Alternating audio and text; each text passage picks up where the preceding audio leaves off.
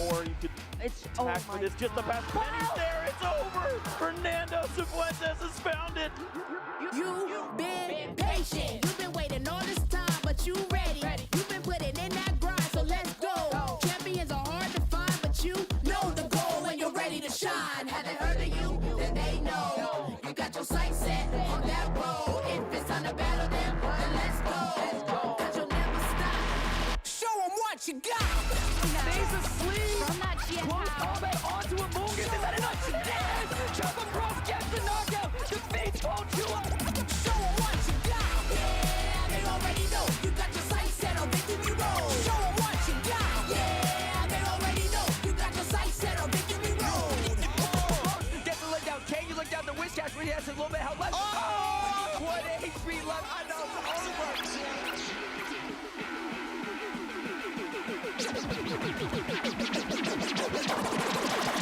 Show them what you got. Yeah, they already know. You got your sights set on victory road. Show them what you got. Yeah, they already know. You got your sights set on victory road. Put your hands up.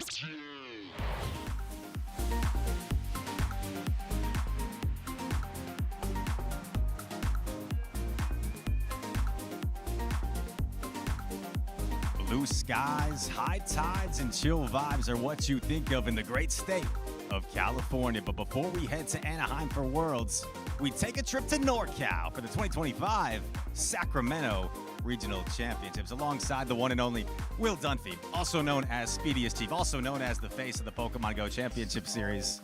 What's up, guys? Chris Reisner joining you on the cast this weekend. And Speedy, I feel like there's so many storylines heading into this weekend, maybe none bigger than an unbanned electric mouse. That's a great point to make, Rise. I know that Pokemon in particular is hangry for success, and I gotta say, that intro was so sweet, it's gonna be hard to beat. But let's take a look at our regional schedule so far, because as you said, we're here in Sacramento. We're pretty close, geographically speaking, to Anaheim, but there is a long road ahead for these trainers to compete, including Toronto, San Antonio, the recently announced Atlanta as well. Which one are you most hyped for? Atlanta getting added to the schedule, a new city to explore. It's certainly going to be exciting. Milwaukee's my hometown, so I can't wait for that one as well.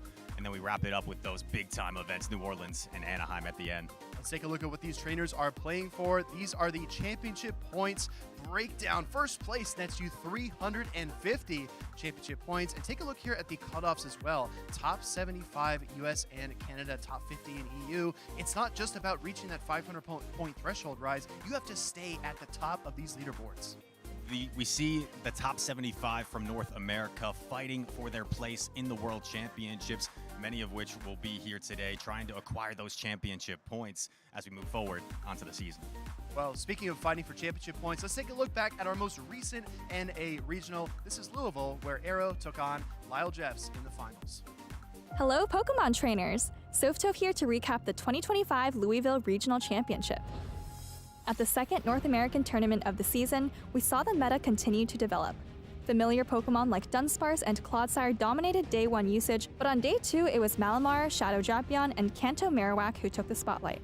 Arrow made waves in the winner's side of the bracket, unleashing unconventional core breakers such as Registeel and Shadow Quagsire against his opponents en route to the winner's finals. Meanwhile, Lyle Jeffs III swept both of his opponents to reach the winner's finals, where he defeated Arrow 3-1. Can you get to an Arctotail? Through the sideways. Boxed out for Lyle's Jeff. On the loser's side of the bracket, former champions including S. James P21, Out of Pocket, Richie 1409, and Dunebug 97 had made it to the star-studded top 16. However, it was Nighttime Clasher who persevered, winning 5 straight matches to reach the losers finals. In a series that came down to a decisive Game 5, Arrow finally ended Nighttime Clasher's streak to reach his 3rd career Grand Finals in a rematch against Lyle Jeffs. In the Grand Finals, Arrow quickly swept Lyle Jeffs to reset the bracket. However, in Game 1 of the Grand Finals reset, the momentum started to shift in Lyle Jeffs' favor as he made a game-winning catch to finish the game with Drapion. Lyle Jeffs III won the 3rd game of the series in a sweep to claim his 3rd career regional championship at one of the most stacked North American regional championships of all time. If you want to join in on the action yourself, head to Pokemon.com/compete to find events near you. And a clash of the Titans it was. These are our top 3 finalists. Lyle Jeffs, our champion of Louisville, Arrow, and Nighttime Clasher to bring it up. But look at these teams, though, right? What's going on? We've got Guzzlord, Shadow Typhlosion, Shadow Kanto Marowak, and a lot of Galarian Moltres as well. All different styles from these trainers. Arrow, of course, known for his obscure picks. Lyle capturing his 3rd regional title. And I know Arrow is more hungry than a Morpeko to capture his first. He's been runner-up a few times now, looking to move forward. Our top 12 has shifted quite a bit in recent weeks, and we've got an awesome snapshot for you later on in the intro, so stick around for that. But look at this top usage. Malamar almost at 69%, and Azumarill coming in second. As recently as LAIC, Azumarill was in that #1 slot. Lots of poison types here. Toxapex, see how high that usage rate was back then. Speedy, I don't know if Toxapex, Drapion are going to see the same type of usage rate today as we've seen in the past, but the poison types were in full effect in Louisville. Will they still be in full effect in Sacramento? I don't know. I think one of our casters on the team this weekend actually brought Diggersby to LAIC as well, so I don't know if there's much play for Diggersby, Rise. Hint, hint, but we'll find out. That being said, we do have some champions that have already been crowned in the North America region. Some big names like you and I were talking about just before the camera started rolling, Rise. Wadaj and Lyle Jeffs, it doesn't get any more staple NA than these two. 2 of the GOATs, you could say, in our game. 2 of the biggest names capturing the first 2 regional titles. Here in Sacramento, we have so many big names, and one of the smaller tournaments registration-wise, right? Less than 128 competitors, so we're going to have only 4 pods, and these groups are so stacked, Speedy. I've seen some of those pairs, Rise. It's going to be insane to watch. Let's take a look at our NA leaderboards, though. Elam, or as you'd like to call him, ILQM, is leading the pack with over 1,000 championship points. Nighttime Clasher competing on multiple continents in second place, and then Lyle Jeffs bringing up with 915. I just want to reiterate again, you have to keep on earning these points throughout the season to make that threshold for Worlds. Elam, just such a consistent battler. I don't know if anyone has a higher top cut or top 8 rate that competes as many regionals as he has. An insane battler, and the list on that graphic right there, just so many great trainers. Tell you what else is insane, Rise. Our grand finals in Gdansk. Let's take a look back at these champions, because we have Tonton Batus, Z Swilus, and Scafo as our top 3. I honestly, sincerely feel that Tonton and Swilus are the 2 most ingenious team builders in the EU and possibly the world. It's not often you see 12 unique Pokemon in a grand finals, and Tonton and ZZ, 2 of the spiciest team builders around. With that alone, Eradicate, I think you might have to give Tonton the nod for the spiciest team to win a regional championship. As Weiler said in the pre-grand finals interview, he's seen a few movies about French cooking, and sometimes a rat is involved. Let's take a look at our top 12 from Gdansk. Gastrodon coming in at a strong 5th place. Clodsire starting to kind of flop its way back up the charts and into the meta. That's a 50% usage for that Pokemon, as well as Pangoro coming in on a quarter of these top cut teams. With the introduction of Primeape and Annihilate, the Panda may be on the downswing, but we have seen it go to great effect. I know Tomahawk has also had great success with the Pangoro this season.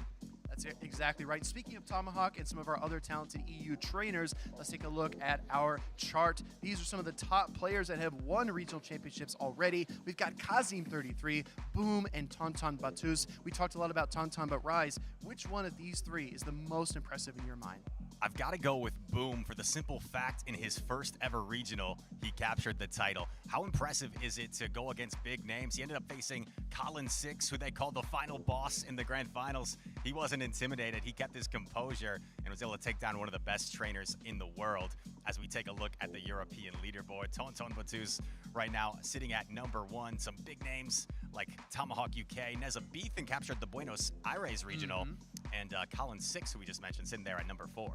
Yeah, exactly right. Colin is pushing his way up the charts. Other impressive trainers like our 2022 world champion M.E. Weedle also climbing up those leaderboards. There are lots of tournaments after the new year, so make sure to check out the website for those upcoming locations. But I'll tell you what, Rise, we had one of the best competitions of the entire season just last weekend. Let's take a look back at LAIC in Sao Paulo.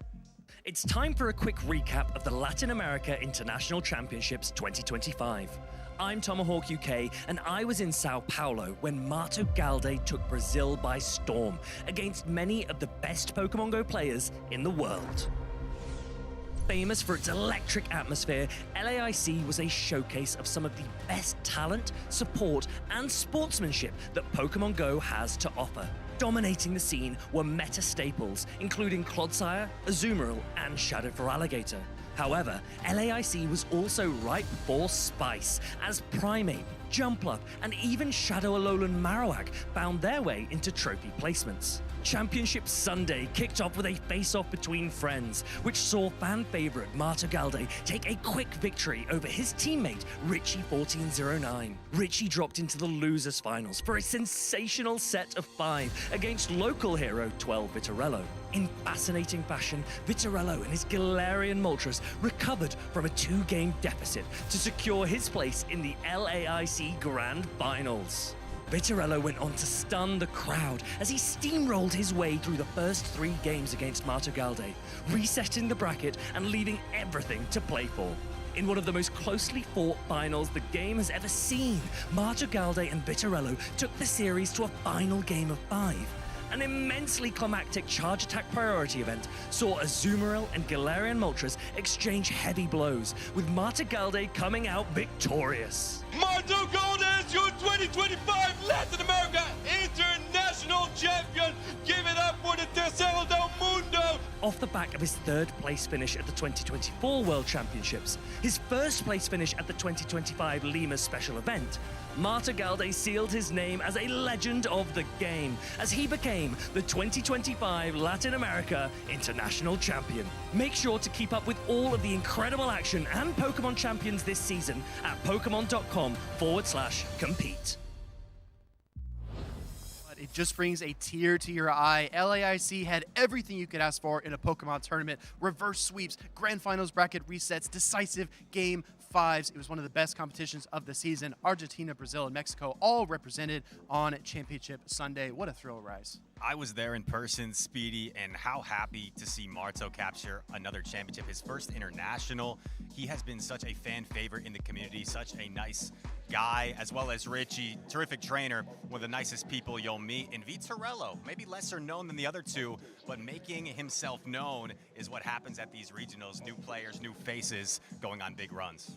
It's really, really impressive to watch. Some trainers that you expect and other trainers are a pleasant surprise. We've got a lot of other competitors that came from LAIC competing in Sacramento this weekend. They're looking to continue their rise up the championship point ladder. Speaking of rising, we've got a few Pokemon we want to spotlight. The first one being Alolan Sandslash. This Pokemon was all over Championship Sunday and the latter part of day 2 at LAIC. Rise, what makes this Pokemon so special?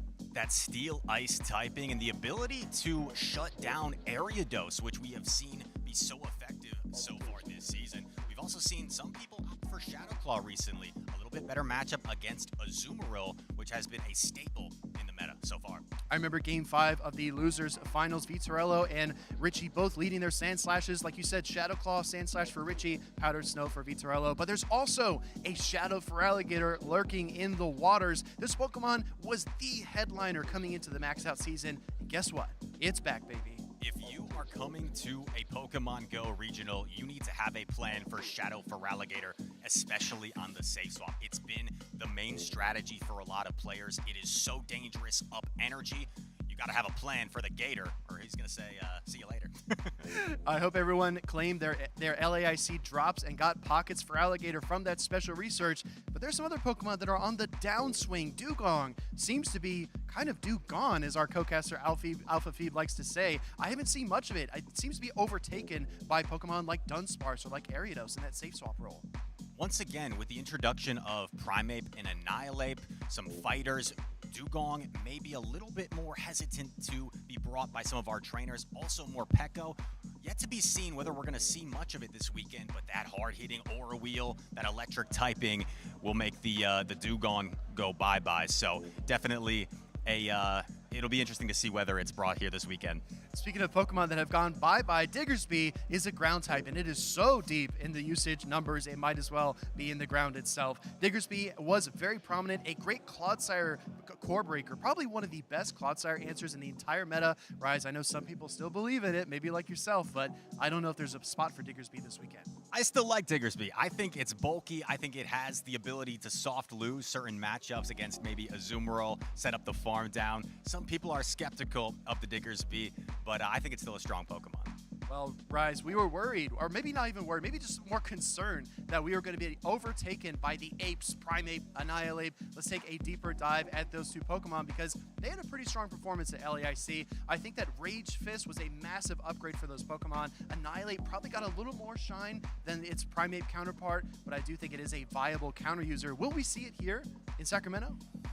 You know, we haven't seen it as much as maybe perhaps we thought, but Primeape is so spammy. 4 Karate Chops to the Rage Fist. Suddenly you keep on boosting, and you're winning matchups. Theoretically, you have no business winning against Clodsire among some other Pokemon. So hopefully we see a little more shine from Primeape and Annihilate. We will see. Only time will tell. But speaking of time, there's a special event going on this weekend you need to capitalize on. This is the Wild Area featuring Toxtricity. We did have an event this week, and there's tons of bonuses that you should capitalize on. Those bonuses are very similar this weekend during the special event. We will continue to talk about this throughout the stream because there's literally so much. For example, Rise, did you know you can TM your Feraligatr to Hydro Cannon this weekend? Did you know that there are mighty Pokemon appearing at specific times? I mean, it's crazy. This event is wild. I've heard lure modules are lasting 2 hours. In this venue, people will be catching Pokemon when they're not competing. And I need to take a look at my storage, Speedy. I'm sure there's some great Pokemon I can TM to some valuable charge attacks. Let's take a closer look here. We've got Dialga Origin Form in Rays. We've got Palkia Origin Form as well, with a chance to get Spatial, Ren, and Roar of Time. We also have Toxel debuting in Eggs. You know what? I heard a rumor, Rise. Toxtricity might actually be eligible for the tournament this weekend. If we see one, that will be a treat. I think Toxtricity running Poison Jab, Power Up Punch, and is more attack weighted than a Primeape. So if we see that thing in action, it's going to be a treat to watch. Well, it's electric and poison typing, so good thing we're not in a ground type meta. Good thing there's no Gastrodons, no Shadow Kanto Marowak, no Diggersby, no Clodsire. I already named 4 Pokemon, but it's going to be interesting because if you can qualify for Worlds with a fun Pokemon like that, it just adds a little bit more shine to that accomplishment. Speaking of Worlds qualified trainers, let's take a look at our boards because we have some trainers that have already etched their place into that qualification bracket. We got Yakai, our world champion, Inadequence, our runner-up. Marto Galde, who is actually now triple qualified, Rise. He qualified via the World Championships last season. He won Lima this season, and then he won LAIC as well. And who can forget about Beelzeboy in 4th place as well. So many great names on this list, and to have that accomplishment, to have that qualification so early is just a little bit of a sigh of relief, not fighting till the end of the season to get that qualification. So these trainers are so talented, and they have a little bit of a head start maybe planning on what they're going to bring to Worlds. Anaheim is going to be a photo finish for our next world champion, but let's take a look at the season snapshot so far. This is the max out season, September 1st through December 1st. 3 Pokemon in particular, Rise, I think have really been the story of this meta. Shadow Feraligatr, Clodsire, and Azumarill. And we've got a bunch of champions on our list as well. Do you want to spotlight any of these trainers in particular? You know, Wadaj here in North America took a little bit of a hiatus, and when he returned, he won his first tournament back. This trainer just has so much confidence right now, and when he makes another return, he's going to be one to look out for, of course. But you can't go wrong with any trainers on that list, and especially Marto. What a dominant season he's had. He set his goals, right? He set his goals of winning a regional, getting top 4 in an international. Did it in a couple months to start the season. That is some high expectations to set, and to deliver is even more impressive. Speaking of delivering, the Sacramento Regional has delivered as well. These trainers are registered. They are here. They are ready to throw down. We've got Ramberto, Abinav, and it's Axon, our previous world champion. Any one of these can take it all the way, right, Rice? Of course. Ramberto has put together lots of impressive performances here on the West Coast, especially. Abinav, a regional champion from the Chicago area. Can't count him out. And it's Axon. I mean, what can you say? He was known as Mr. Top Cut, then he was an international champion, then he became world champion. You always have to highlight his name on the bracket. Speaking of highlights, Nighttime Clasher, who's been competing on multiple continents. I promise, he's either competing in NA, competing in LATAM, competing in EU. He is all over the place. Call him Mr. Worldwide. Nighttime Clasher with a Araquanid apparently this weekend. Tell us a little bit more about this trainer. You know, Speedy, 2 years ago, I was standing in line and this person said hi to me at the Arlington Regional Championship. He said he had a team with a Tokenomaru and he wanted to get some advice. Now he's one of the best trainers in North America. So Nighttime Clasher's come a long way and he'll be competing here this weekend. Got one more trainer to spotlight. Let's talk about real quick the CTU. He actually had a 9-game win streak at LAIC.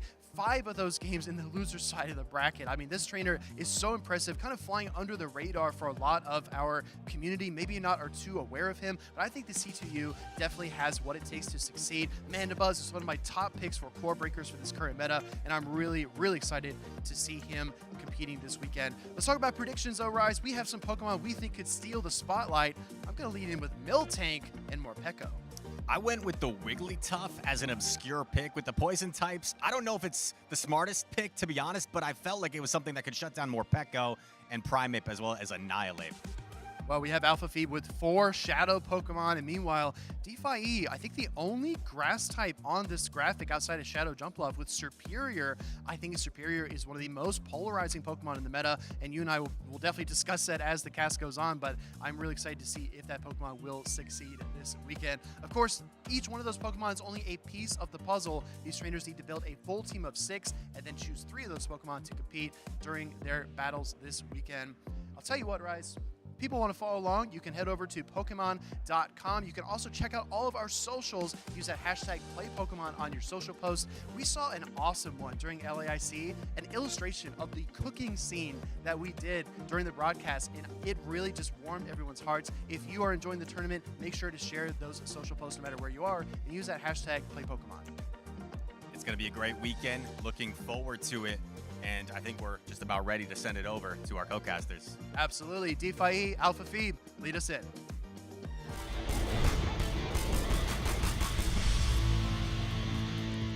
Alrighty, thank you so much for that wonderful intro. I am Alpha Phoebe, joined here by DeFi 250, otherwise known as Stephanie Christine.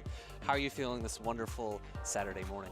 Well, I am definitely hungry for a tasty treat, like Will said. I think we might have something fun to showcase, a fun Pokemon that is just legal today for the first time, and a battler that is known for running some spicy electric types. But before we get into that, let's go ahead and talk a little bit about what this tournament is all about with our format video. This weekend, the 2025 Regional Championships are bringing the electrifying action of the Pokemon Go matches to the global stage.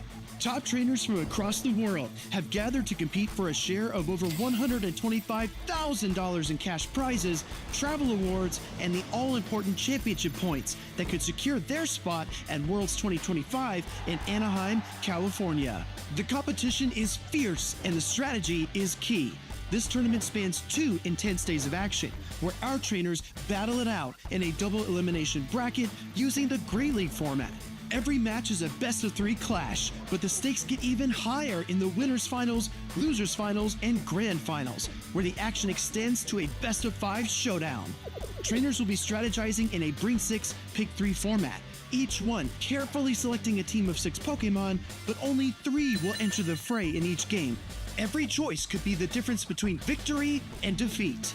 Who will etch their name into the history books this weekend? And who will punch their ticket to Worlds 2025 in Anaheim? Don't miss a minute of the action. Stay tuned all weekend long to watch the battles unfold live. To stay up to date on future Play Pokemon events, visit Pokemon.com/play. Thank you so much, Will, for that great introduction to our tournament this weekend. We know a lot about what is going to be happening here. Let's see what these players are actually fighting for. That is prizes. We have $2,500 for first place, cascading down all the way for top 16 for tied for 9th. And 108 booster packs, all for placing 1, 2, and 3. That is a lot of fun pack opening that these trainers can take place in as well as part of their prizing. And let's go ahead and take a look at the top 12 usage here. This is going to be the meta for day 1 in Sacramento, and not really a big surprise at the top is Clodsire, overtaking Azumarill from LAIC, which I think was first place with about 60% usage there. Yes, but all of those Pokemon that Will mentioned in that seasonal snapshot, the Clodsire, the Azumarill, and that Shadow Fur Alligator being extremely popular. I'm thinking that that little baby Sandshrew, I think it might be that Alolan Sandslash that we saw so much of at LAIC, because there are so few fighters in the meta. Take a look, Annihilape's all the way down there at number 12. Yeah, we don't see Primeape here in the top 12. It's really interesting. The Alolan Sandslash usage has opted from being in past seasons, the Shadow variant, to the non-Shadow now. That a little bit of extra bulk helping it out. And typically, I like thinking about Shadows being extra useful if you don't really care about fast attack damage being done to you, which is the case for a Pokemon that's double weak to fighting, but with fighting types not being in the meta, that Shadow advantage there hasn't been quite as impactful, and I think that's why we're seeing players opt for the non-Shadow variant this season. Well, there are a couple fun Shadow Pokemon on the teams that these trainers are battling, but I'm interested in a couple shinies that specifically our trainer on the right is going to be bringing. I am so excited to start talking about our first matchup of the day. Yeah, it's going to be a spicy one indeed. It's not too hot here in Sacramento, a little bit of a cool weather storm coming in, but I think these battles are going to heat up the tournament field for sure. Oh yes, well when it rains, I believe electric type Pokemon tend to do quite well both in the video game, that's when they get their weather boost, as well in Pokemon Go. And we have a very special electric type Pokemon that we're going to get to see, Toxicity. Can you tell me a little bit about that Pokemon, Nick? Well, as was mentioned in the intro, it is a electric and poison type Pokemon. It's going to have a little bit of a tough time in this meta. Will was kind of alluding to it. This is a ground dominant meta. We have ground types galore. We have Clodsire. We used to have Swampert. Swampert's not really the ground type of the meta anymore. We have that Shadow Kanto Marowak, which some people have been opting for that fast attack damage, and we have our trainers up on stage as well, but I don't think either of those two are ground types. No, and they really don't need much of an introduction either, but let's go ahead and talk about, we've got Elite on the left, and we have 2-0 Butters on the right. Elite, very much known as kind of a king in California, taking regional championships, placing so highly throughout California regional championships throughout the seasons. And then we have our fellow co-caster 2-0 Butters taking place. I believe this is his very first competitive tournament. We have been asking Butters to compete. He loves bringing a lot of really fun Pokemon. We are so excited to see him on the other side of the desk for once. We'll have to see if he lives up to his name, of course, 2-0 being a call out to his ability to potentially 2-0 the trainers, but what a match to start off with Elite being so decorated, so dominant. Here we go into game number 1. And we can see Elite bringing that Ariados into the Malamar on the side of 2-0 Butters, and there it is in the back, Toxicity. But is it going to have any targets on Elite's side of the field? It's going to really need to avoid that Clodsire. Lunge coming through. This is generally a pretty favorable matchup for the Ariados, able to get to 3 lunges before getting knocked out. However, the Malamar is able to put in so much damage with the Psy Wave, super effective damage that comes through. It's able to nearly farm all the way down in the 2 shields and potentially switch out and catch a final lunge on a different Pokemon. 2-0 Butters deciding to protect the Malamar at the cost of both of his Protect Shields, really perhaps wanting to secure switch advantage to perhaps give that Toxicity an opportunity to do well, maybe help it avoid that Clodsire. Oh, makes a catch. Yeah, very important here. This lunge would have knocked out. It's double super effective against that Psychic and dark type of Malamar. In comes the Walrein, a king of old times. Zero shield matchup looking pretty solid. However, Elite has secured the appropriate alignment. That Toxtricity is not looking good against Clodsire in the back. This crunch is going to connect with the Walrein. It is not. Oh, Kenneth, I thought it might have been able to hang on. I thought that maybe that Earthquake, but no.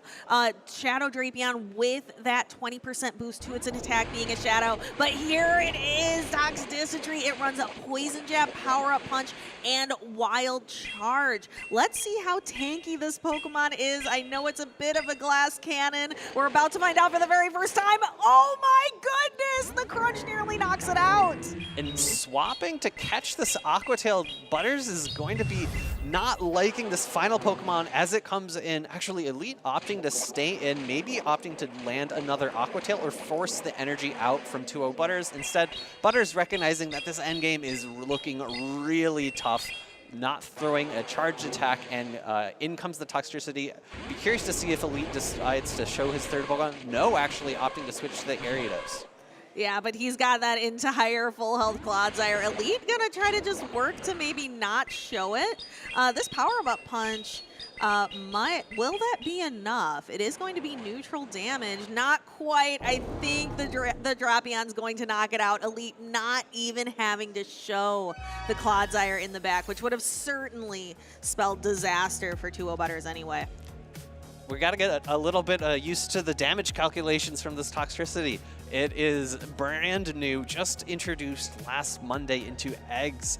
I have not even had the opportunity to see battles with this Pokemon before, so it is brand new to all of us here in the Play Pokemon circuit. Yes, and it was really interesting to see 2-0 Butters making this catch, allowing the Malamar to stay around. However, I think really needed to knock out the Shadow Drapion with that Earthquake. Yeah, unfortunately, Shadow Crunch is doing a little bit more damage than maybe Butters was expecting, getting that crucial knockout into that Walrein. Even the Walrein wasn't the Shadow variant, just not quite bulky enough to be able to hold on. What is 2-0 Butters hoping that Elite brings? What is he hoping to see if he's going to continue to bring that Toxicity? I'm not, frankly, all that sure. My best guess would probably be that Galarian Moltres, because electrics into flying types generally are advantageous. However, the Galarian Moltres relies on that dark type fast attack damage to deal most of its damage. And we have a battle of spiders to start off. Ariados into that shiny Araquanid. We see 2-0 Butters deciding to bring in that Walrein, kind of using it as a safe swap for this team. The Walrein looks really good across the board into Elite's team. Elite going for the lunge instead of the Trailblaze is totally fine because it does great neutral damage. It looks like 2 would be able to knock out, and I doubt a singular lunge would have been able to knock out. Icicle Spear coming back again, and it's going to be a charge attack tie here. Elite still knowing, after all the changes to Icicle Spear, still knowing all the counts perfectly. Trailblaze gets shielded. Ooh, and we can hear that attack boost guaranteed every time you use Trailblaze. 2-0 Butters looking to get rid of the Ariados, but Elite going to protect it. As these Poison Stings, you can see they start to do more and more damage as these Trailblazes continue to pop off. I expect Butters to no shield here. Oh, actually opting for the shield, maybe going to try to catch a charge attack later because Elite can very cleanly shield here, and I don't think a Powder Snow down is going to be possible here. The Ariados is just a little too bulky. Ooh, bringing in the Toxicity, but it is going to be met with the Clodsire. You can see Butters. He's like, oh no! This is exactly what he doesn't want to see. Elite giving a giant grin, knowing one attack from this Clodsire is going to absolutely knock out this poor Toxicity. It's beautiful though. Look at this shiny. Wild Charge coming through. Every single charge attack and fast attack is either single resisted or double resisted. Wild Charge double resisted because of the ground type, and Power Punch resisted because of the poison typing, and even poison jab double resisted because of the ground and poison typing of Clodsire. Elite not even going to waste his time with the super effective Earthquake, as Stone Edge is all that is needed. Toxicity, unfortunately, not really making the debut it wanted to in the Pokemon Go competitive circuit. But here we have a Araquanid, another Pokemon that we don't see really often. How is this going to play out? Great catch from Butters there onto the wall rain. Although it's still super effective damage, it does help shore up that Araquanid in the end game, giving it a bit more of an energy advantage into this Clodsire. Now able to barely reach an Bubble Beam at the same time as the Stone Edge, but Butters actually opting not to throw right on that charge attack tie. And instead being able to really absorb a lot of damage from that Stone Edge. Araquanid is it is a large Pokemon, and it is also very bulky. So it can take even a lot of super effective charge attack damage. Bug Buzz not going to be very effective, but it's just this Araquanid just not going to be able to hang on after the Stone Edge. 2-0 Butters just recognizing this. I don't think it's going to work out for me. It's a bit of a tough team composition for 2-0 Butters. I think he did a really great job building his team around the Toxicity, because he has a bunch of Pokemon that help answer Clodsire. He has the Malamar, he has Walrein, he has a Shadow Drifloon. However, Elite building his team quite well as well, able to answer each of those counters with a counter of his own. Drapion looking really good as a coverage Pokemon to help that Clodsire out with any of those polarizing matchups. Unfortunately, 2-0 Butters was not able to secure the 2-0. The 2-0 was for his opponent, Elite. Congratulations. We are so excited that this was such a fun way to kick off the Sacramento tournament. Seeing these two California battlers starting off the tournament and seeing a debut of Toxicity. We get to learn what moves it has, kind of how much damage it can tank. Turns out not a lot. And we got to see one of those electric type Pokemons. We're going to have to see if the Morpeko makes a showing here as well. Into the highlights we go. We got to see how Butters was really relying on Walrein as a safe swap, and it looked really good. No real answers on the side from Elite's team.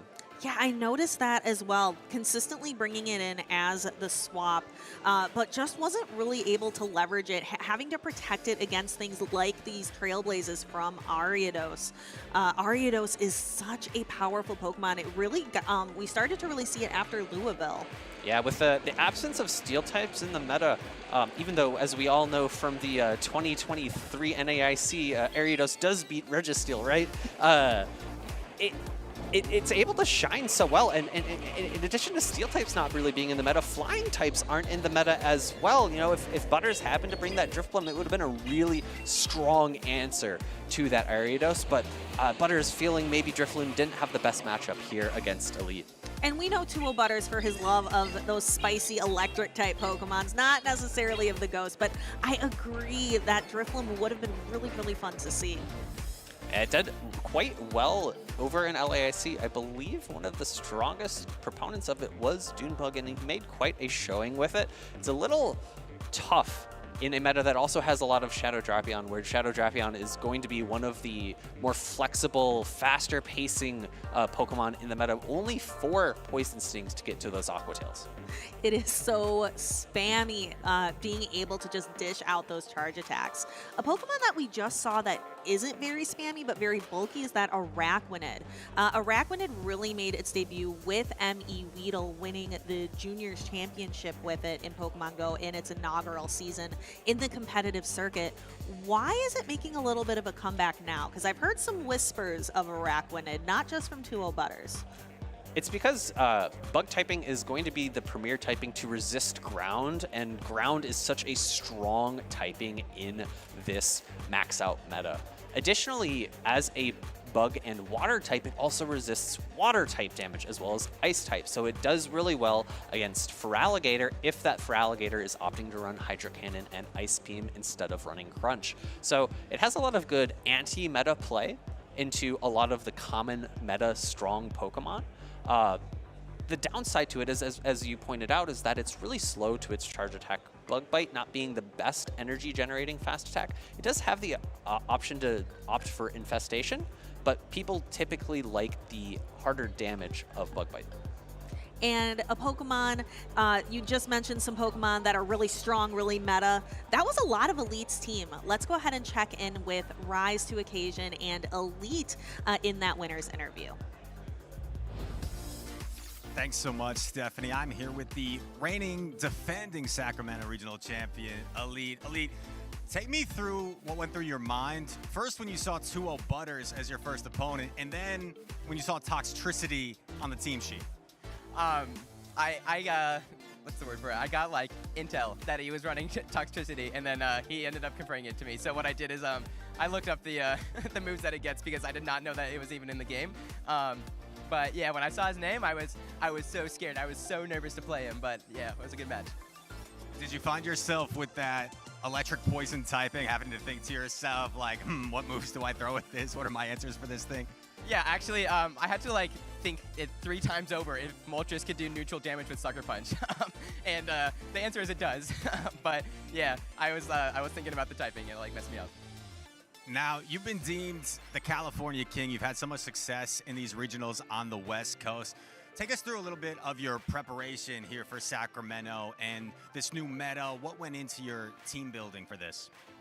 I think my prep for Sacramento was not really actually scrimming. It was more doing the daily adventure incense. And I finally got a Moltres this week, and I'm running it this weekend.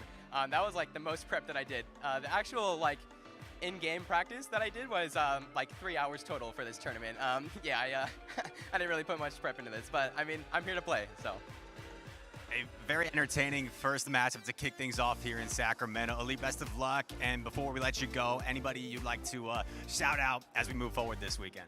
Yeah, I got to give one shout out. It's to my boy Frank, Onion Frank. I'm wearing this shirt in your honor. Shout out to Onion Frank from Elite and Rise. Back to you, Stephanie and Nick. Very styling interview there from Mr. Rise to Occasion and Elite.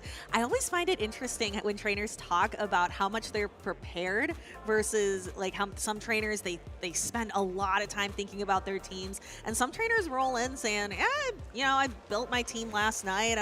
We'll see how it goes. And I found it very interesting that he said most of his preparation was actually like playing the main portion of the game. He went out on those adventure incense walks, trying to get that Galarian Moltres. Glad he finally got one. I'm still looking for one myself, but it just goes to show all the very interesting ways that the game kind of can play into PvP for the Championship Series or the Go Battle League, however you'd like to approach.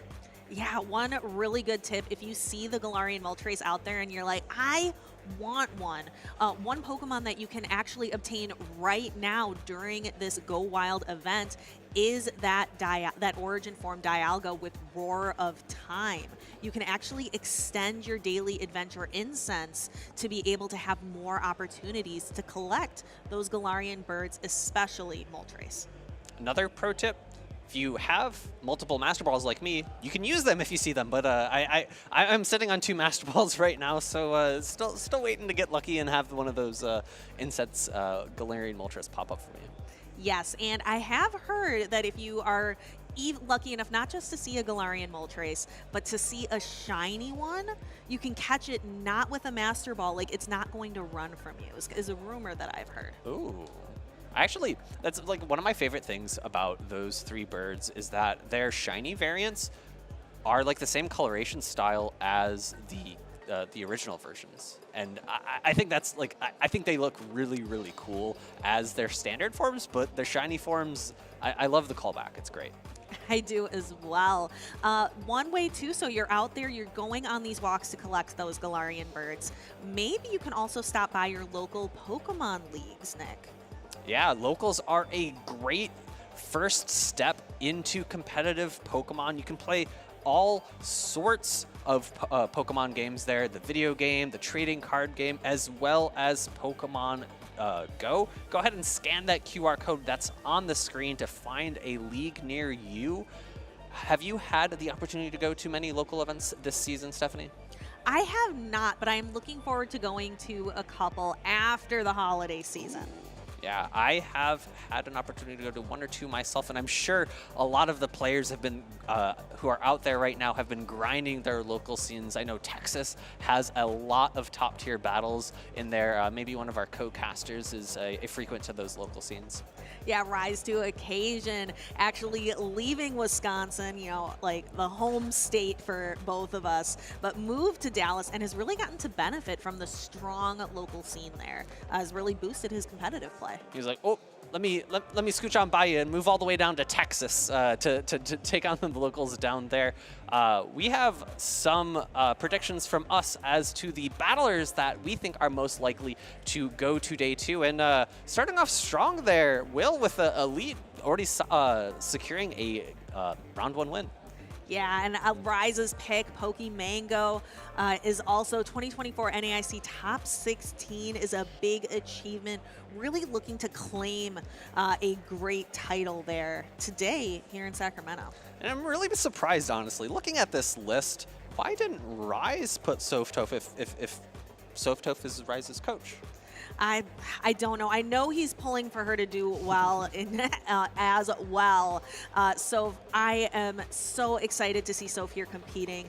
When she is on her game and is ready to go, like, I don't think there's any stopping her. She's only done 2 competitive regional events, has done very well in both of them. I'm really excited to see how far she makes it. Something else I've noticed, so she casts, she competes, but also you hear her name often when trainers are giving those thank yous, like who do you want to shout out, who do you want to thank you? Soph Toph and her community Tophtown often comes up, so I feel like we hear about her all the time. I'm excited to see her performance this weekend. She does it all. And the last person on that list, of course, my pick was Abinav, the winner of the 2024 Portland Regional Championship.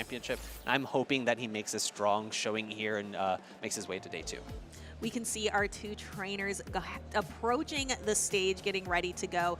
Speaking of casters, we have many of them competing this weekend. We just talked about Soph. We just saw 2 Butters. Nighttime Clasher over on the left-hand side. Will called him Mr. Worldwide. Travels all over the world to compete and is here in Sacramento competing this weekend. Also bringing a Raquinid. Well, he looks pretty well rested after that long trip back from LAIC. I myself am a little bit dreepy, but here in Sacramento, we are actually significantly, I think it's 5 hours difference from Brazil time. So it is actually pretty significant. That's about the same time difference between the East Coast and Europe. So hopefully Nighttime Clasher is not feeling jet lagged going into this battle against Mystic Mamba over on the right-hand side. Mystic Mamba representing his SoCal Swablu team with his jersey. SoCal Swablu's are a very strong team here in California. Lots of like sub-teams. They have a really strong group of battlers. So Mystic Mamba looking to have a strong performance here today. Yeah, and he's been in the community for a really long time as well. I think from basically the beginning of Grassroots. So I know he's going to have a lot of fans out in the crowd, a lot of friends out in the crowd rooting for him, trying to keep the Sacramento Regional Championship here in California. I know, I've casted a lot of Mystic Mamba's battles way back in early Grassroots, so definitely a name that stands out to me. We'll have to see how these 2 trainers are going to leverage the teams that they brought today, as looks like they are just now going to swap their team sheets, and once they put their headsets on, we can really dive into and start analyzing what they are bringing to the table. Yeah, unfortunately, it doesn't look like any more toxicity for us, but maybe we'll have a little bit more of that later on in the day. Yes, one Pokemon, just taking a look at the Pokemon themselves, Shadow Kanto Marowak is going to be making an appearance on both teams. Again, a Pokemon that really came into the spotlight after Louisville. Yeah, that Mud Slap just deals so much damage, and with that additional Shadow bonus, you can really farm down Pokemon that you might not expect because ground typing into a lot of the meta is actually just neutral damage, unless you're talking about like Clodsire or maybe a Alolan Sandslash, but for something like Ariados, it's just neutral. But if you have an energy advantage, if you're able to get to 3 charge attacks before they do, you're able to very cleanly knock out, or if it's even chipped down a little bit, you could just farm all the way down.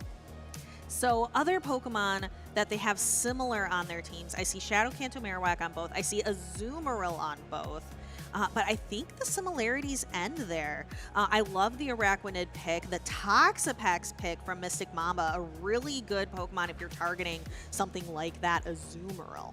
Yeah, Toxapex has actually been a little bit absent from the meta in the past couple of regionals. We've seen so much ground pressure that I feel like Toxapex has been pushed away, and Azumarill really opened up and was able to fully flourish in the meta, especially in a tournament like LAIC where it had 60% usage. I do really love the pick, though, for Mystic Mamba, Shadow Sableye with Power Gem. Power Gem recently buffed in the max out meta, able to do a lot of good neutral damage across the board, but also potentially super effective damage if it lands against that Araquanid. What other Pokemon? I'm seeing that Shadow Jumpluff. Jumpluff is a Pokemon that when I saw it initially, I was very underwhelmed by Jumpluff initially in this season, but we've had trainers like Marto Galde have a lot of success with Jumpluff. Will Mystic Mamba be able to replicate some of that success here in Sacramento? I think it looks pretty solid against Nighttime Clasher's team. You, of course, want to avoid the Alolan Sandslash. That is not a good matchup, but you do a great, you have a great matchup against so many of the other Pokemon. And the reason why I really like Jumpluff in this meta is because of Fairy Wind. Fairy Wind doing a little bit more damage now means that you're able to shore up a matchup like that Malamar with its Dark typing, which takes super effective damage from Fairy Wind. It makes that matchup a lot more dominating for Jumpluff. Let's see which trainer is going to dominate here in the arena. We have Group B, winners round 2, and we have Araquanid into Dunsparce. Dunsparce, one of the few Pokemon that can deal some super effective damage into Araquanid with its fast attack pressure. We see Nighttime Clasher safe swap a Clodsire, weak to ground typing in a ground type meta. This Shadow Kanto Marowak is looking really strong. Hasn't even thrown a charge attack yet, but the Clodsire is already down to almost half health. Does have to take this Earthquake before it is able to start throwing these Bone Clips. Has 2 already. Yeah, same type of attack bonus Earthquake coming from Clodsire, doing a good chunk of damage, but that Kanto Marowak is quite bulky. One more Mud Slap, able to knock out Sludge Bomb, unable to be thrown. There is a good amount of energy left on this Marowak, and I feel like Nighttime Clasher has to bring in the Azumarill here because a Rock Slide is going to really threaten that Araquanid. Yes, then look at how much damage these bubbles are doing to the Kanto Marowak. I think it's just 2 bubbles away from being knocked out. That will give Mystic Mamba enough time to fire both of these charge attacks. These Bone Clubs just not feeling like they're doing as much damage here. They're just going to be able to slowly chip away at the Azumarill. What are we going to see Mystic Mamba bring in next? I have to imagine it's going to be that Shadow Sableye, even though it's not in the best matchup against Azumarill. Because the Azumarill is already at half health, I think it would be able to threaten with Shadow Claws and Play Rough. 2 shields I expect to be used if Nighttime Clasher stays in against the Sableye, but an immediate switch out into the Araquanid makes sense, but Mystic Mamba able to throw potentially a Power Gem and then switch out into that Dunsparce, which has a good amount of energy already loaded. Yeah, Dunsparce doesn't really pack much of a punch, but is really going to be relying on the fact that it can throw super effective damage here into the Araquanid. Again, Dunsparce is not attack weighted as a Pokemon. It's known for being bulky and nice and consistent. Looks like Nighttime Clasher using Bubble Beam wants to soften the impact of these super effective fast and charge attacks that we're going to be seeing from the Dunsparce. And really interesting, Nighttime Clasher is opting for double water for charge attacks there. Bubble Beam and Water Pulse really keying into the fact that this is a ground type meta. However, kind of removing some play against something like for Alligator not having any neutral hits, but I guess Bug Bite being dominant enough so that it's not really that big of a deal. I would expect to see Mystic Mamba no shield here, recognizing, hey, this Araquanid's almost gone. I'm not threatened by any of those remaining charge attacks, and looking to be able to paste a double foul play here before Azumarill can get off 2 charged attacks. Yeah, Shadow Sableye. A lot of time when we're used to seeing Sableye, we're seeing the purified version with Return.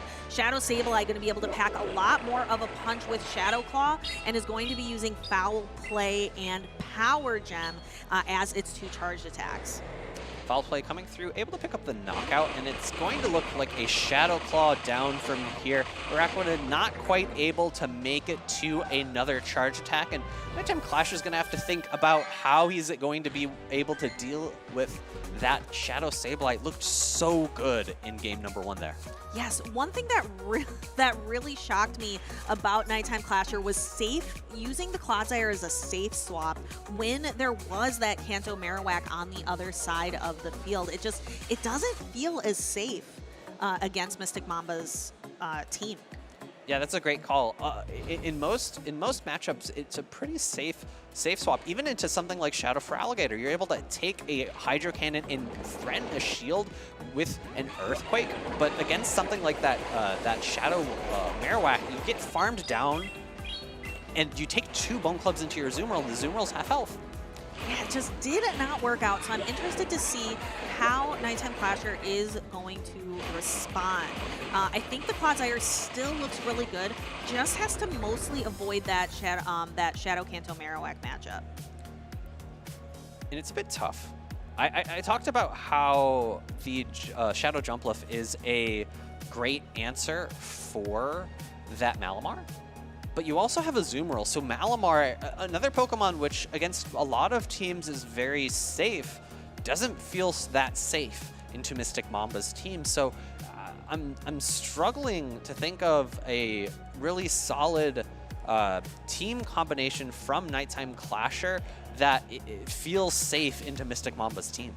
One Pokemon I want to see is that Alolan Sandslash that I think looks really good into Mystic Mamba's team.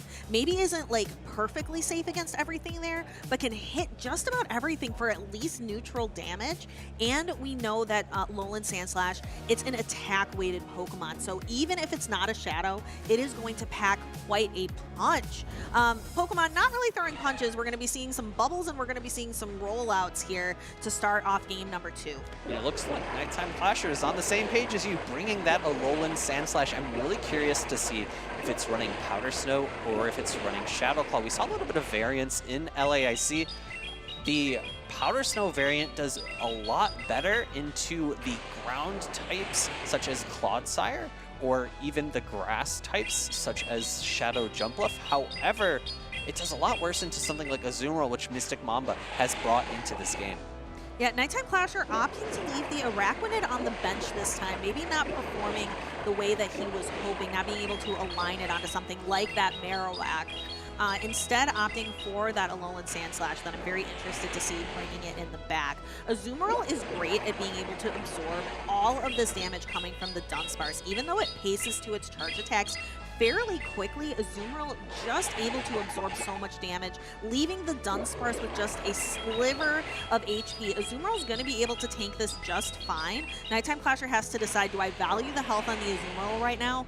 No, just wants to be able to secure this first matchup.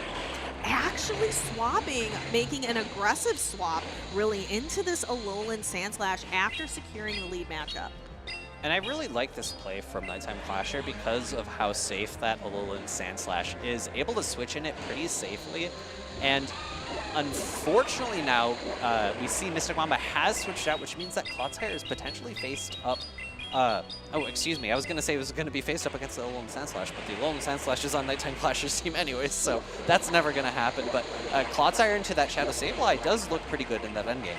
Yes, Clodsire, again, so bulky and able to just fire really powerful charged attacks. One thing Clodsire doesn't really have is a bait move. It doesn't have a move that's like really cheap and spammy to throw. So every attack that it throws, you're going to have to be sure that you can calculate, can I tank this damage? Just like this Alolan Sandslash is able to very easily tank all of these charged attacks from the Azumarill, something you're not often able to say about an Alolan Sandslash, that it can tank any attack, really. The Drill Run is coming through here, not going to be shielded, not quite threatening a knockout, but a simultaneous swap from both trainers. The Azumarill is going to be knocked out, and I think Nighttime Clasher is one more fast attack away from another drill run, so he does have an Ice Punch loaded. I'm assuming he comes in with the Clodsire. I feel like it's a little more safe. Issue being he's running Sludge Bomb instead of Stone Edge on this Clodsire, so his cheaper move is going to be resisted by that Ghost typing. Yes, and Mystic Mamba has an advantage here with Protect Shields. So like I was mentioning, Clodsire, it throws kind of these heavier hitting charge attack, but Mystic Mamba can simply double shield this Shadow Sableye. Sableye with 2 shields is a phenomenal endgame strategy. Foul play coming through. Nighttime Clasher has to make a decision here. Does he want to shield at this point or later? He goes for the no shield. Not quite threatened by a knockout yet. He does have the option for a combo player here. Oh, actually, the Sludge Bomb's caught onto the Azumarill. That's really unfortunate for Nighttime Clasher. Yeah, Nighttime Clasher kind of recognizing, he's like, you can kind of see him throw up his hands and like, I don't really have an option here to deal with these Pokemon. All of Nighttime Clasher's Pokemon, the remaining 2, just have a slither of help, and that bubble that landed on the Clodsire was really impactful. Kind of left Clodsire without enough health to really do anything else.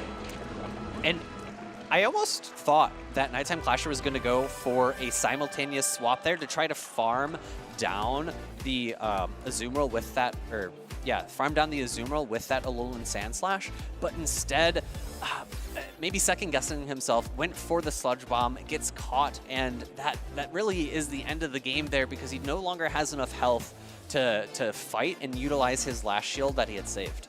Yeah, so you can really see that moment of frustration there at Nighttime Clasher. Mystic Mamba just really able to kind of make a quick play to be able to take away Nighttime Clasher's remaining win condition. Yeah, it was really forward-thinking from Mystic Mamba. Great team composition here back in game number 1, able to recognize how strong the Kanto Marowak is into Nighttime Clasher's team if it's able to align properly. Yes, and taking a look at this, again, that Araquanid, we talked about it earlier, double water, really keying into that ground-type meta, but I don't know, it just really didn't give the impact I think that Nighttime Clasher was hoping for. Shadow Sableye, a key pick for Mystic Mamba in both games 1 and 2, and importantly, in that second game, Nighttime Clasher was able to win Switch Advantage, give it up, but the Azumarill, the health that was left on it wasn't that impactful in the endgame, especially because I think Nighttime Clasher switched in the Azumarill at kind of an awkward point in the mid-game, and it just got farmed down. Coming in here, we can see that farm down coming in from that Shadow Sableye. Taking a look at game 2, we talked about how the Clodsire had a lot more play here. However, you're going to see that switch in there, and you're going to see this bubble damage connect. Sludge Bomb being caught was that nail in the coffin for Nighttime Clasher here. Shadow Sableye able to get the farm down and just really showing how strong it can be in the right matchup. There isn't a lot of fairy damage in the meta. You have Fairy Wind from something like a Jumpluff. You have Play Rough from something like Azumarill, and not really much outside of that. No, we haven't really seen like the Wigglytuffs, the Clefable. We haven't really seen a lot of those fairy-type Pokemon come in to be able to charm us with their damage. It's really tough, right? It's a ground meta, but it's also a poison meta, which is kind of funny because obviously poison types are answered by grounds, but Clodsire being the dominant Pokemon, I would say maybe the second most dominant Pokemon in the meta after Shadow for Alligator. It really pushes those fairy types away, which frees up that Shadow Sableye to be a interesting pick here. And we haven't seen a lot of it lately, but I'm really excited to see it here in Sacramento. I am also really excited to see Mystic Mamba here in Sacramento. I believe this is only his 3rd competitive tournament, the first one this season. I'm looking forward to hearing more from Will and Mystic Mamba here in this winner's interview. All right, everybody, I'm here with Mystic Mamba, who just took down Nighttime Clasher on stage. Leafai said that this was your 3rd competitive tournament in the Play Pokemon circuit. Is that correct? Third like regional like this, yeah, for sure, yeah. Awesome. Well, Mystic Mamba, I know you from the grassroots circuit, very, very talented trainer, lots of Show 6 experience, and you've got an awesome team here with you today. Can we hear from the Swablues over here? Woo! Absolutely, absolutely. Actually, I wanted to shout out, I mean, not to feed his ego more, but Dre helped me a lot on team building, and I was like really conflicted on this team like in general, and I was like, oh, this team sucks, and he like talked me back into it, and so props to him for like kind of, I don't think I would like be winning, I don't know, a match versus Nighttime Clasher for him, so yeah. That's a really good point. I wanted to ask you about one Pokemon in particular. Tell me about the Shadow Sableye pick. Sure. So I thought about it as soon as like Primeape and Annihilate got their buff, because before it was kind of assumed that Rage Fist wasn't going to be great, but then when it got updated, as they always do, Sableye just kind of stood out to me because I just love like its like aggressive nature as far as like farming things down, but also like it's a very like flexible mon, and that's like my bread and butter. I don't like being stuck in like really bad matchups most of the time unless I have like a read on the opponent. So yeah, I was like, oh, if I can use it, I'll use it. Yeah. Talk about matchups. You just took down Nighttime Clasher. Is there anyone here at the venue at the tournament that you really want to play? Dre Flames? Would you be excited to pair against him? Absolutely not. No, that'd be terrible because he knows like the ins and outs of my team. Not necessarily. I'm just kind of going in with like no expectations. Just I kind of put like too much expectation on myself. Like after my first performance, I did like poorly my second performance. So I'm just trying to have fun and go out there and see what happens. Awesome. Mystic Mamba, thank you so much. Best of luck in your future rounds. We're going to go back to D5E and Alpha Phi. Take it away. Thank you so much, Will. It was great to learn more about Mystic Mamba and that supportive SoCal Swablu team that has come to support all of their trainers. Today we actually have another group ready to go right away for Winners Round 2 Group B. We have Iomero and Blepnir. And some interesting Pokemon on both sides here. We see a standard Abomasnow as well as a Shadow Typhlosion, and also a standard Sableye instead of a Shadow. Would be curious to see if it's running Return or if it's running Power Gem. I don't believe this is a purified Sableye. I think it's just a standard Sableye from what I'm looking at. So it'll be running Foul Play and Power Gem, but it's not going to have that 20% boost to its attack power as a Shadow. It's a bit interesting. You could run a purified Sableye as well that has Power Gem. So you lose a little bit of the mind games with the standard Sableye because they don't need to look at their team sheet to know what the secondary charged attack is. Well, true, and with open team sheets, you lose a little bit. You lose a little bit of the mind games there, but very interesting, kind of going for the middle ground on that Sableye. Taking a look at Blepnir's team, the standout Pokemon for me there is that Shadow Typhlosion. We were talking actually before the broadcast started today, just about how Shadow Typhlosion beats for Alligator and how that just doesn't seem right, Alpha Phi. Yeah, water types losing to fire types, consistently. Consistently and frequently on even energy. What can you say? But looking at these teams, I'm really curious to see how Iomero is going to answer that Shadow Typhlosion because he only has 2 answers, and for a Pokemon as potent as Shadow Typhlosion, it's not looking amazing. He's going to have to line up that Quagsire and that Toxapex appropriately in order to mitigate that heavy damage coming from Incinerate from a Shadow Pokemon. Let's see which Pokemon is going to put out the most damage in this matchup. We have Quagsire versus Mandibuzz. Quagsire known for being able to put out a lot of really good charge attack damage. It has that spammy Aqua Tile. Mandibuzz, not so much, just being known as a damage sponge, able to absorb a lot of the damage in the meta, especially because there's no fairy typing, but there is rock typing in that Stone Edge, taking Mandibuzz almost down, but not quite to half health. Dark Pulse coming through, going to be able to do good neutral damage to this Quagsire and doesn't quite put it in half health, so able to comfortably take another Dark Pulse here without being threatened by a knockout, and switch might be very key here. Toxapex lurking in the back actually does pretty fine against both of the 2 remaining Pokemon, and that Shadow Sableye, the standard Sableye, not Shadow, that was last game. I think we're going to see Iomero choose to preserve shields here because of how well Sableye does with shields.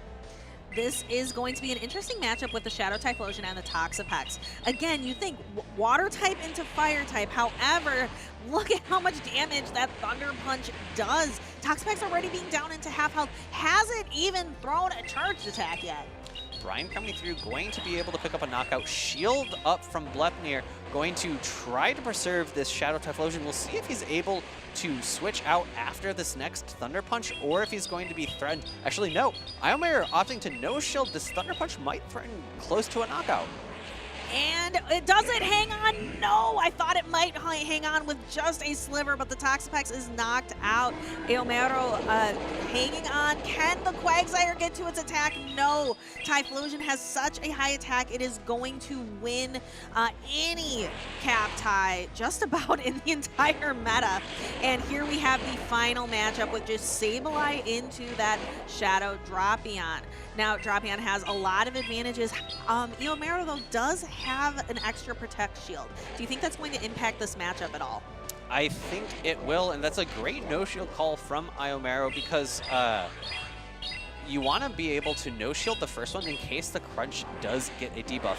Power Gem coming through, going to be shielded up, and it does not quite look like a fast attack down will be possible here from these Poison Stings. Another charge attack type, but Sableye wins this in the head-to-head against Shadow Drapion. Power Gem will be enough to pick up a knockout here. Almost, but not quite. Gonna need a little bit more damage. Aomero finally gonna get an opportunity to use a Protect Shield, protecting up against this Aqua Tail.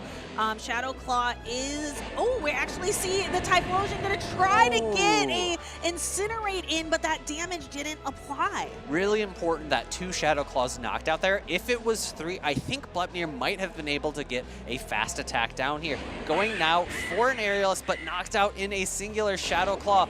1 Aqua Tail loaded, but a shield still on the side for Iomaru, so the Shadow Claw down is possible, and that's going to be game number 1 going. Blepnir had a really, I think, heads-up play there, trying to get that fast attack damage in with that Incinerate, but unfortunately fainting to 2 Shadow Claws.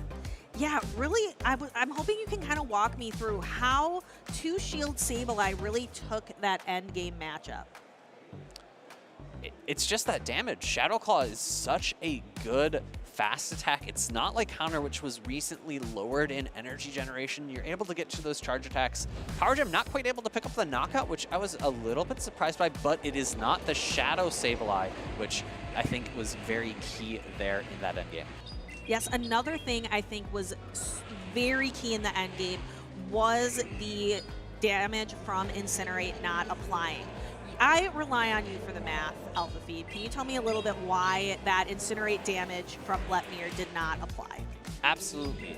The only reason it didn't apply is because that second Shadow Claw was able to knock out, which is 4 turns, which is usually when the damage applies. However, the damage applies from the Incinerate, excuse me, but the damage from the Shadow Claw will take priority because it ends on the 4th turn, so it would apply 1 turn before on the 3rd turn, on the end of the 3rd turn, or some people will say the beginning of the 4th turn, whereas Incinerate is the end of the 4th turn or the beginning of the 5th turn. Okay, so it's a little bit more complicated than 2 + 2 is 4, which is less than 5. Just a little bit. Sure. Okay. 5 minus 2 minus 2 is 1, which is the exact number of turn differences between those moves. But here we go into game number 2. This is a great lead for Blepnir. The Cresselia is going to be one of his best answers for that Quagsire, having super effective Grass Knot damage. And we're going to see that matchup of Sableye into Azumarill. Azumarill, being very bulky, is going to be able to handle these Power Gems just fine. However, Sableye really needs to watch out for that play rough damage. Even though this isn't a Shadow Sableye, it's going to have a little bit more bulk, but that Fairy type attack is still going to sting this Dark and Grass type little Goblin Pokemon. I think this is where Iomaru would have preferred to have the Shadow variant. I think this matchup is a little more tough for the non-Shadow. We see another no-shield from Blepnir. I think he's pretty comfortable reaching a second play rough here and going to be able to pull both shields if Iomaru decides to want switch advantage. Shield goes up. it's going to be a Shadow Claw down afterwards, or Blepnir does have the option to swap. And there's going to be a lot of energy for this Sableye. The question is, where is it going to go? And my guess is going to be that it has to be into that Mandibuzz, but super effective Power Gem. I think this damage is going to go straight into the 2 Protect Shields that Blepnir has remaining. So the shield advantage really has swapped from the last game where Iomero saved that Shadow Sableye and 2 Protect Shields. Now he has a bunch of energy on the Sableye and is going to be working to kind of peel away these Protect Shields before he can do any real damage. The different thing for Iomero, though, is that his answer in the back for the Cresselia isn't that strong. And actually opting to switch into the Quagsire, this is very interesting because he's not going to be able to reach a Stone Edge before the Grass Knot. This is not a Shadow Quagsire, however, so I think this might be a little shy of knocking out. Let's find out. Grass Knot, it is just a little shy of knocking out. Cresselia not exactly known for its attack stat, especially with that Grass Knot being not same type attack bonus coming from a Psychic type Pokemon. We have Cresselia can't even really threaten a Psycho Cut down, is going to really need to throw another Charge Attack here to knock the Quagsire out. Frankly, I think Blepnir's going to go for it. He's going to go for it. I think he's going for the close. Psycho Cut down. Stone Edge coming through, not quite getting the knockout, but it's going to be 4 more Mud Shots to the Aqua Tail. And it looks like barely able to pull the farm down here. The Cresselia is loaded, but I don't think it's going to be able to get off 2 charge attacks because of how little health it has. Yeah, that energy isn't really going to get to go too many places. I thought for sure that is a non-Shadow Quagsire. I thought it could tank a few more Psycho Cuts than that. We see the Abomasnow come in. It can do so much damage with these Icy Winds, but it's going to have to tank an Aerial Ace. Abomasnow can do a lot of damage, but it has so many types that it is weak to Flying being one of them. And here is that second Aerial Ace coming through. I would have preferred Blepnir to do another fast attack there, even though he would have taken a charge attack before. I guess it's an Icy Wind, so I take that back. If it was not Icy Wind, I think the better play would have been to do a Snarl. However, Icy Wind would have lowered the damage from that Aerial Ace. Now, I think he's going to be able to get the farm down here. No, actually reaching the Aerial Ace instead. Is the Sableye able to get a Shadow Claw down here against this Mandibuzz is the question. The Sableye was really low. It's going to have to use its attack Power Gem. Now that, here's the question. The Cresselia left with a lot of energy. It should be able to fire it right away. The Sableye doesn't have its energy dry. If the Sableye had a charge attack available, would have been able to very easily knock out that Cresselia. But because Blepnir had a charge attack available, able to knock it out, that was a game of very, very close. Yeah, Iomero needed to go for the farm down there, but I think he made the right call. The Mandibuzz would have been able to reach a charge attack before it was able to get the Shadow Claw down, so throwing there in order to secure the knockout at the very least was his play, and I think that had, although it's not necessarily playing to the absolute win condition, I don't necessarily think there was a win condition in that endgame. Yeah, it is tough. I'm excited to be able to get a chance to look back at it. So we are now going into a decisive game 3 of Iomero versus Blepnir. And again, you could see the different advantages switch. You could see the first game, Iomero, the Shadow Sableye, 2 shields on his side. Then he burned both shields very early on in this game. And it's really interesting. He left the Toxapex on the bench, which I felt like was one of his key Pokemon in that game number 1. Maybe a little bit afraid of, I'm not even sure. There's just the Quagsire, I guess, really. And Blepnir didn't bring that. Because the Cresselia is not running Future Sight, it doesn't have any hard-hitting same type attack bonus charge attacks.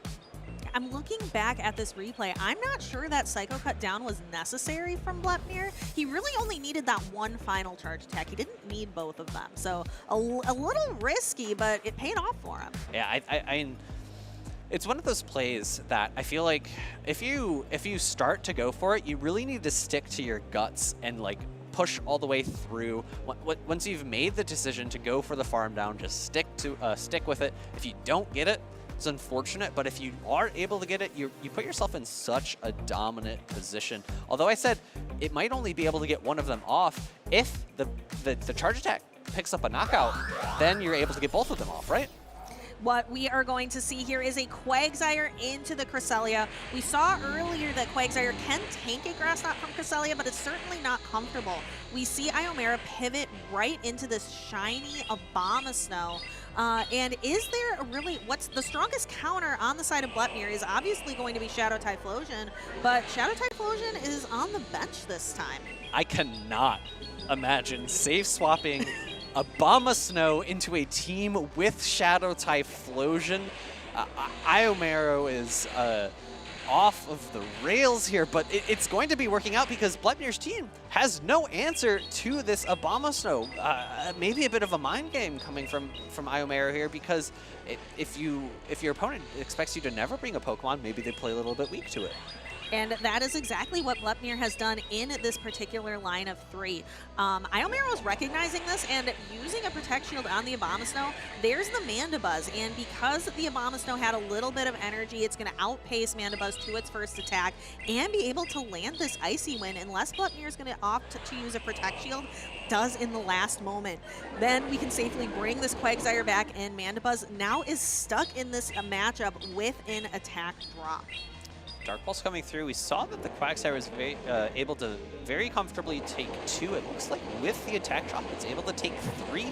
And very importantly, it's able to avoid that really tough matchup against Cresselia. The Cresselia is quite low health, and if it comes down to a moment where both of the Pokemon, if the Cresselia comes back in with a charge attack, the Quagsire is going to be able to win a charge attack tie there. Yeah, really the last thing that, if Iomero wants to win this, really just has to contend with this Pokemon, which is a full health Azumarill. And really being, but now that there are no Protect Shields on the side of Blepnir, all of these charge attacks are going to connect. It just takes quite a few of them to get rid of an Azumarill. It's very interesting that Blepnir opting to switch out there, maybe calling for the Sableye in the back, or maybe just saying, hey, there's no super effective damage into my Azumarill. I'm pretty comfortable with you, with pivoting away my Mandibuzz from this matchup.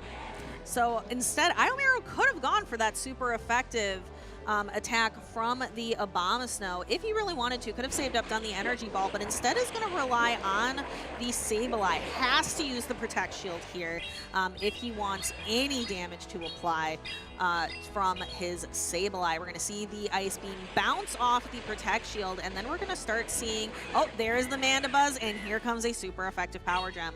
Yeah, able to avoid the super effective Stone Edge, but still being hit with the super effective Power Gem. Going to do a little more than half the remaining health from that Mandibuzz. Sableye with its Dark subtyping, able to resist or take neutral damage from the Dark Pulse's Aerial Ace coming through, going to do less than half of the remaining health and throwing immediately in order to avoid a charge attack from the Sableye. Yes, Aerial Ace a little cheaper, able to build up to those 2 and fire them off quickly, but that gives Iomero a little bit of time before he knows that the Mandibuzz is nowhere near a charge attack now. Allows him to farm up a little bit, get a little bit of energy on the Sableye. Mandibuzz goes down. He's got a very low health Cresselia, and then a medium health left Azumarill left. What can Blepnir do to contend with this Quagsire and the Sableye?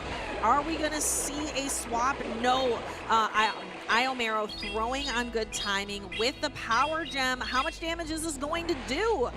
Does not quite pick up the knockout. There is no move loaded on the Quagsire. Quagsire going to take this Ice Beam and be knocked out. The question is, how much energy is left on the Cresselia? The Sableye is low on energy. Does the Cresselia have enough to be able to make it to another charge attack? Actually, no! 2 bubbles able to pick up the knockout, and Blepnir is able to win game number 3. That is a 2-1 victory for Blepnir. A very close end game there in game number 3. Iomero going to be heading down to the loser side of the bracket. I am shocked. I thought that Iomero had that. The amount of energy generation that Sableye was able to do, the energy management that Iomero had, I thought was really, really solid, and it put Blepnir in a really tough position. However, bubble damage, just add it up. Over time, no super effective attacks were able to hit that Sableye, and it was able to pick up the knockout with the extra pressure from all those aerial aces. Yeah, Azumarill really pivoting to rely on the Azumarill in games 2 and 3, consistently bringing the Mandibuzz for every single game. Yeah, really just trying to answer that Sableye, I guess, making sure it has nowhere to go, even though it's able to hit back with these super effective power gems and neutral power gems into something like Azumarill, just not quite enough to pick up a knockout. No, maybe the Shadow could have been able to pull that off. However, I really liked how Iomero relied on that Sableye for every single game, really building his team around it. It still is very shocking to me. Safe swapping a Pokemon that is double weak to Incinerate instead of Sableye. It makes sense if you're expecting your opponent to build a team that's very strong to Sableye, as we saw Blepnir do time and time again there. Very risky, but it paid off. Just not enough to get him that third game.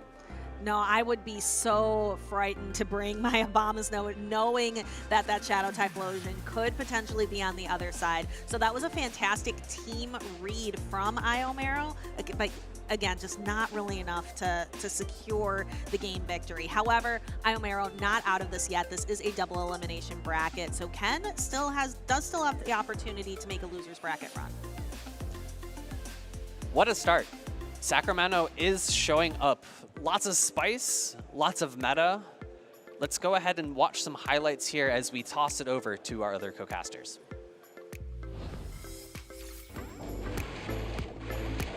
Wait, is that shiny?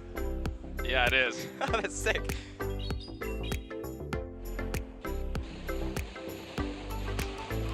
Man, I'm just trying to have fun with electricity. I knew you were gonna run. He swapped it. He swapped it, and then like. Well, yeah.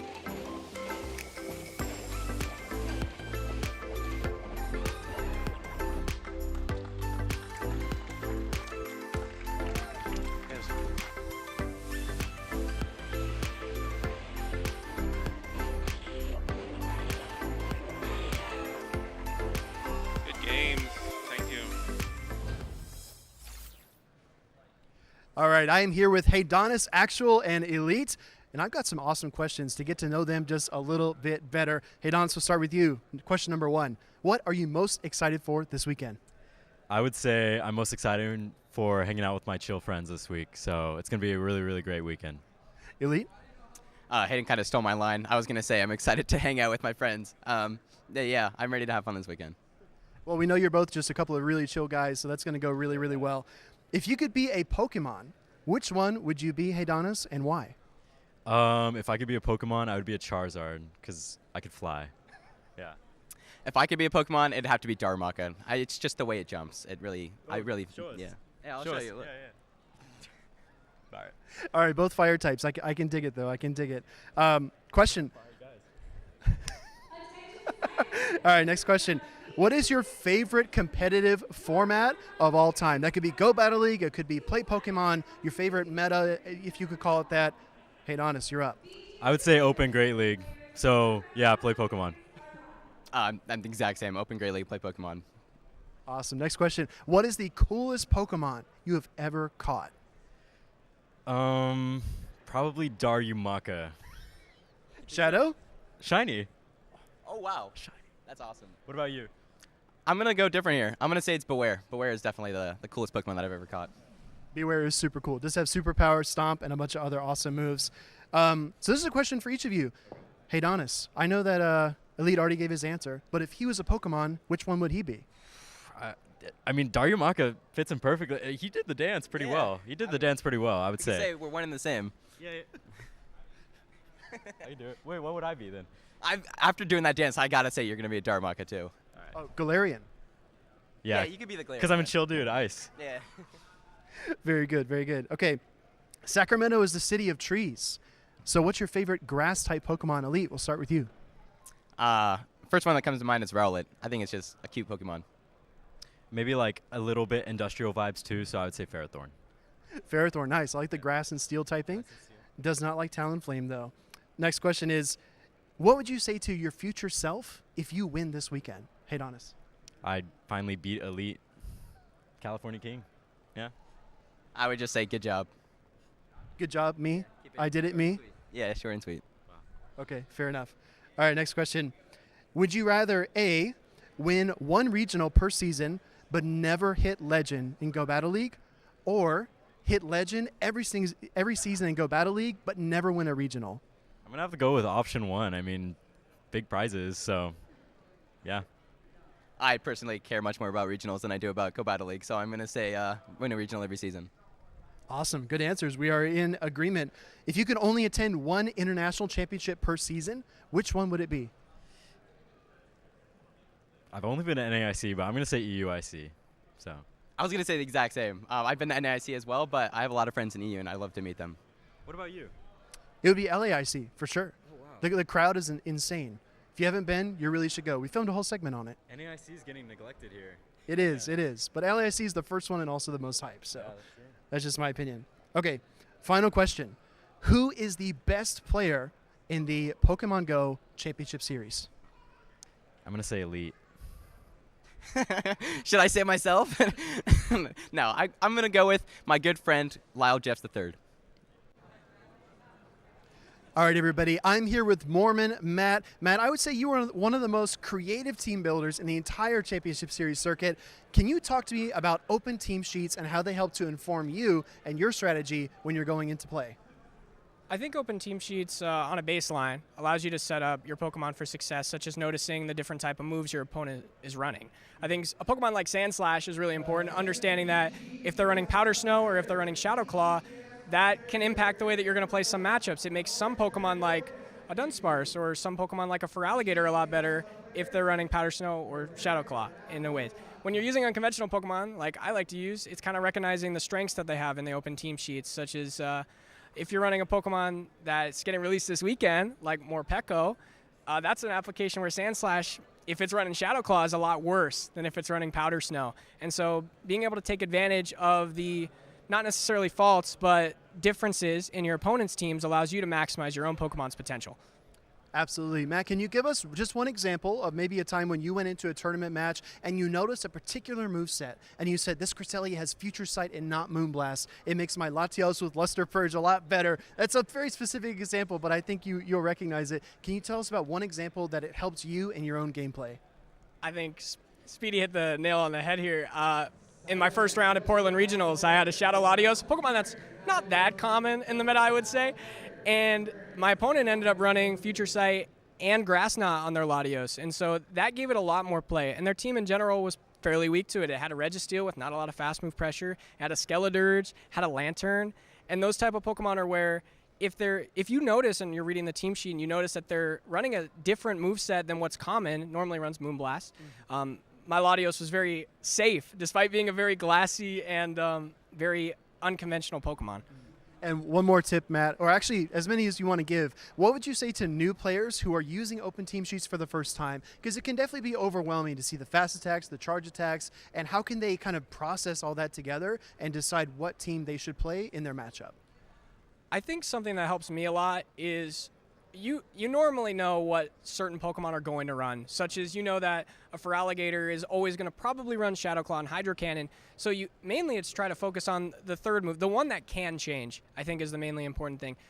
Certain Pokemon are always going to run like a Licky will always run Body Slam, or a Dunsparce will always run Rock Slide and Drill Run. But some Pokemon like we talked about earlier, Sand Slash with the different fast move, or you have Cresselia with the different charge moves. Understanding like those Pokemon allow you to play a little bit better and capitalize on those situations. Awesome, Matt. Thank you so much. That's great advice. Best of luck to you this weekend, and we'll catch up with you pretty soon. There we go.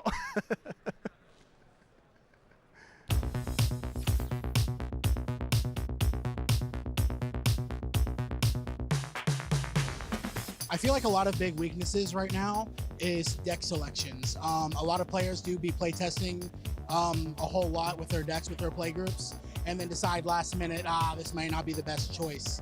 And so they switch when they should have probably went with their gut feeling. I think the biggest weakness players have is kind of getting too focused on the metagame. I think it's more important to play something you're comfortable with, because you'll always do better with something you're comfortable with rather than something that's just strictly meta. In these regionals, it's definitely nerves. And you can fix that by scrimming, knowing your typings, and also making sure you hit the right move. And shield alignment, that's always a big one too. I would say that the big weakness that players mostly have would be overthinking. And the best way to fix that is to just slow down, take a deep breath, and rethink your original thought, because your original thought is probably the best thought you had.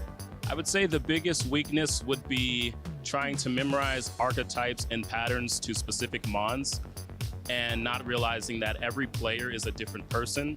So therefore, the best way to overcome it is not to just stick to one strategy for the same team, but to diversify your own mindset going in, knowing that each player will come with their own type of biases and skill sets, and you just have to adapt in a reasonable way to allow yourself some more wiggle room and not be so stuck to one thing.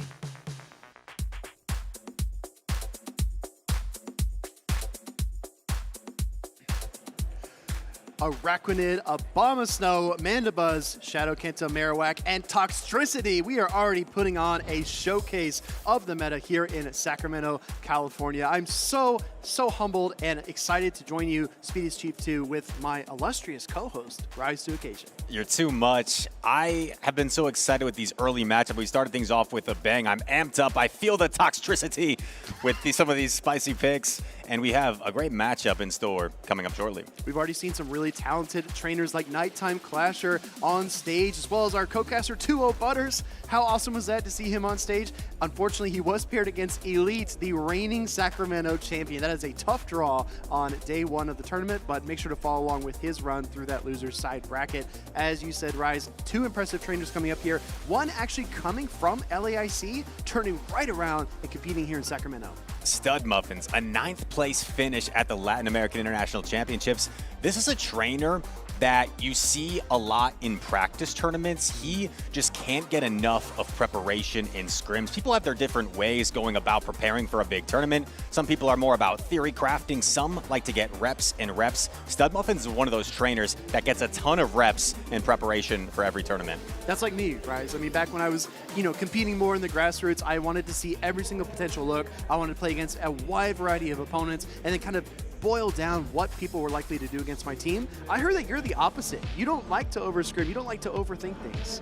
I've tried a lot of different methods of preparation, Speedy, and sometimes it works, sometimes it doesn't. Maybe it's ambiguous what works for depending on the trainer. But we take a look at the teams here. Studmuffins taking on Khaleesi Fitzy. And we take a look at Studmuffin's team first. Pretty standard meta. I mean, we've been spoiled a little bit thus far with some crazy spice picks, but this looks pretty standard to me. This is Galarian Moltres. We see the Shadow Kanto Marowak, Azumarill, Shadow Feraligatr, Ariados, and Clodsire. Yeah, I think the only difference here on the team for Studmuffins is that at LAIC, he did bring Malamar and Galarian Moltres, as well as Ariados. Dunsparce was on his team. He has dropped the Dunsparce for that Shadow Kanto Marowak. And Khaleesi Fitzy, if you've been following the championship series, you know she is a Lapras enjoyer. But Lapras is not on the team here today. Instead, opting for a different ice type in Arctibax. Khaleesi, a very capable trainer. I remember earlier this season in Louisville, I believe, she took a game off of Itaxen and running a very similar team with the Shadow Donphan in Charjabug core. The Shadow Donphan in Charjabug gave Itaxen fits in their previous matchup, and he was barely able to scrape by Khaleesi Fitzy. She brought it back, a signature pick perhaps, and that Donphan, Speedy, is a Pokemon that can be really oppressive. And honestly, looking at Studmuffin's team, I think it has some serious play. Shadow Donphan is one of those Pokemon that not a lot of trainers are familiar with. They don't know the matchups that well unless they have played it in Go Battle League or really studied deeply into the meta. So it's going to be interesting to see if Studmuffins is ready for this curveball that Khaleesi Fitzy is tossing his way to start off the day. Number one here in Sacramento. I don't know. I think Shadow Donphan is a must for Khaleesi in this first game. What do you think for Studmuffins? How does he respond? Does he just leave Clodsire on the bench? You know, the Shadow Feraligatr safe swap we've talked about as such an effective strategy, and we do have Khaleesi with the Charjabug and the Serperior as some answers. However, you can maybe set up a farm down, and we are ready to go. We are locked in For this matchup, Studmuffins taking on Khaleesi Fitzy. It's going to be Shadow Marowak in the lead against the Arctibax. We got a couple questions and a couple of answers. We do see the standard moveset on the Shadow Kanto Marowak, but Icy Wind Arctibax means that Khaleesi's going to pace just a little more quickly. It is going to hit less hard than an Avalanche, but it will slow down this Marowak's momentum. And this is good information to know for Studmuffins because he doesn't have to worry about that hard-hitting Avalanche, but you do have to be aware of the debuff potential. And this is interesting. Khaleesi going for the resisted Icy Wind. You may be wondering, why is this? Well, this is to debuff this Feraligatr to try and help secure this matchup. But Feraligatr so fast, already reaching the Hydro Cannon. Yeah, it only takes a few seconds, 10 to be exact. Feraligatr firing the Hydro Cannon. Khaleesi Fitzy going to give up the Arctibax here. Does hang on. No, excuse me, does not hang on and does get knocked out. So she did not achieve shield advantage or switch advantage. Going to come in with the Charge Bug. Can she get the Volt Switch down? I don't think so. We're going to see a parting Hydro Cannon before the Volt Switch down. This is going to chunk at the health of the Charge-a-Bug, the shiny Charge-a-Bug. But you know what, Speedy? I really like how Khaleesi has played this because now she has not switch-locked herself. If the Marowak comes in, she is free to maybe throw a charge attack or just pivot and get out of there. She's going to throw the X-Scissor immediately, and I think Marowak's going to hold on, but it's going to put it really low. I really appreciate the mechanical awareness here from Khaleesi Fitzy as well. The 4-turn Volt Switch would have allowed the Marowak the Mud Slap plus the charge attack. She tries to get rid of that Marowak, swaps in the Azumarill, and here comes Galarian Moltres. I think that the protection advantage might be Studmuffin's main factor here. Yeah, a positive matchup for the Azumarill. However, up a Protect Shield. Galarian Moltres is such a strong Pokemon. It may be able to flip this scenario against the Azumarill. Keep in mind, Studmuffins always has a Bone Club banked for the end game if he needs it. So the Protect Shield advantage plus the Bone Club stored might be hard. We see a Brave Bird coming through and it's going to connect on the Azumarill. That's massive. This is a bait situation, right? I mean, there's still a shield for Khaleesi Fitzy. It would have been really, really expected for Studmuffins to go for the Ancient Power bait. Instead, he just YOLOs that Brave Bird and it does connect. Now this Azumarill is really, really weak, but this Galarian Moltres is debuffed.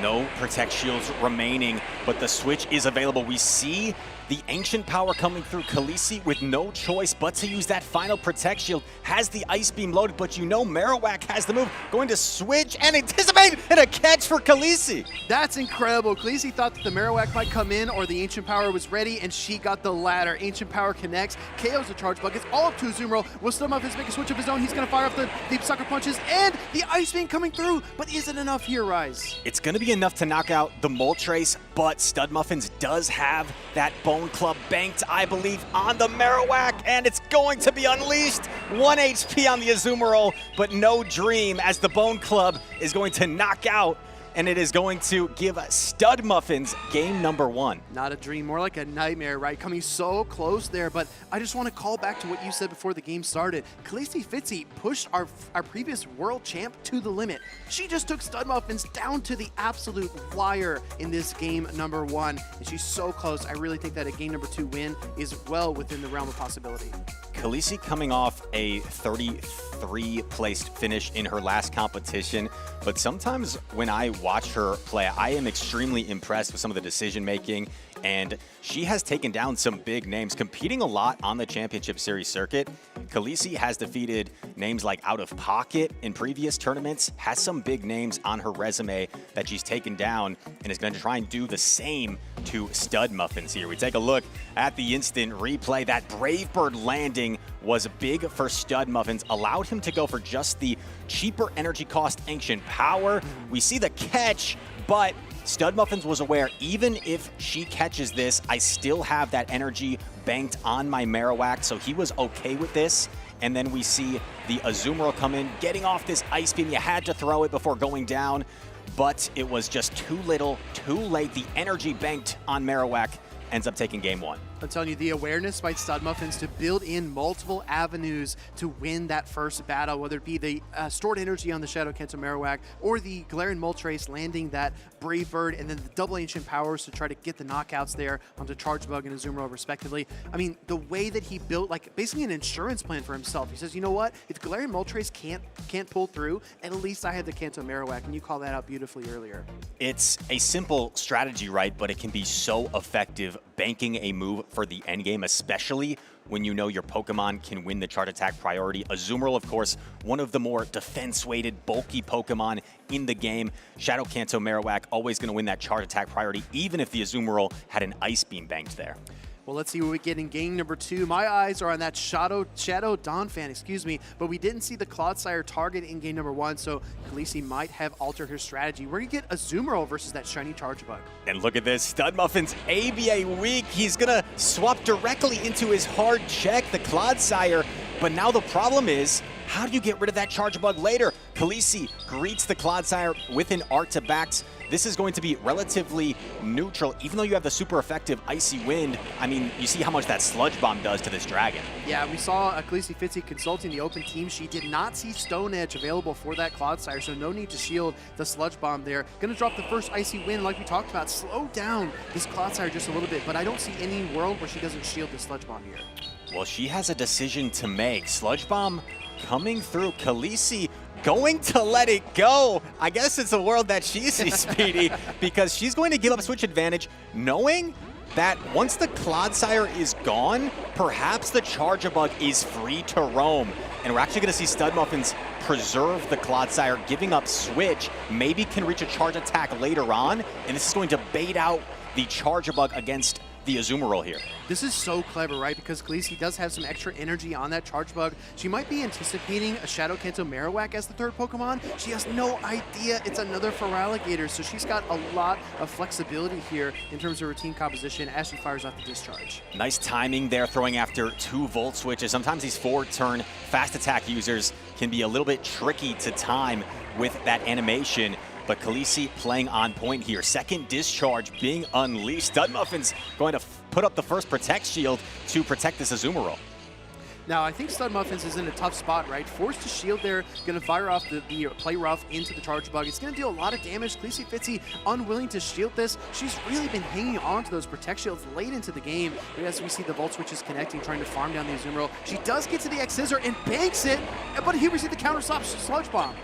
Banks a charge attack, but now has a decision to make. Azumarill's gonna take this super effective Sludge Bomb, putting it at about 50% health, but the Azumarill has so much energy here, and if you start firing off Play Rough against that Shadow Feraligatr, it's gonna have to use that final Protect Shield at some point. Keep in mind, though, Studmuffins does still have his own Azumarill for a potential catch opportunity here in this endgame. First Play Rough coming off here from Khaleesi Fitzy. This will deal a lot of neutral damage to the Shadow Feraligatr, but the bubbles are resisted, so this Feraligatr can hang on through a ton of fast attack pressure, but Azumarill's already queued up for another one. Going straight for the Play Rough Rise, not even going for the Ice Beam. No nonsense. Disregarded the timing, wants to get this Play Rough off as soon as possible, maybe look to pivot when possible, has the discharge, and it's going to connect, and this is going to knock out the Feraligatr. That's a combo play. Alley-oop, Azumarill to Chargebug. Discharge connects, Feraligatr goes back into its Pokeball. Azumarill hops out of its own Pokeball and goes right back in as well. We are all evened up at 1 game apiece. Speedy, huge fan of how Khaleesi played that game. We were on the same page. We were thinking, okay, you had such a positive lead. You want to maintain that switch advantage. But no, Khaleesi said, I'm content letting this go because once the Clodsire has been dwindled, once it's out of the picture, Chargebug is free to go off. And that's exactly what happened. Even played really aggressive in that end game with the swap out and then the combo play to secure game number 2. There have been some really bold plays here. This reminds me of earlier on in the stream when Eomero safe swapped an Abomasnow into a Shadow Typhlosion team. We saw Studmuffins hard swap his Clodsire into a Shadow Donphan team. So these trainers are really trying to keep each other on their heels. And Khaleesi Fitzy said, you know what, Studmuffins? You banked that Bone Club to win game 1. How about I bank the discharge and I show you I can do it too. Studmuffins has a problem with that Chargebug. He has 3 Pokemon weak to Electric with the Azumarill, the Feraligatr, and the Galarian Moltres, perhaps limiting his lines, maybe forcing him to take some risks and go ABA weak to the Chargebug like we just saw.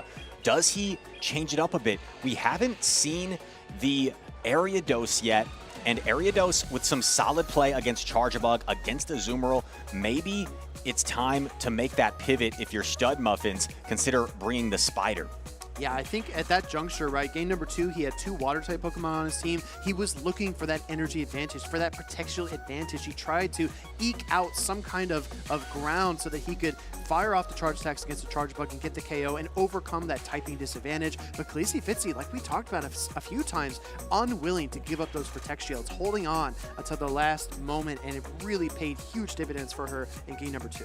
The Clodsire Safe Swap was quite bold as well. When you know there's a Shadow Dawn fan lurking on the other side. If that thing gets a big farm down, you are in some major trouble.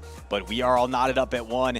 Game number 3 to see who moves on. And it's going to be the Clodsire into the Azumarill.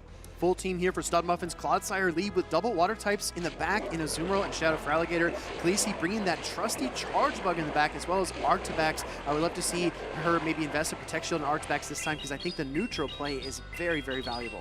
This is so interesting, Speedy. I think Studmuffins may look to pivot out here knowing that if the Charger Bug is in the back, he needs to draw it out, and that's exactly what happens. A beautiful catch, textbook, 1 Poison Sting and swap onto the Ice Beam that is resisted damage taken by the Feraligatr. And look at Khaleesi. She doesn't give him the Charger Bug. She goes into the Arctivax instead, recognizing the Azumarill might be in the back and keeping the Dragon away from it. That is a 5-head play. I love this. I love this. This play right here. This decision may keep Khaleesi Fitzy in the game, and it's going to go for a big farm down here. Not before Feraligatr reaches the Hydro Cannon. Arctivax should be able to hang on here, but this is going to do some major damage, putting Arctivax very low into red health. This is absolutely astounding. She recognizes that Arctivax can hang on. It does have a Dragon Claw and a half, 2 Dragon Claws banked. Gonna go for the Icy Wind here. Now, Dragon is double resisted by Fairy, so firing off the single resisted Icy Wind still gets you that stat bonus, plus it slows down the Azumarill. Now, Azumarill going to be able to resist everything here. It's going to be debuffed to Oblivion, but here's the problem that Khaleesi still faces. The Clodsire still has both Protect Shields to hide behind, and I don't know if the Azumarill is going to have enough in the tank to get rid of this Clodsire, because Charger Bug absolutely doesn't want to see the Clodsire. At least there's no Stone Edge for the Charger Bug to worry about. Khaleesi recognizes exactly what you said, because she's going to fire out the X-Scissor here to try to chip down that Clodsire, to try to give Azumarill a helping hand, and now she's kind of forced to stay in the matchup a little while longer to expel some of this energy. She doesn't want a Sludge Bomb and a half loaded on Clodsire, just staring down her Azumarill. Here comes the swap. Here's the pivot, and Azumarill, unfortunately, is going to get outpaced. The Sludge Bomb is going to be reached before the Ice Beam.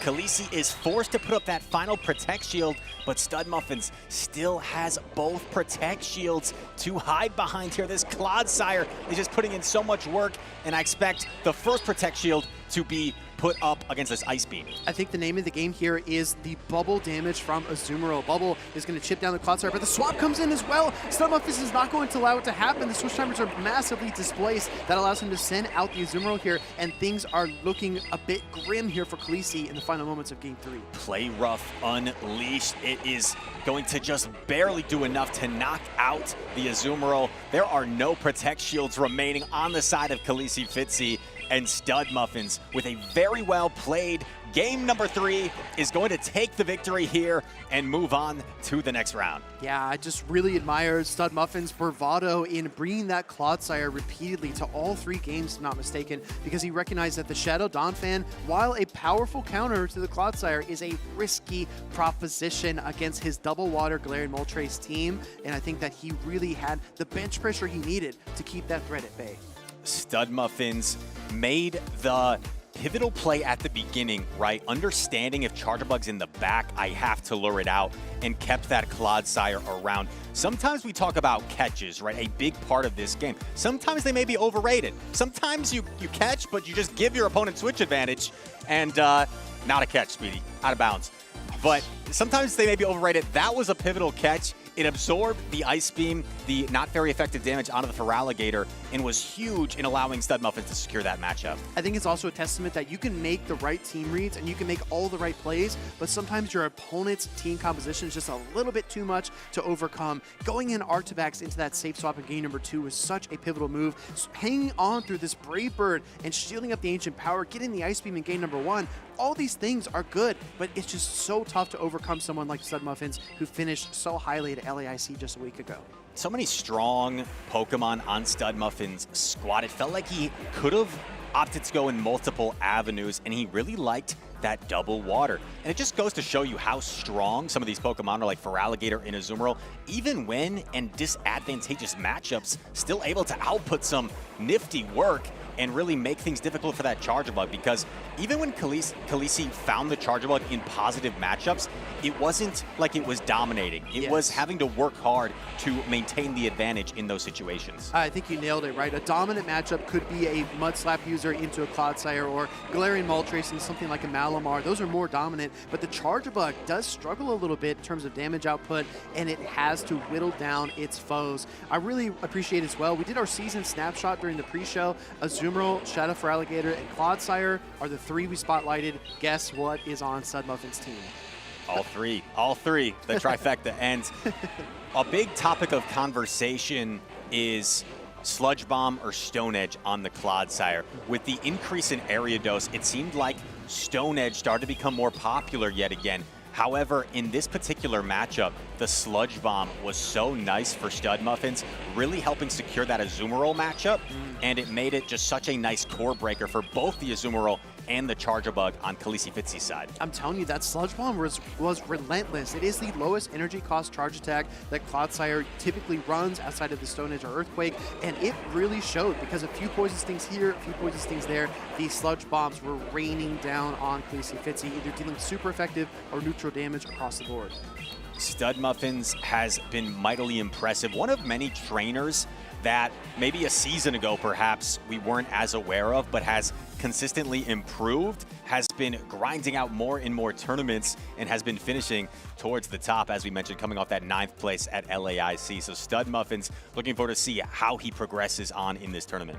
Studmuffins is definitely very impressive, and it was great to see Khaleesi Fitzy on stage as well. A powerful, powerful trainer.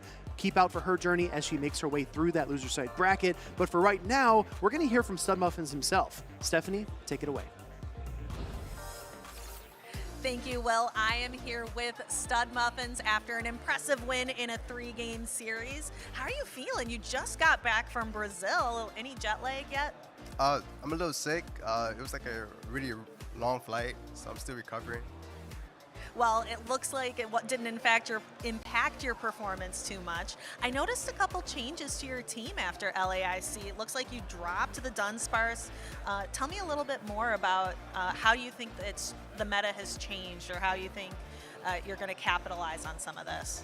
Yeah, I thought there would be like more Annihilate and Primate, so that's why I decided to drop Dunsparce.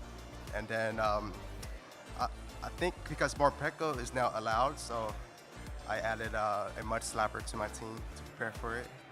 Makes a lot of sense. Didn't see it in this matchup. What you did see was a Charger Bug, and I noticed you brought double water into it. You brought the Feraligatr, brought the Azumarill.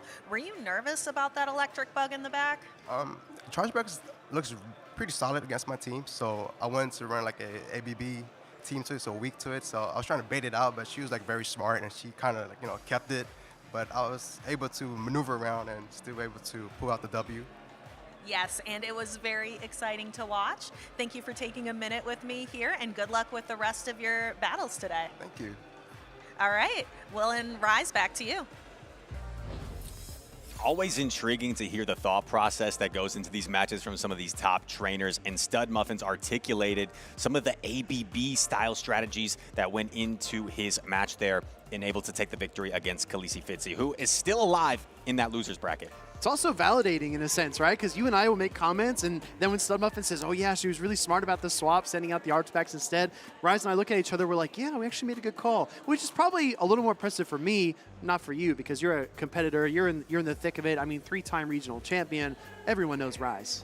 I appreciate it, you're too much, but Studmuffins articulating the ABB style strategy is interesting, as well as we talked about the spice picks from Khaleesi. Sometimes when you are getting used to these meta picks over and over again, and when he's someone that gets in a lot of reps, maybe he's getting used to the same particular matchups over and over, being able to navigate and come up with on the fly, right? Be creative in navigating a team with a Shadow Dawn fan and a Charger Bug that you're not used to seeing. Exactly. I mean, if you call back to other sports, right? They say in American football, not every play is a touchdown. Sometimes you just have to work your way through a matchup. You can't get kind of overzealous. You can't overreact. You have to be patient and methodical in your approach. I think Studmuffins did that very, very well. And I expect a lot of those trainers that came from LAIC just a week ago, the experience they gained there, playing against international competition, that's so incredibly valuable. They're bringing that to Sacramento, and they're going to be seasoned and ready to go. Even though he wasn't feeling his best physically, you could tell his brain was on 100%. You can't always swing for the fences and hit a home run. Sometimes you got to just hit that single into right field. As we get ready for our next matchup here, this is Out of Pocket, Speedy, one of the biggest names in North America, taking the stage against Athi. And I can let you talk about some of Out of Pocket's accomplishments, but some backstory here.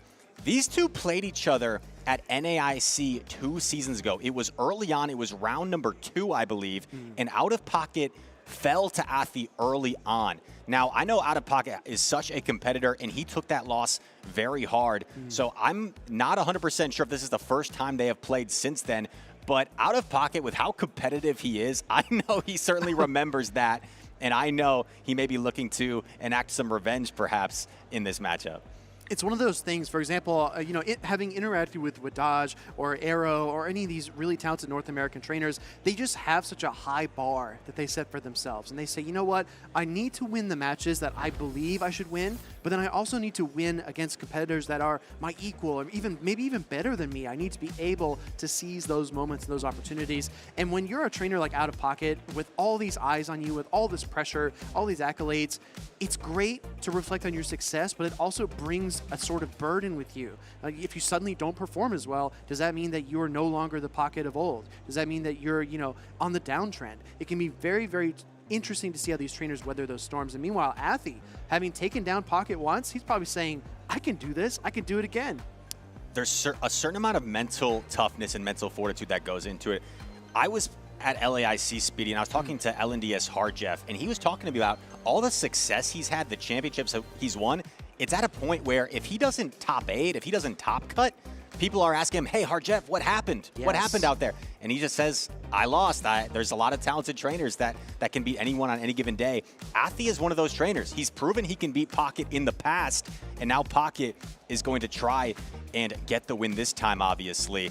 And if we look at his team, running the Araquanid, which we've seen a couple of times today, as these trainers have locked in game number 1. It's going to be a positive lead for Out of Pocket. Azumarill into Galarian Moltres. A positive lead, but I'm going to be honest with you, Rise. I don't know if I'm an Araquanid believer yet. Both of these trainers have these Shadow Kanto Marowaks on their team. Meanwhile, that Sand Slash, which Out of Pocket disposed of from Ashton Ash at NAIC last year, and we saw rise to prominence at LAIC this year, is on his trio for this game number 1. Going directly for the Ice Beam, gets shielded immediately. Didn't bother building up to the play rough, just wanted to go immediately for that super effective damage. Brave Bird coming through, going to connect on the Azumarill, doing some massive damage, and now the pivot into the neutral Dunsparce, but Out of Pocket has a solid answer with his Shadow Kanto Marowak, Shiny Shadow Kanto Marowak. I mean, what a flex, right? A lot of us are just lucky enough to have one of them, but Out of Pocket does have that Shiny Shadow, and I'm sure it's got great stats as well. We're going to see the Drill Run connect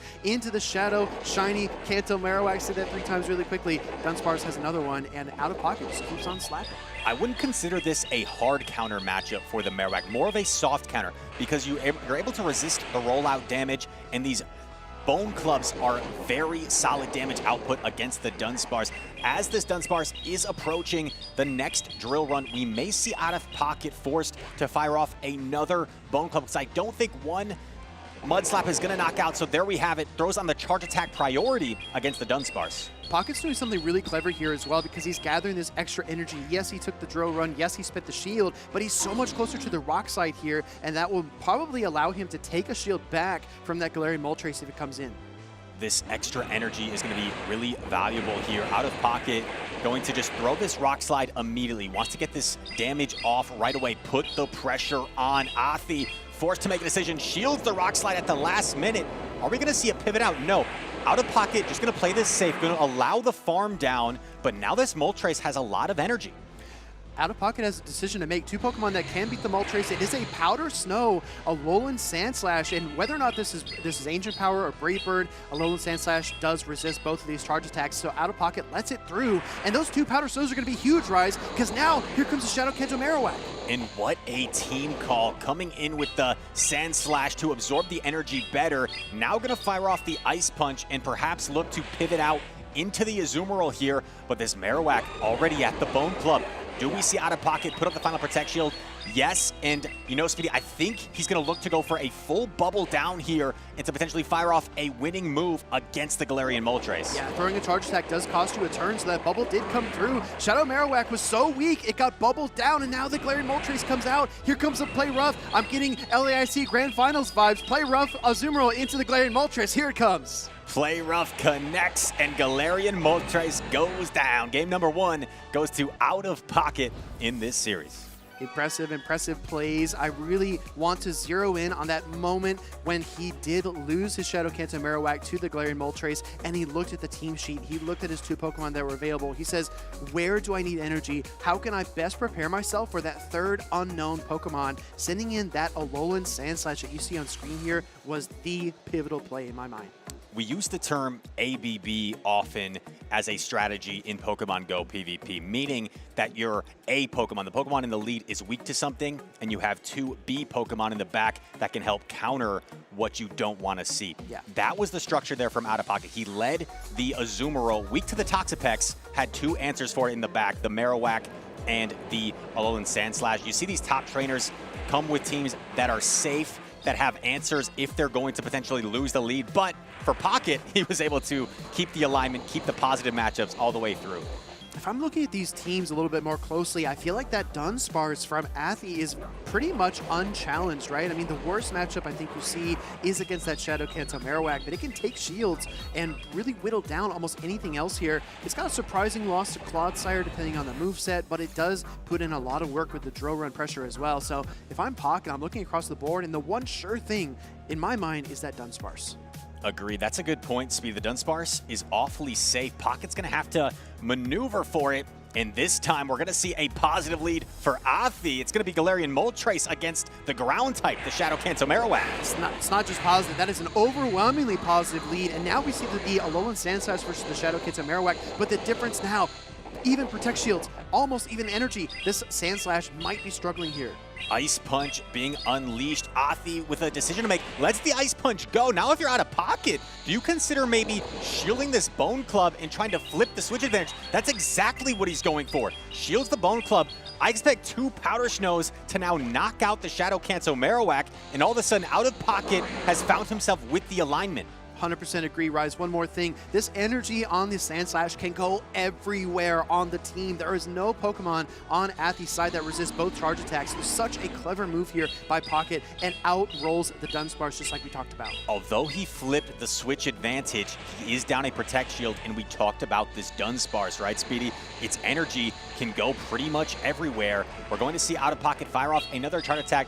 A little bit surprised to see the Ice Punch, because I think he might only get to 1 charge attack. Perhaps was afraid of the potential catch on the Galarian Moltres, but now this is going to be a big rollout down. Doesn't quite get to the next Ice Punch. Yeah, that rollout damage just finally knock out the Alolan Sandslash. In comes the shiny Shadow Kanto Marowak, and Athi's going to fire off these drill runs fast and furiously.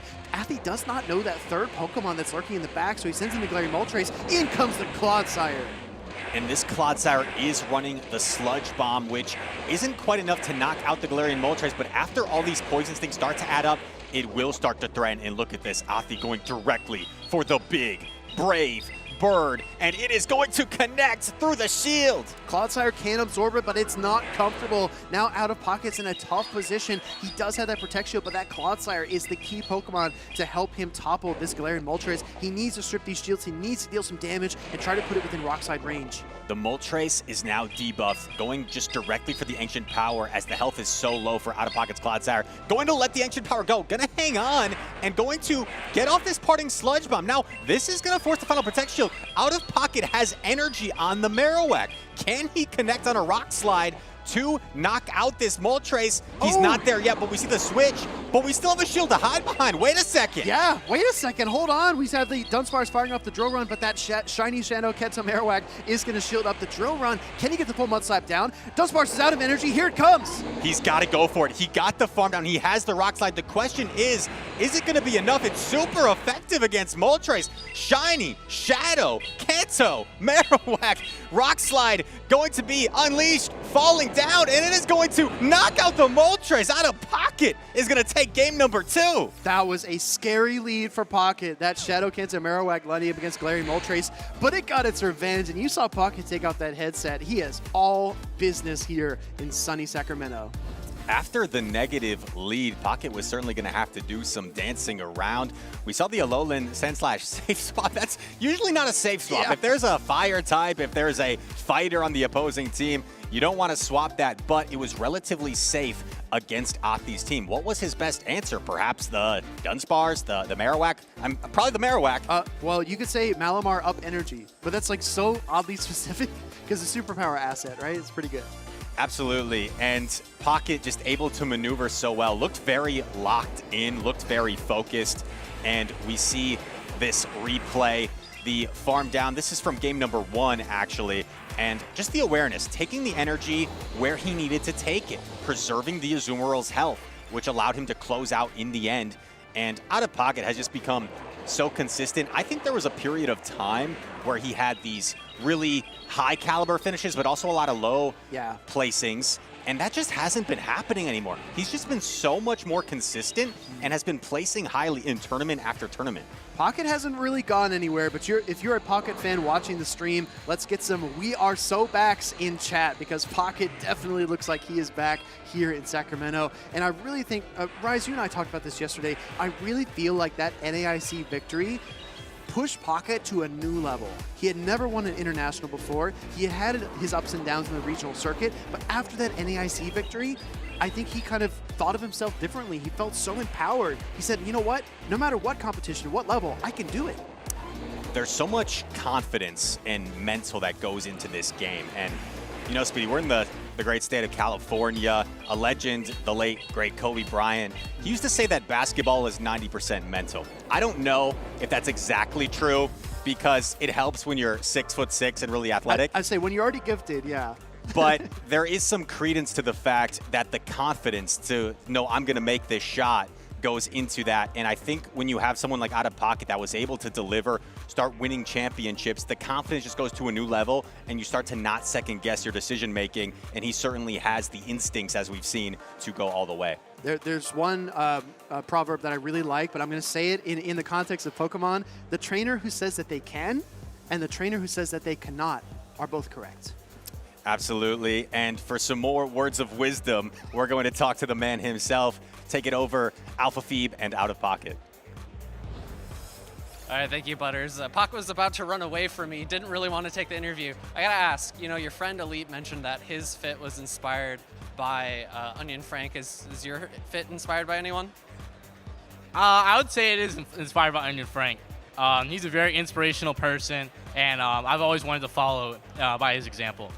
And I want to ask you, I don't think we saw a Raccoon in there. Are you also running the double water charge attack moveset? Yes. Ooh, very spicy. And then in those games, what would you say your MVP was? Which Pokemon did you feel like balanced out your team the best? It's a very tight race in just that match between the Shadow Marowak and the regular Sandslash. Both were very safe and also formed a pretty solid core into his team. But I will say that in the second game, that like Sandslash getting me back alignment was the key to that game. And last question for you. Sandslash. Usually in past seasons it was the Shadow variant. Now we're seeing it's the standard variant. What's your take on why that is the case? The survivability of regular Sandslash is very key for quite a few matchups. One that I can name off the top of my head is Drapion. Shadow Drapion with the energy advantage can sometimes crunch Aqua Tail or double Aqua Tail to regain alignment. But with the regular Sandslash, they are basically forced to double crunch, which gives it a lot more options in that matchup. Some wonderful insight from the man himself. Congratulations on the win. Good luck in the rest of the tournament. Let's send it back to the casters. Absolutely great to hear from Out of Pocket himself, and I mean the stare down to start off the interview as well. You can tell he's totally locked in. That was intimidating, and some of the key insights with those matchups I always enjoy hearing. The reasons for the regular Sand Slash as opposed to Shadow. We used to see Shadow, it was almost a given. If you're running a Alolan Sand Slash, you're running Shadow Alolan Sand Slash. Not the case anymore. A few key matchups. He talked about the Drapion and Azumarill. The extra bulk, I believe, also helps you a little bit in that matchup. When we were doing our rehearsal for the show opener this morning, I literally said Shadow Alolan Sand Slash when the card came up, but it was just regular Alolan Sand Slash. So yeah, you're exactly right, Rise. I think we kind of expect certain things. Shadow for Alligator is also a very common Shadow variant, and we've had tons of those throughout the seasons. So Shadow Machamp is another good example, right? So some of these Pokemon are what you expect, but these trainers are looking at the matchups in detail. Our co-caster and friend Martine likes to say that the regular Alolan Sand Slash hangs on from a Clodsire Earthquake, no problem at all, but the Shadow one hanging on by just a claw when that attack hits. Peoria Regional Champion, NAIC Champion, top 6 at Worlds last season. Out of Pocket has such a stacked resume, and he's going to look to try and add on to it this weekend here in Sacramento.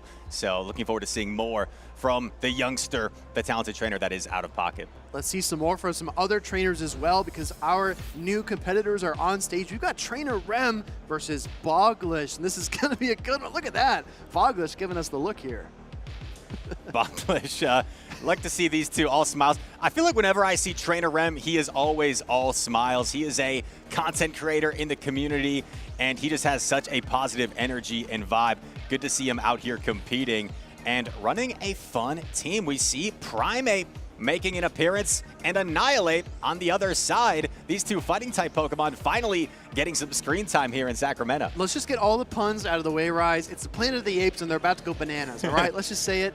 Clodsire on both sides, Gastrodon there on the left for Trainer Rem. Galarian Moltres has been an outsized performer in the Championship Series. I highly recommend everyone to pop those daily adventure incense and try to encounter one of your own. Because I've seen, for example, in Baltimore, I saw Galarian Moltres with like 1470 CP, 1468 CP. If you have that Pokemon, it is so much better than just not having it. So definitely catch it and give it a try. Although they run different fast attacks, Primeape and Annihilate, Karate Chop being preferred for the Primeape, Counter being preferred for the Annihilate, both of these Pokemon can be very dangerous when given Protect Shields to invest in. With that new exclusive move, Rage Fist, it is going to buff that attack every time the Rage Fist is thrown, and before you know it, your Primeape starts to boost. Suddenly you find it winning matchups. You feel like it has no business winning against things like Clodsire, maybe even beating Mandibuzz as well. And when you pick a Pokemon like Primeape, like Trainer Rem did, you're probably expecting to walk into a target-rich environment, you know, Sand Slashes, Dunsparces, maybe some Dugongs. But as we take a closer look at Bogish's team, Annihilate, Mandibuzz, Clodsire, those Pokemon handle that Primeape relatively well. And then he's got other powerful assets like the Aerial Ace potentially on Superior and the Hydro Cannon on Feraligatr. So if Trainer Rem does bring that Pokemon, he needs to be very, very selective about how he positions it. 3 water types on the side of Trainer Rem. So the Superior for Bogish is also going to be something to watch out for. Maybe limits the lines that Trainer Rem can bring. It's going to be tough to bring both the Feraligatr and the Gastrodon together unless maybe you try to lure out that Superior with the Feraligatr. Trainer Rem and Bogish about to lock in here for game number 1. And what do we have here? It's going to be the two apes going head-to-head in the lead. It's going to be a boxing match, Primeape versus Annihilate. Let's go. The gloves are off. Annihilate does have the slight edge in this matchup, but it looks like Trainer Rem is going to stay in. He knows he's going to pace faster to the Rage Fist. Goes for the first one here. This is super effective, but I think the rule of thumb, though, Rice, is not to shield the first one. Correct. It'll do the least amount of damage, although it's not very comfortable. You see that super effective Rage Fist damage and a catch immediately onto the Clodsire. Very nicely done to start things off here by Trainer Rem. I'm telling you, these trainers just can't stop grinning no matter what. The game's already started, and Bogish is all smiles, even though that catch was a nifty one. We're going to see Shadow Feraligatr come in. Now, that Rage Fist might actually put the Clodsire closer to Hydro Cannon range. Good point. Although it was a nice catch, now a single Hydro Cannon may threaten to knock out this Clodsire. and Bogish is going to be building up lots of energy, and this energy is going to be so threatening to whatever comes in. Hydro Cannon unleashed. If you're Trainer Rem, you can't really afford to protect shield this because they have another Hydro Cannon banked already. And now, what do you come in with? Is it going to be the Galarian Moltres or is it going to be the Primeape? Neither one of these want to really deal with this energy from the Feraligatr as Primeape decides to come in. I think it has to be the Primeape here. You hope that you can get the KO with the Karate Chop action, but he throws the Rage Fist here to try to take away the shield or get the knockout. He gets the former from that Shadow Feraligatr and Bogish. Perhaps a slight miscalculation from Bogish. Maybe would have preferred to throw that Hydro Cannon first, but instead allowed Trainer Rem to fire off his charge attack first, then was forced to use the Protect Shield, and now is going to look to pivot out. You can't afford to give Primeape that farm down. And look, this is an Air Slash Mandibuzz, opting for that super effective flying damage in this meta against things like Primeape right here, against things like Ariados, but a close combat is going to deal some massive damage to Mandibuzz. Absolutely massive, and now we have the dark flying types on the field. Galarian Moltres definitely does not have the edge in this matchup when it's a fair fight, but now that the Mandibuzz is deep into the yellow, it's so weak. I do think this Galarian Moltres has a chance. If this was a Snarl Mandibuzz, I think this game would be over, but these Air Slashes are slowly but surely adding up some damage. We see an Ancient Power being unleashed. This should be just about enough to knock out the Mandibuzz. Bogish going to let it go, and down goes Mandy. Absolutely great calculation, Rise. That was enough. Now we see the Annihilate come in, but it's taking those neutral sucker punches, and they're really chipping down. Can it get to the Rage Fist? No. Here comes another Ancient Power, forcing away that final Protect Shield. Final Protect Shield is put up, but you have the Rage Fist loaded. You're going to fire it off immediately, and this is going to come down to whether the Feraligatr can reach the Hydro Cannon before it gets sucker punched down. Here we go.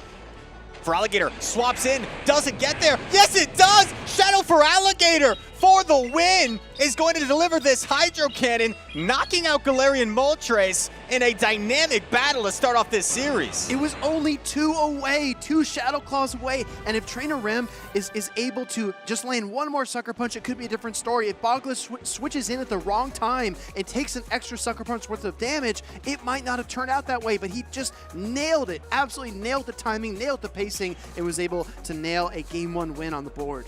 Even with the slight miscalculation in the mid-game win, we saw Bogish allow the Primeape to get off that Rage Fist against the Feraligatr when he probably would have preferred to throw his chart attack first. It ended up allowing the extra energy that he needed in the end to secure the win. And we take a look at the instant replay. Ancient Power just enough to knock out Mandibuzz. And this is one of these endgame speeds where we're like, this could go either way. Yeah. I had no idea. Yeah, I just want to sing the praises of Trainer Rem here as well, because he played a really airtight game, just unable to get that final Sucker Punch through. Only 2 Shadow Claws difference, and that's all that Bogish needed to get off the Hydro Cannon and win the battle, but it came perilously close. Just look at that Feraligatr, it's barely still on the field.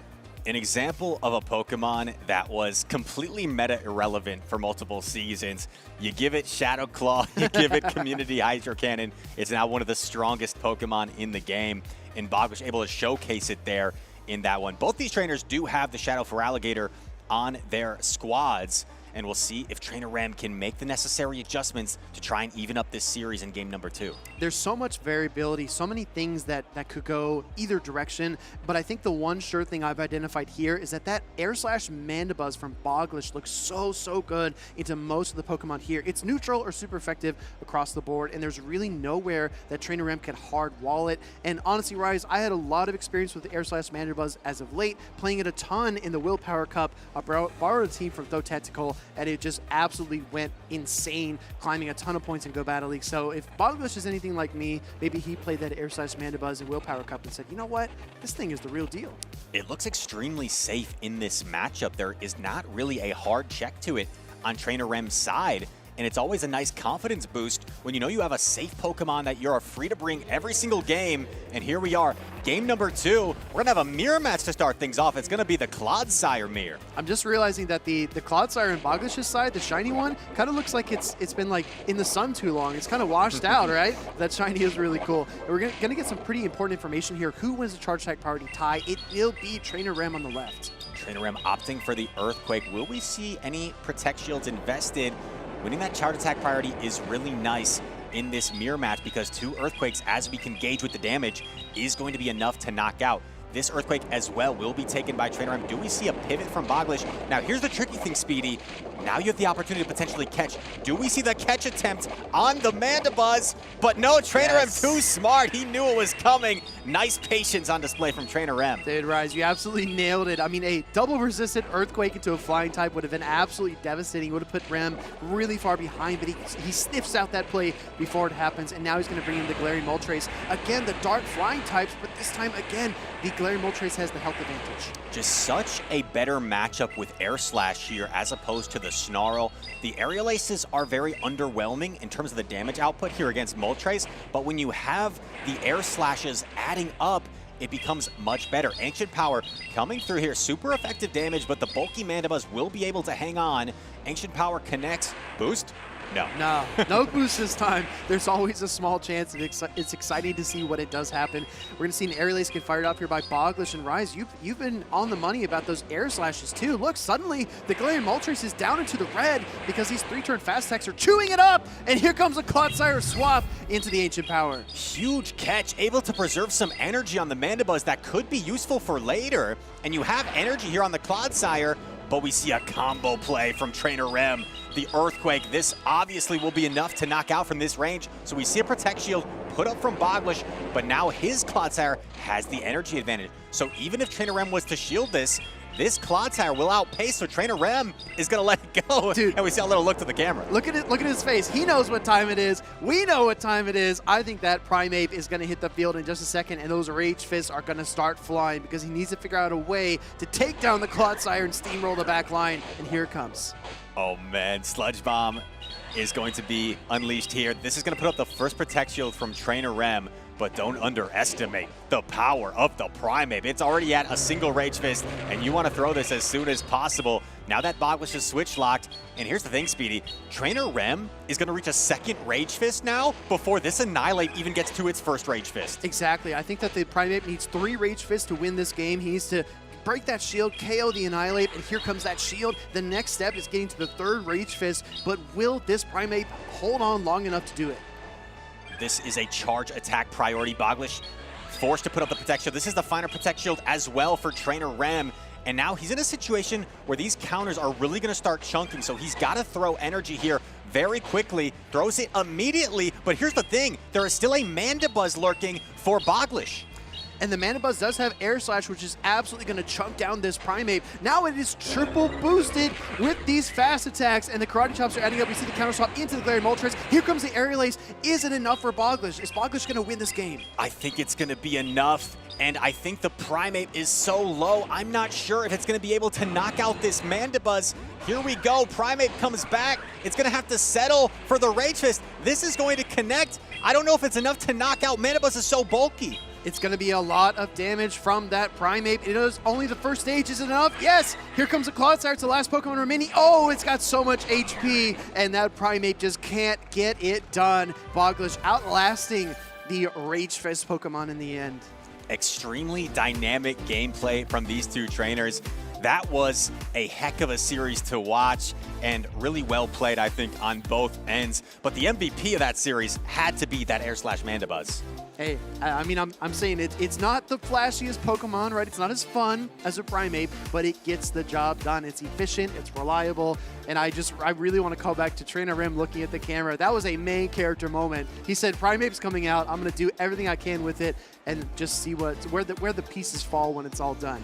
I think it's a really clever pick, Speedy. I think it's a really clever pick when you think about the current state of the meta. You think about Ariados, you think about Galarian Moltres, which we just saw. You think about Primeape, Annihilate. That flying, consistent damage output from the Air Slash proved to be so valuable, especially in that matchup. And a clever pick from Bogish as we saw the Moltres really go off in that series. Moltres absolutely went off, paired up against the Mandibuzz quite often and did get the better of it at least once. The Clodsire mirror match was also really interesting, and I just want to zero in again on how the meta has shifted. We went from Clodsire for Alligator to Diggersby Dunsparce to Malamar Ariados, and now we're all the way back in this circular pattern back to the Shadow for Alligator Clodsire core, and it looks stronger than ever. Clodsire Mirror, although Trainer Rem was able to win the charge attack priority in that lead scenario, it ended up not mattering. Bogish was able to take the series in the end, and we saw the ape versus ape in the end. Primeape, although it's faster, it has the double resisted karate chop damage, whereas the Primeape, the Annihilate, excuse me, did enough counter damage to put this Primeape so low that the Mandibuzz was able to close things out in the end. Ragefist just barely enough to knock out, but still had the Clodsire. 2 poison stings, all it took to knock out the Primeape. And Bogish is going to be moving on the winner's side of the bracket. That's the challenge, right, with Primeape is you have so much offensive potency, but so little HP in which to get to those charge attacks. And I think that Trainer Rem pushed it about as far as he could, just could not get it done when it mattered the most against Clodsire. But Bryce, it's been an awesome first rotation with you. I think we're going to take a look back at the past 3 series. So if you got up to get a snack and you're just coming back to the couch, we've got a great refresher for you, and we'll be right back after this.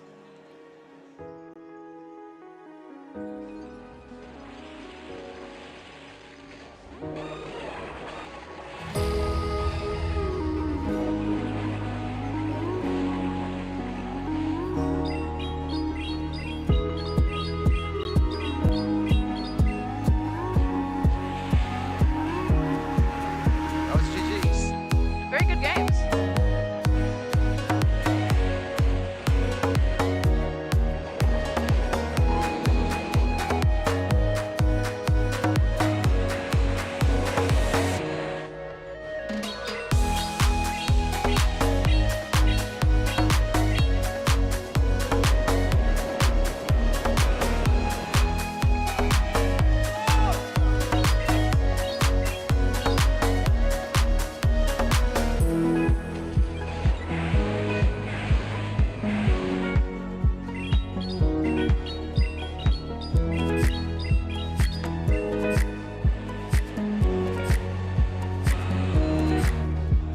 Good game, dude. I didn't even think he had the Hydro Cannon. I was like, there's no way he has another one ready, right? Yakai, now being on the winner's side of the grand finals. What a journey. 有过在去年世界赛的时候，我一度误在比赛开始前认为，练习心态在大型比赛也是非常重要的，这才能保证你能够像平常练习一样。我把这次比赛的每一场比赛都当作平时在 GBL 打的一场在普通部的对战，不过不同的是这次是我知道对手的后排还有可能有拿5只，所以让我可以更好的去。My team involved some safe Pokemon like Chargerbug, Electric, and Bug provides amazing coverage, and also the Autoria with its full fast move Dragon Breath gives a lot of pressure to opponent when the Dragon Breath is doing neutral damage, which allows me to gain back the alignment that I need. I chose Annihilate as my fight counter user. It gets to a nice slash pretty quick in just 5 counter, and also the Shadow Ball gives it amazing in coverage just because it goes her most typing neutral damage provides a lot of closing in power potential. 在我看到对手最后2只派出来的时候，我知道我的 It's going to be Giratina up a shield, but it's not enough. 队伍剩下的2只拥有非常大的优势，所以 He's cooking.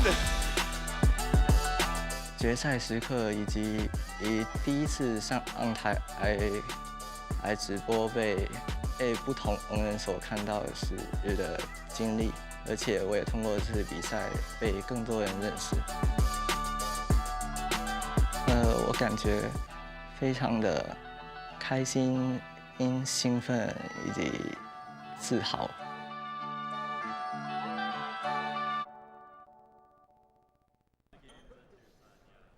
I'm here with Caleb Pang, who just traveled from Sao Paulo, Brazil, all the way to Sacramento. Caleb, how was your LAIC experience? It was fantastic. You know, past 2 years I went as a commentator, but this time went as a competitor. And the thing that always sticks out to me for LAIC is the crowd, the hype, The cheers, the energy is just unmatched. Honestly, North America, we need to do a little better on our own crowd. So hopefully there's a little bit more excitement for Sacramento, but always a great place to be.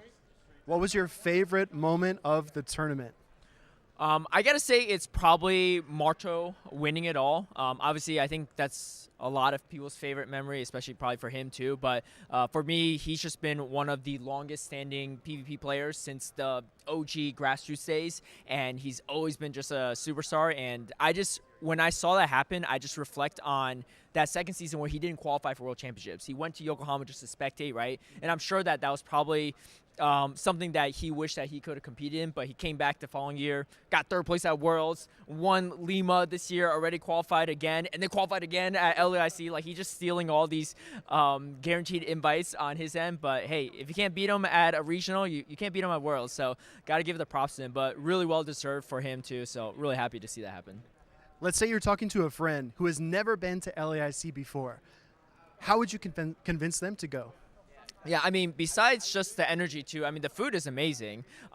Just everything is really fresh there, and the culture's nice. And, you don't even have to know Portuguese. You could just use Google Translate and stuff, and everyone there is really, really helpful. So it's a great experience. Definitely recommend. And, again, the crowd hype is unmatched. It's super exciting to watch, and nothing beats, like, watching the battles in person. All right, final question. You competed in LAIC. You're competing here this weekend. How has your team changed? A lot. I didn't do so well at LAIC because I literally went in with zero prep, and I had no answers to a Azumarill, which was only like 75% usage. So and it was 100% usage into my team whenever I faced. So I brought some Azumarill counters. We'll see. By the time this interview comes out, I might have already been knocked out, but I feel a little better about the team for this weekend. Awesome, Caleb. Well, it's great to hear from you. Best of luck this weekend, and we'll catch up with you later. All right, I'm here with the C2U. C2U, you came from LAIC to Sacramento. What was your LAIC experience like? Well, I decided to go to LAIC to see what I could get done. It was a chance to see a new place that I'd never been, and I just thought it would be really exciting, and I had friends that I was going with. I didn't really expect a lot to happen, but and a lot ended up happening for me. What was your favorite moment of LAIC this year? LAIC, just playing some of the amazing players like Lyle Jeffs or Desynced, some players I really look up to and look for what they're reading into the meta and how they adjust and how they play the game, and it was kind of otherworldly. So what would you say to a friend that is thinking about attending LAIC but is maybe on the fence and not sure if they should go? I'd say as long as you have some friends going with you, you're bound to have a great time because it's such a beautiful place and there's a lot to see. And when you're spending that much time with friends playing Pokemon, what could go wrong? Final question. How has your team changed from LAIC to Sacramento this weekend? It's hard to say for sure. I was really impressed with the performance of Sandslash in LAIC, and I feel like I might need to take a little more precaution towards that. Awesome. C2U, thank you so much, and good luck this weekend. Thank you. Thank you, Will.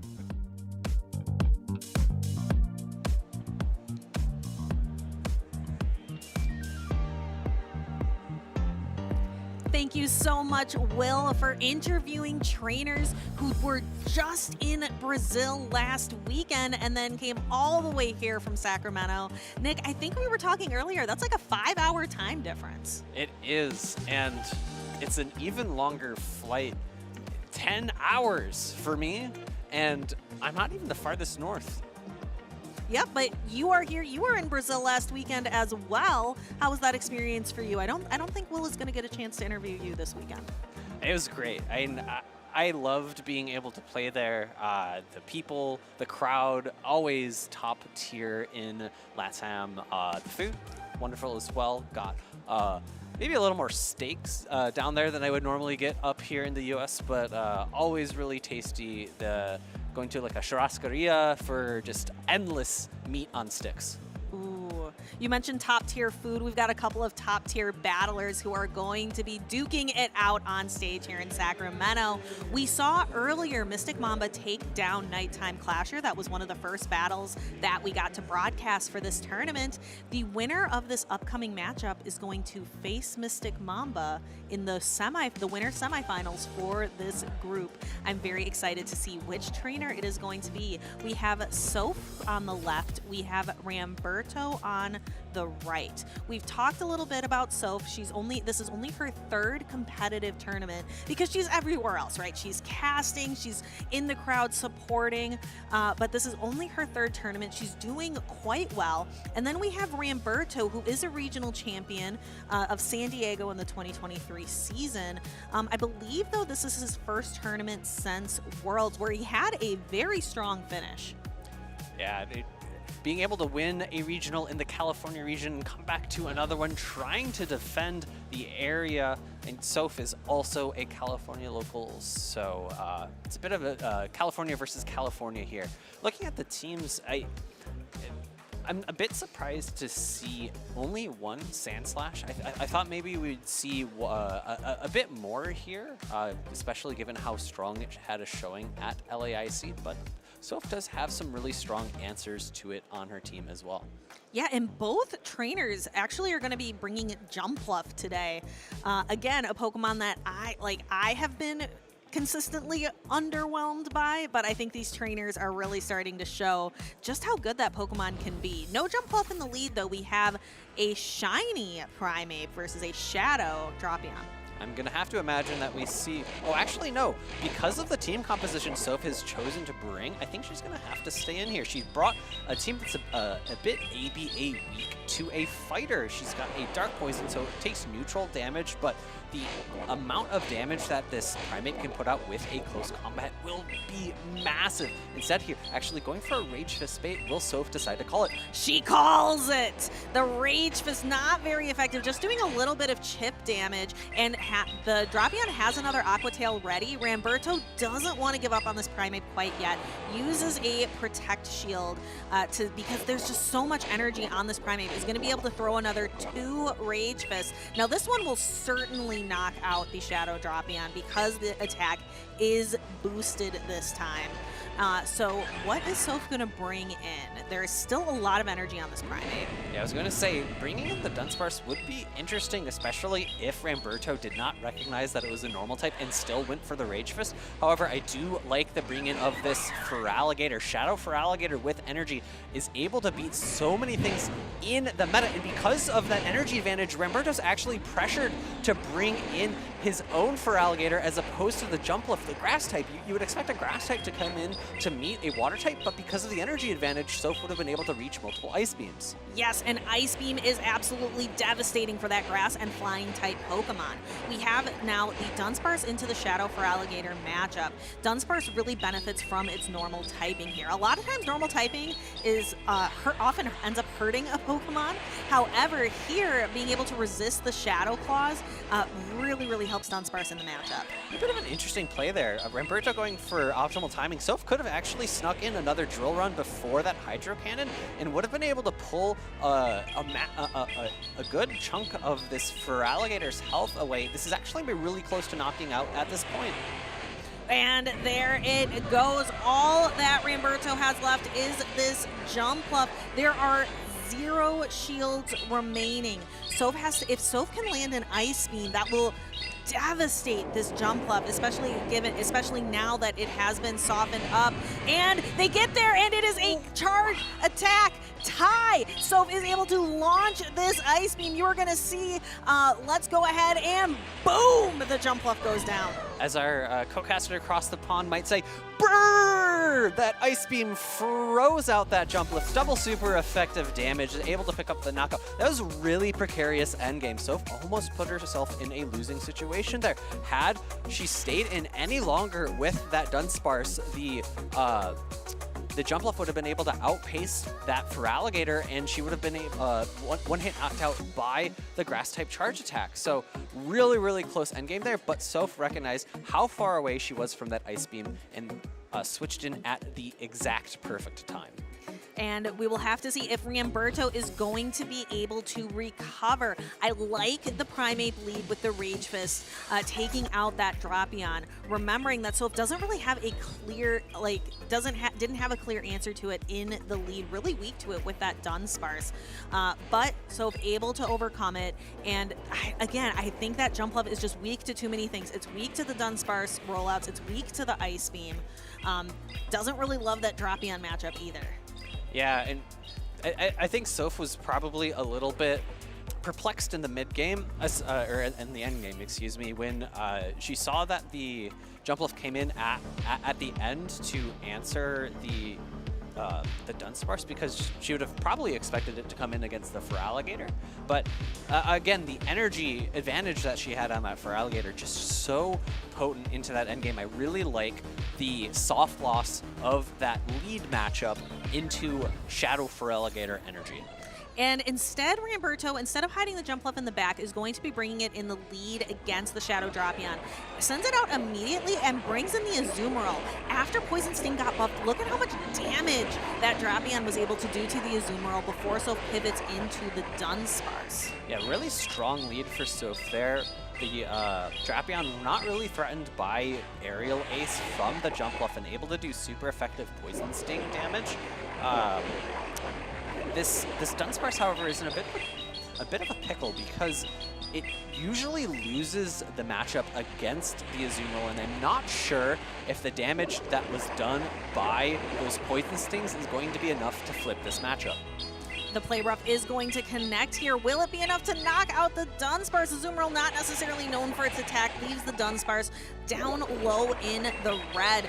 Dunsparce is going to return fire pretty immediately here with a drill run. Soph's Dunsparce has quite a bit of energy left on it. Should be able to get to another attack, just barely. You can see Soph wasn't exact. It seems like she wasn't sure if she was gonna make it. Yeah, Ramberto now in the driver's seat, able to throw up a shield to win switch advantage. However, this is what I think this meta is all about. Feraligatr with shield or energy advantage. Ice Beam coming in. Does Soph know that this is an Ice Beam and choose to no shield? Yes, she does.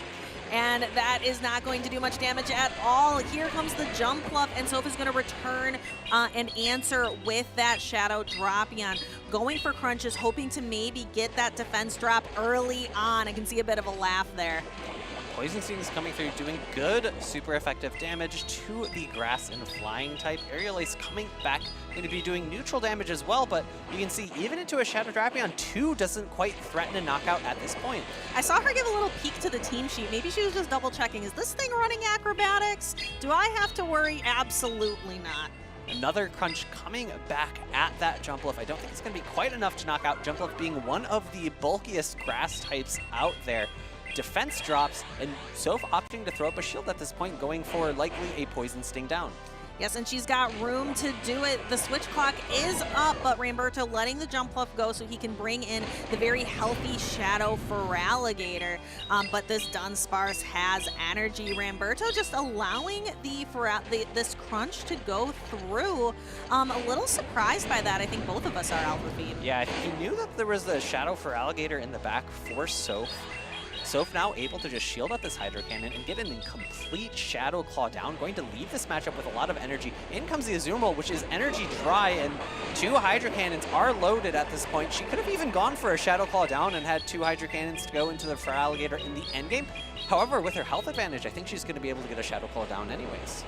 And the Azumarill is gone. All that is left is this Feraligatr, and there's just not enough health left on it. And Soph with a dominating 2-0 victory against Ramberto will move into the winners semifinals for Group B to face Mystic Mamba, who is waiting there waiting for her. I think Soph just really demonstrated strong mastery of the current meta, recognizing how potent Feraligatr can be, even into some of its not so great matchups like a Jumpluff, able to get to Ice Beam at the same pacing if you have energy advantage and winning charge attack tie, and Ice Beam against a non-Shadow Jumpluff doesn't quite pick up a knockout, I believe, but against one that has taken a handful of Shadow Claws, able to secure a knockout then.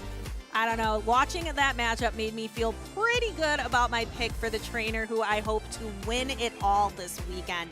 We can take a little look at the replay again, as you mentioned. So really mastering just mastering the current meta and having a dominating performance here. Her technical knowledge really is unsurpassed.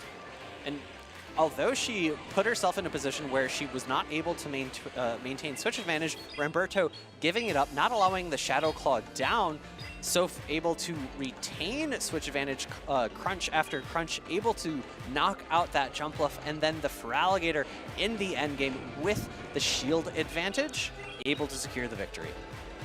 And quite a victory it was. And it just, again, really, really mastery of the current meta of the 6 Pokemon that she's chosen. You can definitely tell she knows exactly what her Pokemon can and cannot take. I've got a bit of a hot take. Ooh.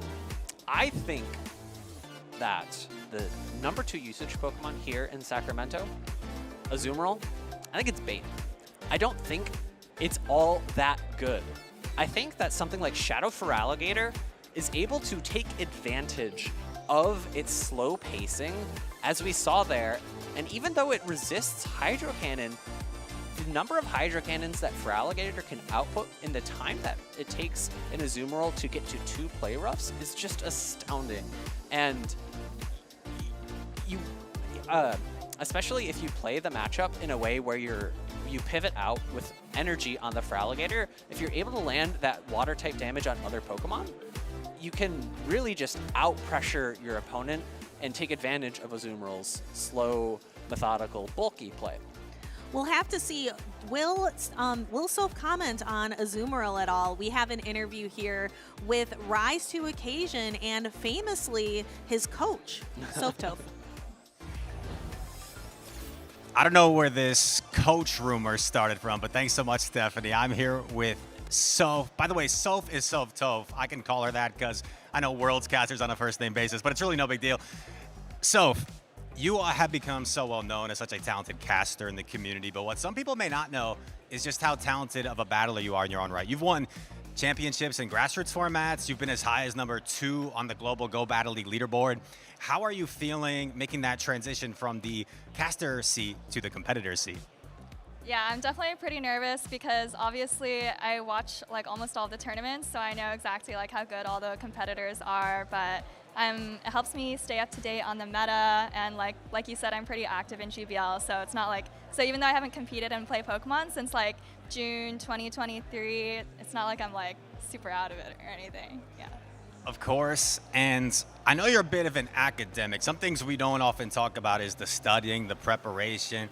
Can you talk a little bit about that aspect of preparing for this tournament? What kind of went into that for you in terms of prepping for this? Yeah, so I knew I was gonna compete at this tournament for like a couple months, so I've been scrimming and like trying different teams like every week or so, and I settled on this team like on Wednesday. I was like actually struggling to finish it, but Dune told me I could put the Gastro there, so shout out to Dune. And I've been doing a lot of scrims. Shout out also to everyone who went to LAIC who I scrimmed with. There are a lot of people, so yeah, definitely just like a lot of practice. Dunebug, not a bad trainer to get some advice from. Soph, you are now in the winners finals. Took down a regional champion in Ramberto. Just really clean gameplay. I loved the play with the Drapion, building up all that energy and then saving it for later. Any thoughts on that particular matchup that you just played? Yeah, so I didn't have like a super strong answer to Azu on that line, and I figured that even if I lost a swap with Dunsparce, if I got shield advantage, like Gator or Drapion would be able to sweep. Yeah, he actually told me it's like a very similar team to what Marta used in LAIC, and that team is like extremely weak to Gator. So I was like, worst case I'll get like a couple Shadow Claws and it'll be fine. And last thing, so before I let you go, any other shout outs you want to give to anybody supporting you here in this weekend? Yeah, I'll shout out Elam. He's been helping me prepare a lot, and then all my friends on Elite TMs and in Toph Town. Lots of great trainers on that Elite TM squad. Best of luck to you. So from a couple of casters, back to 2 more. Steph and Nick, take it away. Thank you. That was some wonderful insight from Soph there, and it seems like she's got some wonderful scrimmage partners as well. Dunebug, Elam, really top names.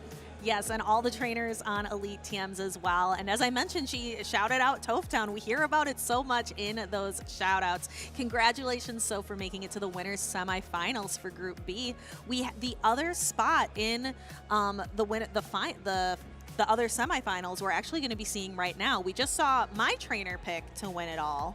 We're about to take a look at yours. All right, I guess I got to keep my fingers crossed back here behind the caster desk to get him his win, but it's going to be up against a trainer that we haven't seen quite as often, Habibi. I'll be curious to see how many times he's actually participated in the championship series before. Yeah, we'll have to take a look at that. The trainer who wins this matchup of Abinav versus Habibi is going to go on to face Blepnir, who secured his spot in the winter semifinals. We saw Blepnir's battle on stream earlier against Iomero. And we have 4 different groups here, so it's a little bit more condensed. So we're seeing a bit more of each particular bracket. So as you had mentioned, we're seeing both sides of the semifinals, which we don't necessarily always see in a maybe 8-pod tournament. And really looking forward, though, it helps build the story a little bit more. I like it to kind of watch some trainers as they progress through the bracket. Taking a look, we have winners round 3 Group B, Abinav versus Habibi EX. I would say these are 2 very standard looking teams. We see that Galarian Moltres, we see the Ariados, which is so popular, and the Dunsparce, but a little bit of variation. We have that Shadow Kanto Marowak on the side of Habibi and the Malamar, and Toxapex, which I'm interested to see making a little bit of a comeback to counter the Azumarill, which you said Azumarill's just a bait. It's not that good, especially not against something like a Toxapex. And it's very interesting to me because of the rise of something like Alolan Sandslash. I feel like would also push away Toxapex from the meta, but it's definitely, as you said, made a little bit of resurgence here. We also see dual Galarian Moltres, one on each side, and looking at the teams, there aren't that many amazing answers for it. Of course, Abinav does have that Alolan Sandslash, but looking at Habibi's team, it looks like his best answer is going to be just a Dunsparce. But just a Dunsparce. Dunsparce is quite a Pokemon. I love that it gets a little bit of love in the Pokemon Go circuit. I'm not sure it does in any other game. Maybe a little bit in the trading card game. Maybe it's other. I don't know if it's. I think it's an evolution. Dunsparce. Maybe that gets a little bit love in the other game. So here we go into game number 1 here. It's a pretty positive lead for Abinav. It's going to be a Shadow Quagsire, Aqua Tail, and Stone Edge against that Dunsparce with Rock Slide and Drill Run. Yes, Dunsparce obviously needing to go for the Drill Run here, as Rock Slide would be resisted by the ground-type Shadow Quagsire. Shadow Quagsire has a lot of energy. Abinav is going to be sending that Aqua Tail. Habibi decides not to use a shield just yet. Can tank either attack, but you're going to start to notice these attacks start to really chip away. Abinav actually making an aggressive swap into his own Dunsparce. Let's see how Habibi decides to respond. And looking at his backline, I think this switch is quite necessary, because otherwise the Malamar from Habibi would have been very strong into the back line. Now switching in, there's a large energy advantage on this Dunsparce, and I think by the time the Malamar reaches superpower, I think it's going to be just inside superpower range, so the throwing of the Drill Run was quite necessary from Habibi. And the Drill Run is probably going to connect. Habibi looks like trying to make a decision. Do I want to preserve the health on this Malamar or not? Decides to keep that Malamar healthy. But look, the damage from the fast attack damage that Habibi's able to put on here is notable. And so much so that he's not actually opting for the superpower, just going for the follow play, which does not quite pick up the knockout. Switching into the Quagsire, though, able to launch a Aqua Tail. Abinav trying to think he might get a knockout, but I think the Aqua Tail might not be enough.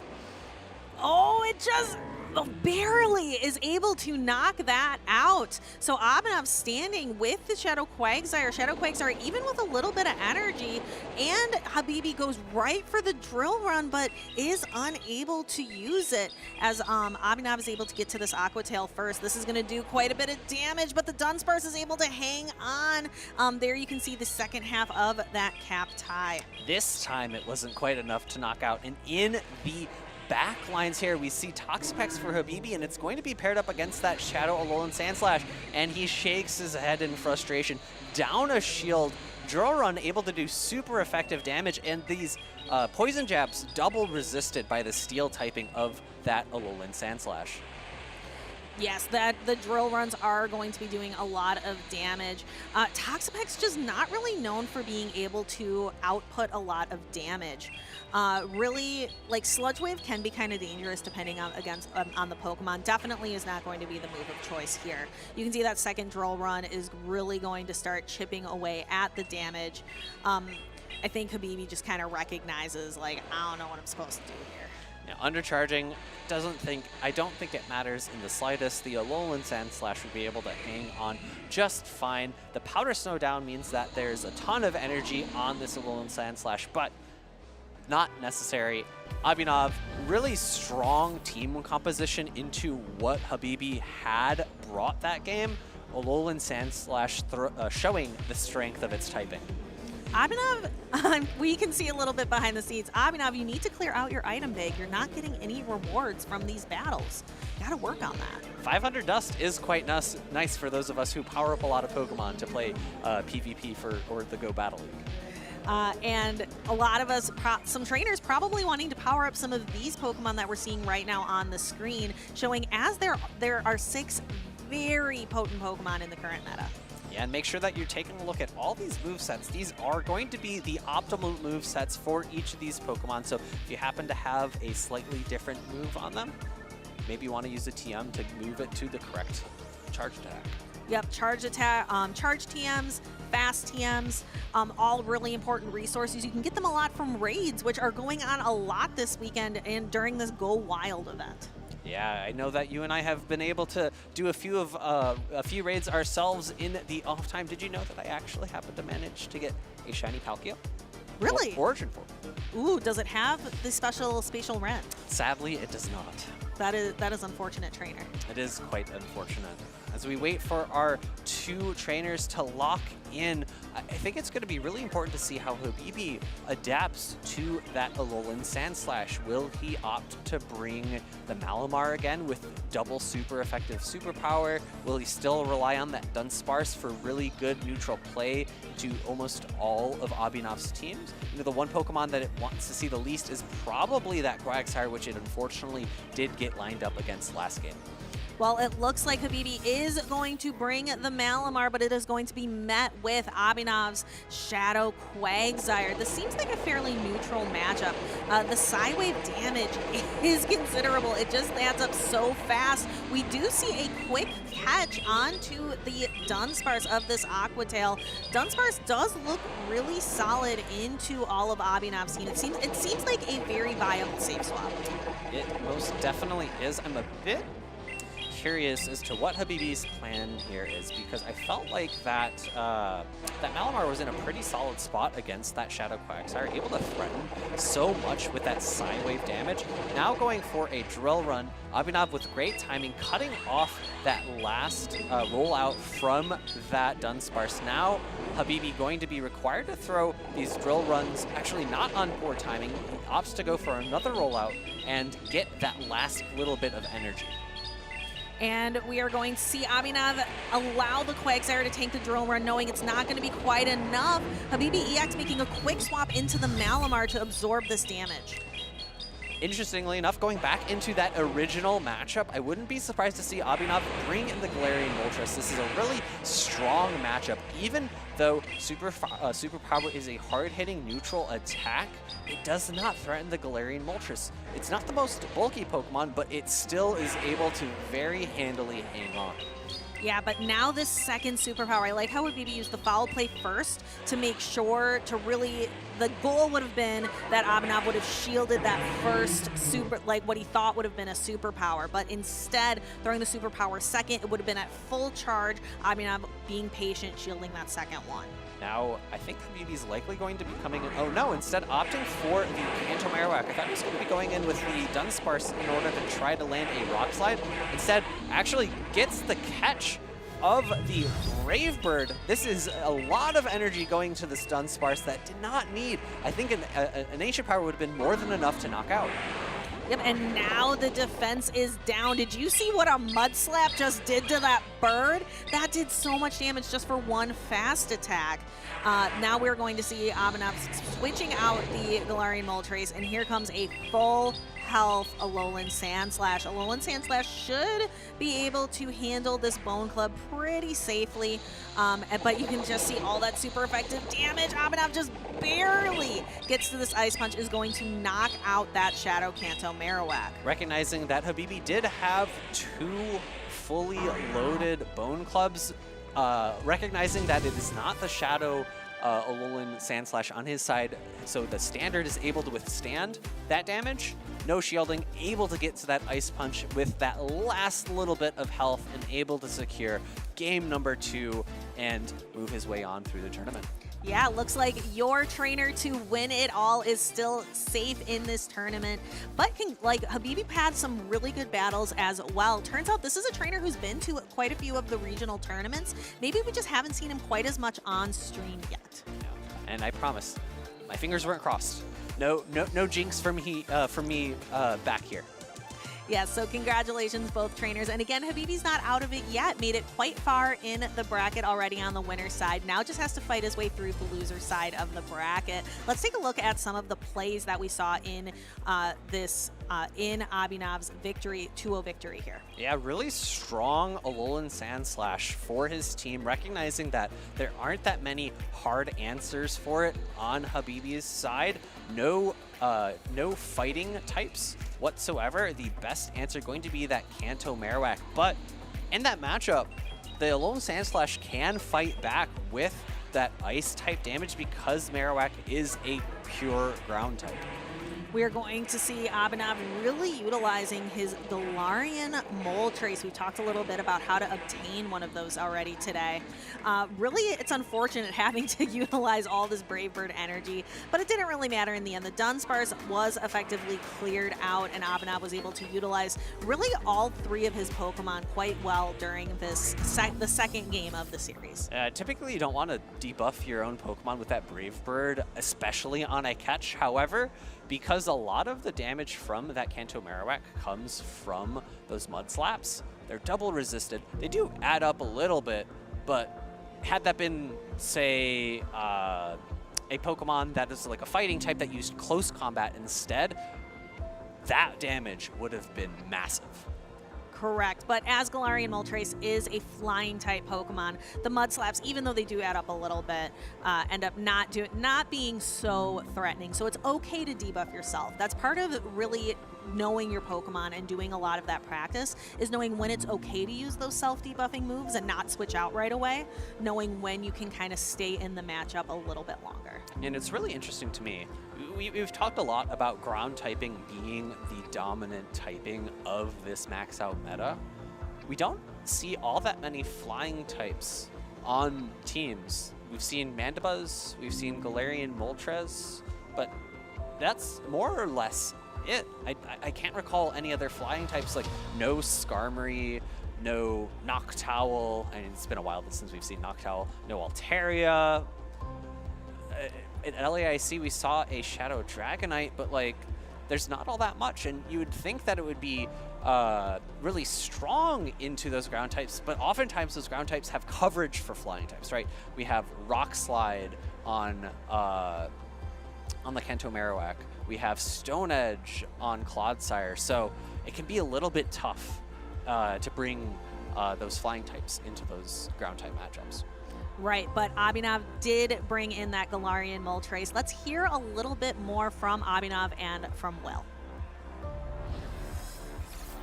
All right, everybody, I'm here with Abinav, who just had a very impressive win on stage. I kept saying it to Rise Occasion backstage. I said, your Shadow Quagsire was totally uncontested. Tell us about that pick.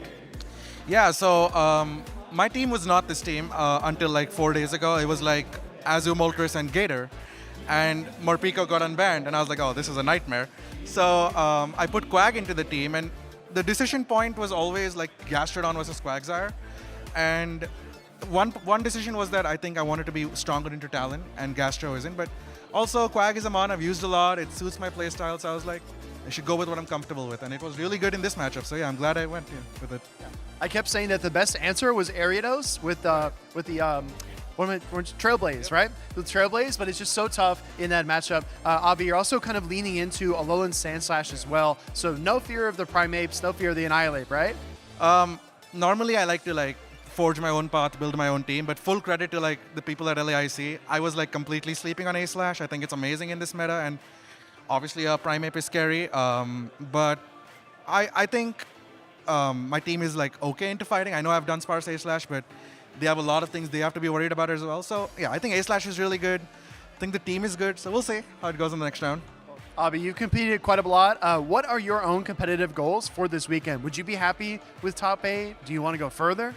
So that's always a tough question, because I think the mentality at some point always has to be go and win and don't settle for less. But I would be lying if I said I wouldn't be happy with top 8, because my last 3 tournaments, Worlds, Baltimore, Louisville, I've lost every win and in for day 2. So I've made it far, beaten good players, but at the final step faltered. So first goal would be to make it to day 2, and then second goal would be just go as far as I can. But making it to day 2 would be the goal. Great answer. One more question for you, Avi. You've competed quite a lot. Who do you have to thank? Who do you want to shout out for your recent success in your career? So always I say the same thing about thank all the people on my faction in Chicago, all the people in India who talk to me and root for me, all the people who helped me scrim, team build. But two shout outs I really do want to say is one, I've been team building and discussing strategy with players in Brazil, because I don't want to talk to NA people, because I want to keep my cards to my chest. So big shout out to the people in LATAM who helped me, and another big shout out to all the people in Chicago who've been trading me Galarian Moltres, because I am not lucky to have a Moltres. I beg desperately in the Discord channels, anybody with a Moltres, please trade me one. And I was able to get a good one. I was clearly very good here, and so I'm very happy that people know me, want to support me, and are willing to trade Galarian Moltres to me. So big shout out to the Chicago community in general. Thank you, Abinav. Always a pleasure. Let's go ahead and hear from T-Fi and Alpha Phoebe, as we're going to get into more games right now. Thank you so much, Will, for giving us a couple of words with Abinav. Nick, I think the trainers right now are putting on a show just for you. We just saw was your trainer to win it all. Now take a look at the trainer on the right, PCF52. You had all Shadow Pokemon in your predictions. This trainer has 5 Shadow Pokemon on their team. So let's talk a little bit about Spice. And PCF52, they are on quite the winning streak. This is their third win in a row. The last 2 were 2-0 victories. So these Shadow Pokemon may be being able to output a lot of this damage. I'm really excited to hear from you, Nick, because you've got a look of shock and awe on your face. You hear trainers talking about how they prepare for these tournaments by scrimming against people with various different teams, but I have to imagine literally no one in the world has ever scrimmed against a team that looks like PCFs. You have Shadow Cresselia, you have Shadow Bayleaf, you have Shadow Piloswine, you have Shadow Gyarados, and frankly, for all 4 of those Pokemon, I think we've seen a Shadow Gyarados before, but I don't know if we've seen those other 3 whatsoever in the Pokemon Championship Series, but here we go. We're going to see them right now. This is an amazing lead for PCF. It is Shadow Piloswine into the Clodsire, switching out into Malamar, and PCF does have a pretty good answer for this in that Scrafty. Yeah, maybe PCF is just looking at like what are the most common Pokemon in the meta and what are some really powerful counters to them. We actually do see PCF deciding to stay in for a little bit before bringing the Scrafty in. Out of Pocket is able to throw superpowers into the Scrafty though. Scrafty, for those of you who are unfamiliar, is a dark and fighting type Pokemon that really relies on counter damage to kind of ramp up. However, we are seeing Out of Pocket because Malamar was able to get a really significant energy advantage, is able to knock out the Scrafty with double superpower here, but leaves the Malamar kind of double defense and double attack drop down. PCF waiting out the switch timer before bringing the Piloswine back in. Yeah, I was a bit... I would have preferred a faster switch out from PCF so that he could have gotten more counter damage into the Malamar. Now being forced to shield up a double debuffed superpower. The attack drop happened twice. Is he going to reach another one? No, not quite able to. This Piloswine is quite loaded on energy, but the Alolan Sandslash is coming in. Oh, actually going for a bait here. This is a great bait. This is going to pull the last shield, and high horsepower is going to do super effective damage. This would have been double resisted by the Ice and Steel type. But instead, PCF is switching into the Shadow Bayleaf. We're both a little perplexed behind the desk because this Ice Punch is going to do a lot of damage. Going for an Ancient Power, this is going to be neutral damage into the Ice and Steel type. This Bayleaf actually has had Ancient Power for a long time. It made it a really interesting pick against in a meta where there was a Charizard. He actually gets the attack and the defense boost there, but it does not matter. The farm down is possible from the Alolan Sandslash. First, Ice Punch is being shielded up here, but I think Pocket is really close to a second. Yeah, so actually going for the Avalanche, it is going to be resisted as Alolan Sandslash is an Ice and Steel type Pokemon. It is a Shadow Piloswine, however, it's just not going to be enough.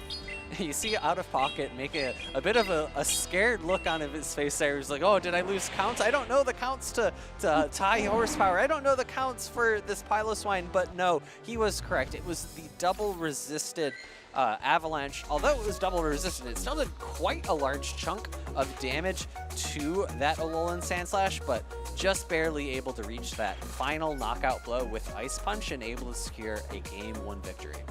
Right. PCF, I think we saw a couple of times where PCF really could have turned that around. One of them you mentioned being able to, like, if PCF had swapped a little more quickly out of the Malamar matchup, that could have benefited. But I think also swapping in that Bayleaf, I think just going straight for that high horsepower instead of swapping out to the Bayleaf could have really turned that game around. Yeah, and Bayleaf was in a pretty tough spot there because either Pokemon it was up against would have done quite well against it, although Cloudslayer takes neutral damage from grass-type attacks. It is going to outbulk the Bayleaf significantly. We have got a pretty interesting matchup here.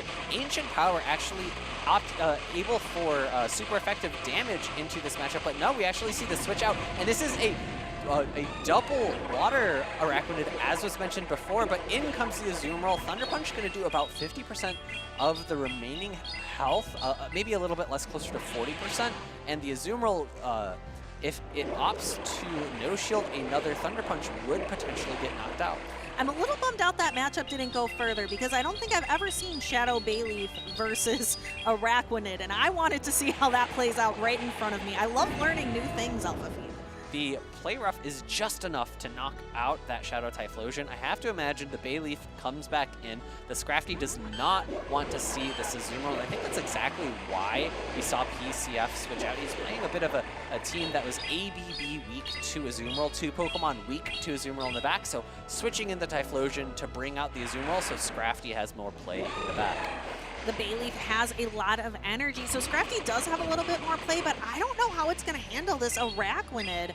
The Bayleaf would have to try to take it out, but I don't think it's going to have the opportunity. All Out of Pocket has to do is shield, and the fast attack pressure is just going to be too much for this Bayleaf to overcome. It's not going to get to another Ancient Power to take the shield away, and additionally, like, Araquanid's going to have some pressure here against the Scrafty. PCF does have 2 shields, however.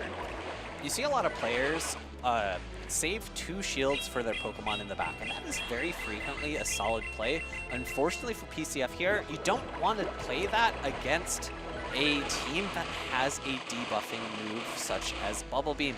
Out of pocket, able to just throw Bubble Beam after Bubble Beam after Bubble Beam, lowering the amount of damage that this Scrafty can do. This third Bubble Beam is going to be unshielded, and the Malamar in the back is going to be able to land a super effective superpower. It does have access to Thunder Punch for super effective damage, but it's triple debuffed at this point.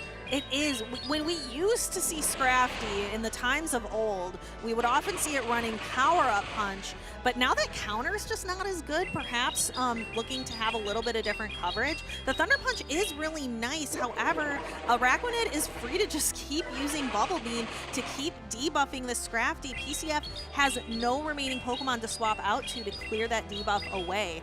So this is going to take a lot of time. Additionally, that Malamar is still at completely full health in the back. I'm a little bit surprised that Pocket is staying in this matchup. I think switching into the Malamar and going for a superpower would have been a little bit faster to the end game here, but a final Bubble Beam is going to put that Scrafty into Psywave down range. Psywave, double resisted by the Dark type, super effective against the fighting, is still super effective against, or is just single resisted by that Scrafty and able to secure out of pocket that second game and the match win. Such a fun matchup, and it was really fun to see some Pokemon that I had never seen in competitive play. Pokemon that I haven't really seen a lot in grassroots play either make their debut here on the competitive stage. And I really liked the Scrafty pick.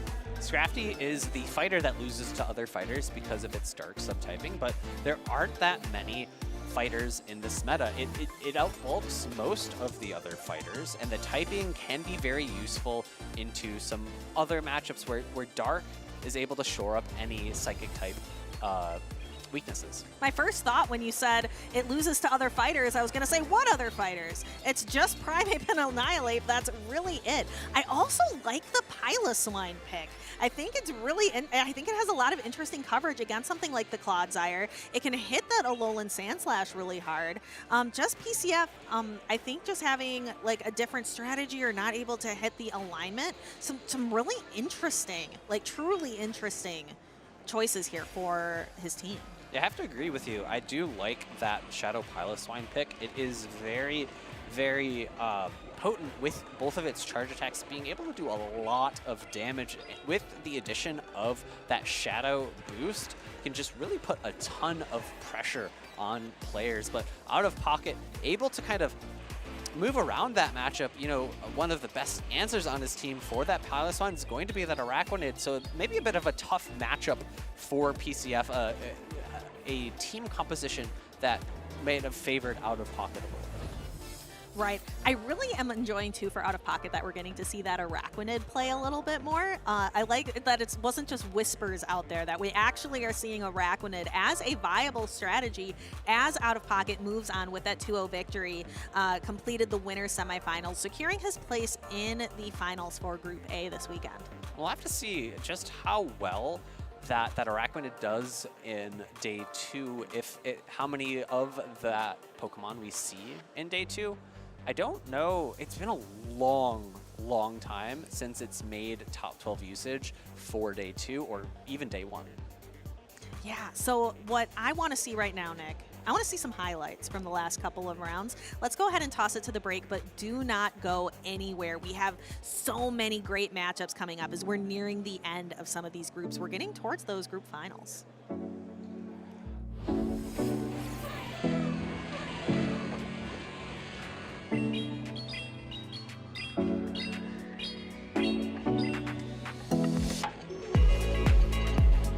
I don't think I have a win con.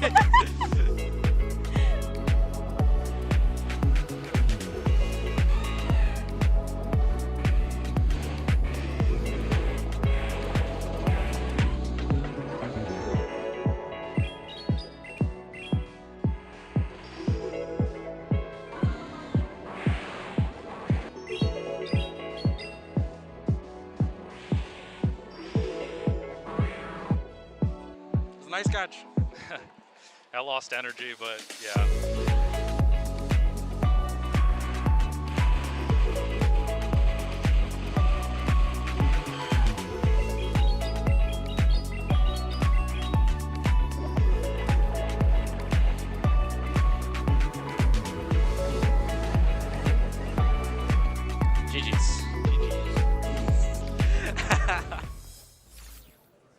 Hey Pokemon fans, Adam Watson here, aka Skarzig. We've still got a little bit of a break before we get back to our Pokemon action, of course, but I am joined in the lounge by another special artist friend of mine, Seth, who you may know again as SP Crashworks. How you doing? I'm doing all right, thank you. I'm so happy that you could join me because we are going to be sketching some Pokemon for you today. This is a rare opportunity for me not only to have another artist here in the lounge with me, but to put a little bit more time and effort into what are normally pretty quick whiteboard drawings. So I know, Seth, that you told me earlier your favorite Pokemon was Rillaboom. Yes. And that is going to be the Pokemon that I'm drawing today. And do you want to know what Pokemon you're going to be drawing for our folks at home? Which Pokemon is that? That's going to be my favorite, Cubone. Oh, Cubone. I like Cubone a lot too. So we're going to get down to work, and I'll make sure to kind of keep you updated about my progress, chat. And in the meantime, we can kind of just talk about, what it's like to be an artist and how much we kind of love this work. So we dug into it a little bit earlier, Seth, but when it comes to your process as an artist, like let's say you were going to draw a fancy new Pokemon artwork to show off for the VG stream. Yeah. Where would you start? So I like making my artwork look like the anime, so I like looking at references. The anime, it has a lot of references for the Pokemon, different poses, and for anyone looking for more than just that, Pokemon Home allows you, if you have the captured Pokemon, the data, after you transfer it over, you can look at the 3D models, and you can spin them around, you can have them do the different attacks, and that's another great way of learning how to draw a Pokemon. Wow, that sounds really useful, honestly, because when you are, especially when you're first getting into art, you need to be able to translate what you see into what you're trying to capture, what you're trying to draw. And that's a kind of a great way is to get the just 3D models about the Pokemon from the video games. And after you've settled on the Pokemon you want to draw, you've got your references, and you kind of get down to business. Do you just work purely digitally? So what I start off is I draw it on paper. It's just hard for me personally to start off drawing on my tablet. So I draw it on paper, I scan it, and then I transfer it over to my Photoshop file, and then I start drawing over that. And that's how I start getting my work done, or start at least. And I love absolutely getting into and doing Pokemon art. It's something that has grown alongside me, being on the broadcasts like this and sharing my passion with the audience at home. And I really hope that, as we continue to make art, that someone in the audience will take inspiration from us and our processes and, make that plunge. Yeah, so I don't really play VGC that much, but I love watching videos from content creators about it. I love watching, theory crafting or, basically what's the best Pokemon right now. Right now it's Sneasler. Rillaboom, second best right now. Okay, Rillaboom's still going strong. Oh yeah, him and Incineroar, all those guys. But what I like most is I don't see a lot of VGC artwork. That's why I like creating it myself. There are other artists out there, but it just seems like a really fun thing to do. I love Pokemon battling, and VGC is competitive battling, so yeah. And that's, I think, just a major part of being an artist is wanting to make something that doesn't exist yet, right? Yeah, being, people always say be the change you want to see, but sometimes you have to be the artist that you want to see. You have to make the art that you want to see, so. Yeah, I understand it's hard. Sometimes you get some mean criticism, but you have to keep moving forward. You have to keep improving. Practice always helps a lot. YouTube videos about tutorials, those help too.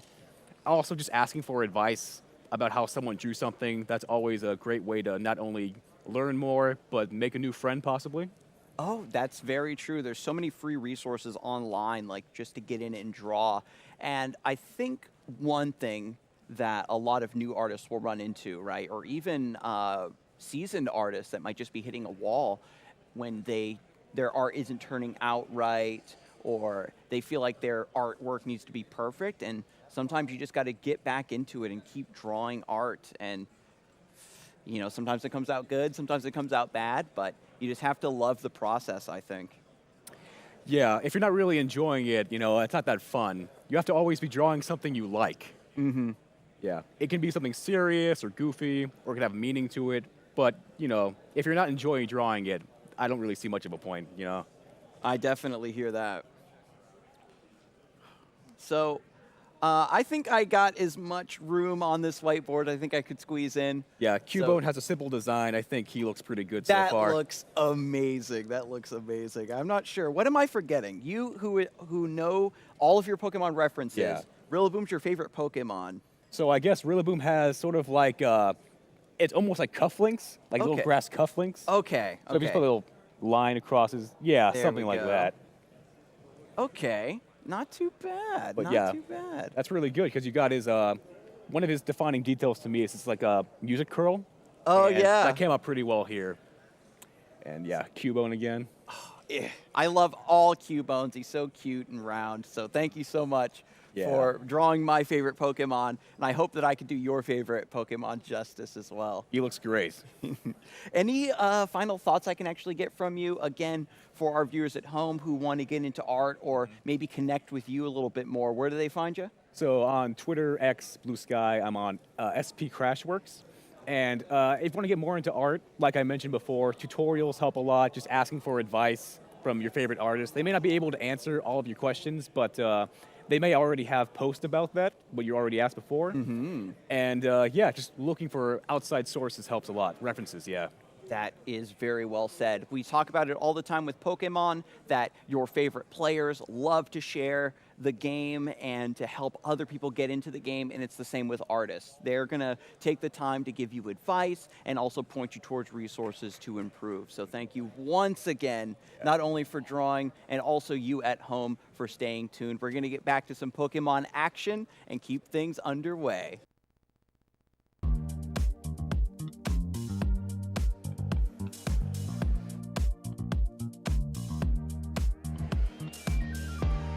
Welcome back, trainers, to the Sacramento Regional Championships. It's a little bit rainy outside, not the typical sunny California weather we're used to, but these trainers are still putting in the work as we expected. Speedy's Chief 2 with Rise to Occasion. It has been a hot start with lots of cool picks. Speedy, what jumped out to me so far is the sheer variety of Pokemon. We're not seeing a whole lot of mirror matches. We're seeing all sorts of different Pokemon taking the main stage. And like I said to you, when the most normal Pokemon on your team is Shadow Typhlosion, that says something. Exactly, right? You're tossing your ingredients of your team into the pot, and you say, you know what? The most mild ingredient is Shadow Typhlosion. That is a spicy concoction. Rise, I heard a rumor that you actually really enjoy mirror matches. Like Lickitung mirror match is one of your favorites. Umbreon mirror match you also enjoy. Is that true? Nothing more exciting than an Azumarill mirror match where you're just bubbling away. You throw the play rough at the same time. Who's going to survive the play rough? It gives you time to think about what the backline might be. That's some truth to that. But yeah, what these trainers are cooking up, I don't know if our co-casters Tomahawk, Butters, Martine, and Adequates, I don't know if they could handle it in their kitchen with some of this spice. Whoa, okay, I'm just going to let that one stand as it is. But we have our next group of trainers on the stage. This looks oddly familiar. We've got Studmuffins returning to the stage against Bogish. If you remember, Studmuffins had a very impressive win over Fitzy, and Bogish took down Trainer Rem. Studmuffins has really come on the scene as of late with some incredible performances. We've touched on the 9th place just recently at the Latin American International Championships. And two of the more standard teams, I would say, especially from Studmuffins, this is kind of what you think of right now as the traditional meta. You see the Shadow Feraligatr, the Ariados, the Clodsire, Shadow Alolan, or Kanto Marowak, I should say, and the Galarian Moltres. Whereas Boglish, a little bit more variety. The Air/Mandibuzz we highlighted last time, one pick that really stood out in his previous matchup. Yeah, I think the Shadow Alolan Marowak, you might have been thinking of the grand finals at LAIC right. on Vitorello's team, but I'm interested, to see how this is going to line up, because what we saw from Studmuffins earlier was a lot of ABB approach, right? A lot of double water types. Azumarill, Shadow Feraligatr were so good for him against Fitzy. This is an interesting showcase, because now we're going to see how Studmuffins adjust to a team that's honestly very, very different. I like the Galarian Moltres a lot in this matchup for Studmuffins. And would you look at that, leads it here in game number 1, a positive matchup against the Superior. I'm telling you, the smile is infectious. If you just watch Bogish's camera, he always gives a little smirk or a little grin, and that good lead got exactly that. Now we see the counter swap action, Azumarill versus the Dunsparce. We've seen the Dunsparce counter swap into Azumarill a few times. I believe Sophia did that as well earlier on in the stream. It's not a clean-cut match. You still need to invest in Protect Shield here. This is an interesting decision from Studmuffins because Dunsparce can flip this matchup against Azumarill. So he may be forced to give up the alignment in this matchup. Play rough coming through, going to connect, going to put Dunsparce at around 50% health. But here's the thing. Maybe once this Dunsparce is out of the picture, Studmuffins realizes he doesn't really need switch advantage, because if you look at how safe the Galarian Moltres is, there's not really a better check to it than the Dunsparce. That's a great point, and we saw the Mandibuzz versus Galarian Moltres matchup earlier on in the stream. We might get more of that as we move down the road, but right now, this Dunsparce trying to put in some work against the Azumarill. Drill Run does connect, taking it down deep into the red, but that Azumarill already has the Ice Beam loaded. I think this might just be enough, Rise. Should be just about enough if it connects, but Bogish gonna invest in the Dunsparce, putting up the Protect Shield, and Dunsparce will be able to outpace the Azumarill to this next charge attack. Studmuffins now with his first major decision. He is going to invest the Protect Shield, wants to keep the alignment if he can. We saw Studmuffins looking over at the team sheet, trying to deduce what might be in the back. Goes for the play rough, I guess just in case there was a catch or a swap. He did not want to throw a resisted Ice Beam to, say, a Feraligatr or something. That play rough is easily enough. Dunsparce goes down, and Studmuffins maintains control of switch. Interesting, comes in with the Mandibuzz, and we see the quick pivot into the Galarian Moltres, giving up the switch advantage, and Studmuffins is keeping a poker face, but I think internally, Speedy, he might be questioning this decision. Well, not even that. I think Bogish watched those matches earlier with the double water strategy from Studmuffins, is maybe thinking that Superior could be the play in the back, so he is more than happy to send out this Mandibuzz right now. Ancient Power coming through, Rock-type damage is going to hurt quite a bit on the Mandibuzz, but it is known for its bulk. No boost, Rise, but a lot of damage nonetheless. No boost, and Mandibuzz taking that Ancient Power quite well. Not the strongest charge attack in the world. Another Aerial Ace firing off against this Galarian Moltres, and oh my goodness, we see the Brave Bird.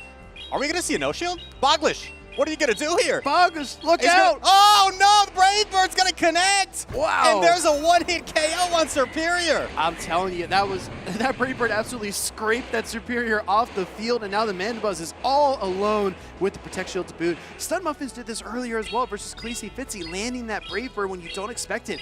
You have to watch out for this trainer because they do unpredictable things. I think Boglish thought he caught the Ancient Power, but Studmuffins either... It was so quick, I couldn't tell if it was a reaction or if he anticipated it.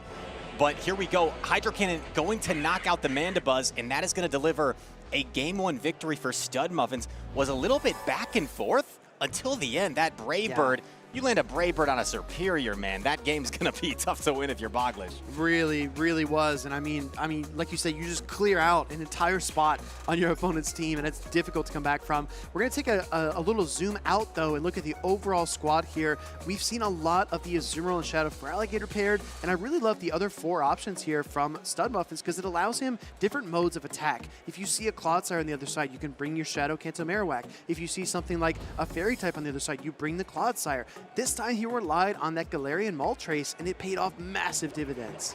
When you have these inter-game matchups with 2 bulky Pokemon like Azumarill and Dunsparce, gives these trainers a little bit of time to think about what they want to do. Studmuffins perhaps didn't want to give his opponent a big farm down, so he looked for that instant swap.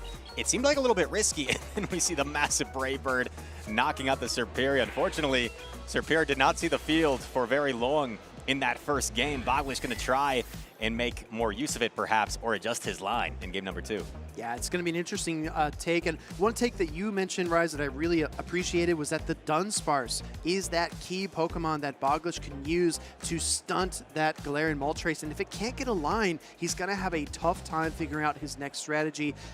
We're going to see, right? If I recall correctly, this is a Sludge Bomb, Earthquake, Clodsire on his side, but I don't know. It doesn't have that much play against the Galarian Moltres. If you're Boglish, you may want to consider trying to gang up as best you can on the Galarian Moltres, because I think it is a must bring. It is coming every game for Studmuffins. And here's the thing, Dunsparce, even if you counter swap it into Galarian Moltres, that Sucker Punch plus Brave Bird is so threatening. It's not even like it's the most comfortable matchup in the world for the Dunsparce. So Bogish is going to really try to have to navigate his way around this threatening Galarian Moltres. But here we go. Game number 2, we have a lock-in. It's going to be 2 very bulky Pokemon leading it off. Clodsire into Mandibuzz. Winners semis Group A. These trainers are very close to making day number 2, but they need to get past one another to do it. Mandibuzz can hang in this matchup quite a while, especially with the absence of Stone Edge on the Clodsire side. And we see Studmuffin's actually going with a non-ABB team, right? He's got his Clodsire in the lead with Shadow for Alligator and that Galarian Moltres in the back. This matchup may be one where Air Slash is a little bit less viable for the Mandibuzz, strictly because of the sheer lack of energy generation as compared to Snarl. You'd rather be getting off more of these foul plays, whereas the Air Slash, less energy generation than Snarl, it's going to be slower pacing for the Mandibuzz. Slower pacing, but a little bit more damage over time. So the Mandibuzz is going to really just take that Sludge Bomb on the chin. It did way less damage than I expected, coming in with another charge attack. And these two trainers, as they feel their way through this matchup, like you mentioned earlier, are already thinking about what's in the back, already trying to predict what the opponent has. We made a great call with the Galarian Moltres and the Dunsparce, and I think that alignment is going to be super important as this matchup plays out. The Mandibuzz should be able to hang on to this Sludge Bomb, and Bogish knows there's likely the Galarian Moltres in the back, so he's going to try to maintain switch advantage if possible. Goes for the foul play. The question is this enough to knock out the Clodsire? We're going to see a no shield here from Studmuffins. Can Clodsire hang on? No, it knocks out. Wow, that's a big knockout into the Clodsire, but you allowed the Galarian Moltres to come in, almost get the full sucker punch down. Now you're forced to switch in the Dunsparce and your switch lock to try to counter this Pokemon. This is really tough for Bogish. And it's not like the back Pokemon for Studmuffins is that great against the Dunsparce and the Feraligatr, but he's going to throw a Parting Charm. Guess a successful bait. That's a really nice bait for Studmuffins. Hangs onto some extra energy with the Moltres, and now the Feraligatr in against the Dunsparce. The problem if you're Studmuffins, a single Hydro Cannon's not going to be enough from this range because these Shadow Claws are double resisted. Bogish is really kind of wedging this Dunsparce into the team composition and creating tons of problems for Studmuffins because now, like you said, Rice, he's not going to be able to fast attack down. He's got to throw multiple charge attacks to get the KO, and at any point in time, Bogish could use that final shield and keep his Dunsparce in the match. Another drill run coming through. Studmuffin still has yet to use a Protect Shield and is going to let this go. He's putting this all on the back of the Galarian Moltres with 2 shields.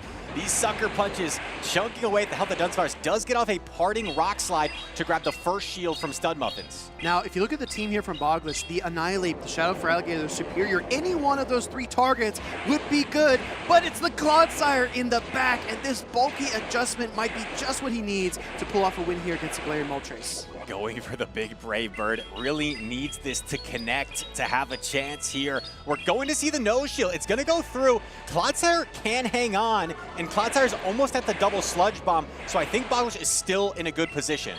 I think he is as well. I mean, that's a ton of damage, but like we pointed out, if there's one Pokemon that can eat the Brave Bird in the back line, it is the Clodsire. Here comes an Ancient Power bait from Studmuffins, and it looks like Bogish takes it. The final Protect Shield is put up, but the Sludge Bomb is already loaded. Just clicks on it right away. Sludge Bomb coming through is going to even up this series and knock out this Galarian Moltres, which has caused so many issues, but a subtle 3-ball flex for Bogish in game number 2. Sometimes you have to search for hard answers. You have to kind of bank on alignment, make the right read, put a lot of pressure on yourself when you're picking your team of 3. But other times, you just have to kind of outlast your opponent, put up so much HP in front of them, maybe, I don't know, a Mandibuzz Clodsire core, so much HP that it's almost impossible to chew through, and that's exactly what Bogish did. So Studmuffins has been all offense as of late, but he's got to find a way to play better defense against a very bulky team. I think Studmuffins was maybe a little too soft to the Dunsparce in that game. Once the Clodsire was out of the picture, he had the Feraligatr and the Moltres left to try and deal with that Dunsparce, who has a bit of an advantage in both of those matchups. So Bogish able to position it well, like you said, Speedy. The Dunsparce just a little bit too much to handle in that endgame for Studmuffins. So looking at the teams here, I mean, the obvious answer that jumps off the screen to me, Rise, is that Shadow Kanto Marowak. That seems like probably the most clear answer to the Dunsparce because you don't want to bring in the Bug-type Ariados. And if you play something like a Azumarill, it's just neutral at best. I guess the problem if you're Studmuffins is, like you said, your best answer is the Shadow Kanto Marowak. However, you see a Mandibuzz, you see a Superior.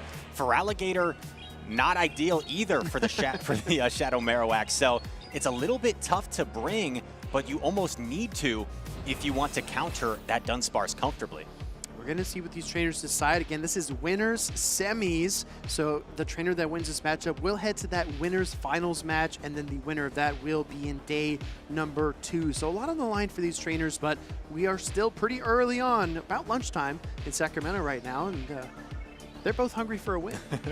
Hungry for a win. Speaking of which, we haven't seen a Morpeko yet today, I don't believe, but you're right. Hopefully we'll see the hangry version later on. These trainers still taking their time to lock in, and you can't blame them in this decisive game 3. Just trying to think things over, come up, devise a line. One thing that these trainers try to do is predict what their opponent's going to bring, and it's a guessing game sometimes. Here we go. Game number 3, Feraligatr into Feraligatr. It's going to be a mirror match in this decisive game 3.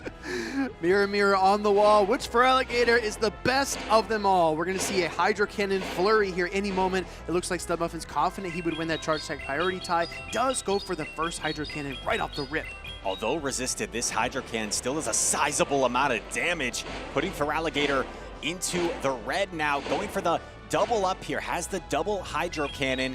And what are we going to see? We're going to see a Protect Shield come up from Studmuffins. Both of them have the Hydro Cannon queued right now. What's the decision going to be? It's going to be a Chart Attack priority, and it's going to be Studmuffins getting it off. Like you said, Speedy, confident earlier, throwing first. Yeah, this is interesting because Bogish chose to shield. He's going to fire up the Hydro Cannon of his own, trying to take that final shield away from Studmuffins and take control of switch advantage. He's going to get the former, though, and that's huge because it does clear the runway for his back line. However, he will lose the Feraligatr in the process.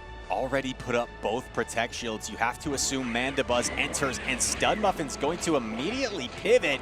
Wants to preserve the Feraligatr for later, and that could be a problem for Bogish to deal with if we take a look at that Clodsire in the back. But we saw this matchup last game of these two bulky beasts going back and forth. This matchup takes quite some time as they're going to trade Sludge Bombs and Foul Play. If I'm thinking of this matchup here, in Bogish's shoes, what you want to do is you want to put the Clodsire within Earthquake range and also store some energy on your Mandibuzz so you're prepared for whatever that third Pokemon is in the back. Mandibuzz staying in here for another Air Slash, and that Sludge Bomb will connect. Rise, I really feel like a switch is coming at any moment here. Because of the length of this matchup, right, the switch clock will be put up eventually, and another Foul Play now coming through. Not going to threaten the Clodsire too much, but it will start to put it low. Clodsire going to absorb this Foul Play. Let's take a peek at the switch timer of Studmuffins. It is up, so he does have the switch available. Throws on alignment. Interesting decision there from Studmuffins. That's been the second time, actually. There was one catch opportunity after the swap and the turn cycles were displaced. This is the second time that a free Air Slash has come through, and all that energy adds up to a Foul Play, but then it gets fizzled out when it's thrown into the Galarian Moltres. Really valuable catch here from Studmuffins, absorbing the Foul Play. Less efficient method of choice for Bogish as the Clodsire now enters the game. Here's the thing, Galarian Moltres not in Sludge Bomb range just yet, but if you Brave Bird, you're definitely going to debuff yourself into Sludge Bomb range. Sludge Bomb being unleashed here. How low is this going to put the Galarian Moltres? This is interesting, right? Because Studmuffins wants to build to the back-to-back Brave Birds, but it's almost going to be impossible to do. He's got to throw it right now. He's got to go now. Going to throw the Brave Bird. Will Bogish let this through? Studmuffins needs to survive a couple of poison stings here, but the Sludge Bomb is unloaded first. This is going to knock out, of course, the Galarian Moltres. Clodsire going to be pretty much energy dry and very low on health. You're going to see the Feraligatr come in. Don't forget about Feraligatr. It's got a lot of HP and some energy as well. Going to go on the Charge Tag Party tie. Rise. This is it looks like the Clodsire is going for the Sludge Bomb here. Clodsire is going to knock out Feraligatr. Had the Hydro Cannon available, but maybe lost track of the energy. We're going to see the Mandibuzz come in, Clodsire counter swap, but I don't think Clodsire is going to be able to get the Poison Sting down in time as Mandibuzz reaches the Aerial Ace and is going to knock out this Clodsire. Bogish still had the Protect Shield. That's why Studmuffins opted not to throw the energy. Knocks out Clodsire, and Bogish is going to be advancing in Winners Group A. I was convinced that Feraligatr was going to throw the Hydro Cannon there, but like you said, Rice, maybe lost in the sauce a little bit. Poison Stings can be a little bit tricky to count, especially with the variable movesets we see on the Clodsire, and not throwing the Hydro Cannon, not pressuring away that final shield, forced him into a farm down situation, and he just could not have enough HP to sustain that process, and eventually got KO'd. I think you saw it on Studmuffin's face, a little bit of look of frustration in that end game, because if he does opt to throw that Hydro Cannon, maybe he grabs that last Protect Shield, and maybe the Clodsire can reach a winning Sludge Bomb in the end. So you see it happen even to the best of the best. Sometimes in these super dynamic games where there's so much charge attack pressure, so much energy generation, it can be very difficult to keep track in these tight contests. Yeah, of course. I mean, Studmuffin's, again, a very, very talented trainer, is going to fall to that loser's side bracket. And this is off the heels of going to LAIC, top cutting there, and then coming directly to Sacramento. As he said, it was a long flight, and he's still feeling a little bit of the humidity from all that time in the cabin. So Studmuffin's really performing very well. And I've been super impressed with Bogish, too. I mean, Bogish is all smiles, all grins. You know, when he wins, he's smiling because he's happy. When he loses, he's smiling because he's smiling through the pain. But either way, he is smiling on stage after a 2-1 victory. Took down a formidable foe earlier in Trainer Rem, now takes down Studmuffins in some momentum for Bogish as he advances onto this tournament. It was a quick turnaround for Studmuffins, like you said, going straight from LAIC to Sacramento, back-to-back weekends. But Bogish riding some momentum. And Speedy, one thing I love about these competitions and these regional championships, because we talk so much about the out-of-pockets of the world, the Dune Bugs of the world. But when you have these trainers that maybe aren't as well known, it seems like every single tournament, there's someone that, dare I say, rises to the occasion. And oh, no, he did it. Chat, he did it. He said it. He said the thing. And makes a name for themselves. And that's how you see trainers go from unknown to staples every single season in our community. I think it's great. Whenever you see new trainers coming in and making a name for themselves, it shows that the community is growing, that it's thriving, that it's dynamic, and I really appreciate trainers who take that chance. And I also want to emphasize that the gap between a trainer like Studmuffins or Bogish, the gap between them and Dunebug is probably a lot smaller than you would imagine. It's just shaving off that extra 5 or 10% of your skill ceiling that could take you to that next level. And if you're a Bogish supporter, I want to see some smiles in the chat. Can we get any smilers in the chat? Come on. We got to root for our friend Bogish here. We have 2 new trainers about to take the stage, but one question I had for you, Rise, is we see a few different combinations on Mandibuzz. We've seen Snarl and Dark Pulse. We've seen now Air Slash and Foul Play. Can you talk to me about the dynamics of choosing the charge attacks for the Mandibuzz relative to the energy generation from its fast attacks? So Snarl's not going to inflict as much fast attack pressure against your opposition, but it's going to generate energy much quicker. Only 4 Snarls to the first Aerial Ace or Dark Pulse. After that, it's going to be 3 Snarls to pretty much every single Aerial Ace, pacing very quickly. That's only 9 turns. That spamminess can be very effective for Mandibuzz and has often been the more popular method of choice. However, with a shifting meta, you start to reevaluate your movesets. You start to reevaluate which typings are more effective. And Air Slash right now, we've talked about Galarian Moltres, we've talked about Primate, Annihilate, Ariados.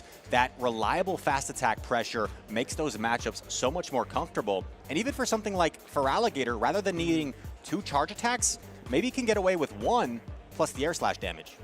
Yeah, you're exactly right. And I feel like this is like a really sweet kind of middle ground where you're still dealing that Air Slash pressure, but then your Foul Play is, you're getting it to just a little bit quicker, because I know that Air Slash plus Dark Pulse, it feels like the slowest route towards dealing damage with the Mandibuzz. And while it is fun in some of the Go Battle League Cups, it can be kind of a test of a trainer's awareness of their own team, depending on the moveset they choose for a Show 6 Pick 3 format. I think Bogish has landed on something really unique and really special here.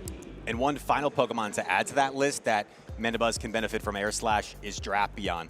Because if you're running a Snarl Mandibuzz, you may find yourself in a situation where that Drapion has a little bit of health, but you can't farm it down, and it's still spamming off those Aqua Tails. Air Slash allows you to get those farm downs on the lower health Pokemon, which can be very vital in closing situations.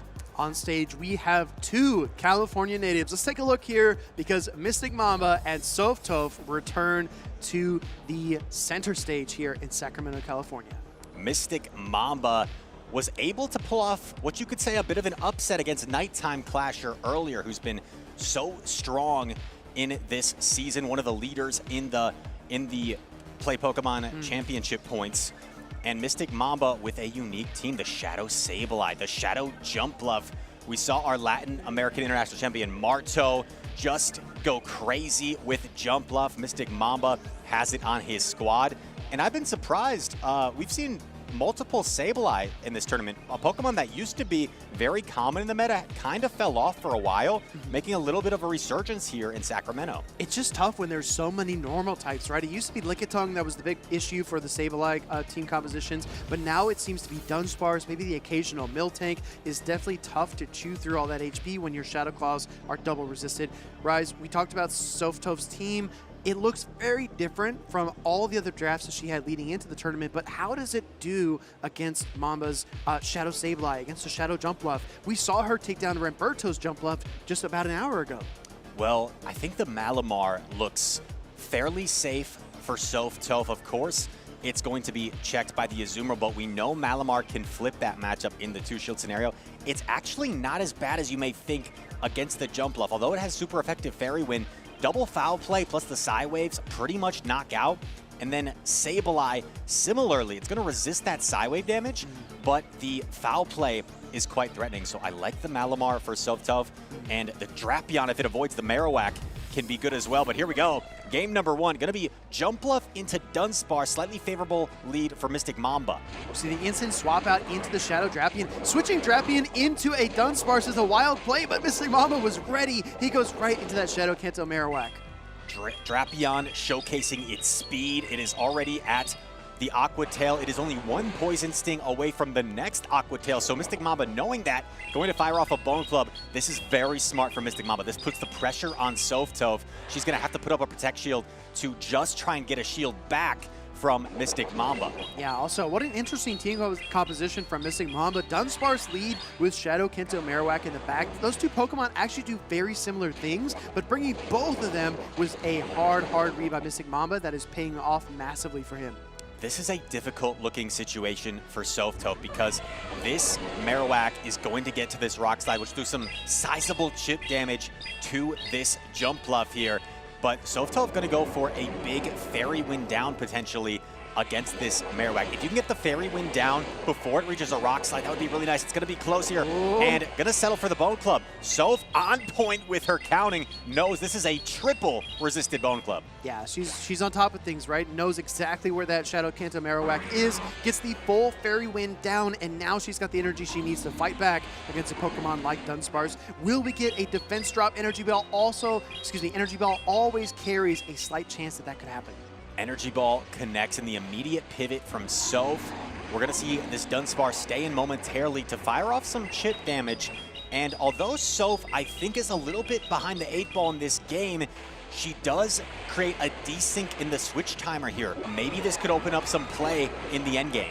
Yeah, honestly, I don't think it's the worst position because the one thing that's really standing in her way is that Protect Shield for Mystic Mamba. I mean, we know how much damage a Jumpluff would do if it lands an Energy Ball into Azumarill. We know that Dunsparce can absorb a play rough here. I still think there's a tremendous amount of play for both of these trainers. Softov looking to double up on the Duron. This is a charge attack priority. Now, after both of these charge attacks are queued up, Softov's switch timer is going to be up. So the Drill Run connects on the Azumarill, putting it into Energy Ball range, perhaps. Play Rough is going to be fired off. Now, Softov knows that the Dunsparce can survive this Play Rough and is going to look to pivot out into the Jumpluff. Jumpluff nearly at the Energy Ball, going to not fire it though. Soph is going to probably have to use a Protect Shield on this Ice Beam, and now Mystic Mamba may be able to dip into his own Dunsparce. Yeah, like you said, that seam and the switch timer was available there for Softov. She capitalized just a bit, getting a few more Fairy Winds, but now she's got to get through this Dunsparce. But once she does, I think there is a clear path to victory. The problem is that final Protect Shield standing in the way, and now the Rock Slide is ready.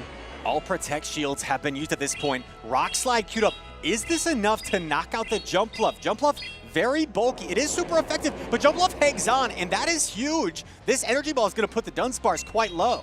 Now the question becomes, Dunsparce's pacing is very, very quick. 4-3 to its charge attacks. Energy Ball connects. Switch timer not available. Softov is stuck. She's forced to take that rollout, and now she's got to come in with her own Dunsparce and try to build to 2, I guess, but can she manage? She is not able to build quite to 2, and unfortunately, I think Soph's Dunsparce might be a little bit too low on health. Drill Run does connect, knocking out the opposing Dunsparce, but is going to be knocked out to 1 bubble here, and Mystic Mamba able to take game number 1. Yeah, looking at the board there, even the drill run probably would not have been enough to KO the Azumarill. So I just want to zero back to that team composition that Mystic Mamba locked in. I mean, again, it's so crazy to me to see Dunsparce in the lead and Shadow Kento Marowak in the back. Once that Drapion came out and got absolutely farmed down, it seemed like things went from bad to worse for Soph. The nice thing about Shadow Drapion is the speed at which it reaches its charge attack. So if you swap it into a Dunsparce, although you're threatened by that super effective drill run, you can actually reach that crunch before it reaches the first drill run and really put the pressure on your opponent. Unfortunately for Soph, Mystic Mamba had to check every step of the way, but I admire the way she made it very difficult for him, very uncomfortable throughout, and maybe if Soph had opted to throw that energy ball before allowing Mystic Mamba to throw, could have opened up a little bit more play. But at the same time, you also don't want to throw on improper timing, right, if you're Soph, and give free energy where you don't have to. It feels like some matches there seems to be a clear answer, right? Maybe a player makes a wrong team read, or maybe they switch in too early or something like that. But that game just felt so close. We can kind of speculate on it, but it's hard to say because then Mystic Mamba, if Soph would have made that play, Mystic Mamba would have had a chance to adjust as well, and who knows how it would have turned out after that. Absolutely, and we were talking backstage about how clean we felt Soph played in her previous matchup, and she was even criticizing some of her own plays when we thought she played completely out of her mind. So Soph, so high level, gonna look to make some adjustments here in game number 2. Mystic Mamba has been really impressive. Maybe we'll see the Shadow Sableye make an appearance here, and we have a lock-in. Mystic Mamba, Soph Toph, game number 2. It's gonna be Toxapex into Dunsparce. I was looking at the team, and I was thinking I'd really love to see Gastrodon from Soph Toph because the only real hard check would be the Shadow Jump Bluff. Meanwhile, you can deal neutral or super effective damage across the board, and she did bring it. This is a Dunsparce double water team from Soph Toph in game 2.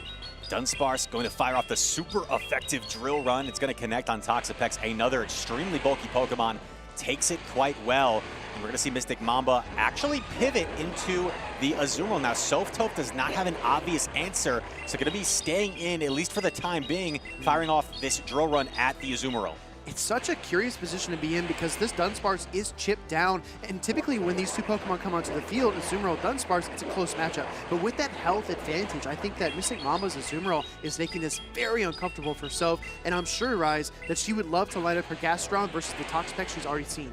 Absolutely, and that Gastrodon in the back has play against both of the back remaining Pokemon. So if Soph actually elects to just completely stay in, it may not be the worst situation for her. Play Rough connects, does save the drill run, now pivoting into the Feraligatr. The awkward thing here for Soph is now after this Play Rough, Mystic Mamba may be able to switch into Toxapex and wall off the energy from Feraligatr. This looks to be an Ice Beam and Hydro Cannon Feraligatr, as we saw earlier in her matchup versus Ramberto, which means she doesn't have the crunch. She no-shields the Sludge Wave here.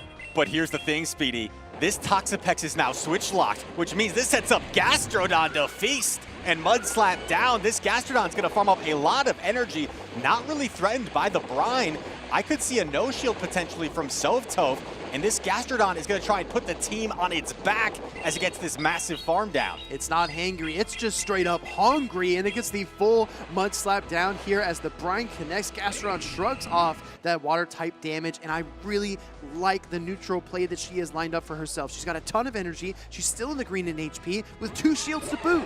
So much energy from Gastrodon. Earth Power might be enough to knock out the Azumarill, and we're gonna see a no-shield. Mystic Mamba maybe trying to call the bait. It's no bait, it's an Earth Power, and it is gonna knock out Azumarill, and this is all up to Gastrodon, plus I believe a drill run still banked on the Dunsparce. Exactly right. There's still 2 Protect Shields in play for each trainer. I think Mystic Mamba has to make a call. The second time was the right call, and he's able to allow the Body Slam through. But he's got to get to, double, triple drill runs here and still deal with that Dunsparce in the back? And these Mud Slaps are also chunking in terms of the fast attack pressure. If you're Soph Toph, you may be content just going straight Body Slam at this point because there are still 2 Protect Shields in play. And if you keep no-shielding, eventually the Mud Slaps are going to be enough themselves. So another Body Slam coming through. Mystic Mamba does put up the first Protect Shield.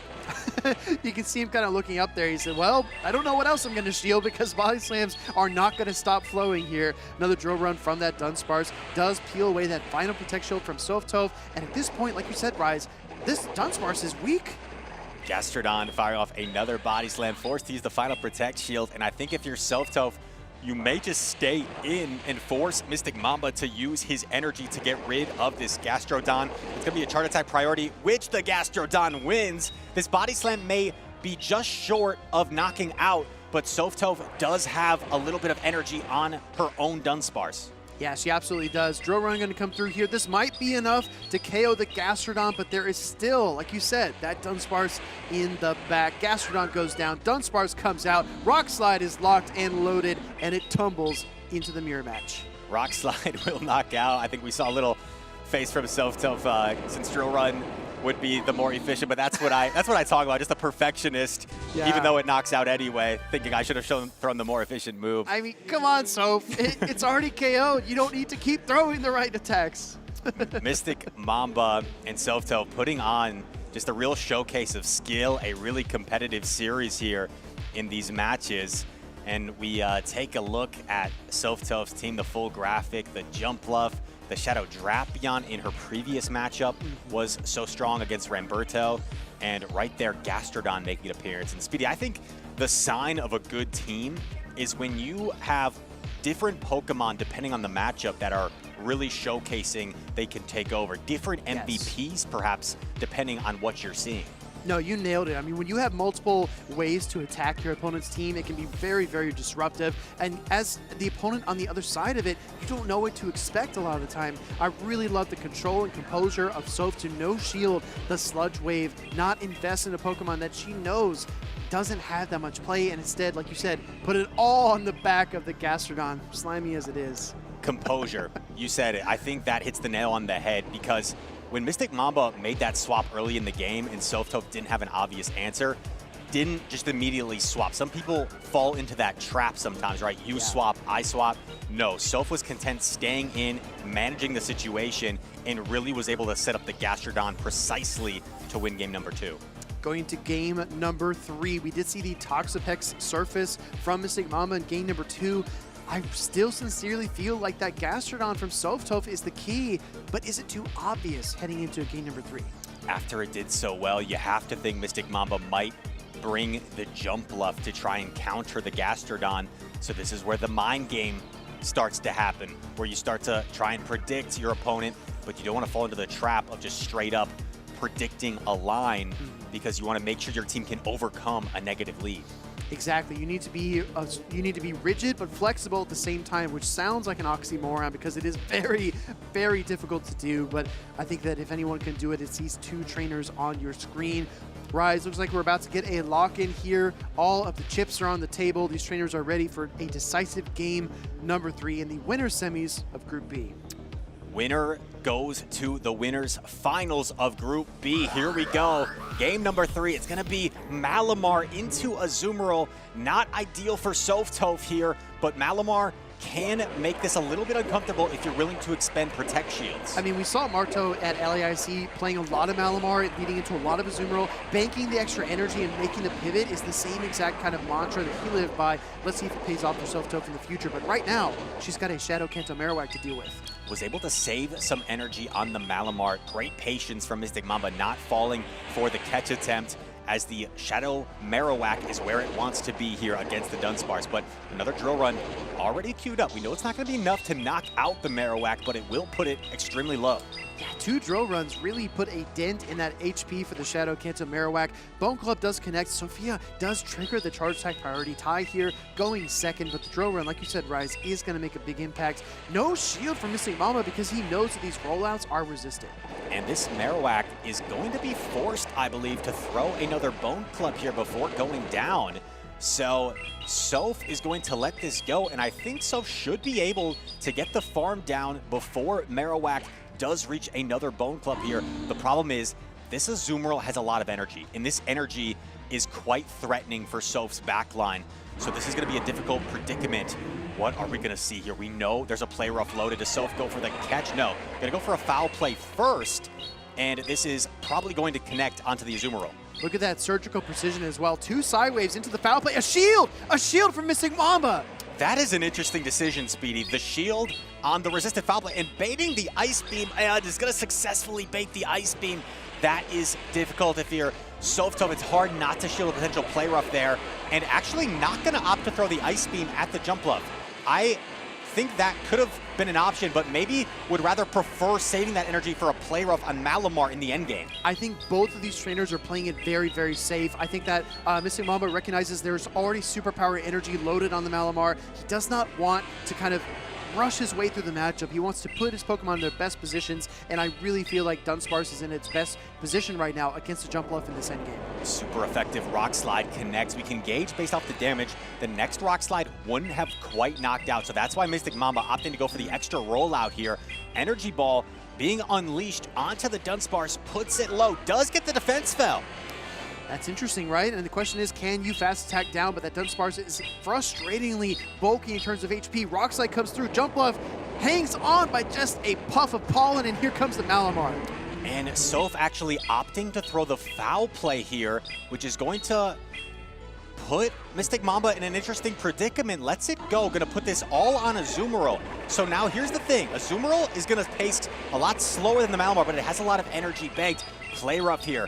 Softov going to Protect Shield the play rough. That is her final Protect Shield. Has a lot of energy, but I don't know if this line of the Malamar and the Jump Bluff is going to be able to get this done. It goes for the superpower here. Yeah, I think she's got a chance here. No shield for Mystic Mamba. She's going to try to throw, I assume, that second superpower here. And the question is, can she get to a charge attack on the Jump Bluff when it comes back out? Here comes a charge attack from the Azumarill. This might be it, Rise. Play rough is going to knock out the Malamar, and that Jump Bluff is just so low. And there's still a Protect Shield. Soph would somehow need to reach double Aerial Ace, but it just doesn't look like it's going to happen.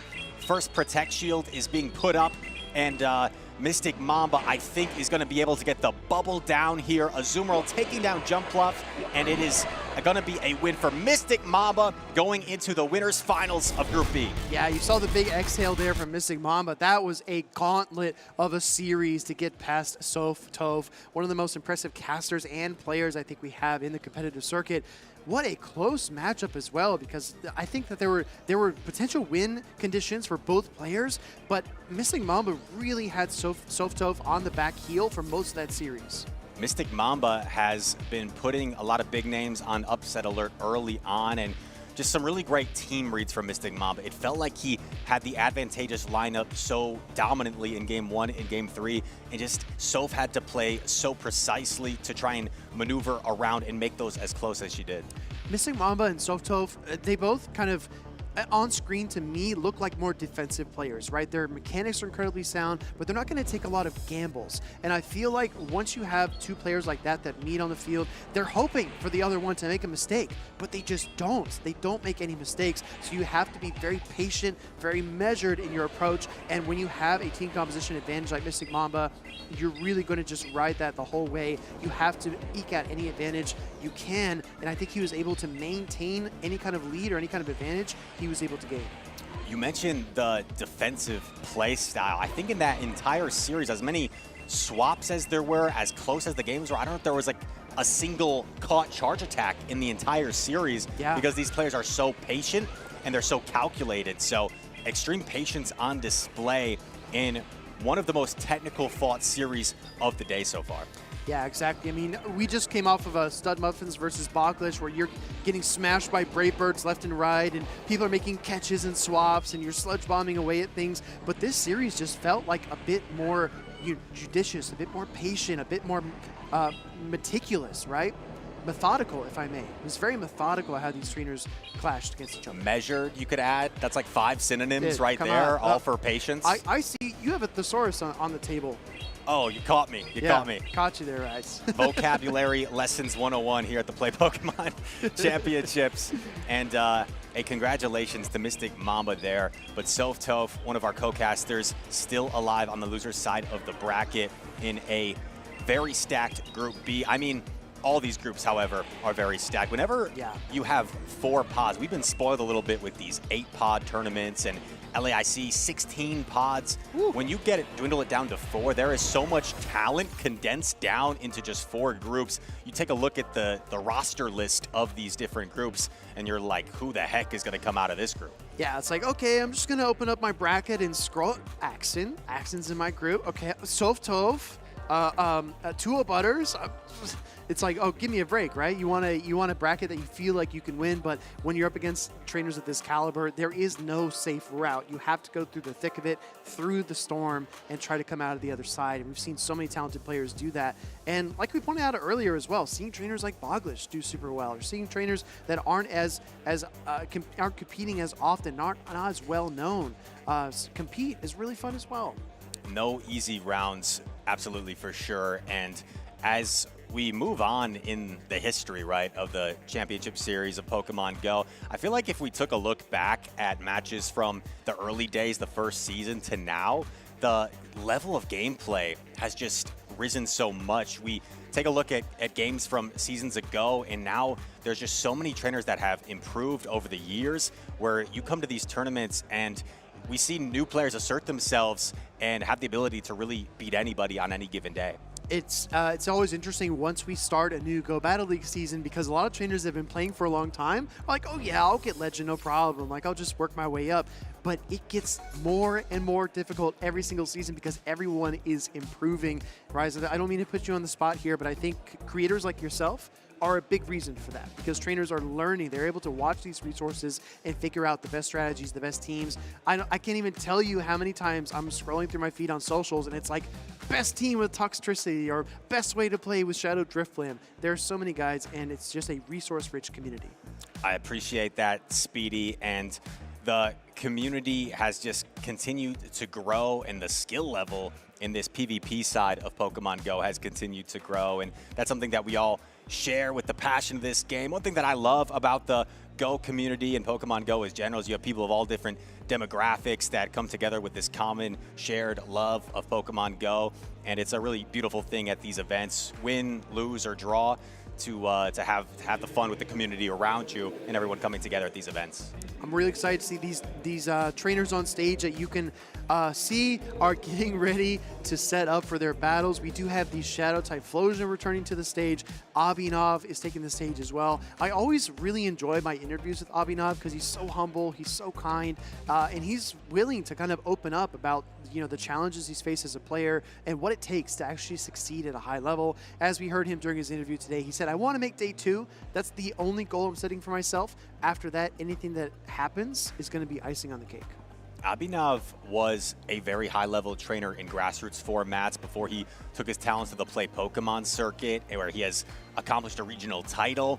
And if we take a look at his team, that Shadow Quagsire on both sides, actually. Nice. A unique pick. Quagsire, bit of a fan favorite Pokemon, I feel like. And it's going to be one that Blepnir really needs to avoid on that Shadow Typhlosion. However, if you look at everything else, I mean, Shadow Typhlosion has play. Of course, Azumarill and Dunsparce not ideal, but here's the thing, Speedy.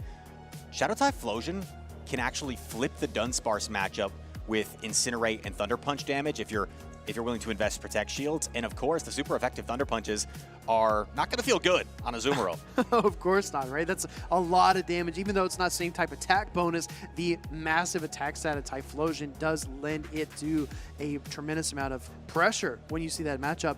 As I'm looking at these teams, though, I felt like Shadow Quagsire was very free for Abinav earlier on stream. I feel like Shadow Quagsire, again, is a solid play. I would not be shocked at all to see a Shadow Quagsire Dunsparce core from Abinav, but meanwhile, Blepnir kind of has to maneuver around it. I would not be shocked to see maybe some Cresselia from him or maybe some Azumarill. Dunsparce looks awfully safe for Abinav. The only real checks being the Quagsire and the Cresselia, and those are more neutral checks at best. The Alolan Sandslash seems like a risky pick for Abinav. It has some really positive matchups, But if it sees Typhlosion, the ice is going to melt. Hey. And here we go. Control, Alt, Delete, right? Here we go. Game number 1. It's a great lead for Blepnir. Typhlosion into the Ariados. This is scary, and that spider needs to scurry out of here. Throws the one poison sting before that incinerate damage registers. Goes into the water type Azumarill. That's a scary lead, Rise. But look, Abinav is ready for it. He's got 2 water types in the back. I really like this decision by Blepnir. This has been popularly coined as the chip and dip strategy of dealing some damage to the swap in, and this is going to really help secure the matchup, because if you're Blepnir, if you can just keep the alignment of that Typhlosion on Ariados, you should be in a good spot. Exactly right. Ariados is not going to be able to deal any kind of super effective damage to the fire type, but right now, the Azumarill mirror match is playing out. Play rough going to connect here from Blepnir if Abinav decides not to shield it, and he does not. Azumarill now deep into the red. Azumarill versus Azumarill. Play rough, firing off, and going to take some health off of this mirror match as Azumarill endures the play rough. This gives trainers some time to think about how they want to approach the rest of this game. If you're Abinav, do you ever consider pivoting out? You can't really though, right? Because you don't want to lock yourself in a situation where Typhlosion gets on Ariados. Yeah, you're exactly right. Ice Beam coming through here. I really appreciate the overcharge from Blepnir as well, carrying some of that additional energy into this matchup, because he's got to expect the Ariados coming out, and he needs to try to deal any kind of pressure he can. A lot of maybe, not as talented trainers would have just thrown immediately. You know what, Speedy? This game might be in a weird spot for Blepnir here, because if this Ariados gets a full farm down, this energy could open up some win cons. It actually is going to throw this Trailblaze now, but a boosted lunge is a little bit threatening to the Typhlosion if Abinav decides to throw it, or he could bank this energy for later. Let's see what he decides to do here. If he stays in to throw the charge attack, he will eat the Incinerate damage. So Blepnir waiting out that Swiss Timer, coming in with the Typhlosion, throws it. Here comes Avi. He's going to switch into his Shadow Quagsire. Now we're in the mirror match, but was that chip of the Incinerate enough to make a difference? I don't know, but here's the thing. Abinav is a mud shot ahead, which could open up some play for him in this match. Gonna land the first Aqua Tail, and now all of a sudden, these mud shots are starting to add up. Blepnir in a precarious situation. Aqua Tail being fired off. If you're Abinav, you gotta start using Protect Shields eventually, or maybe not. Maybe you don't. Yeah, what do we know, right? Abinav is going to no-show that Aqua Tail. He knows that he can hang in this matchup just a little while longer. Firing off the Aqua Tail. This is the first Protect Shield of the battle at this late stage, and it does come from Blepnir. Another Aqua Tail being fired off. Abinav going to finally put up a Protect Shield. I wonder if we ever see a combo play here. If we see the Ariados throw energy, we're going to see the Aqua Tail be fired off before going down. Blepnir with a decision to make. Do you invest the final Protect Shield here? He doesn't. Yeah. He lets it go because he doesn't want to get combo played. Yeah, this is the Typhlosion show, right? You're going to try to get the Incinerate down. The first one's not enough. And here comes the Aqua Tail. This Aqua Tail grabs the final Protect Shield. Here's the thing. This Typhlosion, I think, is in lunge range. I think this Typhlosion is in lunge range. So we're going to see the lunge fired off. And did you ever think you would see this? Ariados might just defeat a Shadow Typhlosion to flip game number 1. Wow. Abinav throwing the single solitary Poison Sting. He said, I need every ounce, every inch of damage I can possibly get. Throws a single Poison Sting before that Incinerate applies, and then the lunge is just enough. A great understanding of the mechanics, right? We saw 3 separate occasions in that game where Abinav elected to do 1 Poison Sting and then switch out, transferring that Incinerate damage onto another Pokemon. Those decisions like that gave him enough energy in the end game to deliver the game-winning lunge.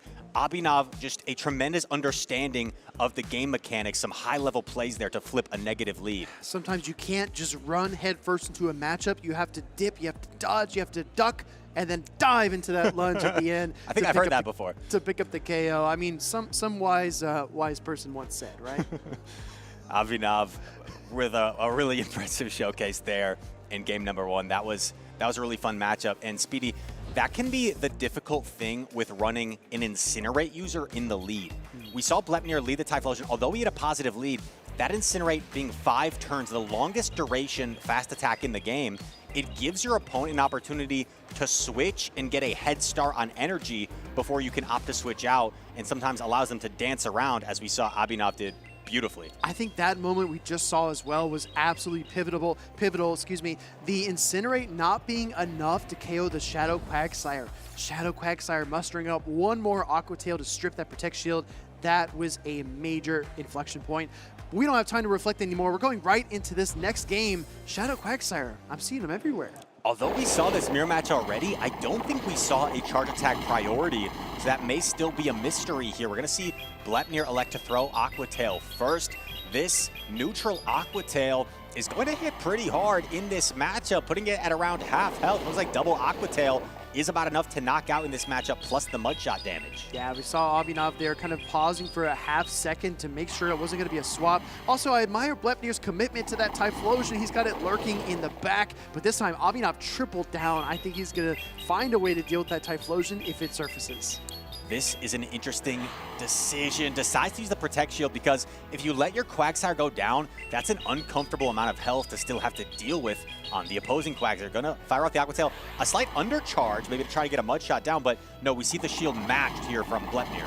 We mentioned that Dunsparce could be a potential pick here for Abinav. Another charge attack priority tie. Here comes Blepnir. He is going to go first. And like you said, Rise, maybe Abinav's entire goal was to chip down the opposing Quagsire and set it up for a farm down. We'll go for a bubble down here with Azumarill. This Quagsire will definitely reach Aqua Tail. Can it get to Stone Edge? Not quite. Gonna settle for a little bit of chip damage here with the Aqua Tail, but this is not a bad situation for Abinav. Gets a nice bubble down for some energy on his Azumarill. I really like the patience there from Blepnir to get in that one additional mud shot's worth of damage before the bubble applied to get the knockout. Very, very clutch, and that tiny bit of pressure could make a difference in the end. Let's find out. The Azumarill comes in to greet, so it's been a full-on mirror match so far, but if you take a sneak peek at the back lines, it's gonna favor Abinav. Play rough being fired off here in the Azumarill mirror match. Play rough does connect. That Azumarill from Blepnir just wobbles a little bit. He's got a significant health advantage, and now Abinav has a decision to make. He's going to allow this play rough through most likely, and he does. Once these Azumarill players get down deep into the red, that's when you start to see shields most of the time, if that's the chosen strategy. But Abinav is just being very patient, trying to work his way through this matchup and set up that Dunsparce. Like we talked about previewing this matchup, the Quagsire is probably the best answer for the Dunsparce. So now that that is out of the picture, Abinav fully content just playing out this Azumarill mirror match, knowing that Dunsparce should be fairly safe no matter what else is in the back. Play rough coming through. I don't think this will be quite enough to knock out the Azumarill. Speedy Abinav, I think, might enjoy what he sees in the back, but this game's not over yet. It's not over yet. Azumarill does hang on. Instant pivot, both trainers. Heads up play. Here comes Shadow Typhlosion into Dunsparce. You can see the head shakes. Blepnir does not like the look of this. We're going to see the rollouts spamming away. We're going to see a charge attack fired off. It's the rock slide, and the Protect Shield is put up, but here's the thing. This Dunsparce is going to be able to get to another attack as we see Abinav. What's he thinking about, Speedy? What's he thinking about? I mean, he says, I don't want to get hit with a blast burn is what he's thinking, but that's just the Thunder Punch, and we see a second Thunder Punch get queued up here. This is going to take this Dunsparce pretty low, but I think it will hang on pretty comfortably. It's going to take it very low, and it's going to get off the drill run here. Now, here's the thing. Did Blepnir's Azumarill have a charge attack or no? We're going to see a drill run fire off. This Dunsparce doesn't quite have a move. The Azumarill doesn't quite have a move. Is it going to get there? It's going to be a charge attack priority, and the Dunsparce is going to knock out the Azumarill. Through the fire and the flames, Abinav comes out the other side. Drill run connects. Azumarill goes down, and that is a 2-0 victory to advance him to the winners finals. Abinav looked extremely locked in that series. Just incredible energy management, incredible job at reading the line and understanding once the A Pokemon, once the Quagsire was out of the picture, knowing how valuable your Dunsparce was in the back and was able to line it up where it wanted to be against the Typhlosion. Sometimes, Rise, and you can relate to this, I'm sure, it's just like a process of elimination. Once you see the first Pokemon, you can cross it off your list. The second Pokemon, you can cross another one off your list, and then you can really deduce out of the remaining 4 what you're likely to see. And I really appreciate that you said the Dunsparce against any of the 4 that he hasn't seen yet had a pretty good matchup. So Abinav had to be confident going into that final stretch. Abinav like we said, has been a really high-level player for a long time. Personal anecdote, I remember playing a local tournament weekend in Chicago where there was something like 6 or 7 local tournaments. Abinav and I played 5 times over the course of the weekend, so we were both like, oh, you again. And we just had some incredible back-and-forth matches there. But Abinav showcasing what he can do, and I think that first game where he led Aridos and Typhlosion, he can put on his mixtape, his highlight reel in the Pokemon Go Championship Series. That was a really nice win to start off this series. Yeah, I'm telling you, I mean, if there was a blazing fire in front of him, he just put on his suit and he went right into it, finding a way past that Typhlosion. As you can see, Blepnir, as soon as the Dunsparce comes out, he says, you know what? Give me the Sand Slash, give me the Galarian Moltres, give me anything besides the Dunsparce. But that is the one Pokemon he was going to struggle against, and that's what Abi picked. And Abi opted for his safer Pokemon for the most part. I mentioned at the start, the Alolan Sandslash had some hard win matchups, right? The Mandibuzz, the Cresselia, the Shadow Drapion, but it also had some hard losses like the Typhlosion, like the Quagsire. So Abinav made the decision, you know, I'm not going to risk it. I'm not going to risk bringing the RPS Pokemon, as we sometimes call it, with the Alolan Sandslash, and decided to go in a safer route, and it ended up working. All right, Rise, I have a question for you. Okay, hit me. What if we did rock, paper, scissors, and whoever wins has to toss to break? I'm down. Wait, if I win, do I decide who tosses to break? No. If you win, you toss to break. Okay, let's do All it. right, are you ready? On shoot. On shoot. Okay, I like this. Same page. Same page. It's always on shoot. All right. Rock, paper, scissors, shoot. Rock, paper, scissors, shoot. We'll be right back. Check out these highlights, and we'll be joined by DeFi and Alpha Phoebe in just a moment.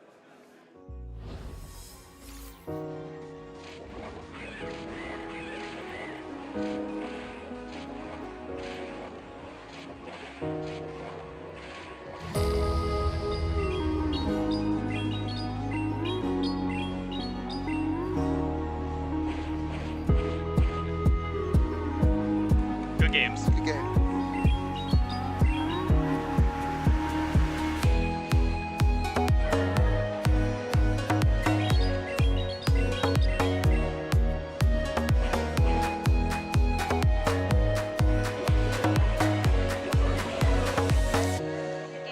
Good games.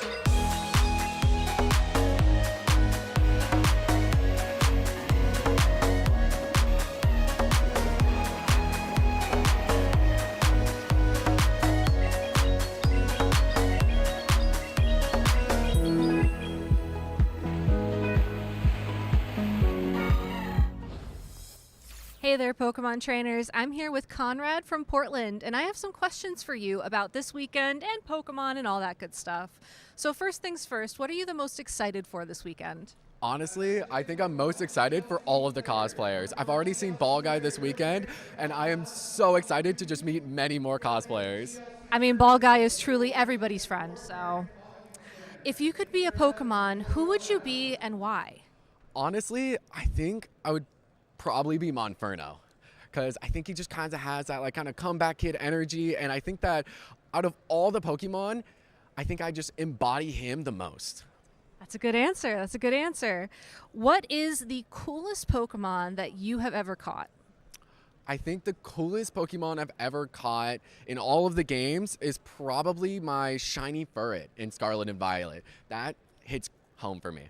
I mean, it's such a beautiful shiny. I believe it's like pink instead of the brown and white. So very good choice. Very good choice. If your best friend was a Pokemon, who would they be and why? That's a good one. I think, honestly, if my best friend was a Pokemon, I think it would have to be Slacking. I love them a lot. Don't get me wrong. Love them to death. But they are just a little lazy. They do like to just lie around, but when they get active, they get active. Good to know. So Sacramento is the city of trees. What's your favorite grass-type Pokemon? I think, honestly, I have to go with Torterra. Has a tree on its back, and it just reps it well. You could probably put a whole city on the back, honestly, given how big they are. What would you say to your future self if you ended up winning the tournament this weekend? I would say I really hope we just hit enough Dire Claws and we got enough sleeps. There you go. There you go. I love that answer. Would you rather win one regional a year but never hit top 25 in the championship point standings, or consistently hit top 25 in the championship point standings but never ever win a regional? That's a good one. I think, honestly, I'd probably want to win one regional a year, because that means, at the very least, even if we don't get top 25, I know that I have the ability to win a regional, and I'm able to just show people that I have what it takes to get it, even if it's not top 25. Fair enough, fair enough. If you could attend any of the international championships located around the world, which one would you pick and why? Definitely EUIC. I am so excited for it. I'm planning on going this coming year, and I am so excited to be in London. It's such a fun time. I hope you enjoy it. Would you rather start every game with a positive matchup, meaning your Pokemon they're so good compared to what your opponent said or led, or always win your speed ties? I think I have to always win the speed ties. Too important. Yeah, that's what I would pick too, honestly. And last but not least, who is the greatest Pokemon trainer in the video game championship series? Oh, that's a good one. I think, honestly, I have to go semi-local. I got to go Alex Underhill. Definitely best one, and also one of the nicest people I've ever met. For sure, for sure. Well, thank you so much for your time, and we'll be back with more Pokemon action soon. All right, I am here with Heidonis, Actual, and Elite, and I've got some awesome questions to get to know them just a little bit better. Heidonis, we'll start with you. Question number 1. What are you most excited for this weekend? I would say I'm most excited for hanging out with my chill friends this week, so it's going to be a really, really great weekend. Elite? Hayden kind of stole my line. I was going to say I'm excited to hang out with my friends. Yeah, I'm ready to have fun this weekend. Well, we know you're both just a couple of really chill guys, so that's going to go really, really well. If you could be a Pokemon, which one would you be, Heidonis, and why? If I could be a Pokemon, I would be a Charizard, because I could fly. Yeah. If I could be a Pokemon, it'd have to be Darumaka. It's just the way it jumps. It really, show us. yeah. Yeah, I'll show show us. you. Look. All right. All right, both fire types. I can dig it, though. I can dig it. Question. All right, next question. What is your favorite competitive format of all time? That could be Go Battle League. It could be Play Pokemon. Your favorite meta, if you could call it that. Heidonis, you're up. I would say Open Great League. So, yeah, play Pokemon. I'm the exact same. Open Great League, play Pokemon. Awesome. Next question. What is the coolest Pokemon you have ever caught? Probably Darumaka. Shadow? Shiny. Oh, wow. That's awesome. What about you? I'm going to go different here. I'm going to say it's Beware. Beware is definitely the coolest Pokemon that I've ever caught. Beware is super cool. Does have superpower, stomp, and a bunch of other awesome moves. So this is a question for each of you. Heidonis, I know that Elite already gave his answer, but if he was a Pokemon, which one would he be? I mean, Darumaka fits him perfectly. He did the dance pretty well. He did the dance pretty well, I would say. We're one and the same. Yeah. How you do it? Wait, what would I be then? After doing that dance, I got to say you're going to be a Darumaka, too. Oh, Galarian. Yeah, you could be the Galarian. Because I'm a chill dude, ice. Yeah. Very good, very good. Okay, Sacramento is the city of trees. So what's your favorite grass-type Pokemon, Elite? We'll start with you. First one that comes to mind is Rowlet. I think it's just a cute Pokemon. Maybe like a little bit industrial vibes too, so I would say Ferrothorn. Ferrothorn, nice. I like the grass and steel typing. Does not like Talonflame, though. Next question is, what would you say to your future self if you win this weekend? Heidonis. I'd finally beat Elite. California King. Yeah. I would just say good job. Good job, me. I did it, me. Yeah, short and sweet. Okay, fair enough. All right, next question. Would you rather, A, win one regional per season but never hit Legend in Go Battle League, or hit Legend every season in Go Battle League but never win a regional? I'm going to have to go with option 1. I mean, big prizes, so yeah. I personally care much more about regionals than I do about Go Battle League, so I'm going to say win a regional every season. Awesome. Good answers. We are in agreement. If you could only attend one international championship per season, which one would it be? I've only been to NAIC, but I'm going to say EUIC. So I was going to say the exact same. I've been to NAIC as well, but I have a lot of friends in EU, and I love to meet them. What about you? It would be LAIC, for sure. Oh, wow. The crowd is insane. If you haven't been, you really should go. We filmed a whole segment on it. LAIC is getting neglected here. It is. But LAIC is the first one and also the most hype. So that's just my opinion. Okay, final question. Who is the best player in the Pokemon Go Championship Series? I'm going to say Elite. Should I say it myself? No, I'm going to go with my good friend, Lyle Jeffs III.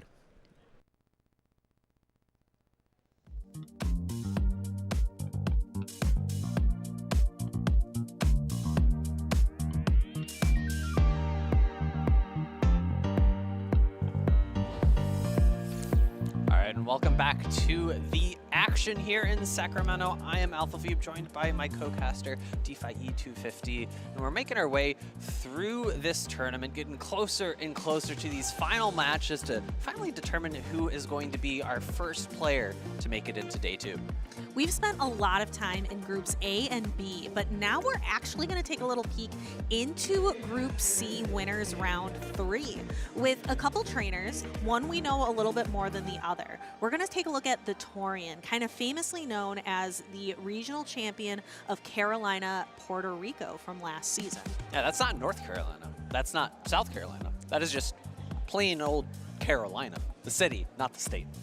So Carolina, Puerto Rico, he traveled there and was is the reigning champion of that tournament. On the other side, we're going to have Sylvie. Sylvie is known for being really good at Go Battle League, but I believe this is her first competitive regional tournament. So very excited to see her debut on this stage. Yeah, I know she's friends with a lot of people within the community. One of the homies, you could say. So definitely knows a lot of people here at the tournament, and I think you're correct. It's probably her first tournament, so she's doing quite well for herself. Yeah, and I'm excited to see what these trainers have to bring. I know the Torian's Galarian Moltres is that shiny variety that we talked about earlier. Looks really, really nice.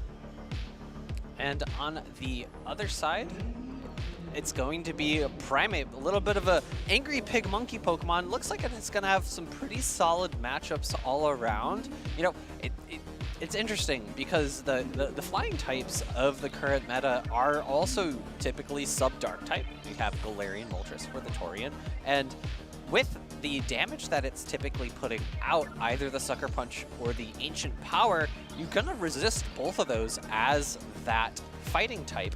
However, you know, there is that Brave Bird, that hard-hitting nuke that will easily one-hit KO a Pokemon as squishy as Primate. Let's see just how squishy these Pokemon are as our trainers lock in. We have the Torian proudly wearing on the avatar that regional champion shirt up against Sylvie, and we're going to see just how squishy this Primeape is in the lead matchup. The counter's doing neutral damage, and the Pokemon pace pretty similarly to those really quick bait charged attacks. Yeah, we saw this matchup a little bit before. Aqua Tail not enough to pick up a knockout against Primeape, and Primeape with this Karate Chop fast attack is going to be able to get to these close combats extremely quickly. Sylvie recognizing, okay, this is going to be enough to threaten a knockout, going to pull the shield here, going to switch immediately into the Mandibuzz, going to prevent the usage of a shield. I actually really like this play from Sylvie. Yeah, however, this Mandibuzz is running Snarl, so it offers very little in terms of fast attack pressure. Really going to be relying on aerial aces here. The other thing Mandibuzz is really good for is just absorbing charge attacks from the opponent. You don't really need to use shields on it until the very end. Yeah, Aqua Tail and Poison Sting not offering a ton of damage from the Torian side, but it's really starting to add up. This is going to be the third charge attack thrown into this Mandibuzz, and will the Torian opt to switch out? No. Sylvie throwing the Aerial Ace immediately lets a Poison Sting through, but has 2 Aerial Aces loaded, which will be enough to threaten a knockout into this Shadow Drapion. Ooh, so once this Drapion is off of the field of play, we're going to have to see which Pokemon is the Torian going to use to come in here and get a little bit of farm. Looks like going for that beautiful shiny, the Galarian Moltres. It's so beautiful when it comes onto the field, always takes my breath away. But Sylvie is going to get a little bit of chip damage using this Aerial Ace, and then has a decision to make for herself. We see the Shadow Alolan Sand Slash, and this one is running Powder Snow for that super effective damage. Interestingly enough, Sylvie should recognize that this is just an Ancient Power. It's only neutral damage, so shielding it up is going to allow her to actually have an energy advantage here into the Feraligatr. Drill Run coming through is going to do a lot of good neutral damage, but I don't think it's going to quite threaten a knockout. No, Feraligatr can tank that even though it's the Shadow. However, those counters are going to start to threaten, especially this Rage Fist, which is going to make the next several counters going Karate Chop. Karate Chop. The next several Karate Chops do more damage. Yeah. I'm so used to saying counter. It's weird. It's weird for fighting types to run something else. It's been forever. Counter has been the premier fighting fast attack for basically forever. Hydro Cannon coming through here. I think a second is loaded from the Torian. Sylvie recognizing that this is going to do a lot of neutral damage and probably going to pick up a knockout against this Alolan Sand Slash. Yeah, it just could not handle that charged attack. So we are going to see the Torian take an early game victory against Sylvie. Now, what can Sylvie do to pivot here? I liked the lineup. I liked the Primate, the Shadow Alolan Sand Slash, and the Manda Buzz. Is there anything you think she could switch up or maybe try to align differently? Frankly, in that game, I thought it was pretty solid. Like the only bad thing that happened there is that she was unable to get a farm down on that Feraligatr, which was a bit tough, right? Karate Chop is going to generate energy significantly faster than counter, but it does a little bit less damage. Had she had counter on that Primate, I think she would have been able to get to a farm down, but had a lot less pressure in terms of her charged attacks. It's tough. Shadow Feraligatr is so dominant, she could maybe lean into the Superior a little bit, but if you look at the two Pokemon that the Torian brought that last game, they're both strong Superior answers, so it's kind of tough to bring that. Right, and even a Pokemon like Manda Buzz, which resists the Shadow Claws from Feraligatr, the Hydro Cannons just build up over time. It's one of the few, Shadow Feraligatr is one of the few Pokemon that can truly take a chunk out of a Manda Buzz with just neutral damage. Yeah, and having the access for Ice Beams for super effective damage in case shields are down is also really powerful. You have coverage for different Pokemon with your secondary charge attack with Feraligatr. Ice Beam's really great for those flyers. You lose a little bit of matchup against something like Cresselia without Crunch, but you're not seeing Cresselia as frequently in this meta. And in the lead matchup, we have the Primate chopping away at the Shadow Feraligatr. Primate is going to outpace, is going to get to 2 Rage Fists here, but the Torian is going to fire off this Hydro Cannon first. I think Sylvie might potentially opt for double close combat. I think a Rage Fist bait wouldn't be the worst, but actually catching the close combat onto the shiny Galarian Moltres is going to do a lot of good neutral damage, and it's going to provide Sylvie an opportunity to switch out, and she can land, I think, a farm down before the Ancient Power. And that Galarian Moltres has done nothing. All it was a sponge to absorb that damage. This could still put Sylvie in a really good position.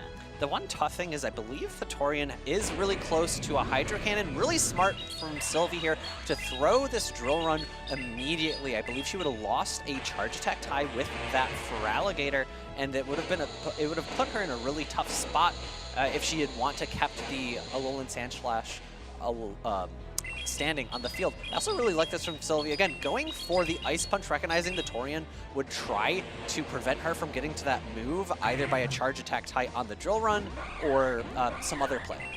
And the both trainers tried to fire their charge attack at the same time, but Primate has just a sky-high attack stat. It gets to go first with the Rage Fist. Its attack is up. Is Sylvie going to let the Primate go? No, decides to keep it around. It's just too valuable as a damage dealer. So now we have the Dropion. It looks like Primate's going to go for the close combat, but was the Torian able to fire that charge attack? I don't think he did, but this is also a boosted close combat. One-hit knockout into that Shadow Drapion. That is just neutral damage, but because of the boost from the previous Rage Fist, able to secure that knockout, and Sylvie is going to take game number 2 here with great power from that Primate. Yes, with great power comes great responsibility, and she has been responsible with that Primate, really timing out the close combats, making sure to keep the Primate around long enough to be able to really maximize the damage. And you can see how potent Primate is as a closer. It has really hard-hitting close combat, as well as the ability to boost its damage through the Rage Fist. So if you're able to play a game where you are able to put all your shields on that Pokemon or get a strong energy advantage, you can really put yourself in a strong position to sweep endgames with all of the damage you're able to do. So we have a tied game here, taking another quick look at Sylvie's team. We've only seen the Shadow Alolan, Sandslash, Mandibuzz, and Primate from her, but she did bring Clodsire and Gastrodon, 2 strong ground types, as well as that Serperior. On the other side, the Torian also has brought the same line of 3 both times. Just switching up the lead, where Sylvie kept the same lead, same backline for both games that we've seen on stream so far. And I think she just played around that Primate significantly better in that second game, allowing her to pivot around with that energy and land that hard-hitting close combat into the Drapion in the endgame, and it was going to be a charge attack tie. They were both 4 fast attacks away from the Aqua Tail in the close combat, so the Primate is going to win that charge attack tie every single time against the Drapion because, as you said, it's sky-high attack stat. Yes, so what are the really standouts, would you say, for each trainer from what we've seen so far? I'd like from Syl, we've been seeing a lot of that Primate play. Is there any notes from the Torian so far? He's played around the Shadow Feraligatr quite well. I was not so impressed with the Shadow Moltres in that game because it took the close combat upon entry and then it was able to be farmed down. But it does look like we do have this match under review. Gonna make sure that everything happened according to plan, and we'll let our judges take care of it.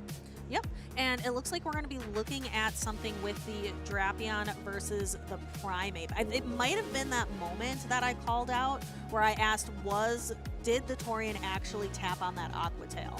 Could it have been that moment? I'm not sure. We'll have to wait and see and get word from our judges. But we can go back into the teams a little bit here. Both of these trainers actually opting for Serperior on their team, which... correct me if I'm wrong, but I don't think we've seen it brought at all, which is kind of interesting to me. Like, grass typing has very frequently been used as bench pressure, I feel like, in this meta to try to scare away some potent double water team compositions that we see very frequently, something like a Shadow Feraligatr with a Azumarill, which I think has been super common to see on teams of 3 that people have been bringing. Yeah, but does Serperior even scare away something like a Feraligatr? I feel like Feraligatr ends up winning that matchup more times than not, just because of that constant threat of Ice Beam.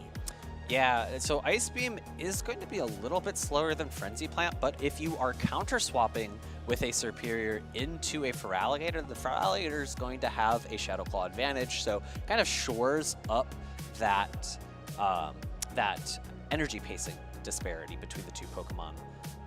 Additionally, as the Feraligatr, you have a bit of an easier time baiting with Hydro Cannon, because if you get if you land 2 Hydro Cannons, you're really going to start threatening a farm down with your Shadow Claws. So it can be pretty tough to play that matchup out as Serperior.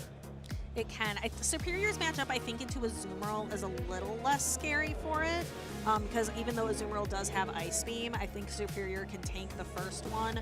Okay, it's not great. It's not great, but at least it can tank an attack, where with the Feraligatr, with its sky-high attack stat, throwing the Ice Beam, it's just too scary. Yeah, it's attack stat and the Shadow bonus, right? Imagine if we had Shadow Azumarill. That wouldn't help it. We talk about this. We talk about this plenty. A lot of Pokemon that really benefit from having a Shadow bonus are the ones that have a high attack stat to begin with, and it just kind of makes it better. Where there's a reason you don't see a lot of like Shadow Bastiodon, because that Shadow bonus doesn't really help it. It's there for it to be defensive, and when it's a Shadow, it's less defensive. You're getting less of the good bit. And we do have our ruling from our judges. It is going to be no rematch. That game is going to stand, and the score is still 1-1. This is a decisive game number 3. And just again to pick up where we left off, we were talking about what these trainers have been doing really well. The Torian has really been navigating with that Shadow Feraligatr, where Sylvie has been using that Primate. Both trainers brought the same exact same teams both times in Game 1 and Game 2. We'll have to see. Game 3 is a lot of times where trainers do decide to make some of those changes to their teams. They've done the information gathering in Games 1 and 2, and then a lot of times this is where they make the change, if they're going to make a change at all. Yeah, it can be tough. Sometimes you feel like the 3 Pokemon that you brought into Games 1 and 2 are your strongest 3 against the entire team that your opponent has, the entire team of 6. But as you go into Game 3, you've noticed any trends of your opponents, which 3 Pokemon they decide to bring in each battle, and you can maybe figure out a new Pokemon on your team of 6 that best counters those 3 Pokemon that your opponent's been bringing every time. Decisive game number 3, we have the Shadow Kanto Marowak up against that Primate. We can see just how deadly those Mud Slaps are. They do so much damage against the Primate. However, Primate able to get to this Rage Fist and boost up those Karate Chops. It does outpace. So the Primate really able to threaten with fast attack pressure. I don't think it's going to be able to pick up a knockout before the next Bone Club is loaded, and you can see just how much damage these Mud Slaps are doing. I think after the shield, the Torian might be able to get a farm down. It's going to be a little close. Actually, no, catching the Bone Club onto the Mandibuzz. This is a great play by Sylvie. Yes, that Bone Club is going nowhere. It just kind of tickles the Mandibuzz. Got a little mud on its wings. It just kind of flaps it off. And Mandibuzz still has a pretty solid matchup into a Drapion. It does better if it has Air Slash. I just know from playing a lot of grassroots tournaments I've been seeing, I use Air Slash Mandibuzz quite a bit. However, in the Championship Series, we tend to see Snarl more. And looking at the backline, this is a pretty solid spot for the Torian. As I will harp on time and time again, Shadow Feraligatr with energy advantage, with shield advantage is so good. And if the Torian is able to get a Shadow Claw down at any point in time, he's going to be in a really strong position. A solid catch from Sylvie again here, Aqua Tail into the Primate. I think he would have needed to throw a charge attack anyways, but it's good to try to slightly mitigate that energy buildup that he had. And Sylvie's waiting out the clock, really trying to extend that timer, because you'll notice the Torian can switch out of this Drapion at any point, where Sylvie's kind of stuck in this matchup. So whatever she brings in, she's stuck there. Waits it out. That crunch does a ton of damage, and here comes the Shadow Feraligatr. The Torian has to make a decision. Is Sylvie going to bait? She did not. So the Torian does make a good call in shielding up this Drill Run. This Mandibuzz is going to have a lot of work to do because the Shadow, Alolan Sandslash just cannot get to that final charge attack. And unfortunately for Sylvie there, the Shadow Claw damage added up too quickly. Ice Beam coming through going to be more than enough to knock out. I think Hydro Cannon, frankly, would have been really close just by itself, but the Torian securing game number 3 there. The strength of Shadow Feraligatr in the endgame with no Pokemon that resisted Hydro Cannon from the 3 Pokemon that Sylvie was bringing just put him in a really strong position to sweep that endgame with the power that is Shadow Feraligatr. Yes, I also like how the Torian kind of switched up his team a little bit at the end, bringing in the Shadow Kanto Marowak and leaving the Galarian Moltres on the bench. Yeah, it provided him a little more fast attack pressure against that Primate, which he was struggling a little bit against in that second game. Yes, I'm going to be looking forward to going through these replays. Congratulations to regional champion, the Torian, for continuing on. But Sylvie, we have not seen the last of her. She's able to continue through the loser side of the bracket. And as we get back into these replays, we can see just how solid Primate was. Not quite good enough to knock out the Feraligatr here. Feraligatr with all these Hydro Cannons is painting the town blue with Hydro Cannon pressure. And we are going to see what that Hydro Cannon pressure can do in this replay. Just sweeps the Alolan Sandslash off of the field of play. What I really liked about Sylvie during a lot of these was she had a lot of really great timing. Gotta point out that I love the close combat knockouts as well. But I really appreciated her timing throughout these battles, making a lot of really good catches, being very methodical, very patient in her play. Aerial Ace coming through on the Feraligatr, able to pick up the knockout to secure game number 2. But then going into game number 3, the pressure from the Marowak, even with the catch on to the Mandibas, just wasn't quite enough to get Sylvie back into the game. The energy from the Shadow Drapion as well as the Shadow Feraligatr just too good into the team of 3 that Sylvie had brought. Those were some really great games that we got to experience right off the bat. We have even more exciting games coming up soon. What have been some really standout moments so far here in Sacramento? What are some things that you've been thinking like, oh, I'm going to remember that? For me, it's going to be that Shadow Bayleaf, Shadow Typhlosion, Shadow everything team. That's something that's going to be really memorable for me so far from day one. I think for me, it'll be the introduction of Toxtricity to the Pokemon Championship Series. Even though it didn't have the strongest show, it was still really fun to be able to see it try its best into its probably hardest counter of Clodsire. We are not done yet with these battles. We actually have an interview coming up right now with Chris and the Torian. Let's hear a little bit more from the trainer who just won. Thank you so much. I'm here with the Torian after a win there. It's been a quick turnaround, you straight from LAIC to here in Sacramento. How are you feeling with the travel with another tournament here this weekend?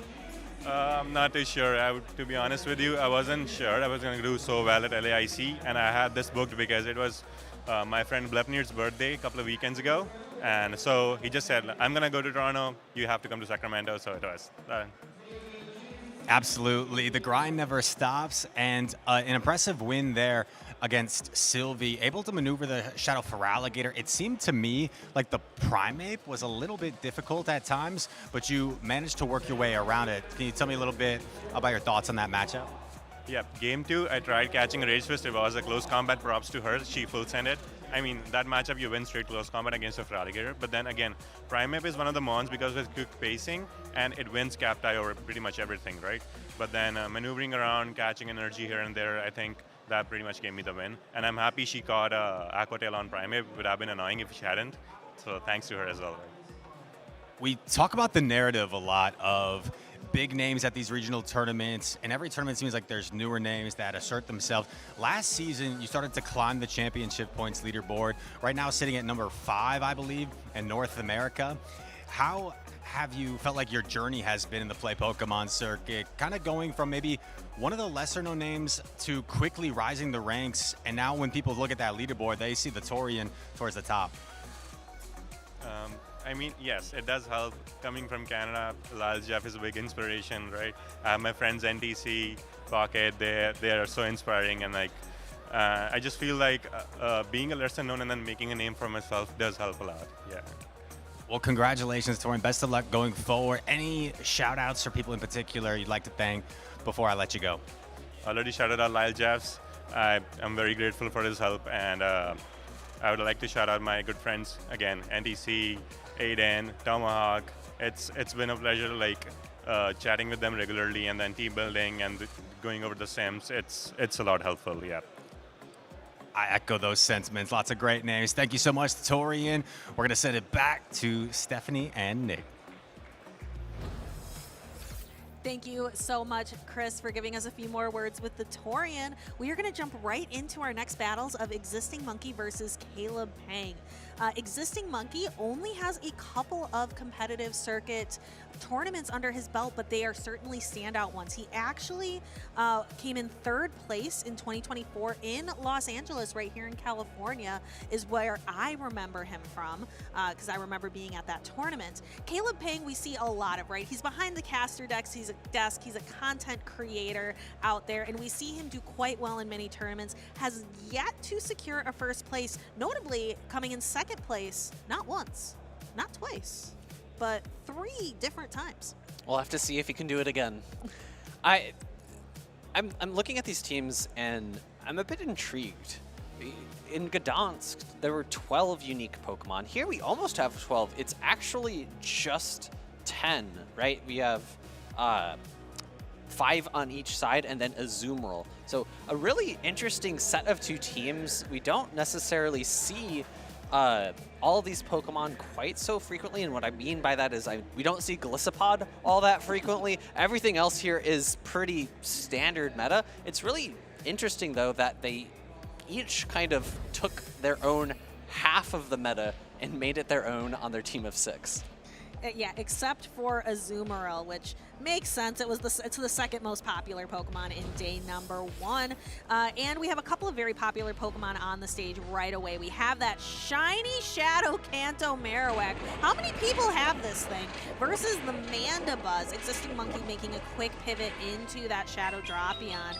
And for Shadow Drapion, I don't see a super clear answer on the side of Caleb Pang. Caleb doesn't have his Clodsire, he doesn't have a Mud Slapper to really threaten it. And interestingly enough, I think this is our 2nd Air Slash Mandibuzz that we've seen, so maybe Caleb taking a note from your book on how nice it can be to have a harder hitting fast attack on a bulky Pokemon like Mandibuzz. Especially when you're playing up against, for me, it really is that Drapion matchup that is just really so nice to have Air Slash. It really helps with that matchup. We're going to see Caleb Pang going here for the Aerial Ace. An Existing Monkey is going to shield up that Shadow Drapion, giving the first shield of this matchup, and really just going to be relying on these Aqua Tails to put pressure on Caleb's Mandibuzz. We see one Aqua Tail. He's going to get to another one before the Mandibuzz can get to an attack, but you can see just how much that Air Slash really does change the dynamic of this matchup. And the really tough thing for Existing Monkey here is that he has nowhere realistically for the Marowak to go. It's double water in the back for Caleb. And Existing Monkey is now thinking, okay, what does Caleb have on the back of his team? He comes in with the Dunsparce, which is going to have a slightly better matchup against the Shadow Feraligatr than the Azumarill because it resists the Shadow Claws. However, the Azumarill is going to have an extremely comfortable matchup into that Alolan Marowak. Bubble damage, Ice Beam damage, able to just hit so hard into the ground type. Yeah, the only thing the Marowak really has going for it there is just it can get to its attacks faster, but that's really it. So Caleb has really set up his Azumarill for a lot of success.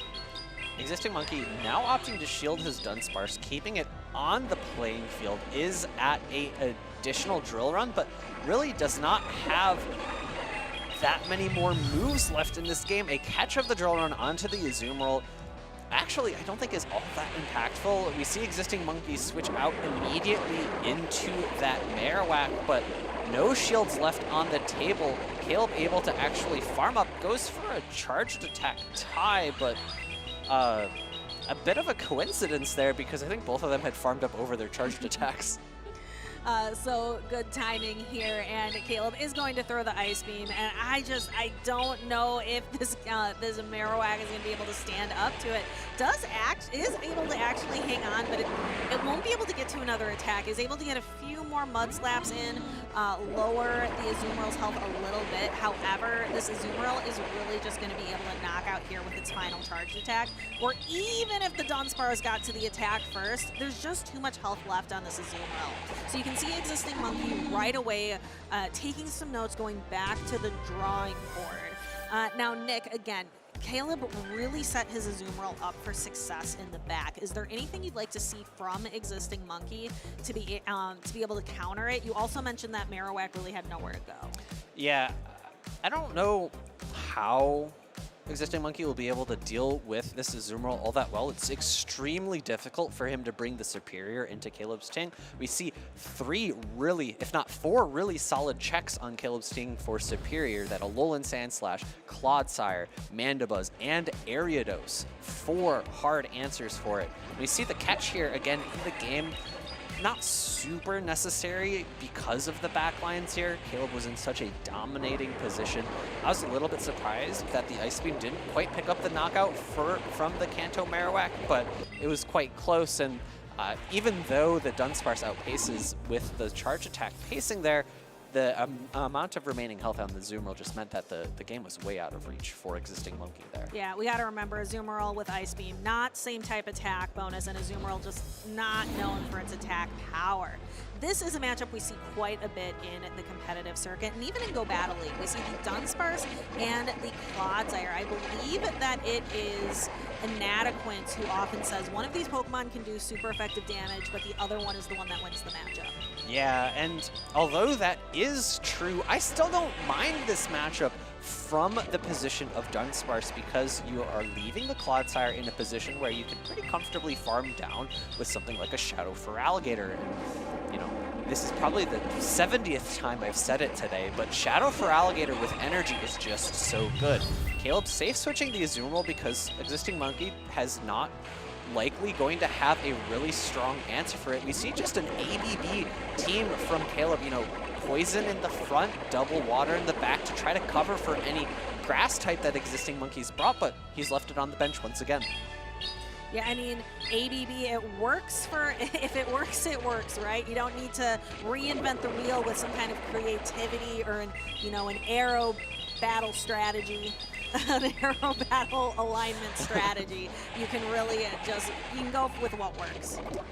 This is going to be not as strong of a matchup for the Drapion as one might expect a Poison type going into a Fairy type. However, Poison Stings add up. The pacing is quite fast, and getting the defense drop is kind of nice, and able to throw this Aqua Tail now. And with the defense drop, it might be just enough to pick up the knockout. Let's see, not quite. It will need that one Poison Sting, which allows Caleb's Azumarill to throw this Clay Rough for some neutral damage. Drapion being that Poison and Dark type, it does hang on. Existing Monkey not wanting to allow the farm switches immediately into that Azumarill. And because Caleb had revealed his 3rd Pokemon here, it's a really safe switch from existing Monkey. Either he's able to maintain this specific alignment and the Dunsparce is facing the Clodsire in the back, or the Dunsparce comes in, or excuse me, the Clodsire comes in and is going to have to face a super effective Ice Beam in the future. Taking a look, we have a medium health Dunsparce still on the side of existing Monkey in the back. We have a medium health Clodsire in the back for Caleb Pang, but this Feraligatr is healthy and it is just dishing out damage left and right. Already at another Hydro Cannon. Will existing Monkey protect this Azumarill? Decides not to, thinks it doesn't have enough left to go. Really just has this this Dunsparce left, and then a very, very low health Drapion. One fast attack, I think, would knock it out. This Dunsparce has a lot to take care of. It has, an attempted catch there, actually going into the Clodsire. Now this Drapion's going to be able to get off an Aqua Tail. I'm not sure how impactful this is going to be unless the Dunsparce can load up to a Drill Run and get the knockout with another Drill Run, but actually, not that unfortunately. The Stone Edge is reached here. I think because the existing Monkey has a shield, he needs to shield it, but opts to no shield because he recognizes the strength of that Feraligatr in the backline. Yeah, so this Drill Run, super effective damage, is going to knock out the Clodsire, leaving Caleb with only the Feraligatr left. And since the Feraligatr already has a charge attack, this Dunsparce only has 1 HP, so I think it only has 1 HP. Yeah, so even though there's a Protect Shield there, the Protect Shield doesn't actually protect from all damage. It just takes the damage that you receive down to 1. So that is a clean 2-0 victory for Caleb Pang. Will Caleb Pang make a 4th Grand Finals appearance this weekend? He's definitely on the right track so far. I think that match really just proves my point.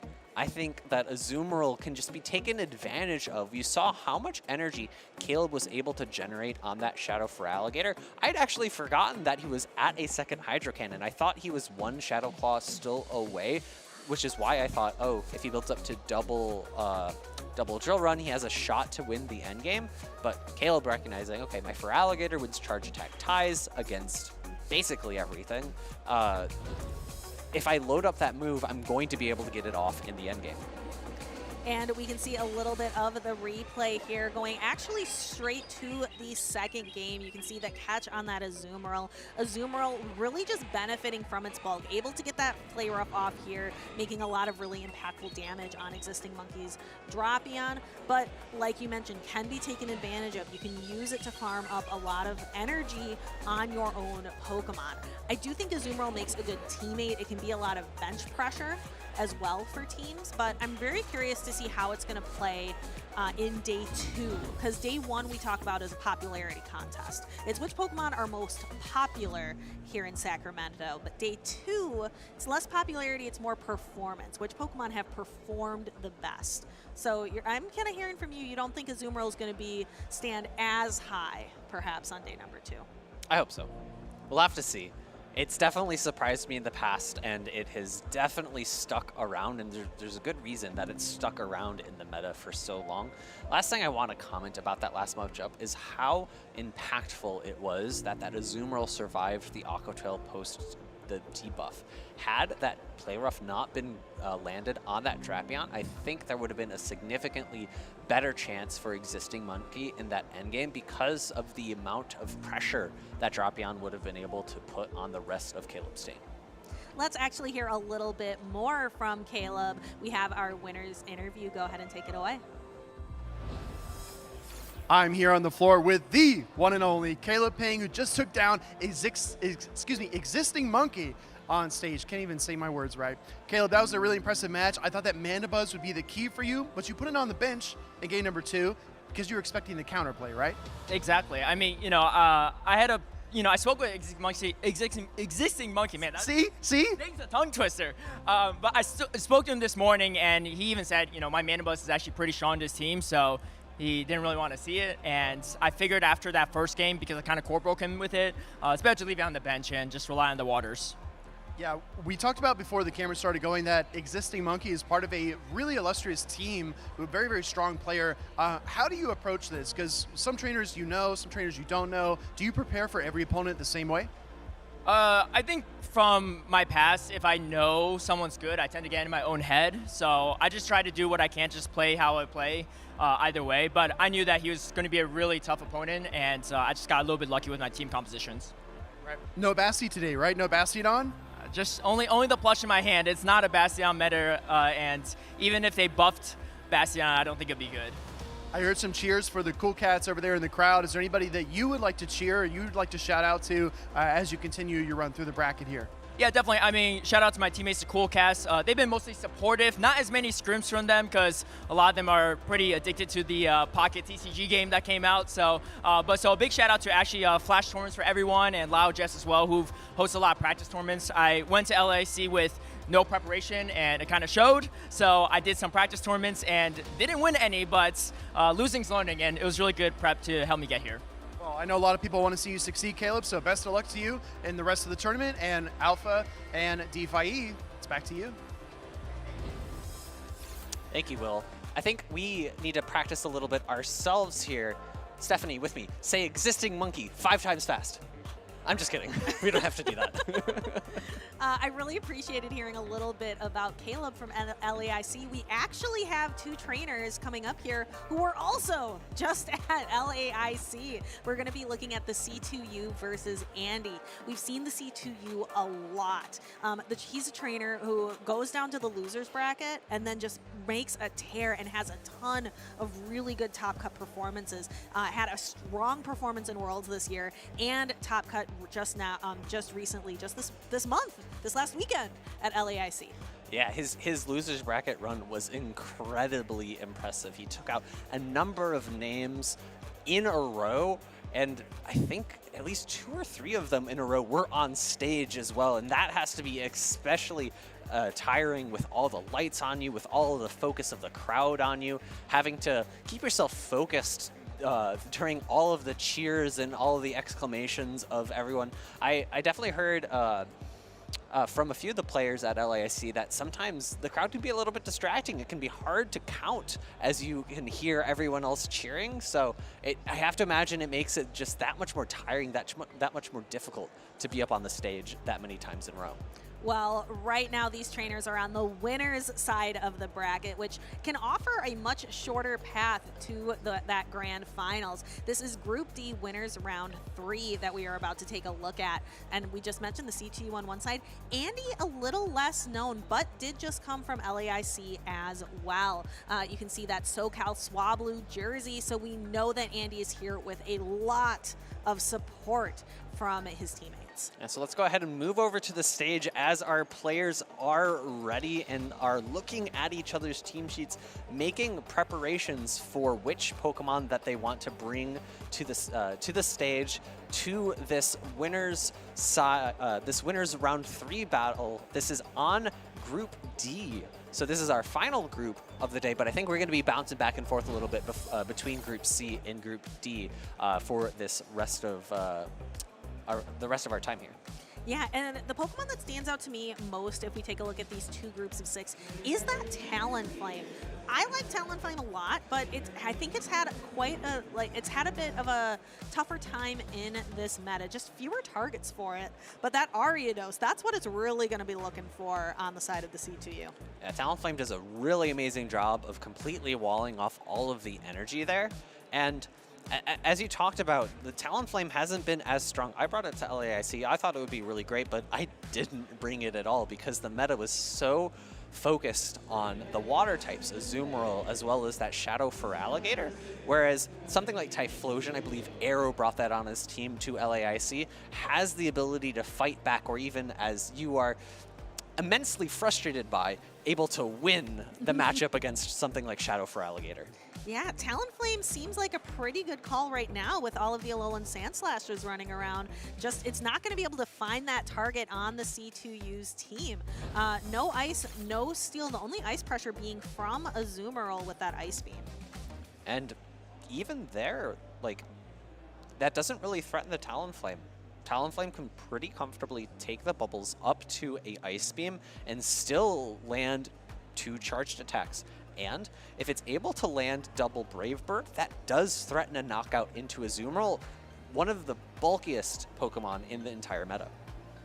And our trainers are locking in and ready to go. Again, this is winners round 3, Group D, and we have a very familiar matchup.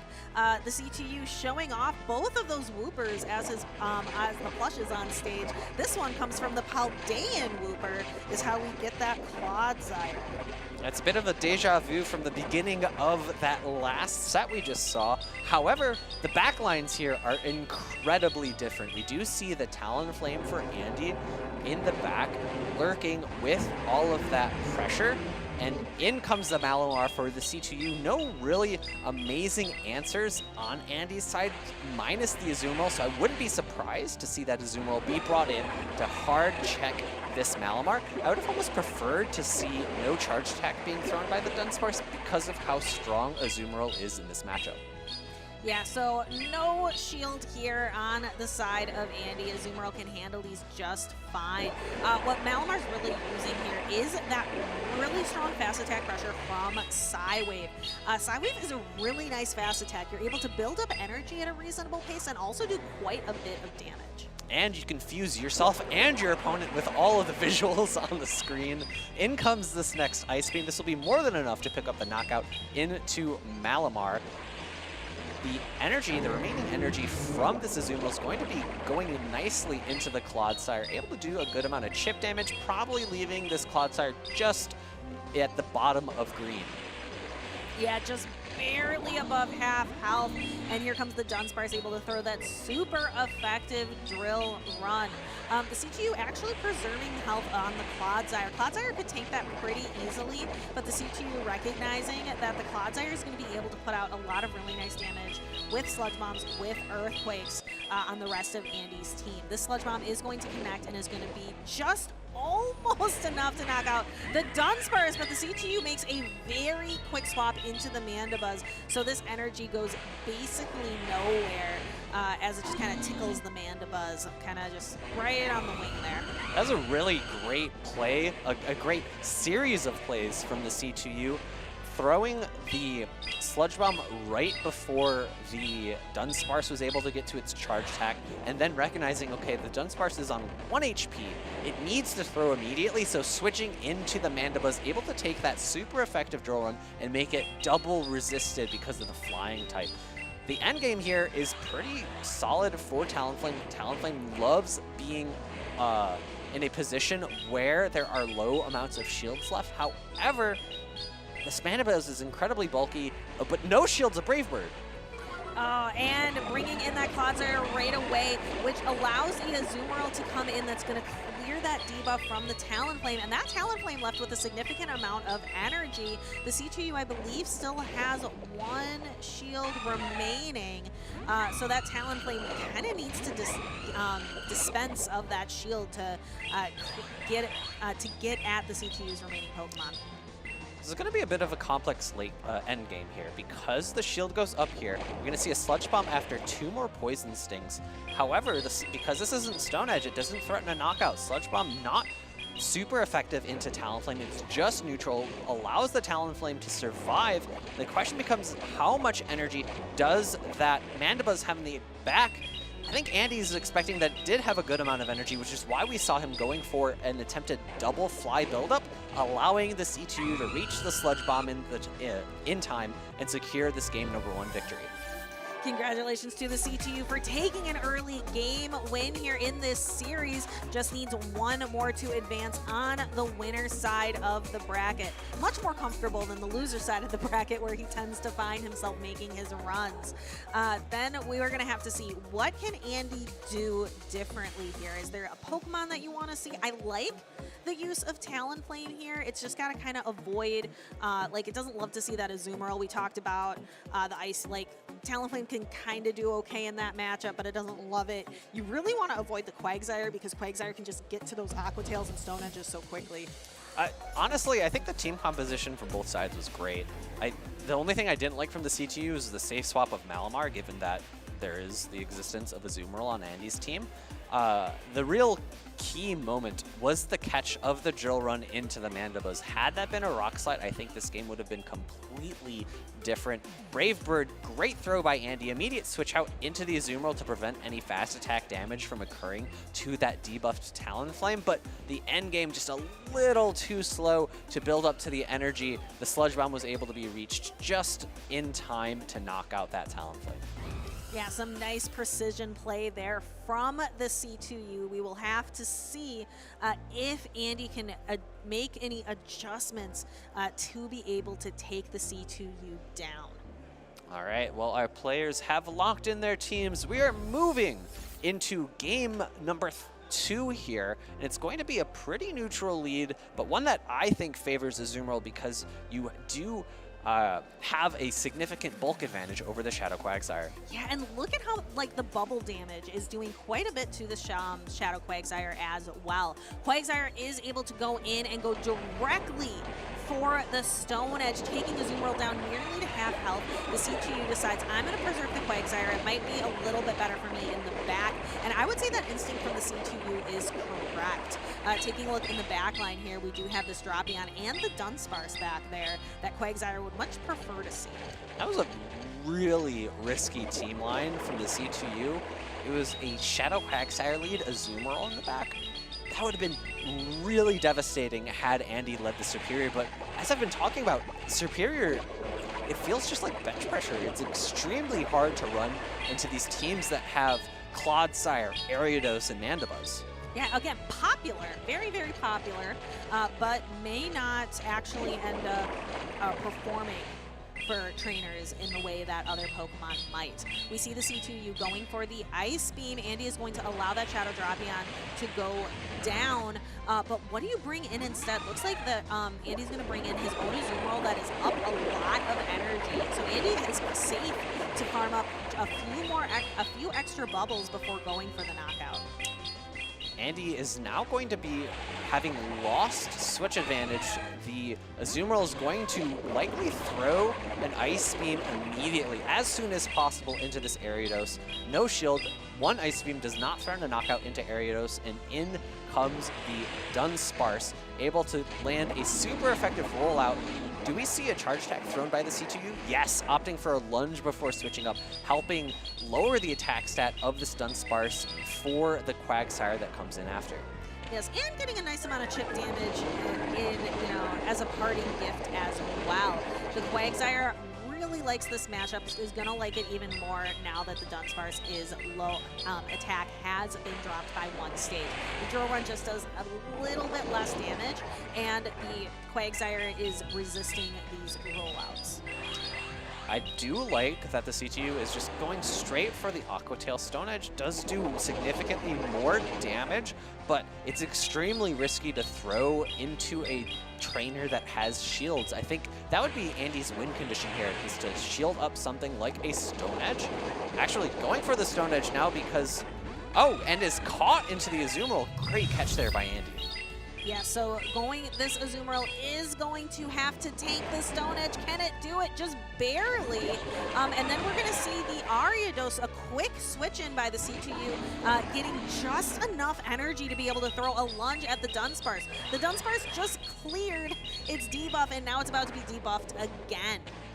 It's going to come down to how much fast attack damage we can get here. The next lunge does come out before the knockout blow from that rollout, and that is going to secure victory here for the C2U in winners round 3 of Group D. So he has moved on to round 4, which I believe is the semifinals for the group.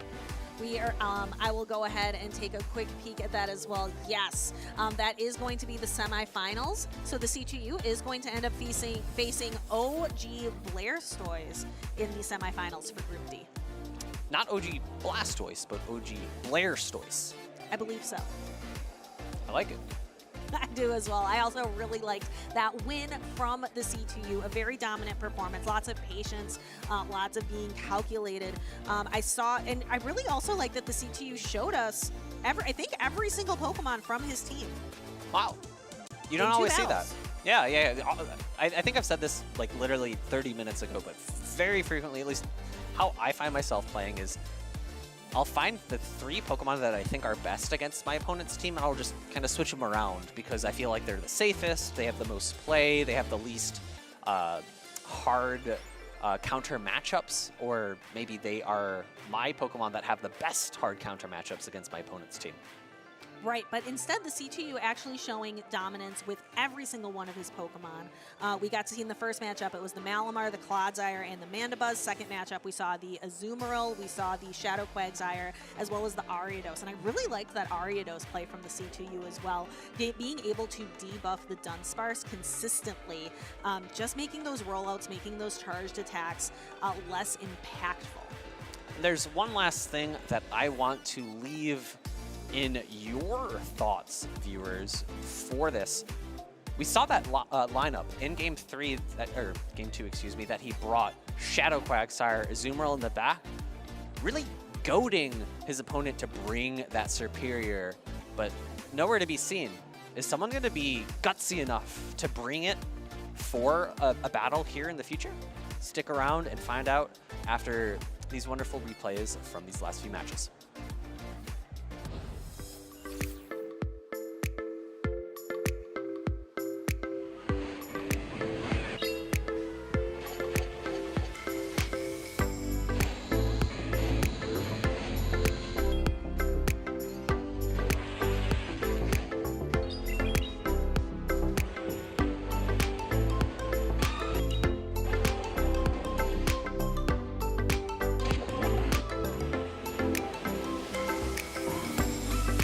Well played.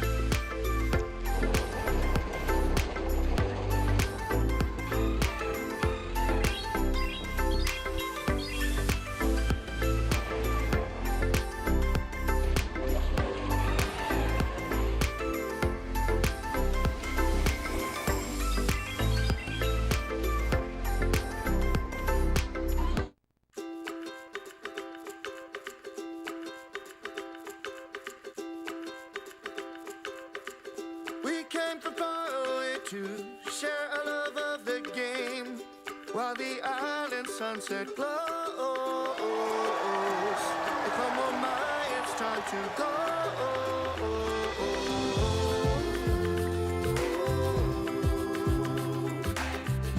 Come on, my, it's time to go.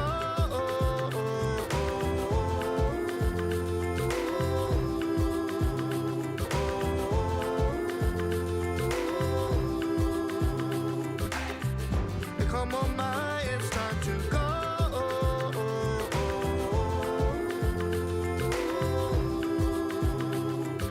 Come on, my, and let the games begin.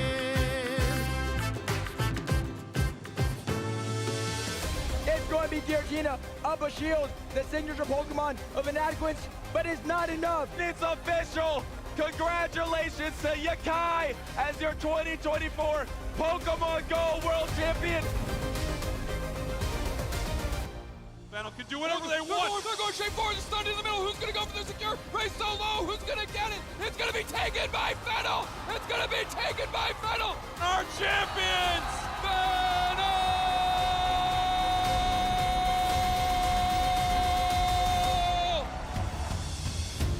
One final count, as careful as possible in this highest of stakes moment. And this is what Sakuya needs in order to become the Pokemon TCG Juniors Division World Champion.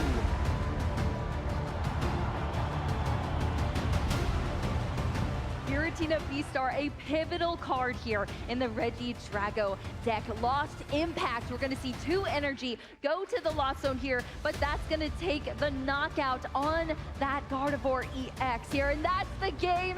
Evan Pavelski is your senior champion here in 2024 at our World Championships.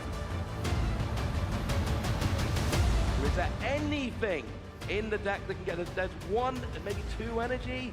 Is there an attacker? Is there a switch? We are thinking. Just going to conclude that Earth and Vessel. And there is the hand! Fernando Cifuentes is your 2024 Pokemon Trading Card Game World Champion!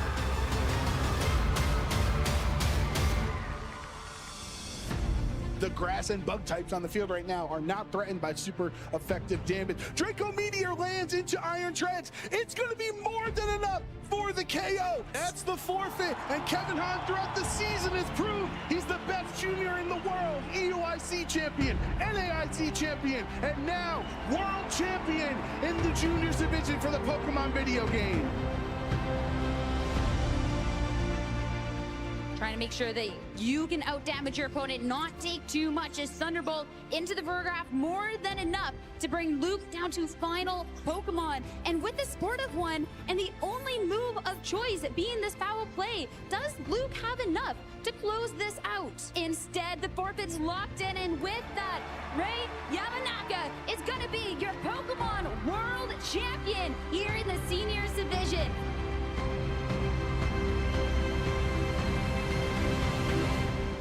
The Electro Drift into this Iron Valiant is going to be enough to secure the knockout here. You see the headset come off, and Yuta knows this might just be all she wrote. This Pelipper, the last bastion bastion of hope here for Utah to try to get through this game, but the rain has stopped. The protection is gone here for this grass-type Pelipper. And as we see the court fit locked in, we're going to see Luca Cernavelli become your 2024 Pokemon World Champion. After winning the World Championships, really I haven't still kicked in how much these things mean for me. 世界大会を優勝できないと思っていたので、とても驚いているし、嬉しいです。I'm feeling very happy that I won Worlds. I did not believe in myself after day one, but my brother pushed me through it. 世界一取ったぞ！最高です。優勝できたからです。我感觉非常的开心、兴奋以及自豪。下位チャンピオンになって、あまり実感はないんですが、すごいことをしたなっていう気持ちがあります。感謝したい人は、ここまで連れてきてくれた家族と練習を付き合ってくれた父です。Right now I'm feeling very good. After this, I'm gonna show up to Worlds next year since I got my auto invite and see how that goes. Realmente bien, no sé cómo explicarlo. Se siente increíble.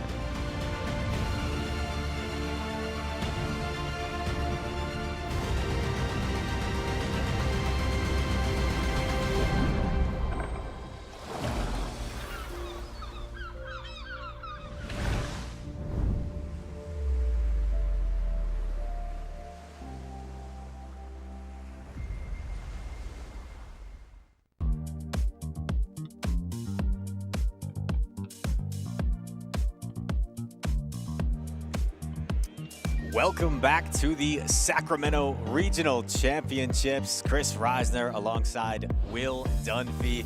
And taking a look at that commercial of the World Champions is so powerful. It gets in your emotions. We saw Yakai capture the World Championship for Pokemon Go this past year. He started as a Go Battle League leaderboarder and made the transition into the Show 6 Pick 3 format. There's a trainer coming up in our next matchup by the name of Wonder. He's never competed in a regional before, but I did a little bit of scouting, a little bit of research, and he oftentimes hits 3,300 plus ELO in the Go Battle League. He's gonna try and do what Yakai did, translate those skills to the Show 6 Pick 3 format. I wanted to shout out to our judging staff as well, helping to inform us about these players, giving us the heads up and saying, look out for Wonder. This is a special, special trainer. I can't wait to see them take on one of the most experienced veterans in the entire competitive circuit. If you were around in the early days of PvP in the grassroots, you know the name. Valor Ash is a trainer that we have had on our minds and in our hearts for quite a while. This is going to be a clash. Experience versus rising star and potential. That's a great way to describe this. Valor Ash has been around for quite some time and has been so consistent as of late in terms of top cut appearances and also always riding that one signature pick, Speedy. What is it? It flies. It's on fire. It's the Talonflame. It's been a signature pick from him. He tells the story of acquiring the shiny Talonflame with great statistics for PvP, and he was able to just be able to balance his teams around it, build around it, and has managed to bring it and run it to much success. Yeah. And we see it here once again. Well, what's fascinating about the team here is, yes, you see the Talonflame, and you might have a question like, how can a team adapt to the current meta with that Pokemon? And the answer is not what I expected. I did not expect to see double flying type Pokemon on this team when Ice is so prominent, when Dunsparce seems to be the safest pick in the meta this weekend. He's got two flying type Pokemon here, but he balances it out beautifully with Gastrodon, Superior, Azumarill, and Clodsire. We've had the pleasure of seeing so many neutral, dynamic games today. I see a lot of the other side of the coin. I see a lot of polarizing matchups here. Yeah. The Talonflame, if it lines up against that Dunsparce, that's not going to be a fun time. If it lines up against the Quagsire, that can be awfully rough. So a little bit more of a polarizing matchup on the surface. Yeah. And we'll see how these trainers try to navigate it. It's always fascinating because what we see on the board is never what we get in reality. We can make predictions, we can make analysis, but at the same time, these trainers are seeing multiple layers of strategy. Dugong and Dunsparce on the team here for Wonder. Luckily, there are no fighting type Pokemon on Valor Ash's team to be concerned about, so he can go the safer route. He can go for those two bulky Pokemon, the Dugong that slows down the opponent with Icy Wind, and the Dunsparce with exceptional coverage of Drill Run and Rock Slide. Depending on the move set for that Clodsire, I think the Superior could be a very solid choice for Valor Ash in this matchup. Really only wants to avoid that jump bluff, and although it's not where you want to be, as Superior, if you have Aerial Ace, you can at least fight back with some super effective damage of your own. Exactly, right? And that's the key, right? Finding ways to fight back, because you won't always have the best possible matchup. But this is going to be a star-studded matchup. We've got Valor Ash on the left versus Wonder on the right. A beneficial lead for Wonder. The Dugong against the Clodsire, an immediate pivot into the Azumarill, and we don't see an obvious answer. Perhaps the jump bluff, you may think, but with Azumarill having access to that double super effective Ice Beam, it's not the most comfortable matchup in the world for the jump bluff. So we're actually going to see the Clodsire pivot eating a super effective Ice Beam. Already some interesting manipulation of the switch timers as well. Valor Ash was the first one to swap, obviously, but Wonder wasn't too far behind, was careful to bank up some additional energy before making the switch. Sludge Bomb is super effective, and it does get that same type of attack bonus. Clodsire looking to chip down this Azumarill, and that Sludge Bomb is a big step towards that. Now, Valor Ash has his signature Pokemon lurking in the back, and he is probably going to try and save his Protect Shields for the Talonflame. However, there's a lot of energy saved up on that Dugong, and the Dugong is going to be putting on some pressure later in this game with that energy it has banked. Another Sludge Bomb coming through. Valor Ash with a big decision here. Is he going to put up a shield? No, he's going to let the Azumarill go down. Very interesting play there by Wonder as well. If you saw him tapping, he was tapping above the Earthquake there because he was anticipating that Valor Ash might switch in the Clodsire and try to catch a Sludge Bomb. So he avoided that through the Sludge Bomb safely, and now we're in the mirror match. This Clodsire's residual energy is going to be very nice for Wonder here. We see the slight overfarm. Think he might have paused as well, trying to avoid a potential catch. Super effective. Earthquake is going to grab the first Protect Shield. Very nice play from Valor Ash to read the Earthquake coming. Of course, that is the expected charge attack, but still maintaining health at this point in the matchup is very, very important. The Earthquake will be enough to KO. Wonder recognizes that, does not want to fight this matchup any longer. He's going to let his Clodsire go down. He said, Clodsire, nice work, buddy. You did a good job. Gonna let it go down. In comes Dugong. Super effective Icy Wind coming through. This also debuffs the attack of the Clodsire. So Icy Wind connects, and we're gonna see the pivot to clear that debuff into the town. But what's this? If you're Wonder, you can't swap out, you gotta stay in here. Yeah, this instant pivot's really interesting. I thought Valor Ash was gonna throw the Earthquake and try to chip down this Dugong a little bit more, because yes, you might have a general typing advantage with the Talonflame here, but this is an Ice Water type Pokemon with a massive amount of HP. It's gonna be very difficult for him to get past this Dugong. And Valor Ash actually able to get the Protect Shield with the Fly here. This means he's only 2 Incinerates shy of the Brave Bird, as another Icy Wind is going to be fired off here. You almost have to shield this if you're Valor Ash. He's got to make the decision here, and he does invest the Protect Shield. He's now double debuff, so the question is, double debuff, is the Brave Bird going to be enough? Oh, he actually does a pivot, swapping a Jump Bluff into a Talonflame. This is wild, and then with a decision to make, Valor Ash goes for the Fly instead of the Brave Bird because he knows he's double debuffed and it won't KO with the Brave Bird, so he's got to throw the Fly, switch to the Clodsire to clear the debuff, and bank the second Fly. I absolutely love this play. Cleared the debuff, banked an attack with the Talonflame that he can use on the Dugong for later. An Energy Ball is going to connect onto the Clodsire, but it still maintains a sizable chunk of health. Sludge Bomb should potentially be enough to knock out the Jump Bluff. Oh, we're actually going to see an Undercharge. Wow. Undercharge the Sludge Bomb, wants to go for the farm down. This is devious work by Valor Ash, looking for the Poison Sting down. Can he get it? The Energy Ball's not ready, forced to throw the Aerial Ace. Aerial Ace coming through, it's not going to be enough. But this is uncomfortable if you're Valor Ash, because I think the switch timer is now up for Wonder. He can, oh, the Poison Sting actually knocked out, but now we see the Earthquake coming through, and this is gonna put this Dugong really low. It might even knock out.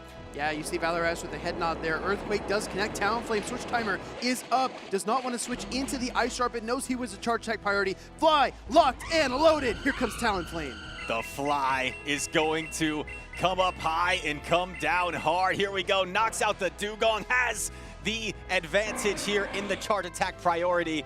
And Valor Ash takes game one in exciting fashion despite losing that lead Clodsire into Dugong.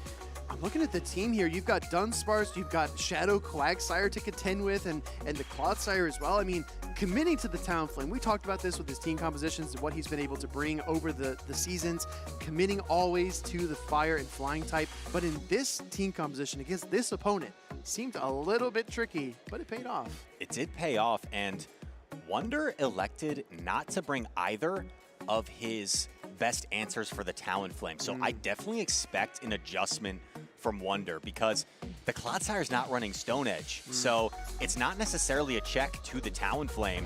Quagsire and Dunsparce are really the only hard checks to that Talonflame, which was certainly the MVP in game number 1 for Valor Ash. Interesting as well. I wonder, choosing to switch into that jump bluff at that juncture in time, maybe you could have argued he could have stayed with that Dugong just a little bit longer and tried to avoid taking the fly damage onto the jump bluff. But when it was all said and done, the Clodsire was just too much for Wonder as the big Poison Sting down comes through and the Earthquake softens up an already hobbled Dugong. You know, Speedy, looking at this matchup, an interesting pick from Wonder could be the Shadow Sableye. Oh, because we saw no Galarian Moltres, so if it avoids that, it looks pretty safe against everything else. But here we go, game number 2, and oh, what a lead for Valor Ash, Superior into Quagsire. What a lead. You dream of certain leads when you're prepping for a tournament, and this has to be one of them. Superior is going to get a tougher target now in the Dugong, and the problem here, Rise, is that I don't know what Valor Ash can do. Can he switch to a different Pokemon here?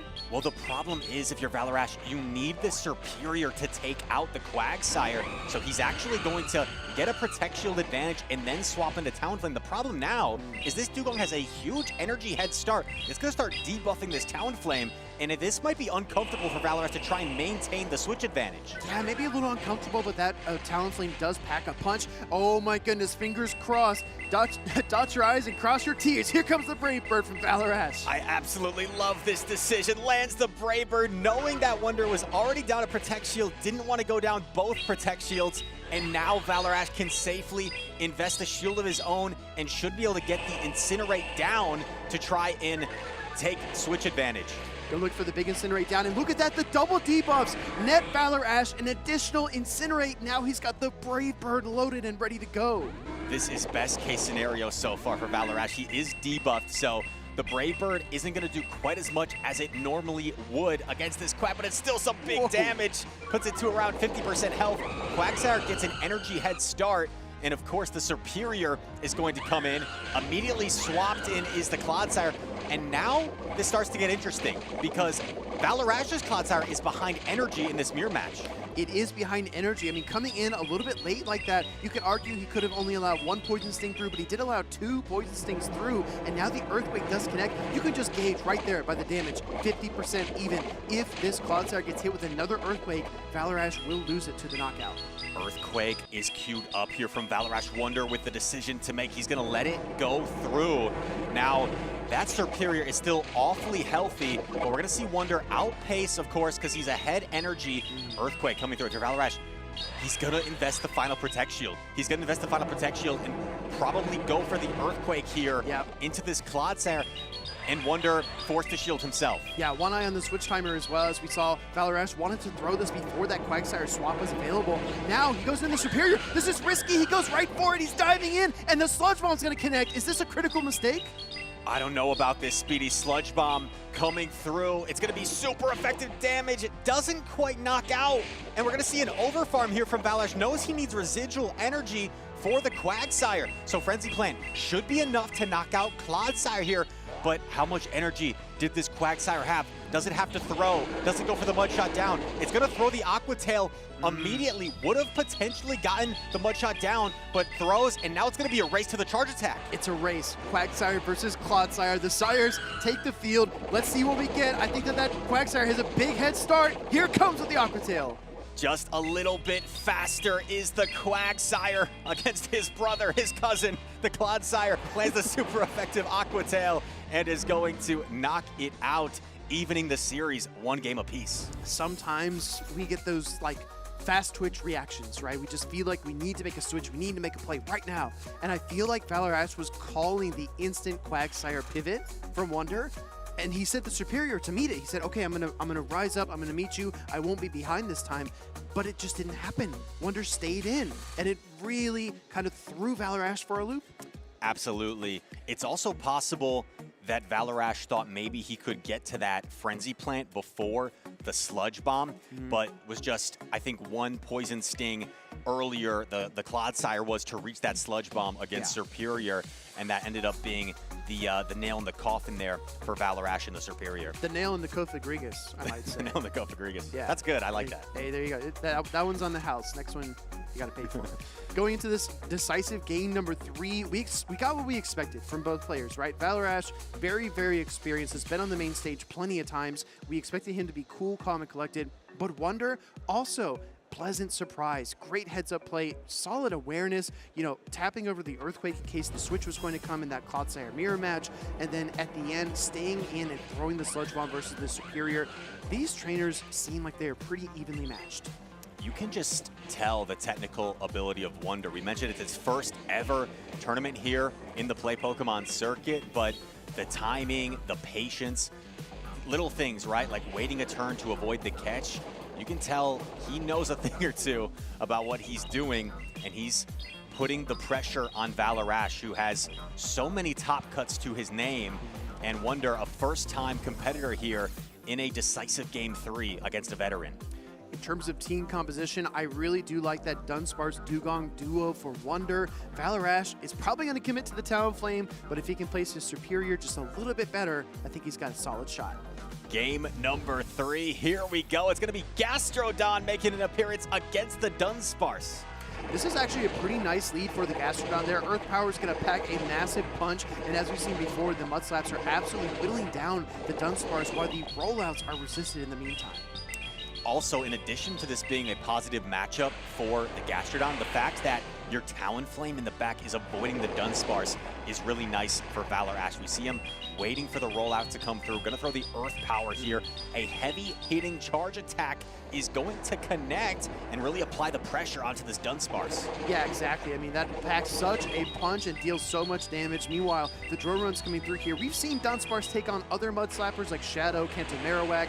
2 drone runs seem to be enough, but the Gastrodon just a little bit bulkier. He's gonna get to another Earth Power rise against the Dugong here. This parting Earth Power is so nice for Valor Ash. Gonna threaten some major damage, and it does connect onto the Dugong, and we're actually gonna see a Azumarill come in, and I like this play, Speedy, because you're not as threatened by the energy with the Azumarill as you would be with the Talonflame. Talonflame, you might have to start investing a Protect Shield.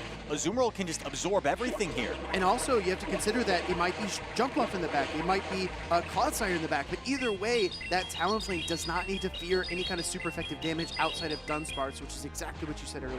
What a pivotal Game 3 read from Valor Ash. In the previous 2 matchups, we saw Talonflame lined up against the Dugong, even as a counter swap, and now Azumarill is the play against the Dugong. Gonna eat another Drill Run, no problem. And do we even see a bold bubble down here, or will Valor Ash elect to throw energy? No, he's willing to take another Drill Run in exchange for all this energy. And Speedy, I think this is the right call. I mean, Talonflame players saving their shields, that is to be expected. Azumarill is able to eat all that damage and keep on chugging along. In comes a Clodsire now. Gonna go for one single bubble into the Ice Beam. At this point though, Rise, do you expect to switch? Do you expect to pivot into the Talonflame before this Clodsire gets ahead? I think that's an option, but instead Valor Ash electing to stay in. Do we see a potential catch? No. Gets off a second Ice Beam. This is so good for Valor Ash. Going to either grab the last Protect Shield or connect. And now all of a sudden, this Clodsire has some dwindled health and is going to have a tough time managing this 2-shield Talonflame. I really like the timing there by Wonder, still netting the 2 Poison Stings into that Incinerate, throwing the Sludge Bomb on great timing, but he's got to start to strip away these Protect Shields because Valor Ash is so far ahead.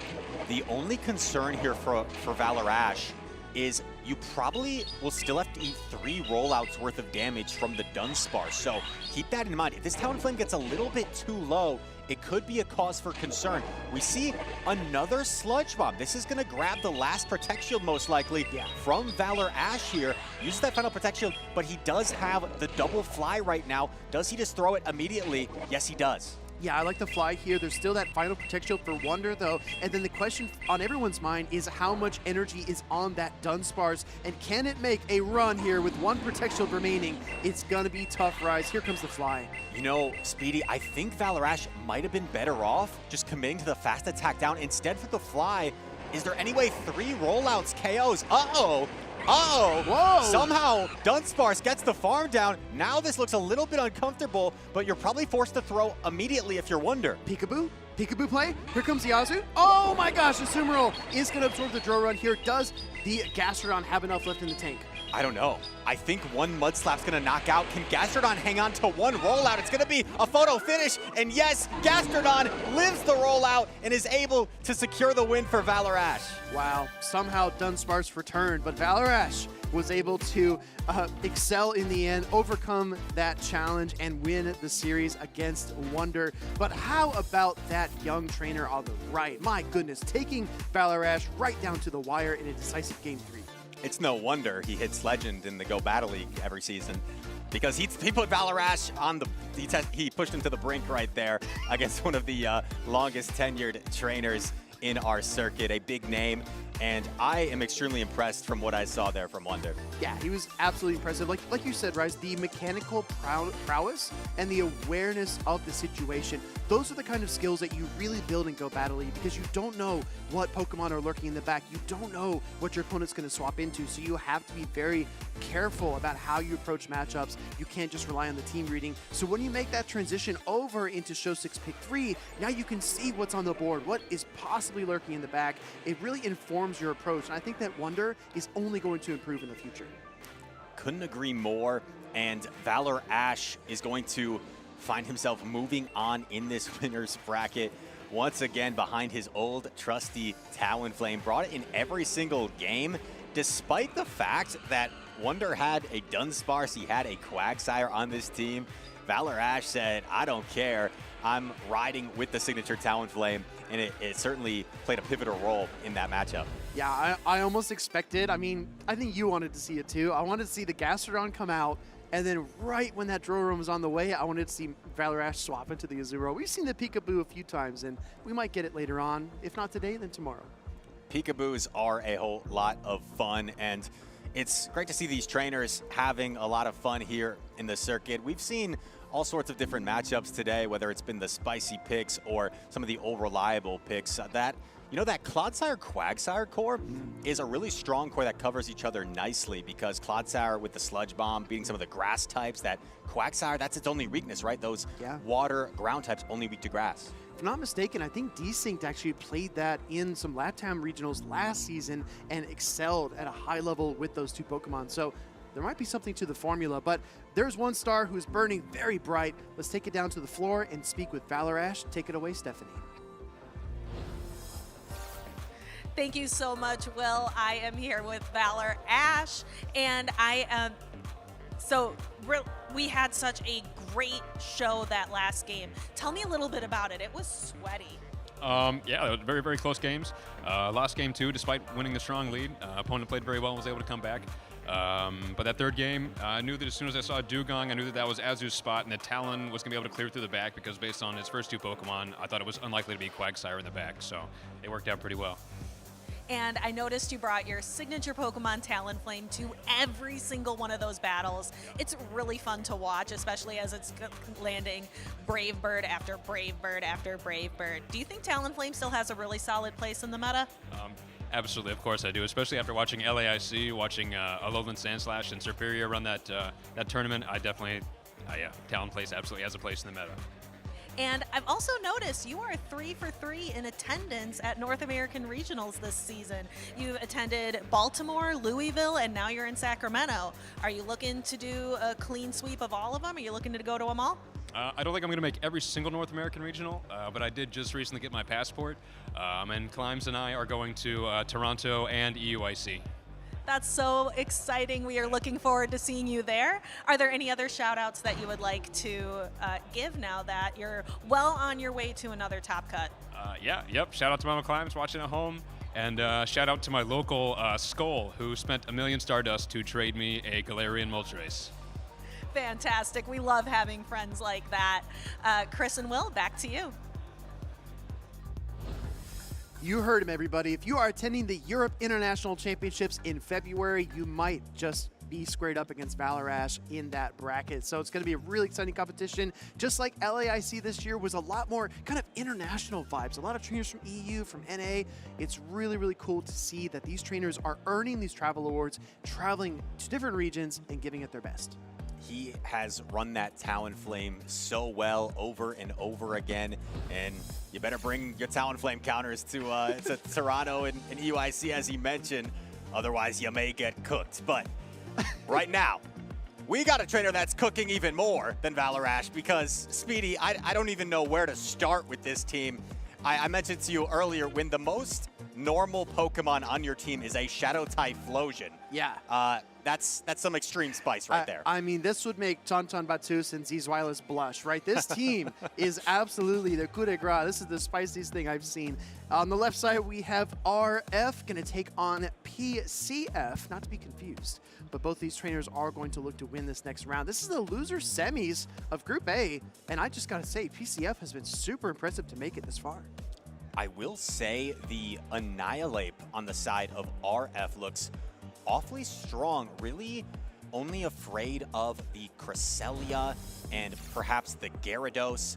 But the Shadow Cresselia, Speedy, we saw Cresselia as a staple in the meta in seasons past. We haven't seen much Shadow Cresselia at all in regional history, but we are off and away already. Game number 1, it's going to be the Alolan Sandslash led against the Shadow Cresselia here in an immediate pivot. It's going to be Annihilate countering the Scrafty. Yeah, blink and you'll miss it. Here comes Scrafty with Thunder Punch and Foul Play, a Pokemon that we really have not seen probably since like NAIC 2022 when we saw that Scrafty Talonflame core, but now it's on the field versus the Annihilate, new versus old.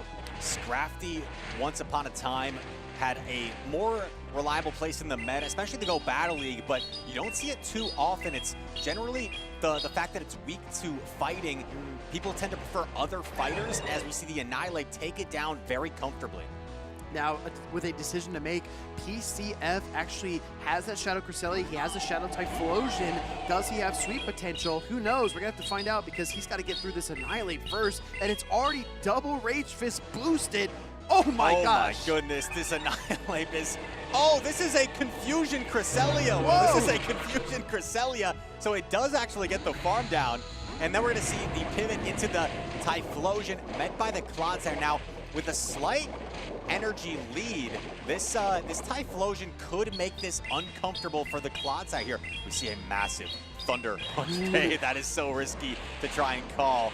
So a nice bait from PCF could put him back in this game as we see the Sludge Bomb queued up from RF. I think that might be the difference maker, Rise. I don't think you even need to bait a second Thunder Punch. You might be able to go straight Blast Burn if you are PCF at this point, and there are no switch options. RF is not going to send in that Sandslash no matter what. So basically, it's mono-y-mono, Typhlosion, Clodsire. This is the showdown we want to see. Sludge Bomb grabs the final Protect Shield. We're going to see the Incinerate, and now going for the Blast Burn here. RF, he's going to let it go! Whoa! He's going to let it go!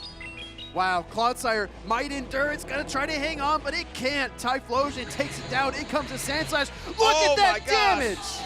But we see the swap out, and we're going to see a Grass Knot queued up. I think Sandslash could hang on to this. You still have the Protect Shield to hide behind if you want to invest in it.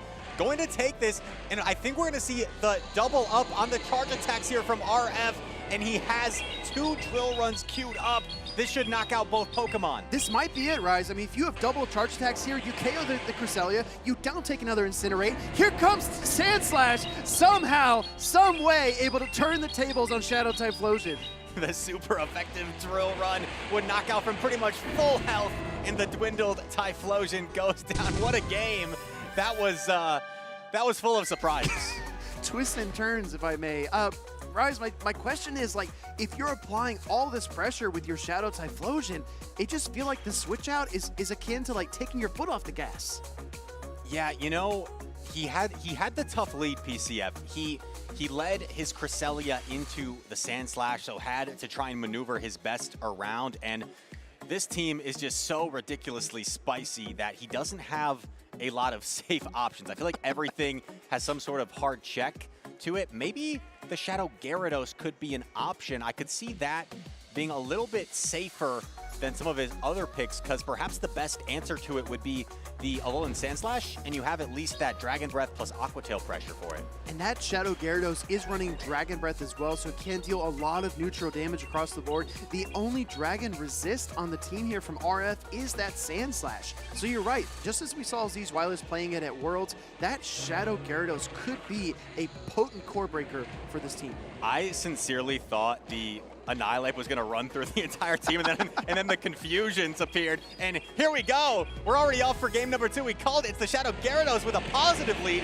against the Annihilate. I don't think we called it. I think you called it, Rise. What a great analysis by yourself. We're going to see the Aqua Tail. This is actually a Charge Tech priority that Shadow Gyarados is going to win because it has such a staggeringly high attack stat. That is an impressive attack when you win the Charge Attack priority against the Annihilate. Going to see a Rage Fist. I think PCF electing to let the Rage Fist go, but this is concerning because the Gyarados is so glassy. I'm not sure you even reach another Aqua Tail. I think you make a counter down here, Speedy. It takes about 6 counters to get to the Aqua Tail, and you're right. He made the calculation. He said, I can't do it. We're going to see that Shadow Cresselia paired up against that Sandslash yet again. But look at the back line, Rise. That Fire-type Pokemon is lurking for PCF.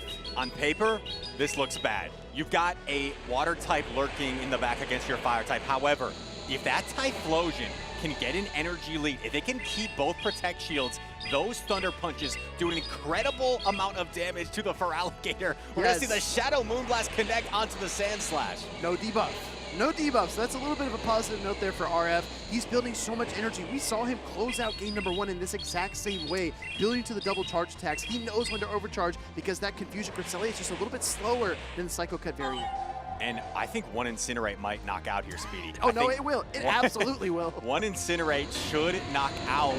And, oh, we actually see the Ice Punch get off. Sometimes that doesn't happen in that turn duration, but fortunate to get off the Ice Punch. So that is a break for RF there for sure. And now we're going to see Annihilate come in. Oh, and what a catch! That is a massive catch for PCF. What in the world? In the middle of that, Incinerate throws that Gyarados back onto the field to soak the Rage Fist and clear the runway. Here comes Shadow Typhlosion. It's got a second chance at winning the battle, and it is in the thick of it. What is happening in this matchup as Typhlosion gets the energy lead? Thunder Punch is going to grab the final Protect Shield. Typhlosion still has a shield to hide behind. Gonna get off another Thunder Punch. This is either gonna knock out or come very close to it. There's the Thunder, and then there's the Lightning. Boom! Thunder Punch connects. Feraligatr goes down, and Incinerate looking to tie this up with a bow. What an insane matchup here in game number 2. Expect the unexpected, Speedy. Typhlosion able to close things out there, and this is just some incredible matchup. I think I'm seeing some chatter between RF and the judge, so I guess we'll hold off just in case there is a review for that matchup. Yeah. But wow, what a entertaining game. You know what, Rise? Sometimes we're so blessed to commentate these games. I feel like sometimes I wish I could tell my past self and be like, you know what? You're going to commentate a Shadow Gyarados Typhlosion game where your trainer catches a Rage Fist on a low-health Gyarados and then sweeps with Typhlosion. Are you ready for that? And I would say, what do you mean? What are you talking about? I would not expect that. And yeah, we do get confirmation that this match is under review. The judges will take a look at some of the events that transpired. I think what RF might be asking for review, Speedy, just from my first impression, was, if I'm not mistaken, I think the Annihilate did 2 counters, and then he was still able to catch the Rage Fist. So theoretically, if you do an Incinerate, that should be 4 turns versus 5 turns, and you should safely get off that Rage Fist without the potential for the catch. So the only way that's possible is if the trainer on the left actually waited a single turn, then threw the 2 counters so that the fast attacks were aligned, 1, 2, 2, into the 5, and then on that 6th turn is when the swap could occur. So that's actually a really good point. We're going to take a closer look at that. I know our production staff is already on top of it. If that is the case, then that misalignment could be a major factor in how this game turned out. Yeah, always unfortunate when that happens, but it was such an exciting game, and I gotta give some credit to PCF. This has got to be one of the spiciest teams we've ever seen showcase in a regional. Yeah. PCF was able to take down Flying Pizza as well in this tournament, a very formidable foe here in the California area. So PCF has shown that even running some of the most obscure picks, he's been able to find some success with them. Cool fact about Flying Pizza, when Harjeff, LNDS Harjeff, you know, our LAIC champion, our Curitiba champion, let's take a look here, and then I'll get back to my story. So we see the Powder Snow into the Ice Punch against the Typhlosion. The Protect Shield comes up here from PCF, but the catch happens right after this, right? Yeah, so this was actually another point in the game that actually benefited RF. And here we go. We see 1 counter, 2 counters, and the catch. So theoretically, PCF shouldn't be able to make that catch because he should be able to get that Rage Fist off before the end of the Incinerate. Yeah. So counter is a 2-turn fast attack. Incinerate's a 5-turn. So quick maths, like Alpha Phoebe likes to say, 2 counters plus, 2 turns for each counter is 4 turns. And then that 5th turn right there is where that Typhlosion should still be locked in, and the Rage Fist should be able to come through. If we watch closely the Annihilate, it's almost like it rears back its fist another half second before it throws that first counter right there. For sure. It'll be interesting what the judges decide to rule here, since it's funny how just 1 turn of maybe something that's not supposed to happen can make such a big difference. So the judges will make their ruling here, and PCF and RF will await. But the trainer RF noticing that, I'm not sure that's supposed to be how that functions, and always got to respect the players. If there's a lot at stake in these tournaments, always worth asking for a review if you feel like it may have impacted the outcome of the game. Exactly. I think a lot of these trainers have studied the matchup, studied the Pokemon so much that they know these turn cycles inside and out. You could see PCF smashing the switch button. He says send out the Gyarados, and that was the result, the catch of the Rage Fist. But yeah, I mean, sometimes there are some inconsistencies, right? There's a way that we believe the game should operate, and then other times we need to take a closer look. So I really want to give credit to our judging team here that are doing a great job giving this a fair shot. The Shadow Gyarados adjustment for PCF ended up being nice in the lead. I think he underestimated the power of the Annihilate at the start because he took the Rage Fist and he was staying in, anticipating he might reach another Aqua Tail, but then he's like, uh-oh, I'm getting countered down, so I got to get out of here. Yeah. But the shield advantage ended up being enough for the Typhlosion in the end, unless we do see a rematch here. So it looks like the judges are chatting with RF, informing him of what the ruling is going to be, and we will get word shortly on whether it's going to be a rematch or not. Yeah, I also want to emphasize for everybody watching at home, these are 2 trainers that we don't see on stage that often. I'm really appreciative that they brought this to the judges, because I feel like a lot of new trainers feel maybe a bit insecure. They feel like they don't want to make like a fuss or hold up the stream. It's not anything like that. We want everyone to have a fair shot at the competition here. So if anything goes wrong with your matchups, make sure to reach out to your professor. They'll do everything they can to ensure that they take that second look and give you a fair shake. The ruling is going to be no rematch there, and PCF will be able to take that game. It will stand, so the score is tied up 1-1. But once again, I think was definitely worthy of taking a look at. Yeah. So RF, no problem there in asking for the judges to take a look and get a second opinion there. But we are going to head to a decisive game number 3. And Speedy, I've got no idea what PCF is going to bring at this point. I can tell you, right? We saw the Shadow Gyarados, we saw the Typhlosion. Those 2 Pokemon in my mind are a lock. Those 2 Pokemon coming no matter what. The third Pokemon, whether it's a safe swap, whether it's a lead, whether it's your closer, I think that's really where the pressure lies in terms of PCF's team composition. I don't think that Cresselia has been getting it done for him. I think the Sandslash is way too formidable. He's got to figure out a different way to get past that Pokemon. Both trainers still thinking things over, getting ready to lock in. We haven't seen the Bayleaf make an appearance yet in this matchup, as well as the Pylo Swine. So PCF thinking it over. Typhlosion has been really nice. And I mean, Typhlosion just looks so safe, honestly, against RF's team. It does. I agree with you. It's a must bring. It's a must bring. It's more about what else you want to bring with it. And I think it's really about that third, like you said. Gyarados, Typhlosion, what's the third? We saw in game number 1 as well, PCF trying to bring that Scrafty to answer the Sand Slash, but it was met by Annihilate. Let's jump right into game number 3, though. No more questions, only answers. We're going to get our ice types on the field. This is Alolan Sandslash versus Shadow Piloswine. And I believe that's a Powder Snow Piloswine, so going to have to dip out and a little bit ABA weak to this Alolan Sandslash. So this is not a very good matchup for Gyarados. It is going to come in here. It's going to eat the Ice Punch, and it is going to try and get off an Aqua Tail here. But here's the problem. I think this Gyarados is going to get fully Powder Snow down by this Alolan Sandslash. Aqua Tail is going to connect. Wow. Just doesn't quite do as much as you need it to try and flip this matchup. Yeah, like we talked about, it takes about 6 of those 2-turn fast attacks to get to the Aqua Tail, and Gyarados unable to muster it. And now PCF is dealing with an Alolan Sandslash with energy, which has been a menace for him all series long. Typhlosion comes in, and nice recognition by RF, throwing after 1 Powder Snow to make certain he gets off this drill run. Shield comes up, and Typhlosion will get the farm down, but now you're down a Protect Shield, and this is looking like a tough hill for PCF to climb out of. I'm just looking at the matchup here, and PCF has the right pieces. He's just not able to put them in the right position, and that is the primary challenge of running a team like this. You're not as flexible as some of the top meta picks. You're not you're more rigid, right? And you have to find those matchups. Now we see the Annihilate come out. Here comes Shadow Piloswine. This Avalanche Rise is going to hurt if it lands. Avalanche is queued up, will do a ton of damage, so does grab the final Protect Shield from RF. Can he get the full counter down before the Avalanche? Yes, he can, and that is devastating for PCF.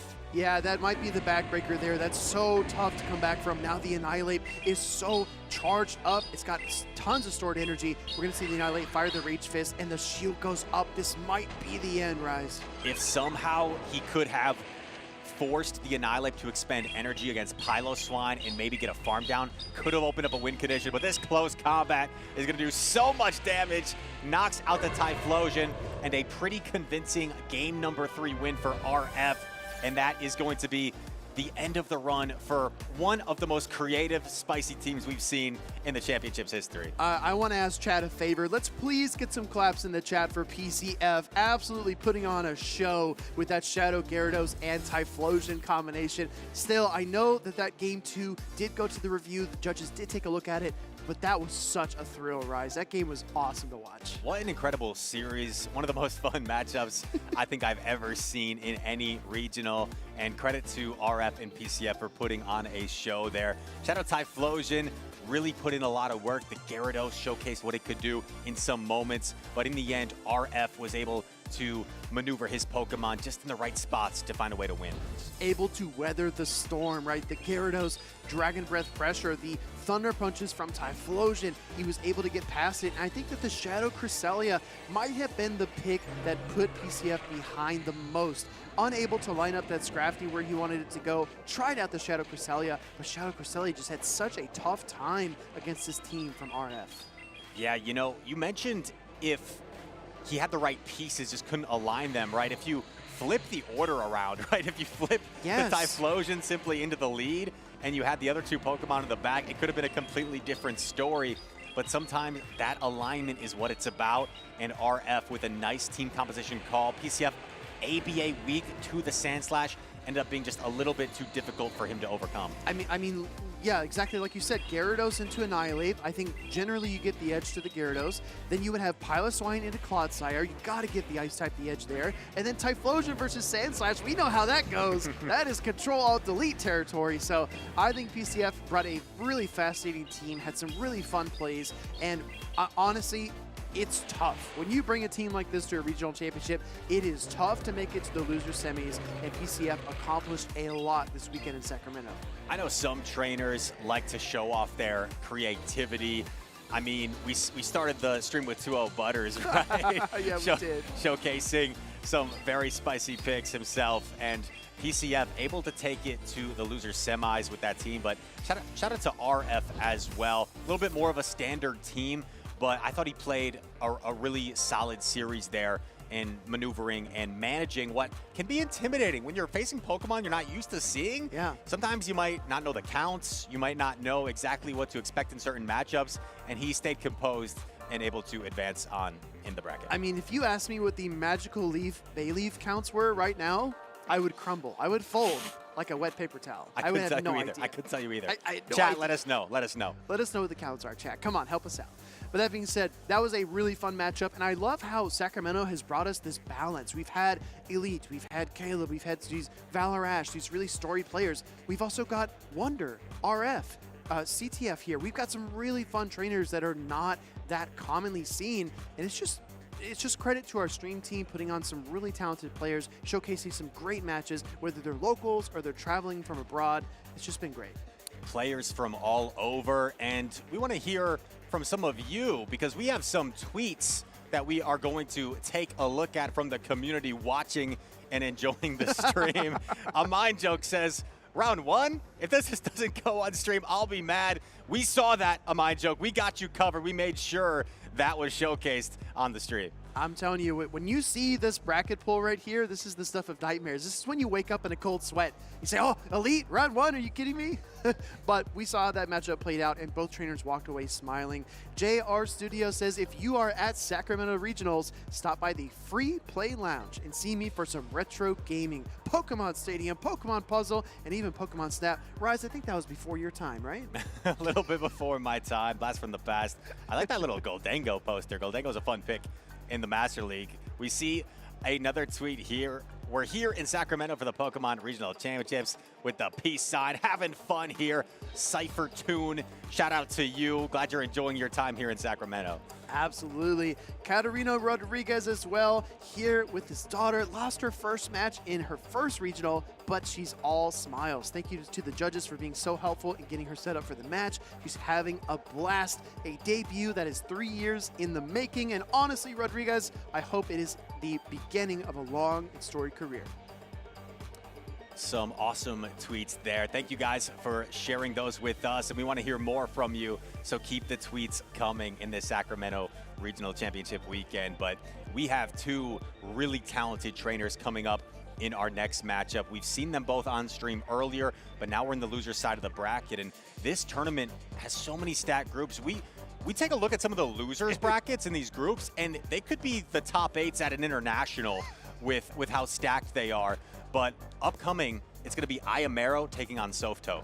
This is going to be one to watch. If you recall back to our first North America Regional in 2022, Iamero took on King IV in the grand finals. This is a trainer that has competed in NA, competed in LATAM, competed in EU, tons and tons of experience. And then you've got Softo, brilliant commentator, great grassroots community member and host, and she's taking on some of the world's best, and honestly, Rai, she is holding her own. Absolutely, and to no surprise to those that know Softo with how talented she is, oftentimes on the first page of the Go Battle League leaderboard. So there might be some casual viewers of the stream that say, hey, I know her, I see her all the time casting, and she, among the players that do know she's a force to be reckoned with as a battler as well. I'm telling you, I don't know if there are many people in the championship series who think like Softo does. She's got a brain like a supercomputer, and it shows. Meticulous plays, perfect energy counting, great team reads. She had a bit of a tough time against Mystic Mamba earlier on in the stream. She's looking to continue her push into day number 2, and she's got to get through Iamero. We have a lock-in to commence this matchup, and it's going to be the Mandibuzz taking on the Jumpluff to start things out.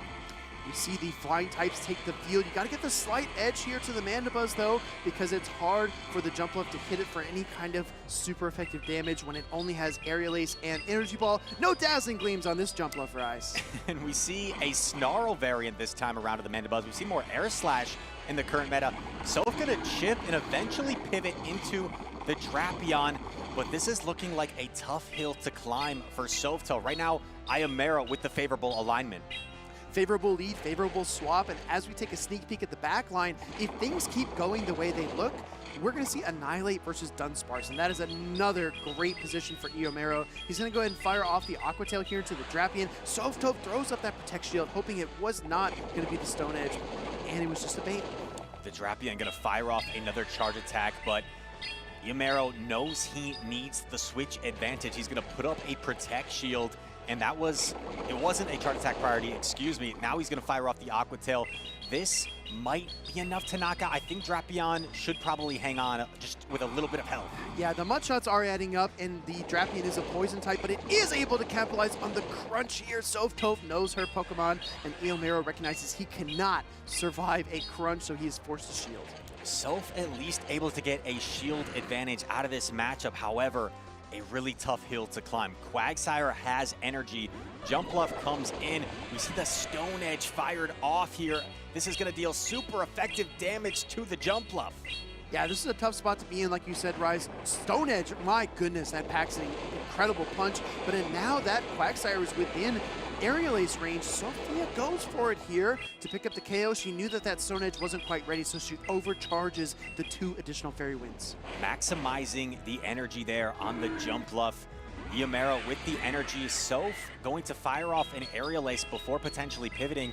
Eomero is nearly capped out on energy with this Mandibuzz. I wonder if he considers just throwing immediately, and we're going to see the pivot into the Dunsparce. And you know what, Speedy? This is going to connect. This is not a good situation for Soph. If there's any win condition, it might be trying to get to 2 drill runs if that could knock out Annihilate. Yeah, I think the 2 drill run is the recipe that she needs. She's going to go ahead and throw the first one here on good timing. I really appreciate that the swap displaced the turn cycles by 1 turn, but Sophia's on top of it, throws the drill run. Now she's got to muster 1 more, but these rollouts in the meantime are resisted. Drill run connects. Soph knows this is just a Rage Fist. No need to use a Protect Shield, but this is just so much ground to cover. The Jumpluff is pretty low. Another drill run is queued up, so does reach this drill run. Unfortunately, Annihilate, I think, will just barely hang on to this drill run and get the counter down. The positive side of this, though, is that the Jumpluff can now come in, look for a big Fairy Wind down. Can it get it? It's one away, and it does get the big Fairy Wind down. She's got the Protect Shield. She's got a lot of energy. Will double Aerial Aces be enough? I don't think so, but these Fairy Winds are adding up, and you might get a rollout or 2 with the Dunsparce. So this game's not quite over yet. First Aerial Ace is queued up. It's going to chunk at the Mandibuzz, but Mandibuzz approaching double Aerial Ace itself. Soph might be forced to use the final Protect Shield here. She needs to shield, and she needs to make a catch, in my opinion, because this Mandibuzz has so much energy. It's 1 Snarl from the Aerial Ace. What does she do? She decides to throw 1 single Fairy Wind into the Aerial Ace. It's coming right down to the wire. Aerial Ace coming through. It's not going to be enough, but it's going to put the Mandibuzz low. If you're Eomero, what do you do here? Do you throw instantly? He's going to throw instantly. He doesn't want to take the Fairy Wind damage, and now this is going to come down to rollout versus Snarl. Can Eomero get to an Aerial Ace before Dunsparce can roll out down? It's going to be awfully close. It's going to be close. Super effective versus neutral, and the rollouts are piling on, but they're not enough. Eomero gets to the Aerial Ace and steals away game 1 here against Softove. Absolute unbelievable game 1 in this series. Eomero, that was invisible HP on the Mandibuzz. And Softove, are you kidding me? That, on paper, you say there's no way. This game's over right from the start. That came down to 1 HP. If that wasn't as well a trained Mandibuzz, that game might go in Softove's favor. But Eomero able to hang on just by a thread. Yeah, the swap and the closing situation were like code red, right? It's like, oh my gosh, Annihilate versus Dunsparce. I am not going to come out of this with much HP left. And then you had the Shadow Quagsire versus the Drapion. That's also not a great position to be in, but Softove fought and brought it almost all the way back. Fought tooth and nail, and the Go Battle League experience, the grassroots experience on display, was able to just maneuver so well in that matchup, but Eomero able to hang on in the end. This Aerial Ace, once again, that is legit 1 HP and a dream. Graphics on point, and Eomero takes game number 1 of this series. Yeah, absolutely stunning, but don't count Softove out just yet. As we said, Eomero, very accomplished trainer, actually bringing some very interesting Pokemon this weekend as well. Not just the Sableye, but also the Abomasnow and the Mandibuzz. And I thought Toxapex was out of the meta, right? That's what you told me. That's what I said. That's what I said, but he's got it on the squad. Eomero seems some validity to the Toxapex, the toxic pest, with how bulky that thing is.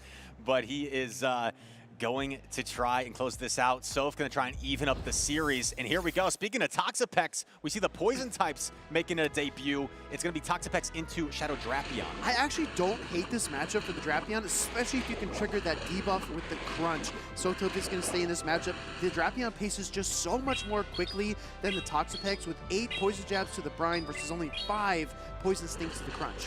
This is a matchup that can go either way. The Toxapex should be able to win the 0 shield scenario because 2 brines should be enough to knock out after the poison jab damage. If Sotop is willing to invest a protect shield, she can overfarm and come out with an advantage. We're going to see the pivot into Mandibuzz, and it's met by the Dunsparce. Yeah, this is a big deal, right? Sotop just had to make the best out of a bad situation in game number 1, but now she's actually in a neutral spot and capitalizes on this switch. Dunsparce is going to take a wall up from the Dark Pulses, but it is going to drop tons of Rock Slide damage onto this Mandibuzz. Dunsparce where it wants to be right now. Super effective Rock Slide coming down, going to chunk at the damage of Mandibuzz, but it's just so dang bulky. It actually takes the Rock Slide. Not too bad. Dark Pulse now unleashed onto the Dunsparce. Absolutely, trying to chip down at each other. You give the typing advantage to the Dunsparce here, but the damage output from Mandibuzz is severely underrated. I think that's why it's surging in popularity here in Sacramento. Another Rock Slide coming through here from Sotop. This might put this Mandibuzz to the red, but it's not enough to knock it out. And we're actually going to see Iamero settle for the Aerial Ace. Soph knows it's just an Aerial Ace, knows Dunsparce can hang on, but I think she might still be forced to fire off the Rock Slide here, and she does to try and maintain switch advantage. Maintain switch advantage she does because the Rock Slide's going to be more than enough after we've seen the first 2 connect. Mandibuzz falls, and now Iamero has a choice to make. Makes it quickly coming with the Toxapex. Toxapex gets a little bit more energy on the farm down. You come in with the Drapion. You're going to fire off the Crunch here on the charge attack priority. Incredible counting from Soph. And now the Crunch is going to connect, putting the Toxapex quite low. Now, if you look at the back line here, we still haven't seen the 3rd Pokemon for Iamero. Soph might say, oh, it's Annihilate, oh, it's the Abomasnow, it's the Sableye. Actually going to be interesting to see how she handles it. She's going to shield here, Rise. Gonna put up the shield. I don't know if I love this because now you're down a shield against the Quagsire, but do we see a shield come up? No. Iamero gonna let this Crunch go through, and Soph may look for the immediate pivot into the Feraligatr, and no drop there on the defense.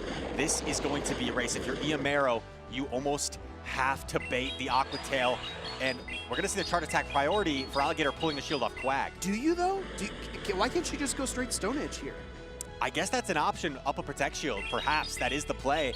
Aqua Tail is coming through. It's a non-Shadow Quagsire. Soph does shield the Aqua Tail, and she was on the same lines of thinking of use speed. She thought he didn't even need to go for the bait. Yeah, look. But now another charge attack is queued up. This is going to grab the final Protect Shield from Iamero, and he is going to look to potentially overfarm here to try and have energy for the Drapion. Yeah, no swap available here for Sotop, so she's forced to take the Stone Edge here. You see her kind of looking around the stage. She realizes this is going to be very, very difficult to come out of, and that Stone Edge will connect for Alligator, falls, and now it's all up to the Drapion, and it's out of gas. And the Aqua Tail here from Quagsire is going to be enough to knock out the Drapion. Iamero is going to advance to the loser's file. It's going to be end of the road for Sotop, our co-caster. And what an incredible display from Iamero. That game 1 was so back and forth. In game number 2, we saw a more neutral game, but Iamero able to hang on for the win. Yeah, and I think that just is a real testament to his experience as a trainer. I mean, even when he had his Mandibuzz safe switch met by a Dunsparce, he didn't seem flustered. He definitely seemed to control the situation. And like you pointed out, Rise, just maybe one shield, one swap, one call, one single mistake can lead to a loss. And I think that shield late on in the match against that Quagsire might have been the one.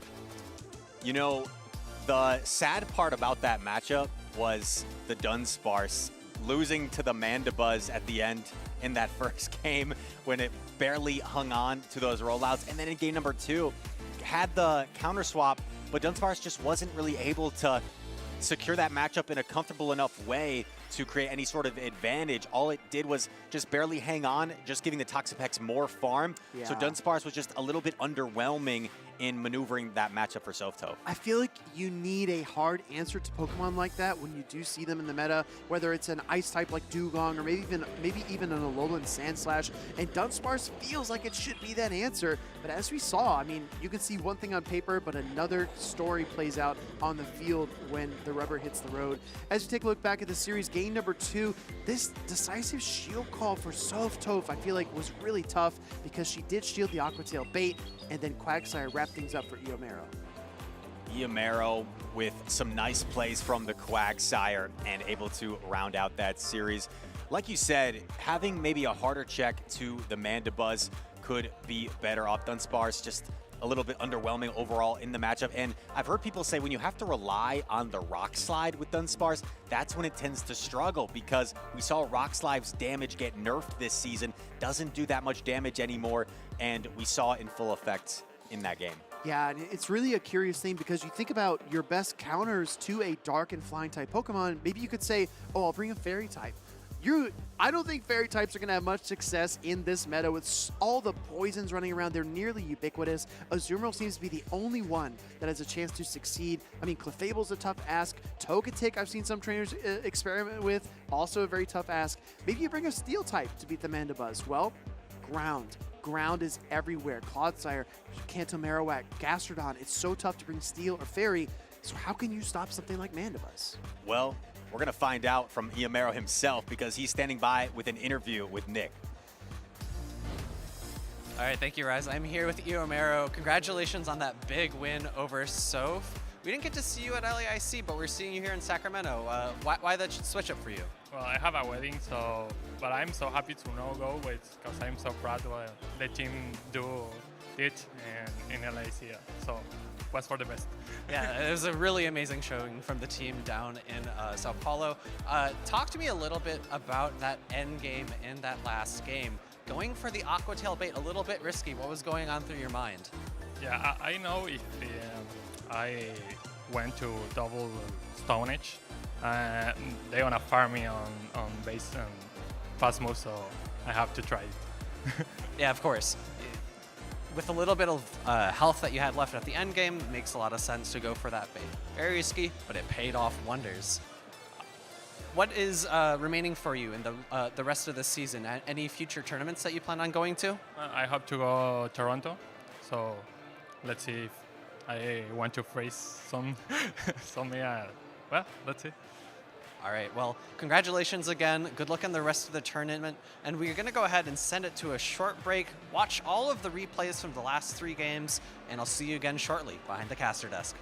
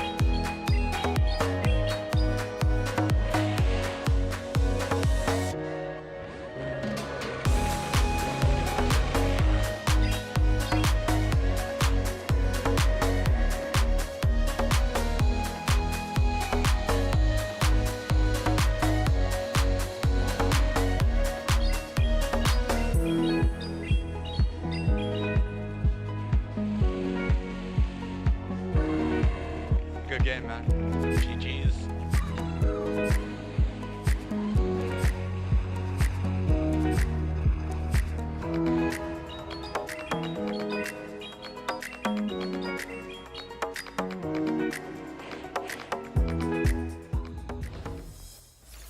Hey there, Pokemon trainers. I'm here with newlyweds Harvey and Abby. First of all, congratulations. I hear y'all are here on your honeymoon. How's that going? It's going very well. Thank you very much. So you met through Pokemon. I gotta ask, what's the story? How did you two find each other? Would you like to go? We're in a mutual community and, you know, just something to bond over, something that we share the same interests in, and someone who just gets you, you know? Yeah, that's exactly it. Just found through the same community, and we just bonded over that, and that was the start of it. Nice. What was the first Pokemon game that you both played together? Oh, I want to say it was Ultra Sun and Moon. I believe was the first one. Ultra Sun and Moon. Yep. And do you have any like fond memories from playing through that game, you know, getting to know each other, anything like that? Oh, I think it was just mutually exploring the game at roughly the same time as each other. Like that discovering of new games, discovering new stuff to play, new stuff to enjoy. And seeing both of our reactions to it and just like, oh yeah, this is fun, and just, oh, look at this over here, you know? Yeah, that's so fun. So you mentioned, Harvey, that you've competed a lot in the European regional circuit, but this is your first time competing in North America. Do you have any like expectations or what you think is going to be different about the experience? I honestly have absolutely no idea what's going to be different comparing the two together. I'm just hoping to win a game, win a set, go from there, and just have a good time. For sure. And do you have a team that you're going to be running this weekend that you're excited about? I do indeed. I'm going to be running, well, listen, common stereotype, going to be running Rain, of course. Big rain enjoyer, big weather enjoyer.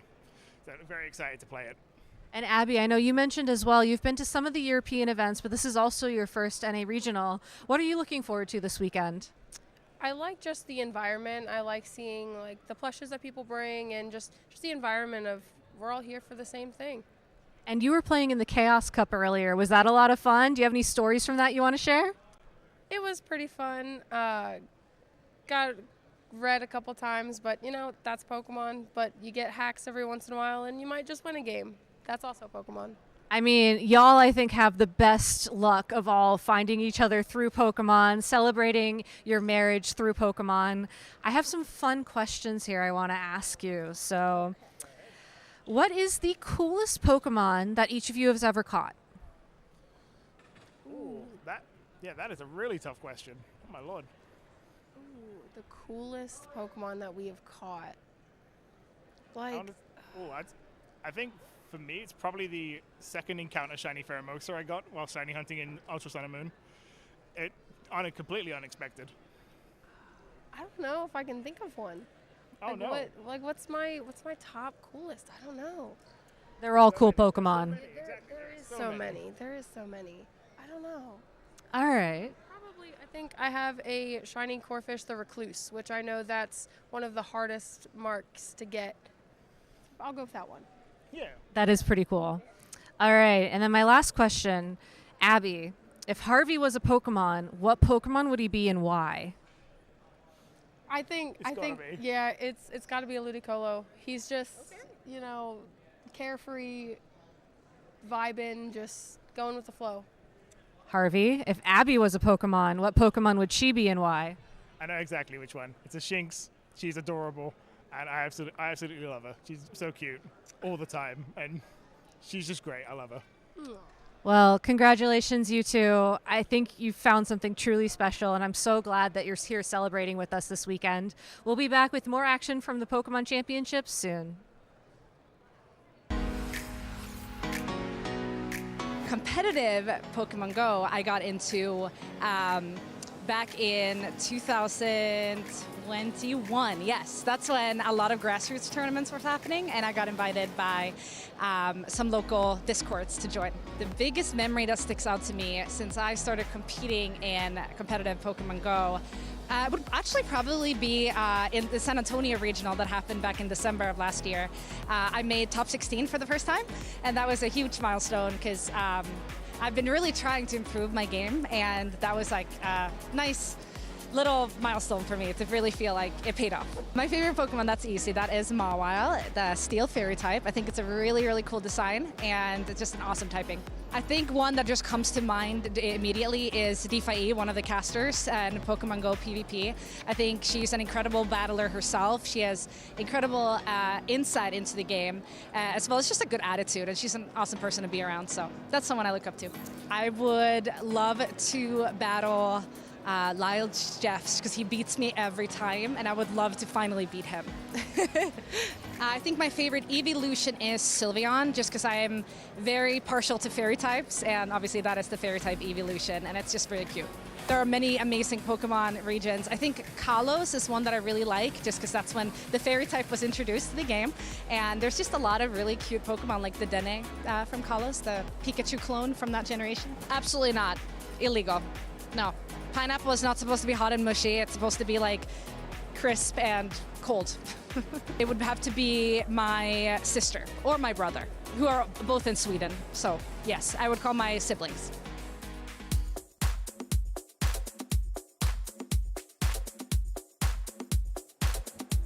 Thank you so much, Mama Climbs, for that insight. What about you, Alpha Phoebe? Does pineapple belong on pizza? I'm going to have to go against the grain there and say absolutely.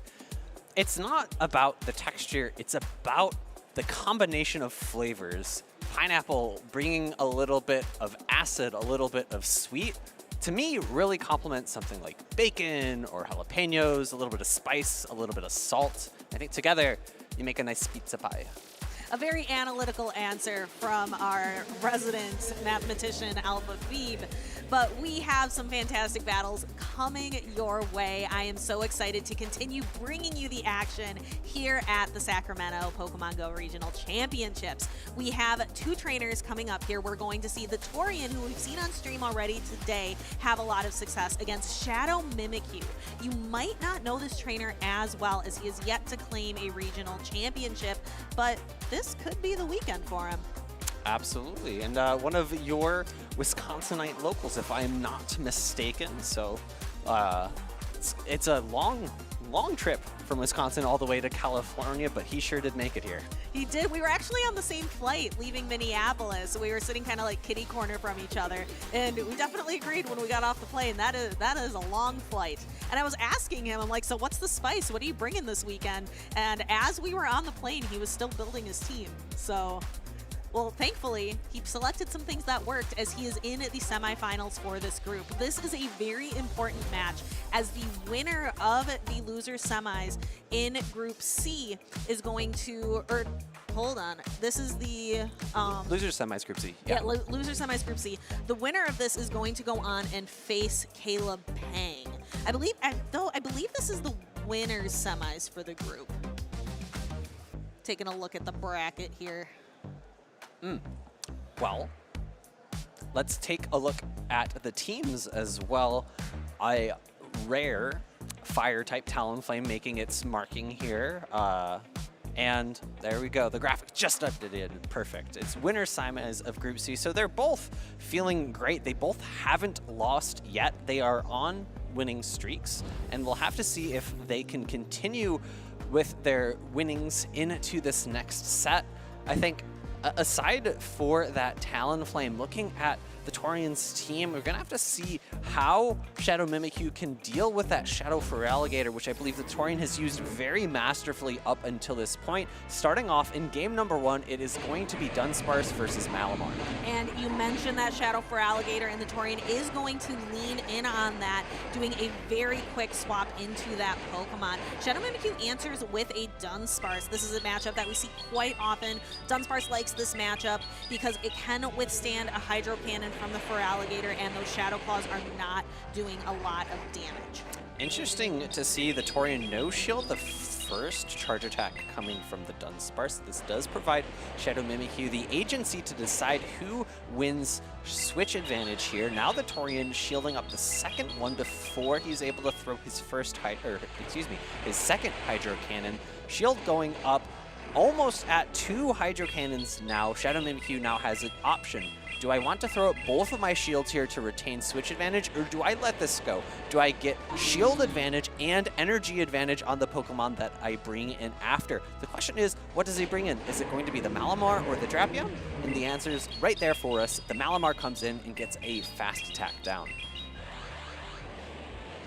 And Hydro Cannon able to pick up the first shield from Shadow Mimikyu, and in comes Galarian Moltres. because of the energy advantage that Shadow Mimikyu has, now he's going to be able to reach 2 superpowers before 1 charge attack is reached by the Torian. No shielding. I expect to see Shadow Mimikyu switch out after this. Debuff is applied. No, actually instead going for the back-to-back superpowers. Let's go ahead and see how much this superpower is going to do. Galarian Moltres is both flying and dark type, so that is going to be neutral damage.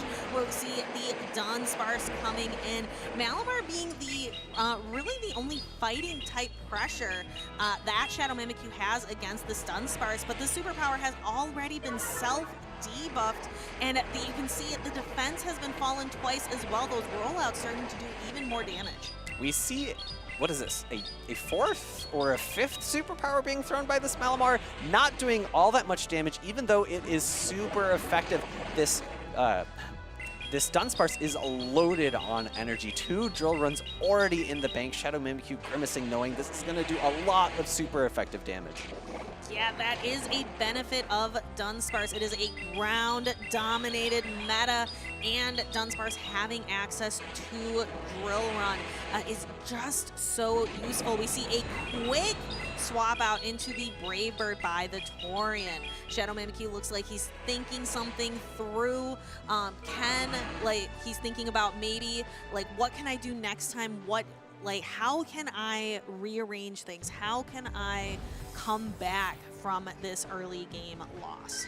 Even though he was able to put himself in a pretty strong position with that Malamar farm down and having energy advantage going into the end game, just not having a strong enough answer for that Dunsparce, having a Pokemon that was a bit weak to it in the back, meant that the Torian was able to take advantage of winning switch advantage in order to win himself that first game of this set, best of 3.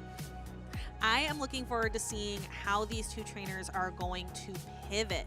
So Shadow Mimikyu might have seen a little bit of the Torian's matches earlier on stream, but I think this is the first time we're seeing Shadow Mimikyu on stream today.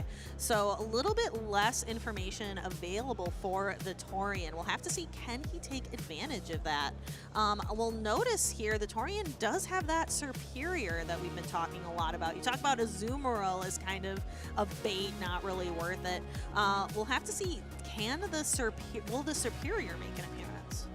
Will it become, will it be taken off the bench? It's been a bench warmer for basically this entire tournament. I struggle to think of a singular time that we've seen it in play thus far.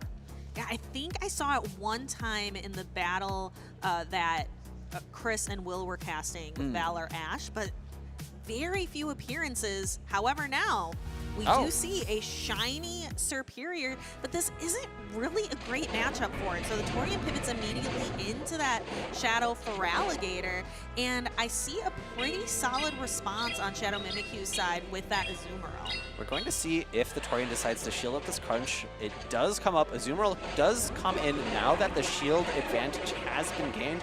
However, there's now a hefty amount of energy onto this Feraligatr, almost at 2 Hydro Cannons already.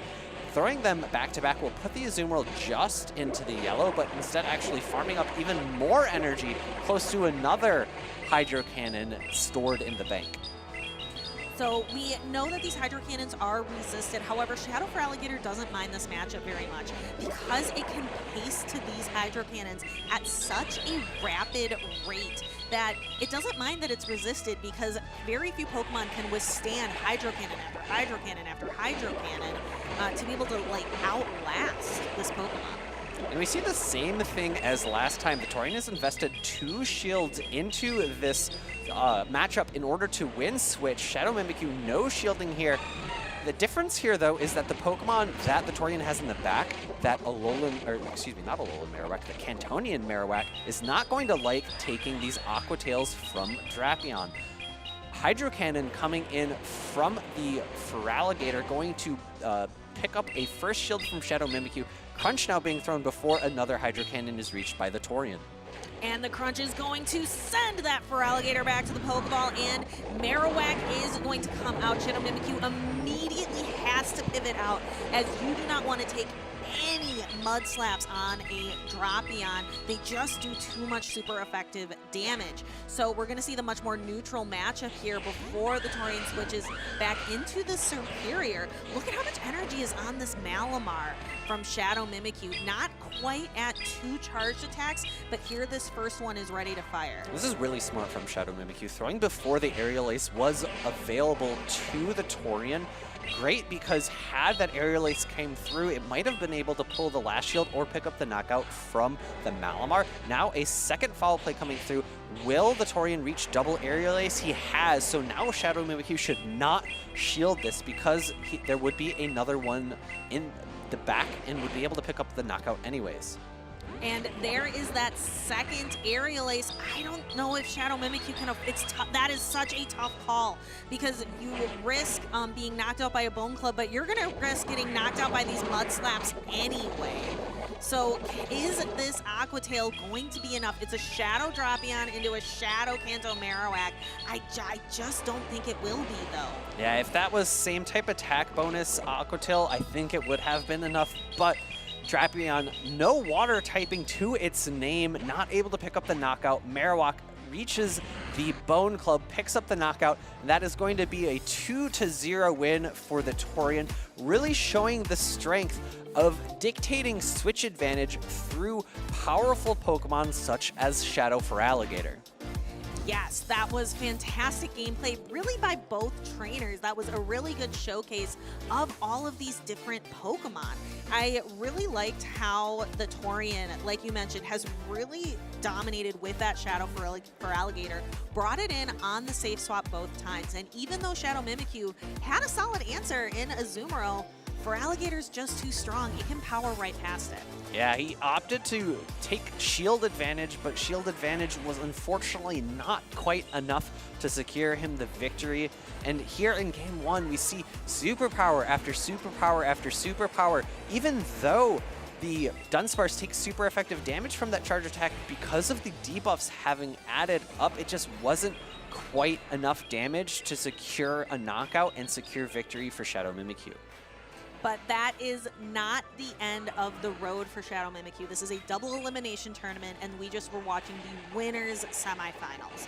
So Shadow Mimikyu will go on to face, I believe it's BJ Pewat in the losers round 6. So it still has a chance to make a losers bracket run, where the Torian is going to advance to face Caleb Pang tomorrow in the winners finals for Group C. And it's kind of like a reminder for those of you who aren't necessarily paying attention to the bracket, because we are only running 4 pods instead of the typical 8. This means that people who are in the winner semis have made it a little bit further than you might have expected through the tournament as compared to when we have smaller pods. So going down into the loser side of the bracket here means that there's not that much left of the tournament for them to be able to make it into day number 2. So although he's in the loser side, he's really close to being able to make it to day 2.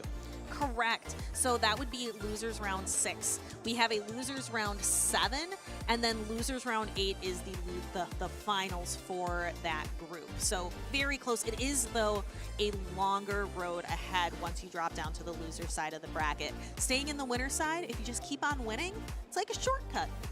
Especially in day number 2, if you're on the winner side of the bracket, your day is significantly shorter. I think everyone would choose to opt for that shortcut if they could. Yes, but some trainers are known to make fantastic runs through the loser side of the bracket. We mentioned the C2U as being one example of a trainer who can do so well on that loser side of the bracket against the odds. And honestly, I think the losers bracket is a lot more fun to watch. There's more on the line. It's win or go home. The stakes are higher. More fun for us. Probably a little bit less fun to be on the stage. Don't need all of those extra all of the extra stress, all the extra anxiety from being that close to being knocked out of the tournament. Yes, and I believe it is a lot easier to make it into grand finals and actually winning the whole thing if you stay on the winner side of the bracket. If you come into the grand finals from the loser side, you have to beat the other trainer not just once in a best of 5, but twice, which is a mighty task. Speaking of mighty, we have two mighty trainers here on the stage. We have Valor Ash and S. James P, who are going to face off. SJ able to secure his first regional victory not that long ago, and I think Valor Ash is still vying for his first victory, so we'll have to see which one of them has the strength to secure this win in this best of 3 up right now. Yes, I had an opportunity to interview Valor Ash after his win on stage a little bit earlier. His signature Pokemon is that Talonflame. Brings it all the time, just about every single tournament has been bringing Talonflame, and he says Talonflame still has a very secure spot in the current meta. It's going to be a bit tough against S. James' team, though. There are three, in air quotes, water types on that team, the Feraligatr, the Azumarill, and then Shadow Drapion. I just said it doesn't have same type attack bonus on that Aqua Tail, but it does have Aqua Tail, so I'm going to count it. Okay. Water pressure, right? Has water pressure. Water pressure as opposed to water force divided by volume? Is that pressure? I'm a science guy, but I don't know what pressure is, apparently. We'll have to look that up. Let us know in chat if you know the equation for pressure. Certainly that is an equation that Shadow Drapion knows well. Has a lot of that charged attack pressure. Fast attack pressure on the side of S. James is going to be from that Kanto Marowak, that Shadow Kanto Marowak with the Mud Slaps. And we see, once again, another Superior. But, you know, we've made the joke a couple of times saying, oh, Superior's the superior grass type. But on S. James' team, he has a even better grass type, especially into a grass type mirror matchup. The Aerial Ace from Superior versus the Aerial Ace from the Jumpluff are going to do about the same amount of damage, but fast attack damage from Vine Whip is going to be double resisted, whereas Fairy Wind is completely neutral. Correct. And again, though, I have been underwhelmed by Jumpluff.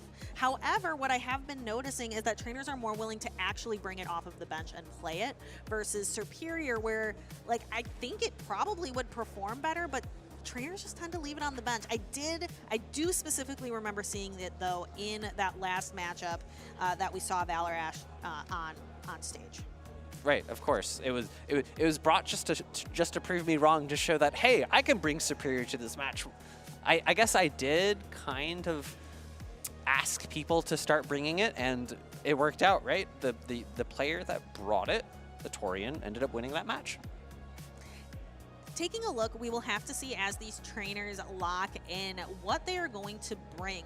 I really appreciate that Valor Ash also mentioned he got this Galarian Moltres because a trainer, I think, spent, he said, like 1 million Stardust. It was some crazy number to be able to make this trade. So we'll have to see if Valor Ash puts that bird to use or if he's going to rely more on that Talonflame. He brought the Talonflame in that on-stage match 3 times out of 3. Very quick aside, just wanted to correct myself. Pressure is force divided by square foot. So I was close. I was off by 1 unit of measure, but let's get back to the action here. It is going to be a quick swap into the Clodsire, which is answered by the Shadow Feraligatr. This is a strong matchup for the Shadow Feraligatr. However, Clodsire does threaten a hard-hitting Earthquake while being able to easily survive 1 Hydro Cannon. And Clodsire here is going to be able to start pressuring with these Sludge Bombs, forcing an early shield on the side of S. James. We're going to see Clodsire gets to the Sludge Bomb. However, S. James keep patiently waiting and throwing the Hydro Cannon right on that charge attack priority. Now that Sludge Bomb is going to automatically register from the side of Valor Ash. Does S. James want to shield again? I actually think no, and this is a bit of a interesting play from S. James. He went for the charge attack tie on the move that he was pretty comfortable no shielding. He does it again. Had Valor Ash built up to the Earthquake, that would have picked up a knockout, and he would have been able to reach it before this 3rd Hydro Cannon. We now see Feraligatr pulls a 2nd shield from Valor Ash, the next Sludge Bomb coming through, and it's going to be a fast attack down for SJ here. Feraligatr is going to come out with a good amount of energy. Instead, we see the Moltres come in, answered by the Azumarill. All shields are down. That means Brave Birds are going to be landing. Same with super effective Play Roughs. You can see that kind of head nod from Valor Ash, like, yup, that is exactly what this Pokemon did not want to see in the back. Azumarill going to be being able to deal super effective damage with both of its charge attacks. However, Play Rough with that same type attack bonus, because it is a fairy type attack. Azumarill is a fairy type Pokemon, is able to send Galarian Moltres out of the field of battle. Valor Ash now having to answer with the Gastrodon. And unfortunately for Valor Ash, I think he might have a guess as to what is in the back for SJ, and it is that Jumpluff. It is Gastrodon's worst nightmare of a matchup. If the Gastrodon had a move such as maybe Icy Wind, it wouldn't be so bad, but I don't think it learns Icy Wind. I don't think so either, Alpha Phoebe. And really, what Valor Ash needed, he needed he needed his Clodsire healthy to be able to take on the Jumpluff. Clodsire has a great matchup against Jumpluff, being able to throw Sludge Bombs at it and resist the damage from Fairy Wind. You can see it takes several Fairy Winds just to eliminate that last little bit of HP from Clodsire. So I think if Valor Ash had been able to preserve some health on Clodsire in the back, perhaps that could have presented a win condition. However, SJM's able to capitalize on, able to capitalize here. We're gonna have to see how Valor Ash decides to pivot around that Shadow for Alligator. As I have mentioned time and time again, it is just so potent. I really wish he had, instead of throwing the Sludge Bomb as soon as he got it, I wish he built up to the Earthquake, because he could have left that matchup with a shield advantage as opposed to just shield parity. Here we go again in the replay. The Sludge Bomb picking up the second shield. He pivots out, but at this point it's already too late. He would have been able to be farmed by the, down by the Feraligatr. He goes to try to get the snipe with the Sucker Punches, but SJM's on point there, able to pivot out before the knockout. You said earlier that Azumarill is just a bait. I did not see a bait here from that Azumarill. It went right for the Play Rough to knock that Galarian Moltres out of the sky. And really great counting from SJ there, honestly. Throwing right before the Brave Bird was reached from Valor Ash, he went for the Ancient Power, maybe hoping to get the boost, maybe just trying to get a little bit of chip before the next, before a Brave Bird is thrown to maybe try to pick up a knockout. I think it would be a little tight. I'm not sure if Ancient Power plus Brave Bird plus all the Sucker Punches is able to knock out an Azumarill. That's a lot of addition. And I'm all out of math. I ran all out. That's unfortunate. You're the math guy. I need you for the math. Now what are we going to do? I'm going to have to go order some from some math providing service. I don't know. I don't know. I don't think I have one of those apps on my phone. My phone's out of battery, so. Oh, no. How are you going to play the Go Wild event, Alpha Phoebe? You need to catch the mighty Pokemon. I do, actually. So many of them have fled from me today, so it's been a little bit disappointing. But you know what's not disappointing? More PvP battles here. Let's get back into the action. It is going to be a great lead for SJ. It's that Clodsire into that Shadow for Alligator. However, Valor Ash does have the option to try to win the Zero Shield matchup. Here's the problem. What do you see in the back for Valor Ash that has no play for SJ? Or no play into SJ, sorry. Has zero play? Well, yeah, the Superior, because what Superior would rather see is the Shadow for Alligator in the lead. It doesn't love the Feraligatr, like as I've mentioned, because of that Ice Beam, but that's definitely where it would rather be. We see Valor Ash get the bait and another charge attack die. He's done this 2 times in a row now, and now that SJ recognizes that this has to be a Sludge Bomb, he could easily no shield, but instead opting for the no shield, getting knocked out. In comes the Drapion, and looks like Valor Ash is staying in to get a bit of chip damage here. Frenzy Plant going to do a little bit more total damage than Aerial Ace, and I expect to see a switch out at some point potentially in order to get into a slightly more positive matchup, but no, just staying in, looking to possibly soak up this crunch. Yeah, perhaps Valor Ash is recognizing that the Superior isn't going to have a lot of play in the back, and he's going to have to rely on that Galarian Moltres. So perhaps just allowing the Superior to go down. 2-shield Galarian Moltres has been a win condition for many trainers this season. Aquatail not quite able to pick up the knockout. That's great for Valor Ash. This Aerial Ace coming through, going to put a lot of chip damage onto this Shadow Drapion, and an immediate switch out into the Galarian Moltres, able to get 2 Sucker Punches worth of energy into this Sand Slash. Yeah, and those Sucker Punches are doing quite a bit of damage. However, this is a Powder Snow Alolan Sand Slash. So rather than resisted Shadow Claws, it's going to be super effective fast attack pressure. So this Galarian Moltres is going to have to do a lot of work. S. James says, you know what? This isn't the Brave Bird. This is only going to be an Ancient Power. I'm fine. And of course, it's an Ancient Power that hasn't been already boosted by another Ancient Power. We see another Ice Punch is able to be reached by this Alolan Sand Slash. And the question becomes, does Valor Ash have enough fast attack pressure to knock it out? No, instead actually opting to go into the Feraligatr.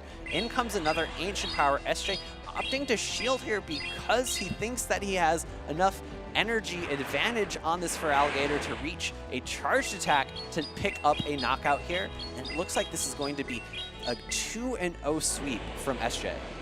Yeah, the Galarian Moltres goes down, and the Superior is going to go down to that Shadow Claw. But we immediately see the handshake on the side of Valor Ash. Like, good games, you bested me here. Congratulations, SJP. It's James P. on your 2-0 victory here in the winter semis for Group D. We saw one Superior one match ago, and it did really amazing. And we saw one Superior in that match, and unfortunately just had nowhere to go. And I feel like that's the answer, or that's the story of grass types here in Sacramento and also in the maxed out season, is that if you bring them and they go into the right spot, you're having a great time. But if you don't find that right alignment, then they just really struggle in losing matchups. They don't have great coverage. Yeah, they don't really have a lot of that neutral play that we like to see from a lot of Pokemon. Like, Azumarill has quite a bit of neutral play, Alpha Feed. Let's take a look at the replay. We do see that Galarian Moltres, and here, again, here's where it's tough. Perhaps Galarian Moltres would have a slightly better matchup if these Shadow Claws were resisted. That might help it out a little bit, but even so, I think this would be a really uphill climb. Maybe makes Valor Ash miss that Talonflame a little bit, seeing it on the, seeing it there in the back. Yeah, opting for another 2-shield endgame with a different flying type. I think it would have been a bit tough for Talonflame to have won that endgame as well because of the super effective damage you would have had from the, the Feraligatr. But it would have loved that Alolan Sand Slash, that's for sure. Definitely, and I mean, nothing, even if it's just regular damage from Feraligatr, nobody wants to see that. It is such a dominant Pokemon throughout this entire season right now, and we are in the max out season in Pokemon Go that is coming to an end very, very soon here in December. Will Shadow Feraligatr, I wonder, continue to stay a dominant force in the upcoming season?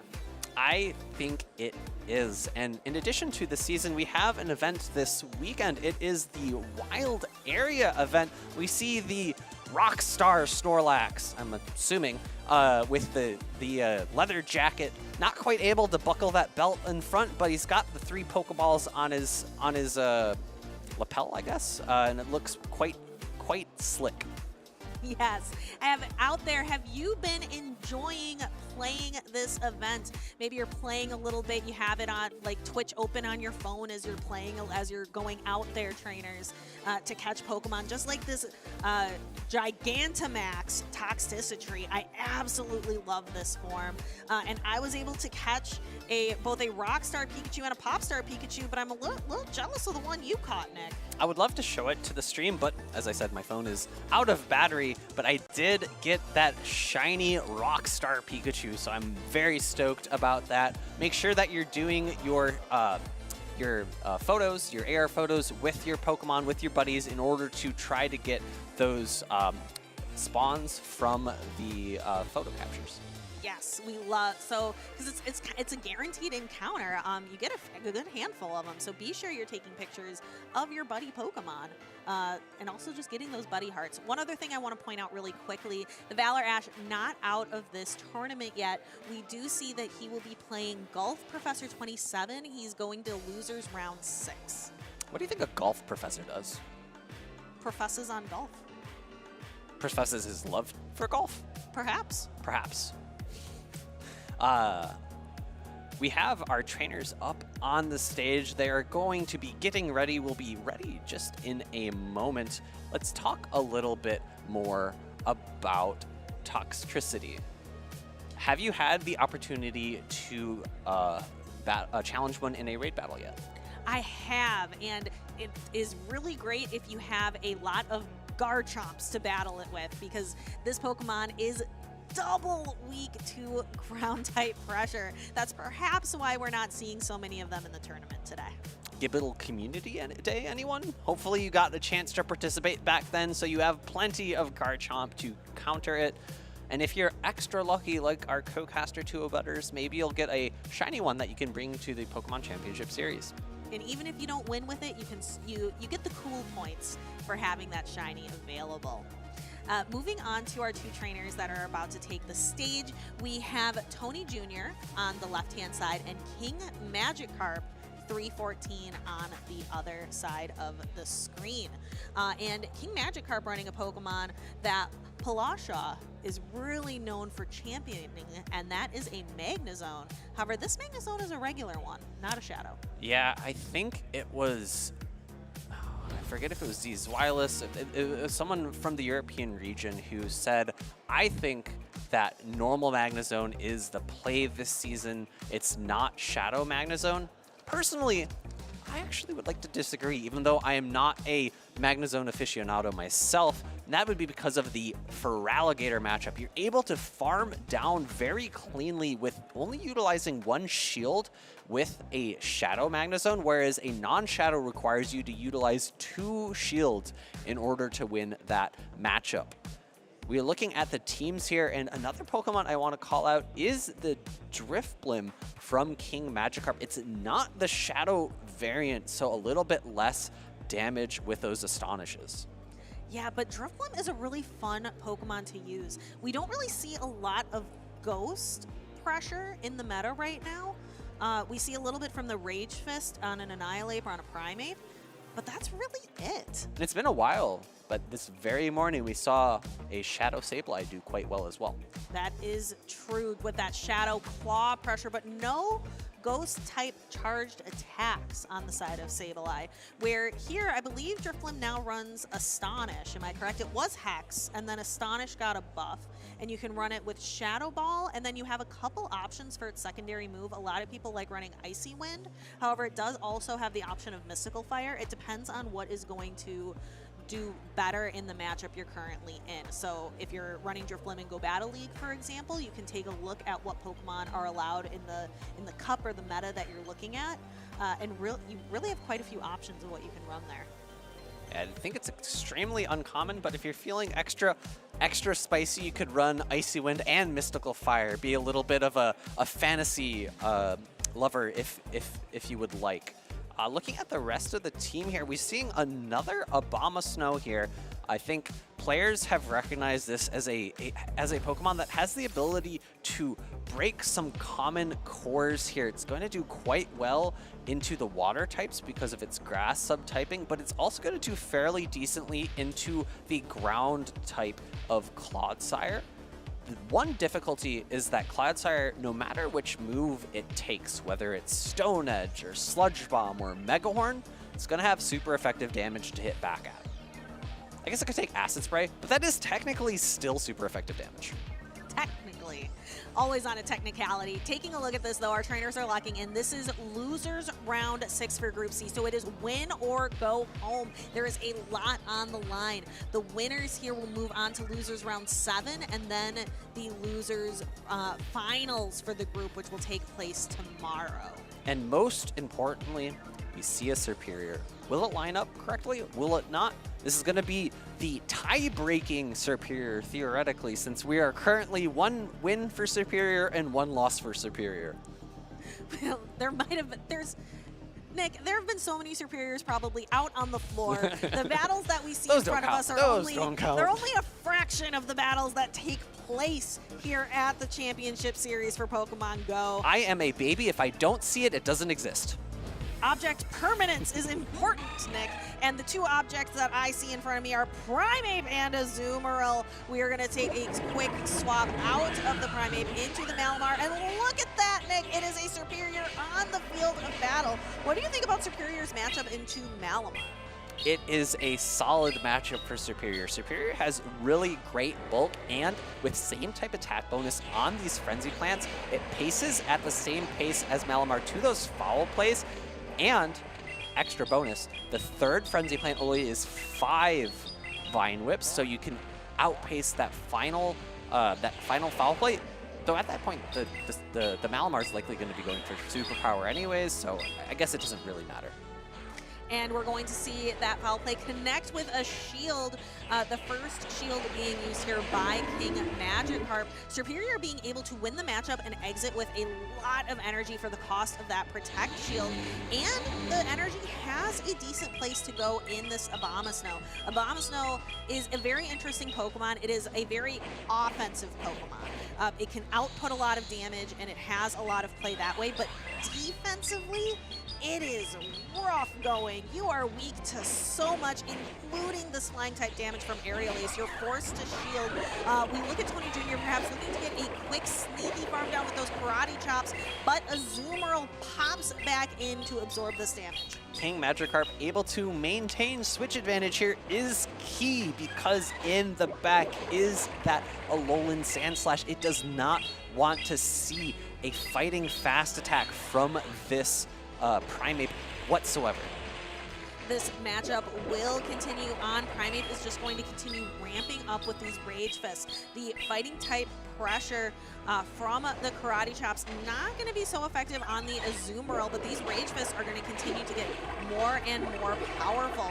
And as we've mentioned, Azumarill paces so slowly with its charge attacks, where Primeape can just go Rage Fist, Rage Fist, Rage Fist, Rage Fist. There is one win condition here, and it would have been a catch. However, King Magikarp on top of it, not allowing Tony Jr. to catch a not a foul play, a play rough, excuse me, on to the Abomasnow. Abomasnow, all of its energy is completely walled off by this Alolan Sandslash. Ice Punch coming through. The question now for Tony Jr. is, can he build up enough energy on that Primeape to be able to get to back-to-back Rage Fists on the Azumarill? Going for another charged attack here. This is going to be double resisted. I think it might put the Alolan Sandslash barely into the yellow. And then Tony Jr. is starting to see those Karate Chops. However, even though the Icy Wind brought down this Alolan Sandslash's attack, it still does a lot of damage, able to get like one more quick Karate Chop in, but it's just not enough. King Magikarp walks away with a 1-game lead here from that matchup.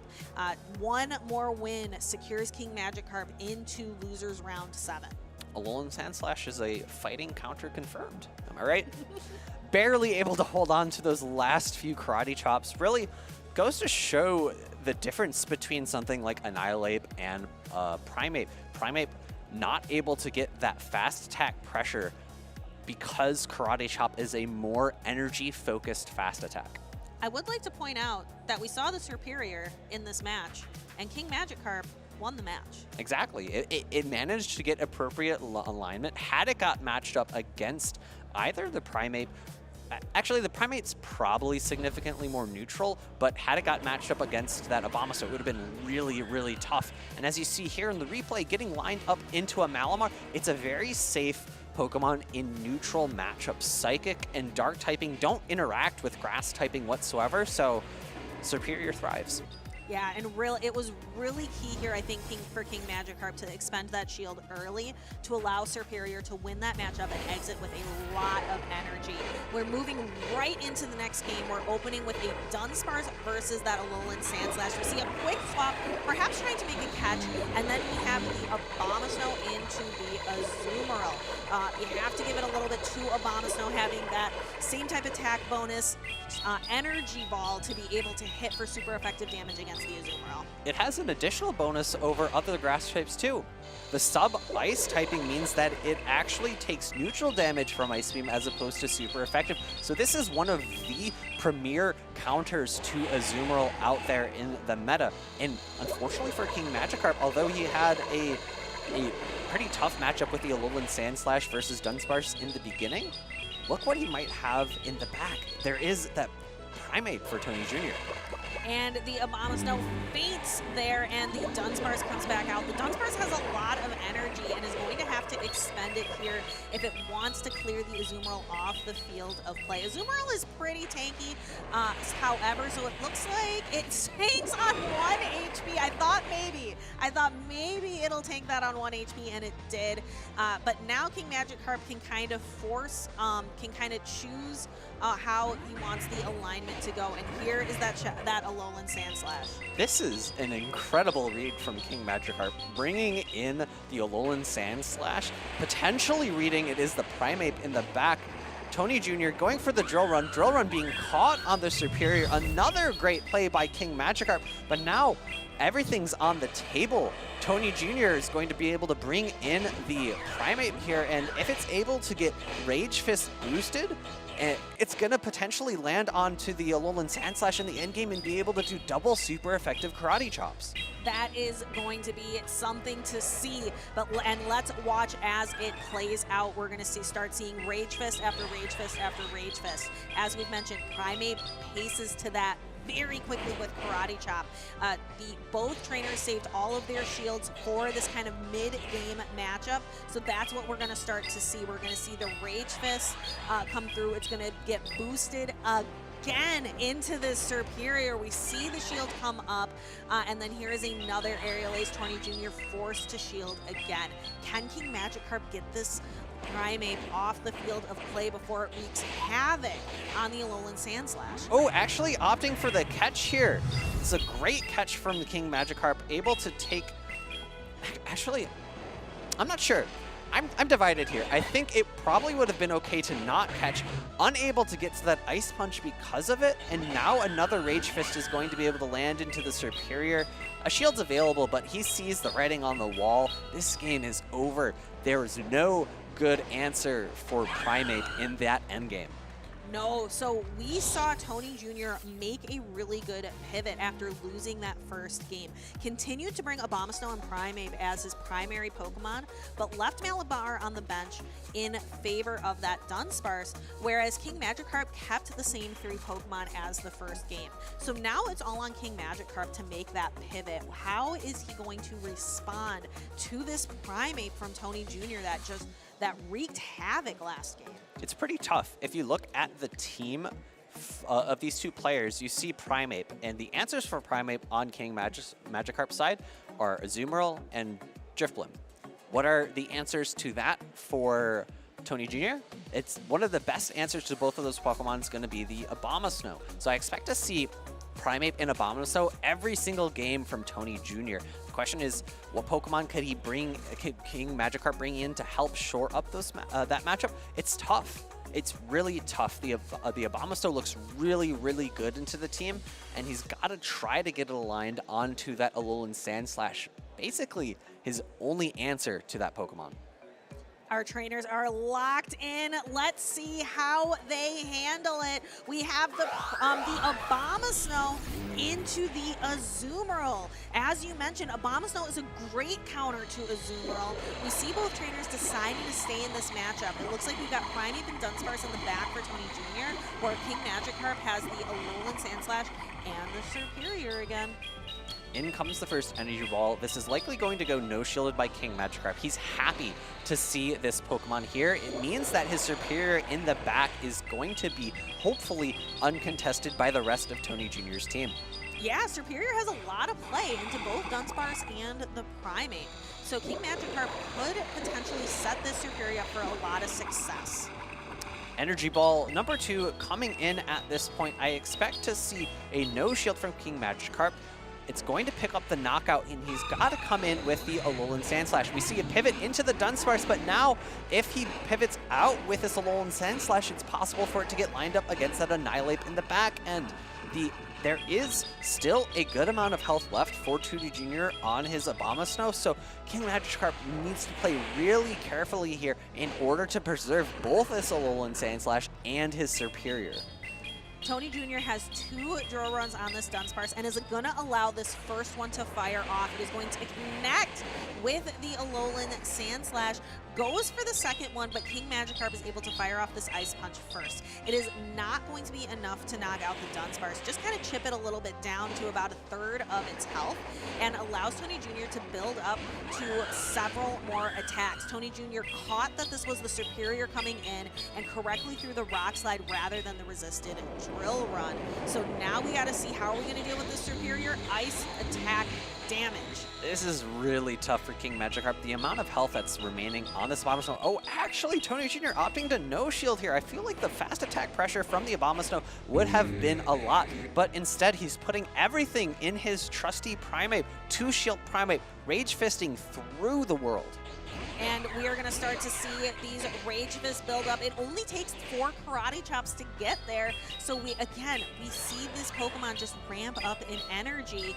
And King Magikarp putting on an early Protect Shield here on the Superior. The first shield of this decisive game 3, and we see a nice catch on to the Alolan Sandslash, kind of acting as a 3rd shield, just enough to kind of disappear, like make that damage disappear. I'm afraid it might not be enough. Although Karate Chop is not as hard-hitting as Counter, you can just see how much damage these double boosted Karate Chops are doing, and the farm down comes in, and Tony Jr. is going to take game number 3 over King Magikarp and is going to be the winner of this Losers Round 6. Yeah, so Tony Jr. will be moving on to Losers Round 7 and will face the winner of the matchup, the other Losers Round 6 matchup, which was Shadow Mimikyu, and I believe it's BJP Watt. And it was really tough. There weren't that many answers on his team, King Magikarp's team, for that Primeape. Maybe expecting the fighters to not have a strong appearance, hoping to maybe not face so many of them. But you got to see just how strong Primeape can be. I honestly want to compare Primeape and Annihilape right now to Annihilape upon first release, as well as the Galarian Moltres earlier in the season. I feel like players didn't play with those 2 Pokemon, early release Annihilape, as well as the first introduction of Galarian Moltres, all that well. And I feel like Galarian Moltres players, as well as Annihilape players, started to understand how to utilize their Pokemon to those best efficiencies. And I feel like it's the same story now for Annihilape Part 2 and Primeape, where we're seeing trainers getting used to how to play around these Pokemon. A little bit frail, but ramping ability, really solid. And Tony Jr. saw some really solid play there with that Primeape. We're excited to see how far he continues to go. Don't go anywhere, you watching there at home. We're going to show you some highlights from the last couple matches, and then we have more battles for you coming at you soon.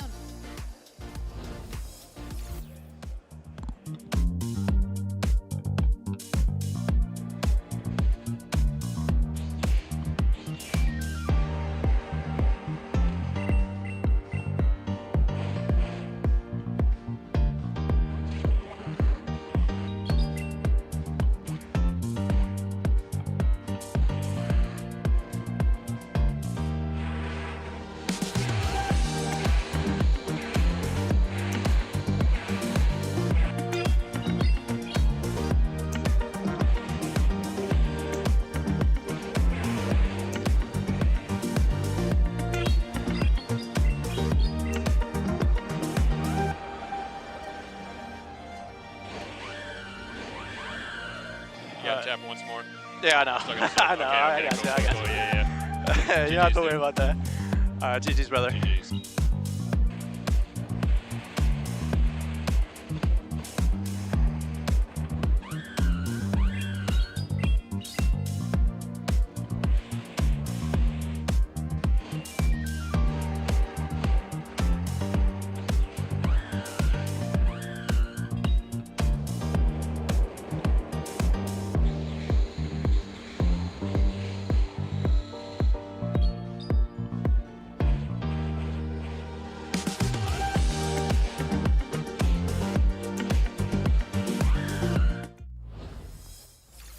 Hey there, Pokemon trainers. I'm here with Electric Keeley, and I have some fun Pokemon-themed questions for you about this weekend and Pokemon in general. So to get started, what are you the most excited about this weekend?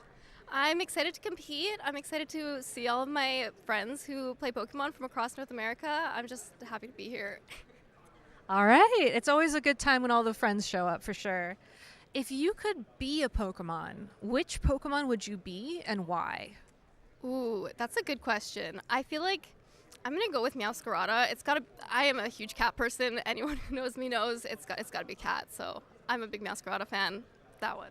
All right. I mean, it's probably the top cat in the VGC format. I can't think of any other cats that would be popular right now. So next question. What is the coolest Pokemon you've ever caught? The coolest Pokemon I've caught? That's a good question. Maybe just the situation. I feel like the most exciting Pokemon I caught was when I caught a shiny Buzzwole in Pokemon Go. I don't know. Catching shinies in Pokemon Go with friends is always fun. It's always really exciting when you finish the raid and then it shows up shiny and like everybody cheers, for sure.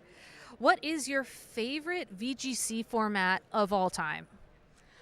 I think I'm a pretty new VGC player. I only started playing in Scarlet Violet, so I've only really played a few formats. I think my personal favorite that I've played was Regulation F. I had a lot of fun playing Gouging Fire and Chien-Pao and Dragonite. That was definitely my favorite format to play so far. Those were a lot of fun teams as well. If your best friend was a Pokemon, who would they be and why? Ooh, that's a good question. I don't know. I want to go with a different cat because I feel like we would just be best friends and like a Litten and Meowscarada. You know, I think that's cute. I think that covers all your bases as well. So you have a fire cat, a grass cat, and maybe someday a water cat. One can hope. So Sacramento is the city of trees. What's your favorite grass Pokemon that maybe isn't Meowscarada? I love starter Pokemon. I'm a big fan of Grookey as well. Maybe not so much its evolutions. They scare me, but I love Grookey.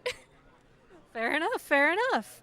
What would you say to your future self if you won the tournament this weekend? You did that. Wow, I would be very proud of myself. That's for sure.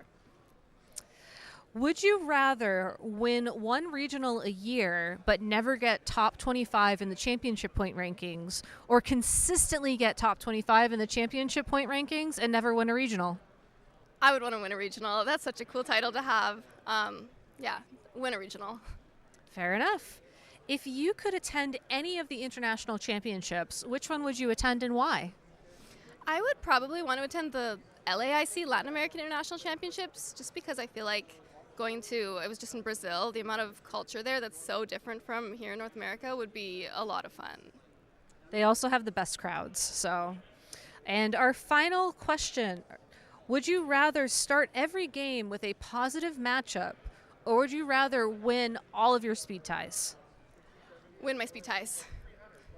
All right, well, you heard it here first. Thank you so much for your time, and we'll be back with more Pokemon action soon.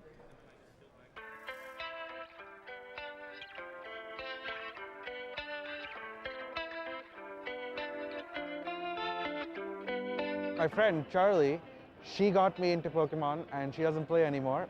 I'd been into Pokemon my whole life, but I'd never actually picked up Pokemon Go. I picked it up 2 years after everyone else. And of course, we've got Abinav at the top there, the regional champion. First starter I picked in the first Pokemon game I played, Pokemon Platinum, Torterra. Such a cool Pokemon, great design, best grass type, and overlooked Pokemon. Yeah, I love Torterra.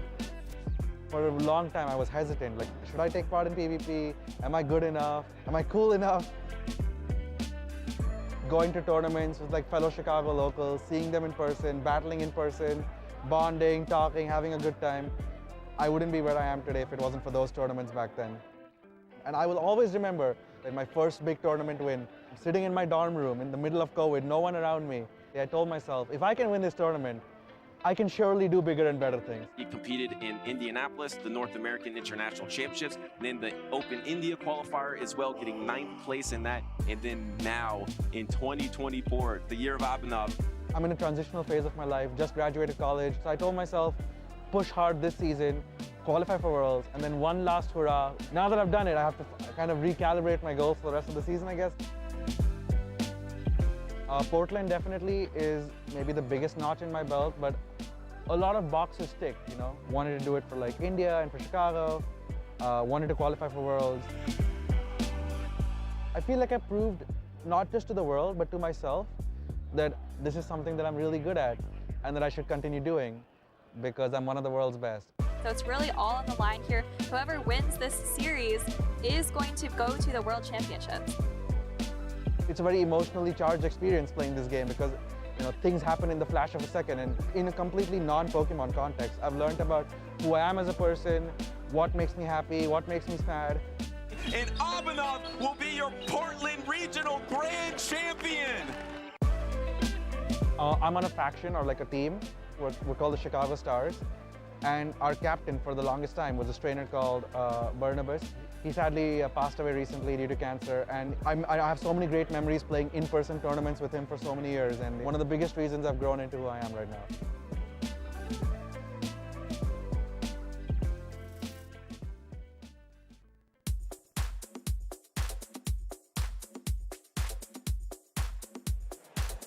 It's all about growth. It's all about the journey. And these trainers are trying to make that first step towards Championship Sunday tomorrow. We have some exciting matches yet to go. So if you're still with us, we are happy you're here. I'm Speediest Chief 2 with Rise 2 Occasion.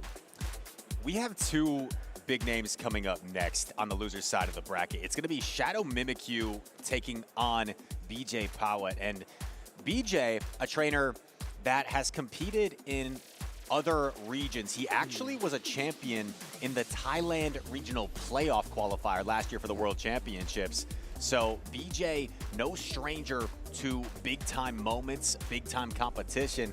Shadow Mimikyu, actually from my home state of Wisconsin, Speedy. Oh, and awesome. in his first ever regional, he managed to top 8 in Milwaukee last year. Wow. Or 2 seasons ago, my mistake. 2 seasons, but still, that is a way to begin a career. I'm really excited to see these two trainers go. I've heard a lot of good things about Shadow Mimikyu. He was on earlier on in the stream, very, very talented player. And like you said, BJ competing in APAC, I just have to say it, a lot of the APAC qualifier tournaments are a grind. You have to go through multiple rounds, take on tons of opponents. I think last season, I actually looked back at the records. I think BJ won like 13 or 14 rounds in a row between the qualifiers and the playoffs. We've seen players in the past like Crescent Angels put APAC on the map. Remember Godon Hada at the World Championships in that inaugural season against Dancing Rob, and BJ representing Thailand as well as competing here in the United States. Just a tremendous talent. Tremendous talent, and he's going to put it all on display for us here in Losers Round 6. So these trainers are on the precipice, on the cusp of day number 2. They just have to fight a few more battles to get there. Shadow Mimikyu has been a formidable trainer. He's got gas around Malamar, which I did see him play a lot earlier on the stream, but he even favors the double darks a bit more. He likes Malamar Shadow Drapion. Was top 8 in his first ever regional, has competed a few times since then and hasn't quite replicated the same success. So looking to get back into that day 2 top cut. Shadow Mimikyu, in that Milwaukee tournament where he topped 8, he ran a Shadow Dragonite and a Pelipper. So he's no stranger to the Spice Picks, running a little bit more of a traditional team though this time around. I do adore the plushies we have on stage as well, but let's get down to the action because our trainers are locked in and ready to go. We've got Azumarill into Primeape.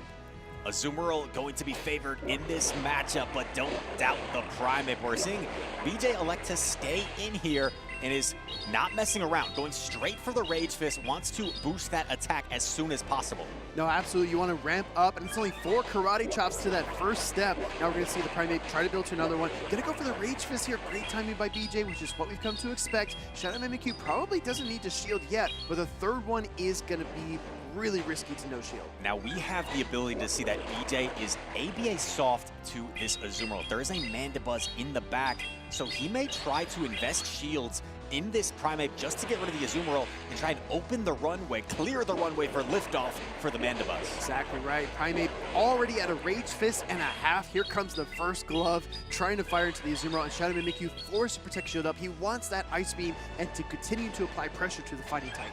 going to throw the Ice Beam after one bubble, and BJ going to invest both Protect Shields. But this Primeape is so fast, it is going to be able to reach 2 Rage Fists here before Azumarill can reach its next attack. So BJ is going to fire this off, and I have to assume Shadow Mimikyu is going to be forced to let this go down. Yeah, it's really tough because you know that Primeape has 2 Rage Fists ready to go. Here comes the right hook, and then we're going to see a left jab as soon as that next Pokemon hits the field. It will be the Malamar. Do we see a close combat? No. Oh, interesting. Electing to go for the Rage Fist, but if you're Shadow Mimikyu, you almost have to Protect Shield this because a boosted close combat would say bye-bye to the Malamar. So we see the Protect Shield used. We've already had all Protect Shields expended in this game. There are no Protect Shields remaining. Shadow Mimikyu going to safe swap the Shadow Drapion, and it's met by the Mandibuzz. However, it's a Snarl Mandibuzz. Yeah. This is going to be a really neutral matchup. I'm not sure who's going to take this one. Yeah, I really like the choice there by BJ to bring the Superior into that Malamar because that Drapion, maybe a potential Talonflame in the back would be really, really detrimental. But this matchup he's in right now is not a clear-cut one because he's got to fire off these Aerial Aces and chip down that Drapion. But the Drapion's Aqua Tails are going to come out fast and they're going to come out heavy. I believe you're going to need 3 Aerial Aces to knock out this Drapion. Drapion's going to be spamming off these Aqua Tails so quickly, and the Aqua Tail is coming through, chipping away at the Mandibuzz. You already have another Aqua Tail banked, but gonna elect to go for the Poison Sting here. Aerial Ace coming through, gonna put this Drapion quite low. This is a matchup, if you played a lot of Willpower Cup, I'm sure you're familiar with. You really wish you had Air Slash here, but BJ has to work with what he's got. That Drapion has double Aqua Tails loaded and ready to go. Rise, if both of those connect, will they be enough? I think so. I think both Aqua Tails are enough, so are we going to see a catch potentially on the second Aqua Tail? Oh! Pulls off the catch, waited to turn, and then caught the resisted Aqua Tail onto the Superior. Rise using Future Sight here in this matchup. What an impressive catch there by BJ. He's already got the Aerial Ace too. This matchup is starting to flip.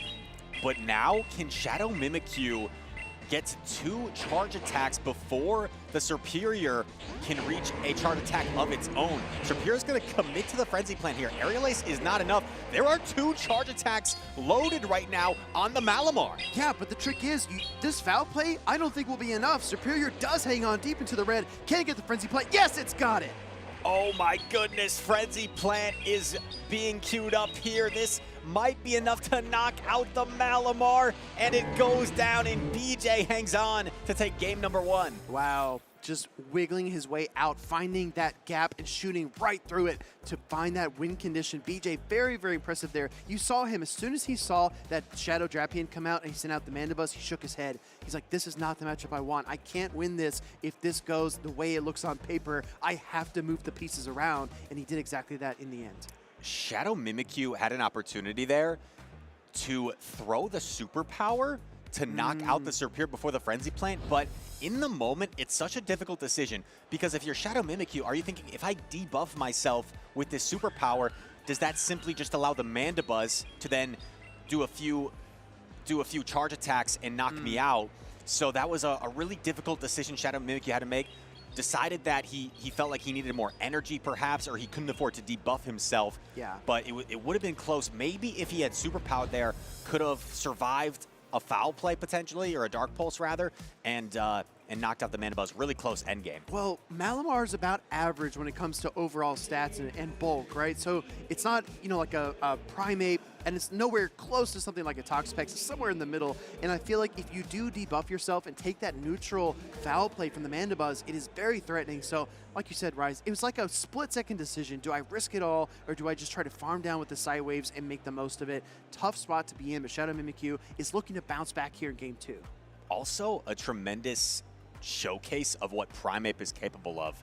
On the surface, right, you'd think that's a dominant matchup for Azumarill, but by using 1 extra Protect Shield, the Primeape was not only able to defeat the Azumarill, but also got off a parting charge attack against the Malamar, essentially eliminating that shield advantage for Shadow Mimikyu. That was wild, right? The Primeape absolutely put in work, and yes, BJ had to give it both of his Protect Shields, but I think that the cost-benefit analysis was definitely in the positive there for him, getting the KO and the Protect Shield to boot, and Rise controlling switch advantage, a 3rd bonus, which is absolutely stellar.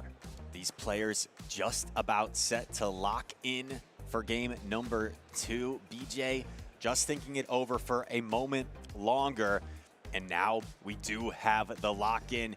BJ against Shadow Mimikyu. It's going to be a relatively neutral matchup. Shadow Drapion into Mandibuzz. We're back where we were in the middle part of game number 1, and it feels really tricky to try to switch in anything here, but Shadow Mimikyu does take the hit. He goes right in to the Dunsparce. Rise, I see you signaling. What's going on?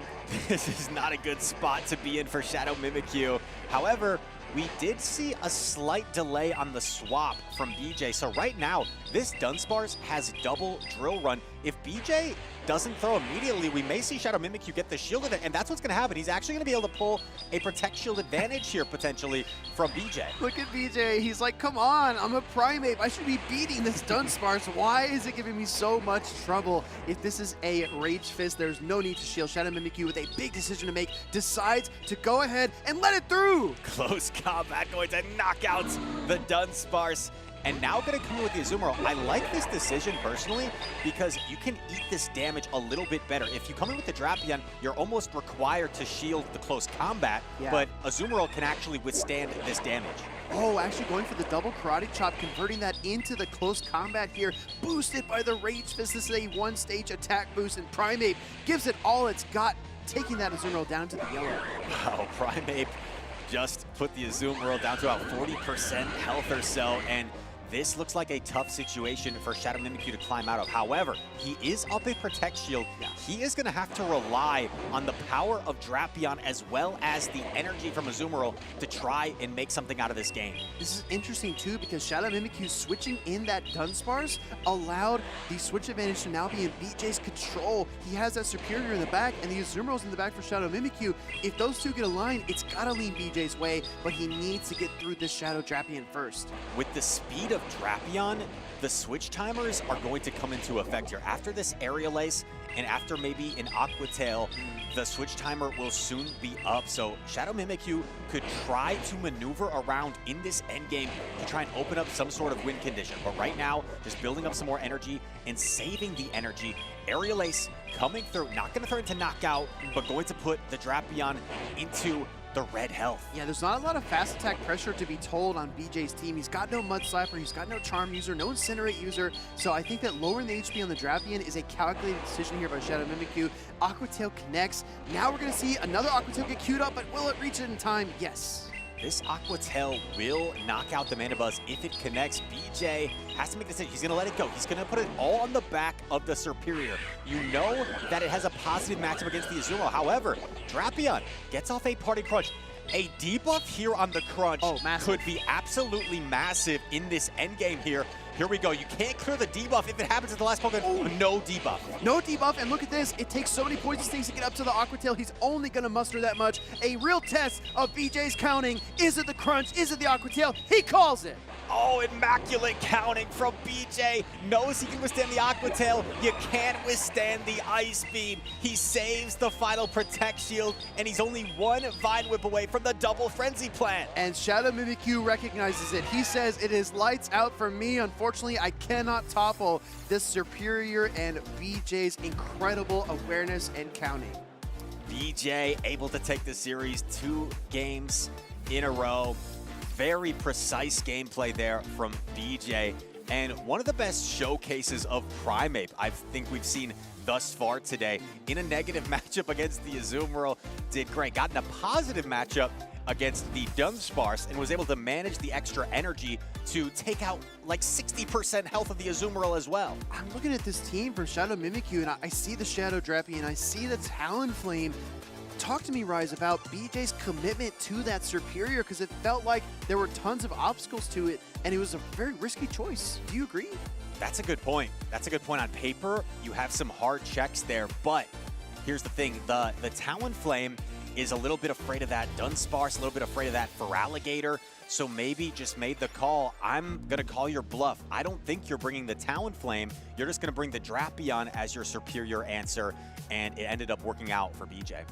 We talked about this heading into this series as well. Shadow Mimikyu relying on the double dark strategy, pairing the Malamar and the Shadow Drapion together quite often in the earlier stream matches. I know these competitors want to invest every single amount of energy and attention they can to winning these games. I wouldn't be surprised at all if BJ was watching those games, watching those matches, and said, you know what, double dark, I'll find the checks. sometimes that is a strategy here at these regionals when you can maybe do a little bit of scouting, see what your opponents on stream have been going with running. And we saw the Mandibuzz Drapion matchup play out a few times, and even without the air slash, Mandibuzz really held its own because of the ability to withstand so many Aqua Tails and just spam off those area laces. It's one of those interesting matchups where you feel like you're getting to the charge attack so much faster as a Shadow Drapion. You're firing off so much high-octane offense, and the Mandibuzz just eats it all. It just takes Aqua Tail after Aqua Tail, and it's really difficult to remove that Pokemon. I want to shout out that clutch play in game number 1. BJ switching in the Superior to soak the Aqua Tail. That was one of the most precise, just perfectionist plays I've seen all day long. Way to turn as well to make that catch, which is easier said than done. You have to have those precise reactions and also have the wherewithal to know your opponent is going to wait as well. It's you know that I know that you know that I know, so I'm going to make the catch. Yeah. Exactly. I mean, couldn't have said it better, right? We have a new trainer taking the stage, but BJ is going to stay exactly where he was sitting for that previous matchup. No breaks, Rise. We're going 0 to 100 real quick. Right back at it against Tony Jr., who had a really impressive win in his last match on stream. Tony Jr.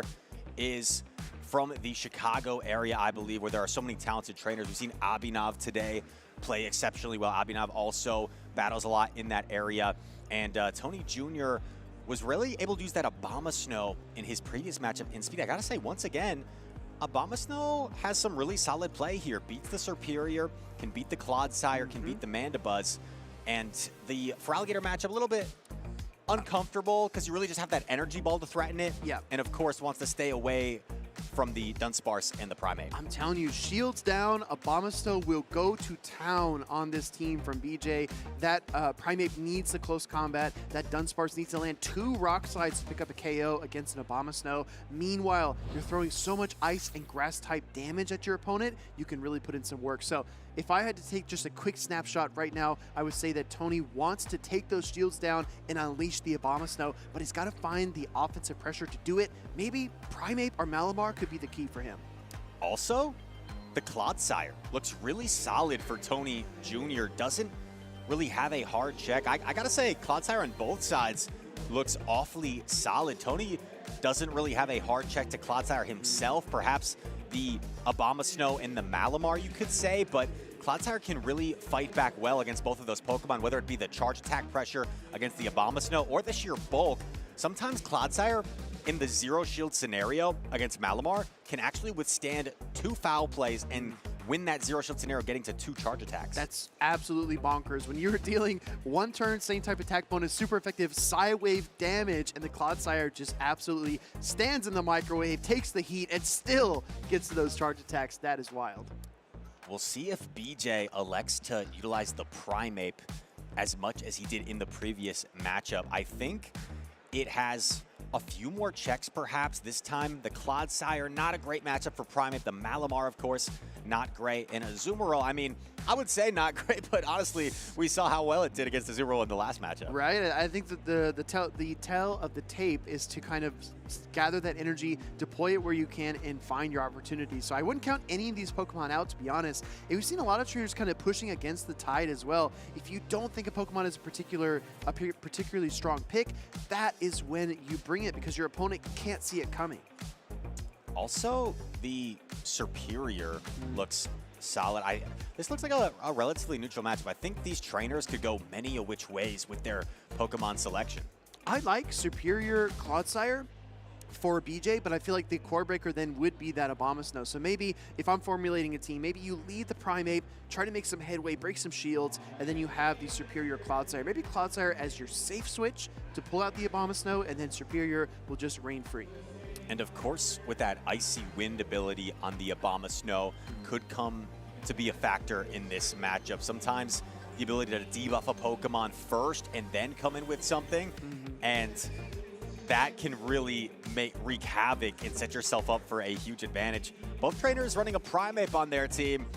Speedy, I would never want to be in a Primate mirror match because that is just a big baiting game. And here we go. Okay, okay. I swear I didn't even see this happening. We've got the Primate mirror match. Yeah, Rise, whatever you say. Primate mirror match on the field. The first time we've seen this in the Play Pokemon Championship Series. Rage Fist coming from Tony first. Fires it off to the opposing Primate. The first one, usually you don't want to shield. But when you are as fragile as Primate, you gotta shield it. That's a really interesting decision to me, to shield the immediate Rage Fist, knowing it's a Rage Fist. But I guess maybe if you take it, there's a chance that they invest shields and then they just end up karate chopping you down. But here we go. Going to catch the second. Oh, wait a sec. Speedy, I don't know about this play. Hey, it's unconventional, but it might just work. Rage Fist, Ghost type charge attack going into the normal type Dunsparce. But now you are pinned against a boosted Primate. Oh my goodness. Oh my goodness. Does throw an alignment, afraid of the drill run, so a free rollout does sneak through. Is BJ's going to invest. Oh my gosh. He's going to shield. And because of the timing there, he's actually going to outpace the 2 drill runs before the next close combat. So if you're Tony, he's going to let it go. He's going to let it go, right? Just like Elsa. And at this point, that damage will come through. Primate gets knocked out. Now we see the Malamar coming in. I really like this play though, Rise, because you send out the Malamar. Maybe, yes, you soak 1 drill run, but if you can Psywave down this Dunsparce, you are a dangerous Pokemon for your opponent's back line. That energy could be really useful. However, I think the Dunsparce was about to reach another drill run, so gonna opt to throw the foul play to not take that drill run.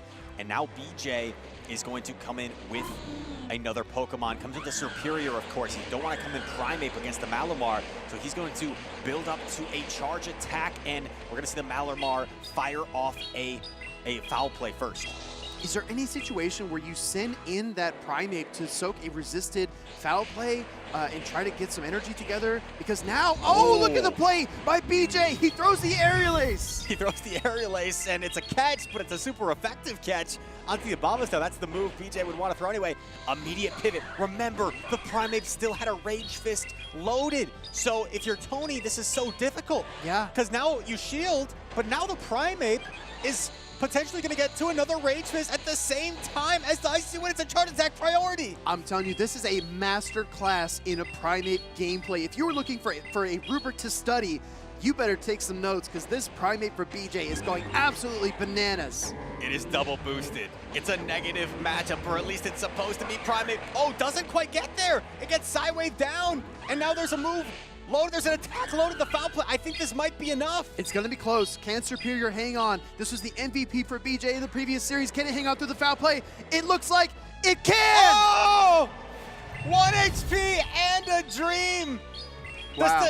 The Superior hangs on, gets the Aerial Ace in one of the best games of the day as BJ takes game number 1. You know what, Rise? Sometimes you have to be realistic, and sometimes you just gotta believe. And I think BJ believed in that Superior, and it paid off big for him. Probably a 1 HP situation there to clutch that game number 1. That Superior better get some raspberries, some nanab berries. It better get best buddied is what it better get. Best buddied after that one. That's a good job, buddy. With the Superior hanging on there by a thread. What an incredible game. Just seemed back and forth. And Speedy, BJ was the one that caught the attack on the Dunsparce, right? Yes. He caught the Rage Fist. He swapped his Dunsparce into a Primate, and he won the game. And you see there as well, he sent in that Pokemon and he smiled because, Tony swapped in the Abomasnow and BJ's grinned because he knew he threw the Aerial Ace and was going to deal some super effective damage. Tony wanted the Frenzy Plant. He didn't get the Frenzy Plant, but BJ's Aerial Ace was enough to clutch up this decisive game number 1. You see the smile on BJ's face as his Superior was able to hang on to get off the winning Aerial Ace there.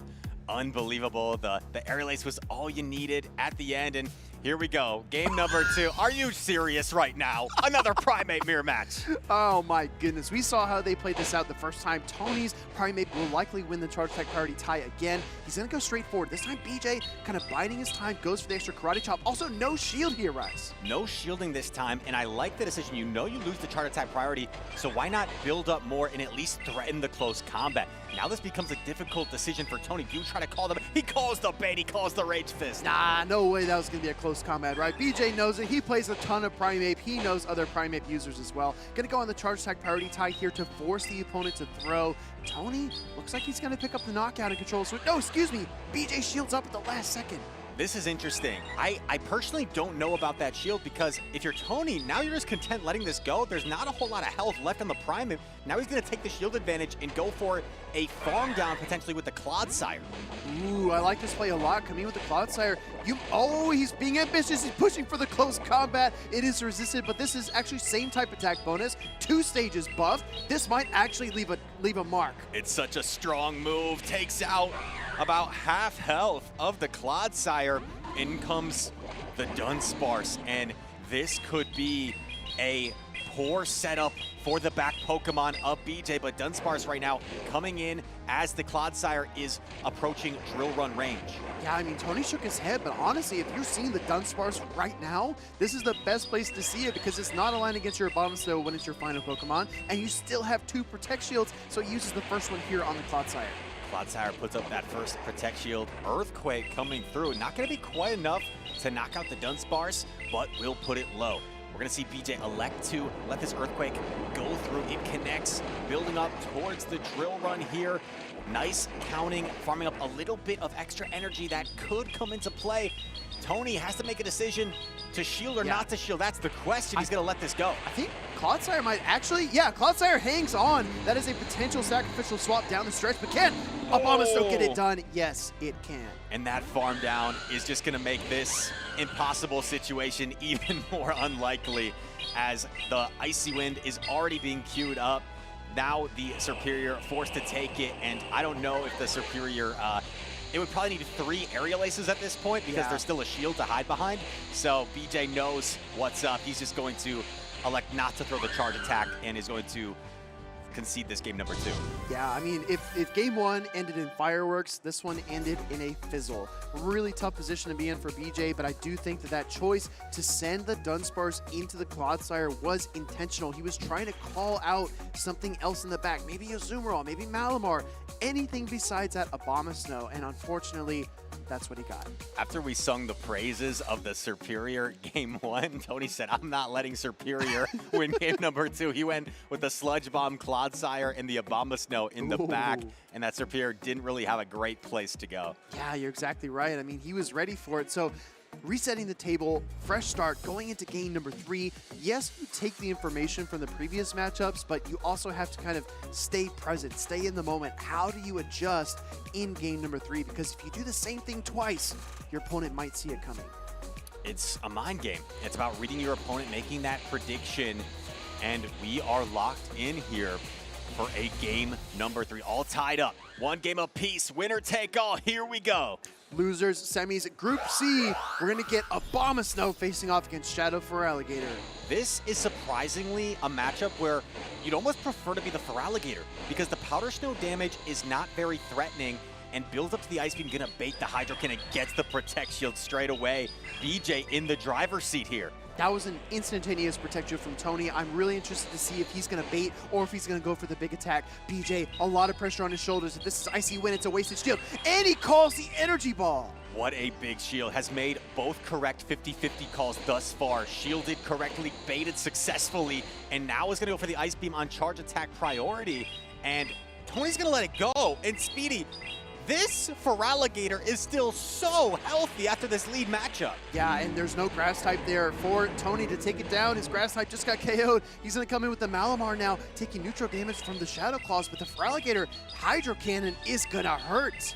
Hydro Cannon is going to grab the final protection. You see Tony shaking his head. He knows he's behind right now, has to make something happen. If you're BJ, you could even consider protection, but no, he's gonna let it go. He says, for Alligator, you've done enough. You've gotten me a shield advantage, you've gotten me switch advantage, and now he's going to elect to come in with the Superior, and we're gonna see Tony stay in momentarily. I think he's going to stay in for a while because he does not want to take an aerial ace from the Superior, and he needs to get that Protect Shield away from BJ. Tony's going to fire off the foul play into the Superior. We saw it survive 2 foul plays before. He sends in the Primate here, Rise. What's going on? The Primate is sent in, but the Superior has so much energy, super effective. Aerial ace is going to inflict some serious damage and is going to reach for a second aerial ace. Elects not to throw immediately. That's interesting.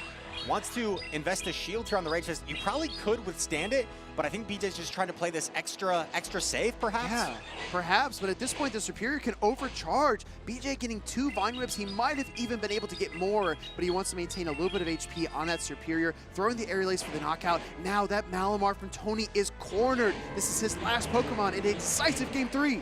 And BJ saw it through to his win condition there. I mean, I think he had multiple avenues to win that endgame, but just decided to overfarm with the Superior, lands the Frenzy Plant, and BJ is going to be moving on the loser side of the bracket. You say BJ, he can't believe it. What an incredible series against a very talented Tony, 38-50. Incredibly well played by both players, but BJ gets the better of him, just trusting in that Superior. I gotta tell you, Rise, I don't care if you're running it into a Talonflame Drapion team or an Abomasnow, Malamar, or Clodsire team, whatever it is. If Superior survives the foul play to clutch Game 1 for you, you've got to put it back on the field Games 2 and 3. He doubled down. He invested in the Superior, and it paid off. BJ with some really impressive gameplay there. We saw the Superior hang on by a thread in that Game 1. And when you steal a game like that, you get that momentum, you get that confidence. It really does something for the psyche. Tony responded. Game number 2, able to makeshift away and won Game 2 rather convincingly. Yeah. But BJ wasn't phased. He said, let me go back to the drawing board. And that Feraligatr made its first appearance in game number 3, yeah, and put in so much work, just setting him up in a position where it was almost unlosable after the lead matchup. And it was such a tricky position to be in, that Game 3 lead situation with the Abomasnow versus the Feraligatr. But let's take a look back at the series overall. The tale of the grass types. I feel like a lot of this matchup would pivot around these 2 grass type Pokemon. The Abomasnow found a good target in game number 3, but in game number 1, it really struggled against BJ. The Primate was an absolute menace, and when you saw this sideway down just before the swing of emotions, right? The face palm into the huge smile and fist bump as BJ gets the 1 HP and a dream. Superior, oh my goodness, what an incredible game in game number 1. Add that to the highlight reel. I mean, Malamar just hanging on by a tentacle, Superior by a bare leaf, and he was able to get that victory. Now in game number 2, excuse me, we're now in game number 3. BJ can't believe it. He's so excited. Gets to the Frenzy Plant here against Tony. And I just want to say, the emotion that you see, this is a big win for BJ. He's super excited. Tony's got a lot to be proud of as well, because although he is eliminated from the tournament here in Sacramento, he pushed one of the best trainers in the world to their limits. And these trainers, I'm sure, were familiar with each other, battling oftentimes in the Chicago area. And Tony Jr., he is really an exceptional player as well. I'm sure we'll see him more on the circuit in tournaments to come, and took down some really big names here in Sacramento as well. Yeah, exactly. So much to be proud of, and just kind of adding more notes to that resume. But let's hear from the winner of a very, very exciting series to watch. Here's BJ and Alpha Feed. Thank you, Will. I'm here with BJ, and that was a very impressive win, one of the best sets that we've seen all day. I've talked a lot today about Superior. Talk to me about how you felt like it did in that matchup and its place in the meta. Well, Superior place in meta is kind of weird because of how the mon is built around, having a lot of neutral play into a lot of things, but with the moveset and typing, it also gets hardballs by a lot of things. So it's kind of like what we call RPS, or like, yeah, just by luck, whether we align it properly. The last match was, Tony beat me earlier from the winners and knocked me down to losers. So it's a very tough matchup because his abo is very good to my team. But luckily, I somehow made it out with, I don't know, I don't even know how, but yeah, I'm very happy to make it.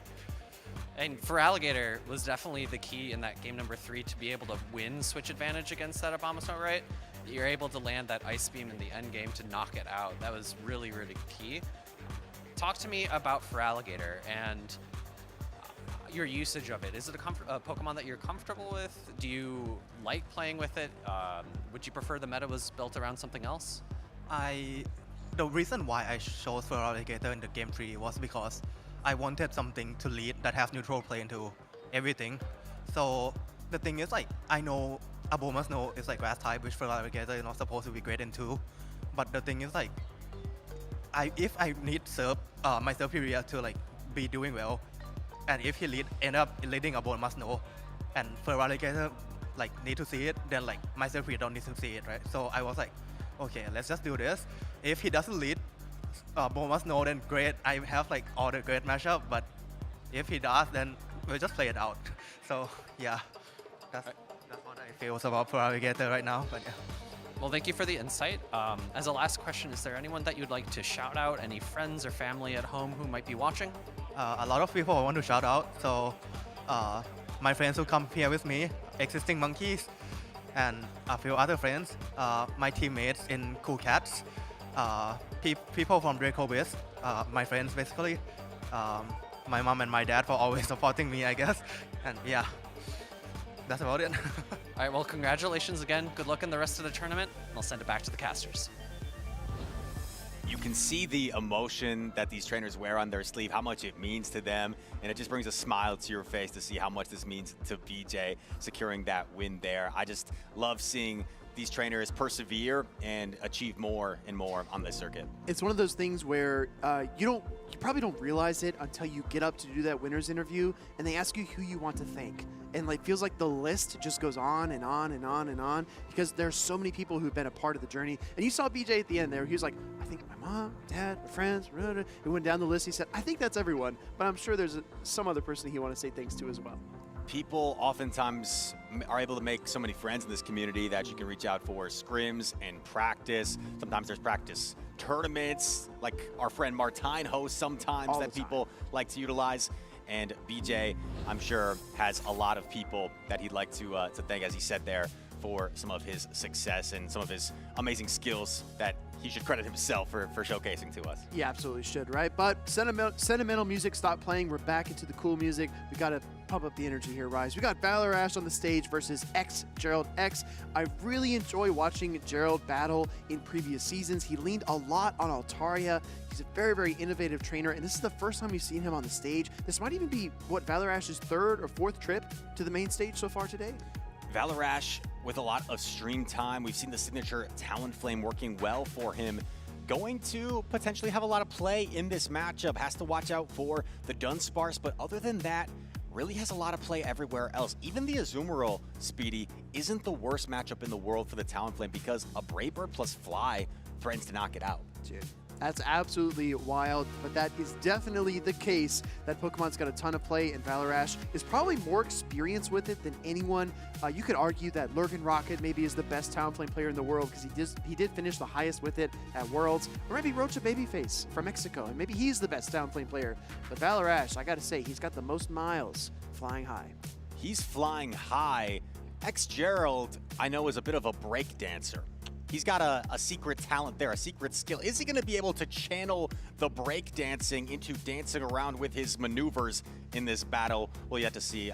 Maybe that's a little bit of a stretch. That's not a stretch at all. I was going to do it when if he wins a battle here, I'm definitely going to use that. I'm going to say, break it down, Gerald. Okay. and Gerald, he really made a name for himself, I believe, on some West Coast regionals last season, a Worlds qualifier as well. So Gerald, always competing with a smile on his face, has a lot of fun in this game, and a really talented trainer as well. So Valor Ash, we talked about as one of the OGs, has been around so long, has been such a staple in this community. Gerald, one of those players that really came on the scene last couple seasons and has asserted himself as a very talented player as well. Yeah, I mean, I remember all the way back to the grassroots in 2020, I remember Valor Ash winning a tournament and just seeing his teammates dogpile him as soon as he came out of that room. I mean, fond memories of these trainers as they've competed over the years, and we are just getting started with the Championship Series as well. So there will be many, many more chapters yet to be written. Gerald is on the right side of your screen. He has favored Altaria quite often, but I don't think that is the top meta pick that he's going to lean on today. He's got an interesting team with Gastrodon as well as Dunsparce and that Mandibuzz. I'm telling you, Rise, I picked Mandibuzz as a core breaker for LAIC. I was just a week too early. We see a Gastrodon on both teams here. And, you know, it looks very tough, I have to say, for Gerald to bring the Gastrodon in this matchup. You have the Galarian Moltres, you have the Superior, you have the Talonflame. Although it's a water ground against a fire, that flying typing makes that a very good matchup for the Talonflame. So it's going to be difficult to bring the Mud Slapper here for Gerald. Exactly right. I mean, unless you have that Water Pulse tech, which I definitely did try and go Battle League. It was a nasty surprise for the Talonflames I faced off against. But we've seen the team sheets, and as a reminder to everyone who's new to the Championship Series, once you lock in that moveset, that is what you keep for the entire tournament. Like you said, Rice, look at Gerald. He's just smiling on stage. He's cheesing. He's always having a good time, and he's thinking about his line. I think the Mandibuzz has an awful lot of play for Gerald. It avoids the Azumarill, really has play against everything else on Valor Ash's side. And Valor Ash, we saw him, right, utilize the Talonflame. Galarian Moltres in this matchup has quite a bit of play if it can avoid the Azumarill in the Dunsparce. So these players thinking it over, and multiple potential mirror matches, right, with the Azumarill, with the Gastrodon. But here we go. We have Valor Ash locking in Gerald, just thinking it over for a moment longer. Dunsparce has been a difficult Pokemon for Valor Ash to get past due to that double flying type composition. Can he soar above Gerald and his Dunsparce in this series? Let's find out. Game number 1, starting off here, we've got a Clodsire lead from Valor Ash into the Dunsparce from Gerald. We are closing out the day strong with these two bulky Pokemon going back and forth, and Clodsire going to be slightly favored, believe it or not, in this matchup. Can win the Zero Shield scenario with double Earthquake, because you can actually withstand the double Drill Run. Yeah, absolutely, and those rollouts aren't resisted by the ground typing of the Clodsire, so if you dish out the damage, if it connects, you can win that shielding scenario. But look, Gerald is going to shield up the first Earthquake. That is going to flip the dynamic of this battle. Nice Protect Shield. When you're able to successfully shield the Earthquake, that is ideal as opposed to the lower damage Sludge Bomb. Drill Run being queued up here, and this Clodsire now into the red health. If you're Valor Ash, I wonder if you consider pivoting out at this point, or if you're just gonna stay in with the Clodsire. I think Gerald is reading Talonflame, Galarian Moltres, possibly both of them in the back line, and that's why he is investing early into this Dunsparce. But he is going to go for the Drill Run here, try to pick up the knockout against that Clodsire, and I appreciate what Valor Ash is doing as well. He's staying in this matchup, maybe trying to whittle this Dunsparce down and send that signal to Gerald that there is a flying type in the back. And Speedy, Valor Ash sensing switch advantage could be really important here. Does Gerald invest the protection? Ooh. No, he doesn't. And this is absolutely massive. We look at the back lines. You have almost a perfect setup here if you're Valor Ash. And you know what? He might even reach an Earthquake here before going down. This is going to be absolutely massive. Gerald tried to potentially go for a catch, but now he's going to be forced to Protect Shield on his Clodsire. Yeah, Gerald with the one-turn swap was not exactly aligned with the opposing Clodsire, unable to get out of a sticky situation, but now he's got to throw the Sludge Bomb potentially to KO the Clodsire. That's just how bulky it is, Rise. When you are triple resisting poison, you cannot poison sting this Pokemon down. Those Poison Stings doing next to nothing. In comes the Gastrodon, and Gerald is going to fire off an Earthquake here before, I presume, he'll pivot into the Mandibuzz. But Speedy, I think he's in for a rude awakening when he sees what's in the back. Oh, it's going to go from bad to a little bit worse here because Gastrodon does have the energy. In comes the Mandibuzz, and here comes Valor Ash with the Azumarill. We see the knowing nod from Valor Ash. Gerald makes no reaction at all because he is still locked in and going to try to find a way out of this situation. If there's any way to overcome this, it might rely on trying to maneuver the switch timer, maybe trying to find a way to land an Earthquake onto the Gastrodon. However, the problem is there is still a Protect Shield that Valorash has to hide behind. I think that shield disadvantage makes this really difficult for Gerald to overcome. Right now, Valorash just in a commanding spot. I really like the play here by Valorash. He knows that the Ice Beam and the Play Rough are both super effective, but you need 2 charge attacks regardless. So what I expect here is him to gather some extra energy in the situation that there might be a switch, but he is going to go ahead and throw that Ice Beam when he's ready to do so. Valorash building up some extra energy, anticipating the potential swap, and gonna save this energy for the Mandibuzz later on. Earthquake is fired off, just going to invest the final Protect Shield. Remember, there are no Protect Shields remaining on Gerald's side, so Valorash just gonna simply fire off this Earth Power, and this super effective charge attack I think will be enough to knock out the Clodsire. Yeah, Earth Power absolutely going to rattle this Clodsire and send it back into its Pokeball. Gastrodon is still on the field. It's got to throw some energy if it can, but this Mandibuzz needs to deploy the Dark Pulses and get the Gastrodon off the field as well. Mandibuzz may be able to knock out the Gastrodon, but remember, the Azumarill has energy. It has a charge attack loaded, and if it wasn't already in range of 1 charge attack from the Azumarill, this Body Slam surely will put it within range. Yeah, I mean, there's one thing about being sure, and then there's one thing about being definite, and I think that Valorash wanted to be definite that he's going to take this game number 1. Like you pointed out earlier, Rise, that lead situation, Valorash getting that 6th sense, right? All that experience, all that knowledge really kind of, I guess, triggered him to say, you know what, I need control of switch advantage because I think I'm cooking here.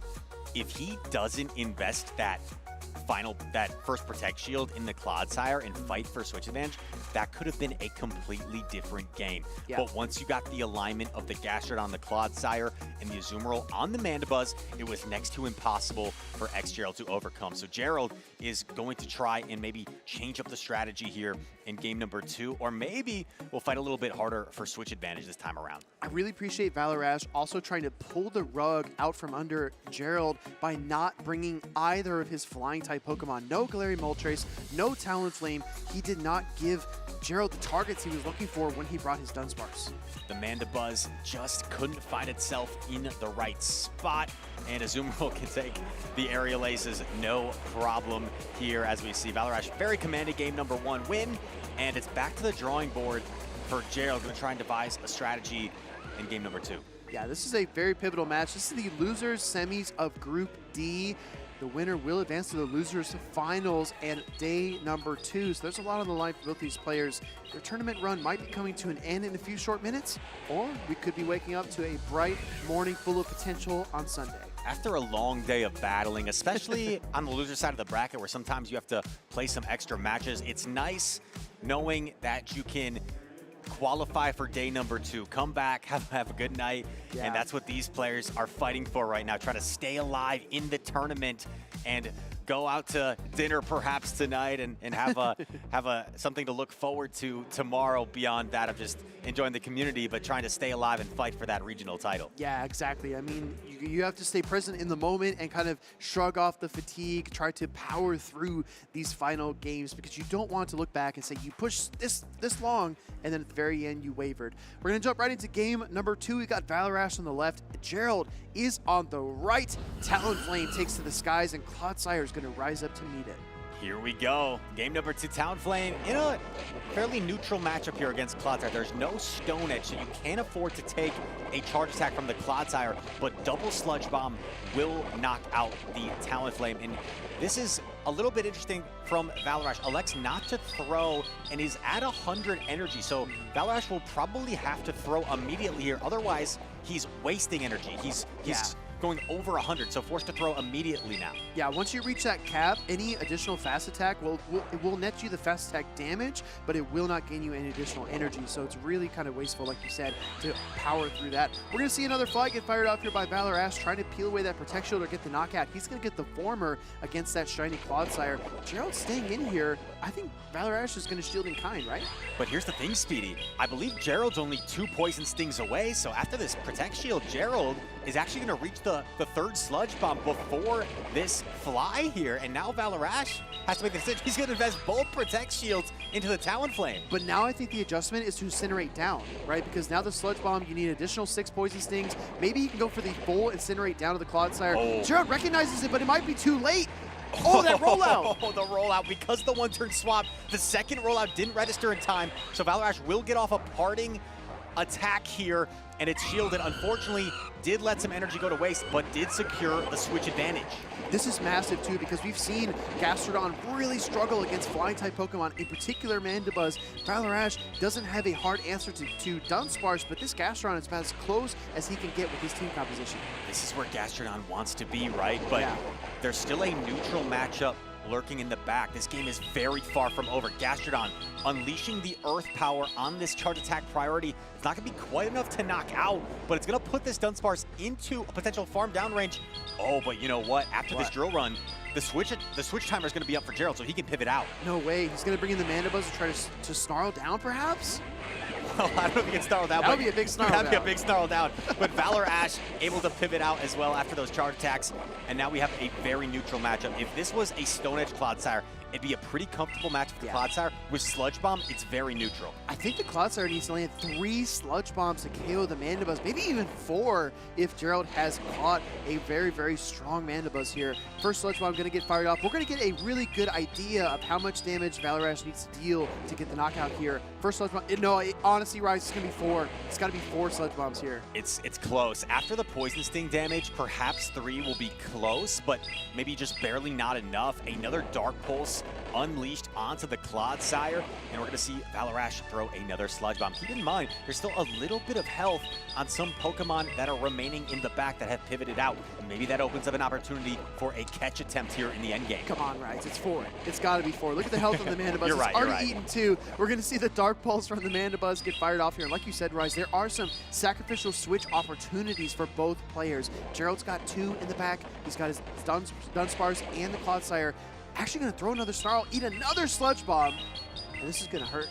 This is going to put Mandibuzz awfully low. Now for Gerald, are you forced to pivot out? No, he's not quite in Poison Sting down range. He's going to overfarm slightly, gets off the Aerial Ace. I think this might be enough to knock out Clodsire.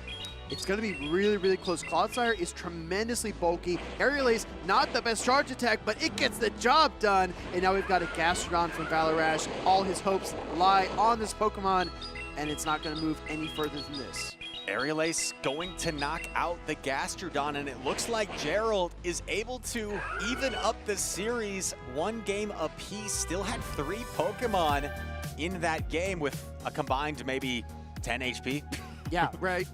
But still, the Pokeball icons were there. That is a 3-ball flex if I've ever seen one. And Rise, I've heard the rumor that you actually like to do the 3-ball flex even when you don't need to.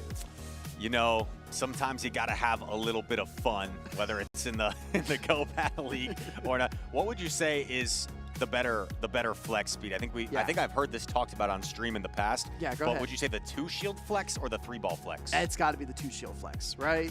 Right, we're in agreement here. I think I'd go the same way, same route. Let us know, chat. Let us know what you think. We're heading into a very serious, decisive game number 3, though. So all jokes aside, Gerald fought back really hard in that game number 2. He cornered the Mandibuzz. He didn't really allow Valor much room to maneuver. He's going to look to do the same thing here in game number 3. Valor I feel like he's itching to bring the Talonflame. He wants to play it. He wants to send it out there. He wants his star Pokemon to succeed, but it might be at his detriment at times. Sometimes you have that emotional attachment, right? That signature Pokemon. You want to showcase it. You want to bring it. It has that sentimental value perhaps, but does that emotional attachment, does that sentimental value cloud the judgment of whether it's the right pick in the matchup? We saw Valor utilize it to great effect, to great success in previous matches.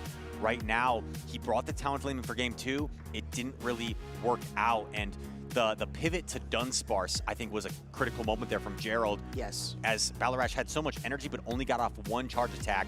But here we go, Speedy. Decisive. Game number 3. Last battle of the day. We need everybody in the chat to get active, everyone in the venue to get hyped. We got Gastrodon leading into Azumarill. This is a neutral matchup, and what I'm going to be interested to see here is if Gerald elects to go for Play Rough or Ice Beam. Because if you go for Ice Beam, which he's doing, I believe this is the correct play. Because you actually get to double Ice Beam before the double Earth Power. If you go for the Play Rough, it's going to be a charge attack priority. So Ice Beam is actually going to allow Azumarill to outpace here in this matchup. That's really, really clever, and the bubble damage is doing the rest of the work. Here comes the Earth Power from Valor Ash, not willing to give up the shield on potential bait. Gerald lets it through, and just like you said, Rise, look at this. He gets to play rough, actually, and avoids the charge tech priority.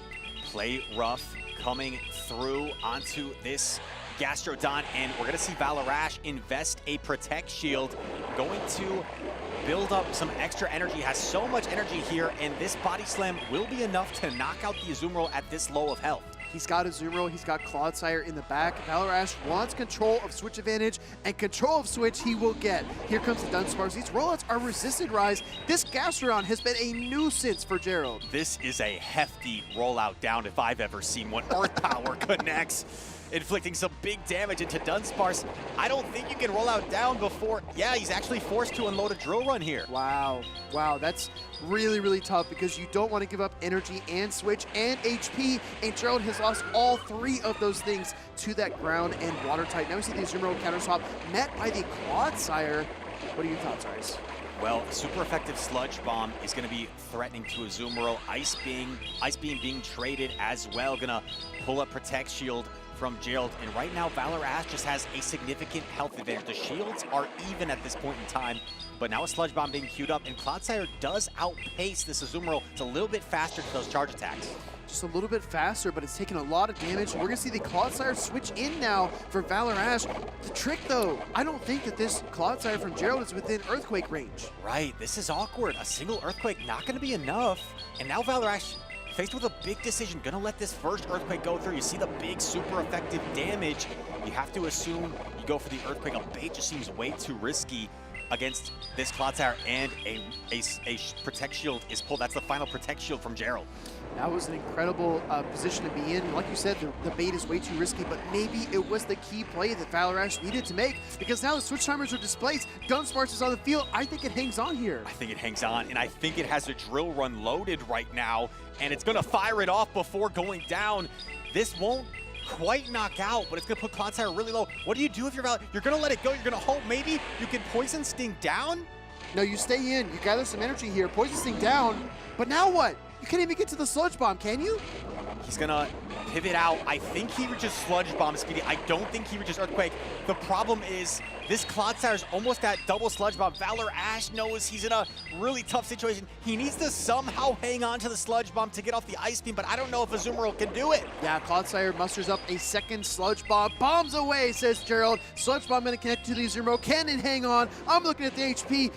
Does it?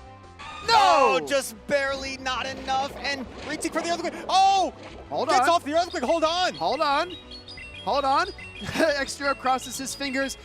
Valor Ash wants it. Does he get it? No! X-Gerald gonna pull through here. He's got just enough health to get it done. Not quite enough.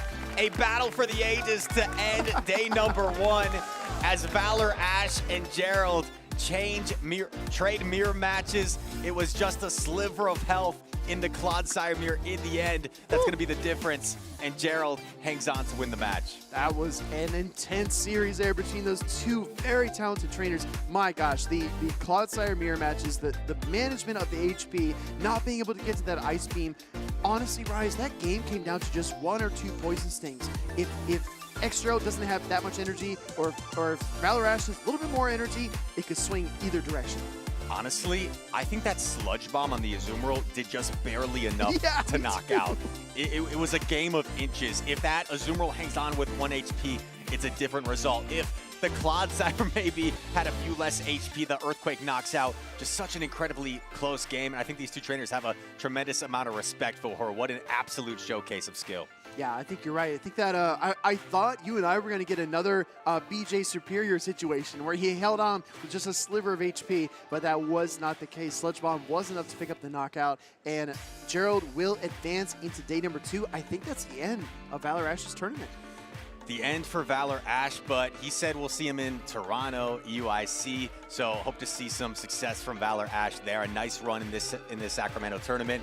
We are going to take a look at some of the highlights over the course of the incredible matches today, and we'll be back in a few to wrap things up from day one here in Sacramento.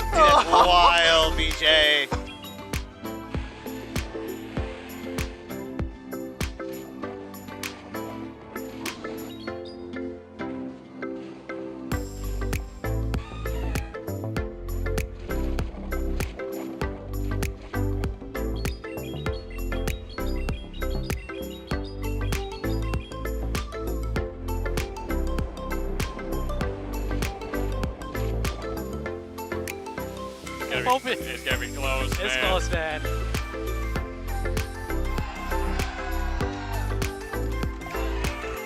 Good game. Congratulations on day 2. Thank you.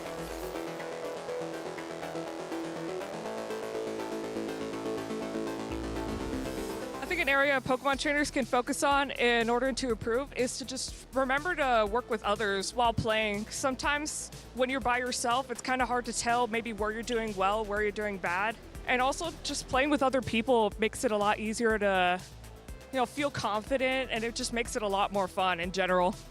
So one area that Pokemon trainers can focus on to be great is kind of just focusing on yourself and not on others. I know a lot of times I compare myself to other players like, oh, they're so good and all this stuff, but really it's about you at the end of the day and how you feel playing as a player. I think community building is probably one of the biggest things. You need a community, you need people to bounce ideas off of, bounce play styles off of, bounce all types of things off of, just to have really a successful career as a Pokemon trainer. One area Pokemon trainers could focus on to be great would be kindness. This is my first time at regionals, and everyone here has just been so kind and helping me out, giving me tips on how to make my deck even better and how to just play differently. Even just like supplies, like card sleeves and other stuff to just be a better trainer. Focusing on yourself in Pokemon Go is so important. A lot of players might play the game differently, but going at your own pace and finding your own play style, whether it's in grinding, in raids, Stardust, XP, or Go Battle League, or the Show 6 Pick 3 format, it's so much fun. And going at your own pace, learning it your own way, and playing your own way is the absolute best thing you can do.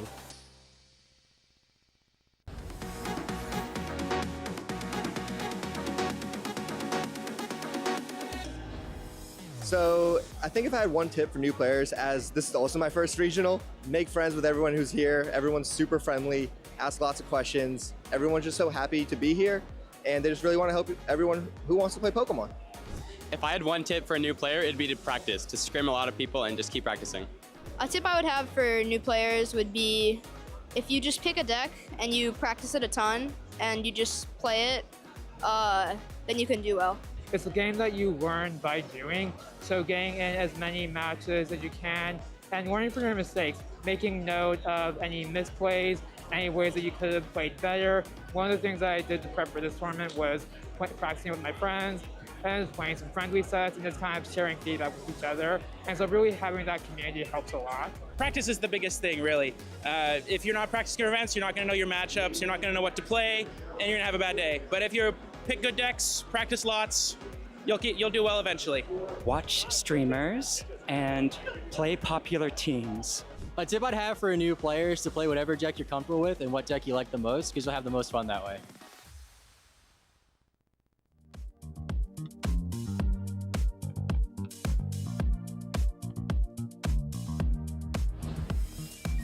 We are done here in Sacramento with day 1. I'm here with my co-casters, starting with you, Rise. What has been your overall take from today? That if Shadow Typhlosion is the most normal Pokemon on your team, you may want to rethink your team, or maybe I want to take some lessons from team building, because that was one of the most entertaining teams I've ever seen. So my personal take is that a lot of these trainers are very talented. They've taken down some of the favorites that we had planned to make it into day 2, make it into Top Cut. Elite, Softov, it's Axon. So many talented players have fallen early on in day number 1. I cannot wait to see what day number 2 has in store. I know the matchups were so exciting. We had so many nail-biting finishes, especially that last matchup with Valor Ash and with Gerald going down to just those last couple poison stings. I loved seeing Gerald with that little fingers crossed at the end. He brings so much personality. I'm really excited to see him continue on tomorrow. And for me, it'd have to be, if you're going to bring a spicy Pokemon like Toxtricity, make sure that you put it into the proper alignment and not try to get it into Clodsire. That's it for day number 1. For day number 2, make sure that you're tuning in. We start at 9:45 a.m. Pacific time, so those of you on the East Coast or in Europe, you can sleep in a little bit. We have so many more matches tomorrow. But let's go ahead and take a look at the season that we've been through so far. Of course, this is only our third regional in the North America circuit thus far. We have so many more to go. Rise, what regionals are you looking forward to next? You know, I'm looking forward to watching Toronto coming up soon. Lots of trainers from Canada are so talented that maybe stick to that sort of up north region that we're going to see make some debuts. And San Antonio, I'm a new Texas native, so looking forward to potentially competing there. I'm really excited for Atlanta in particular. In all our years of travel, I know a lot of us have connected in Atlanta, connected in Dallas. It's one of those major hubs where I feel like people can easily fly into. So if you're on the fence about going to those tournaments, I think Atlanta is a really accessible one. It's going to be really fun. We also have one that is yet to be announced. It'll be after the Milwaukee Regional. And of course, I'm going to be excited for the Milwaukee Regional in my home state. Of course, in addition to all these regionals, we have the ICs as well. 2 of them still left on that roadmap. Rise, out of the 2 remaining, which would be your favorite? It's got to be NAIC here in North America. And, you know, UIC, it's always fun going over to London, the Excel, but NAIC got to represent home turf North America. We also have some Pokemon.com promotions. Make sure to follow all those channels. #PlayPokemon. Follow the stream. Tag us in any photos that you're taking. And make sure that you follow all the action on the websites. Follow those channels on YouTube or on Twitch. And show us some of your pets. You know, that's something I always love to call out. As we move through the rest of today, any final thoughts about what's happened here in Sacramento? We've seen a little bit of it all. We've seen the amazing spicy picks. We've seen the emotion that some of these trainers are wearing on their sleeve. And one of the most stacked brackets of the season, because we didn't have 8 pods, we had 4. They were condensed, and these groups have been absolutely insane. Just looking forward to tomorrow. I think the return of Shadow for Alligator and Clodsire was most eminent at LAIC, but now I'm seeing lots of Mudslap and Flying types, whether it's Galarian Moltres and Gastrodon or Mandibuzz and Shadow Kanto Marowak. I think that core is one to watch out for. We might even have a champion playing that kind of core tomorrow night.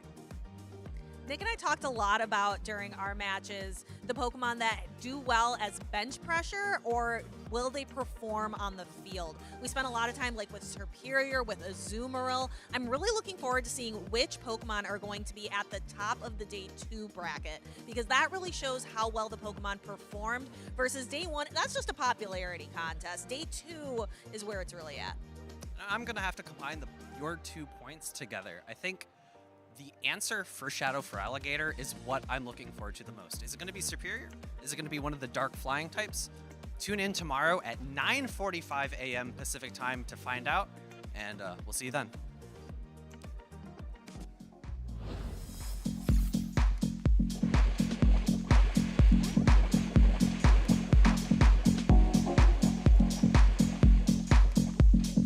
Come on, man.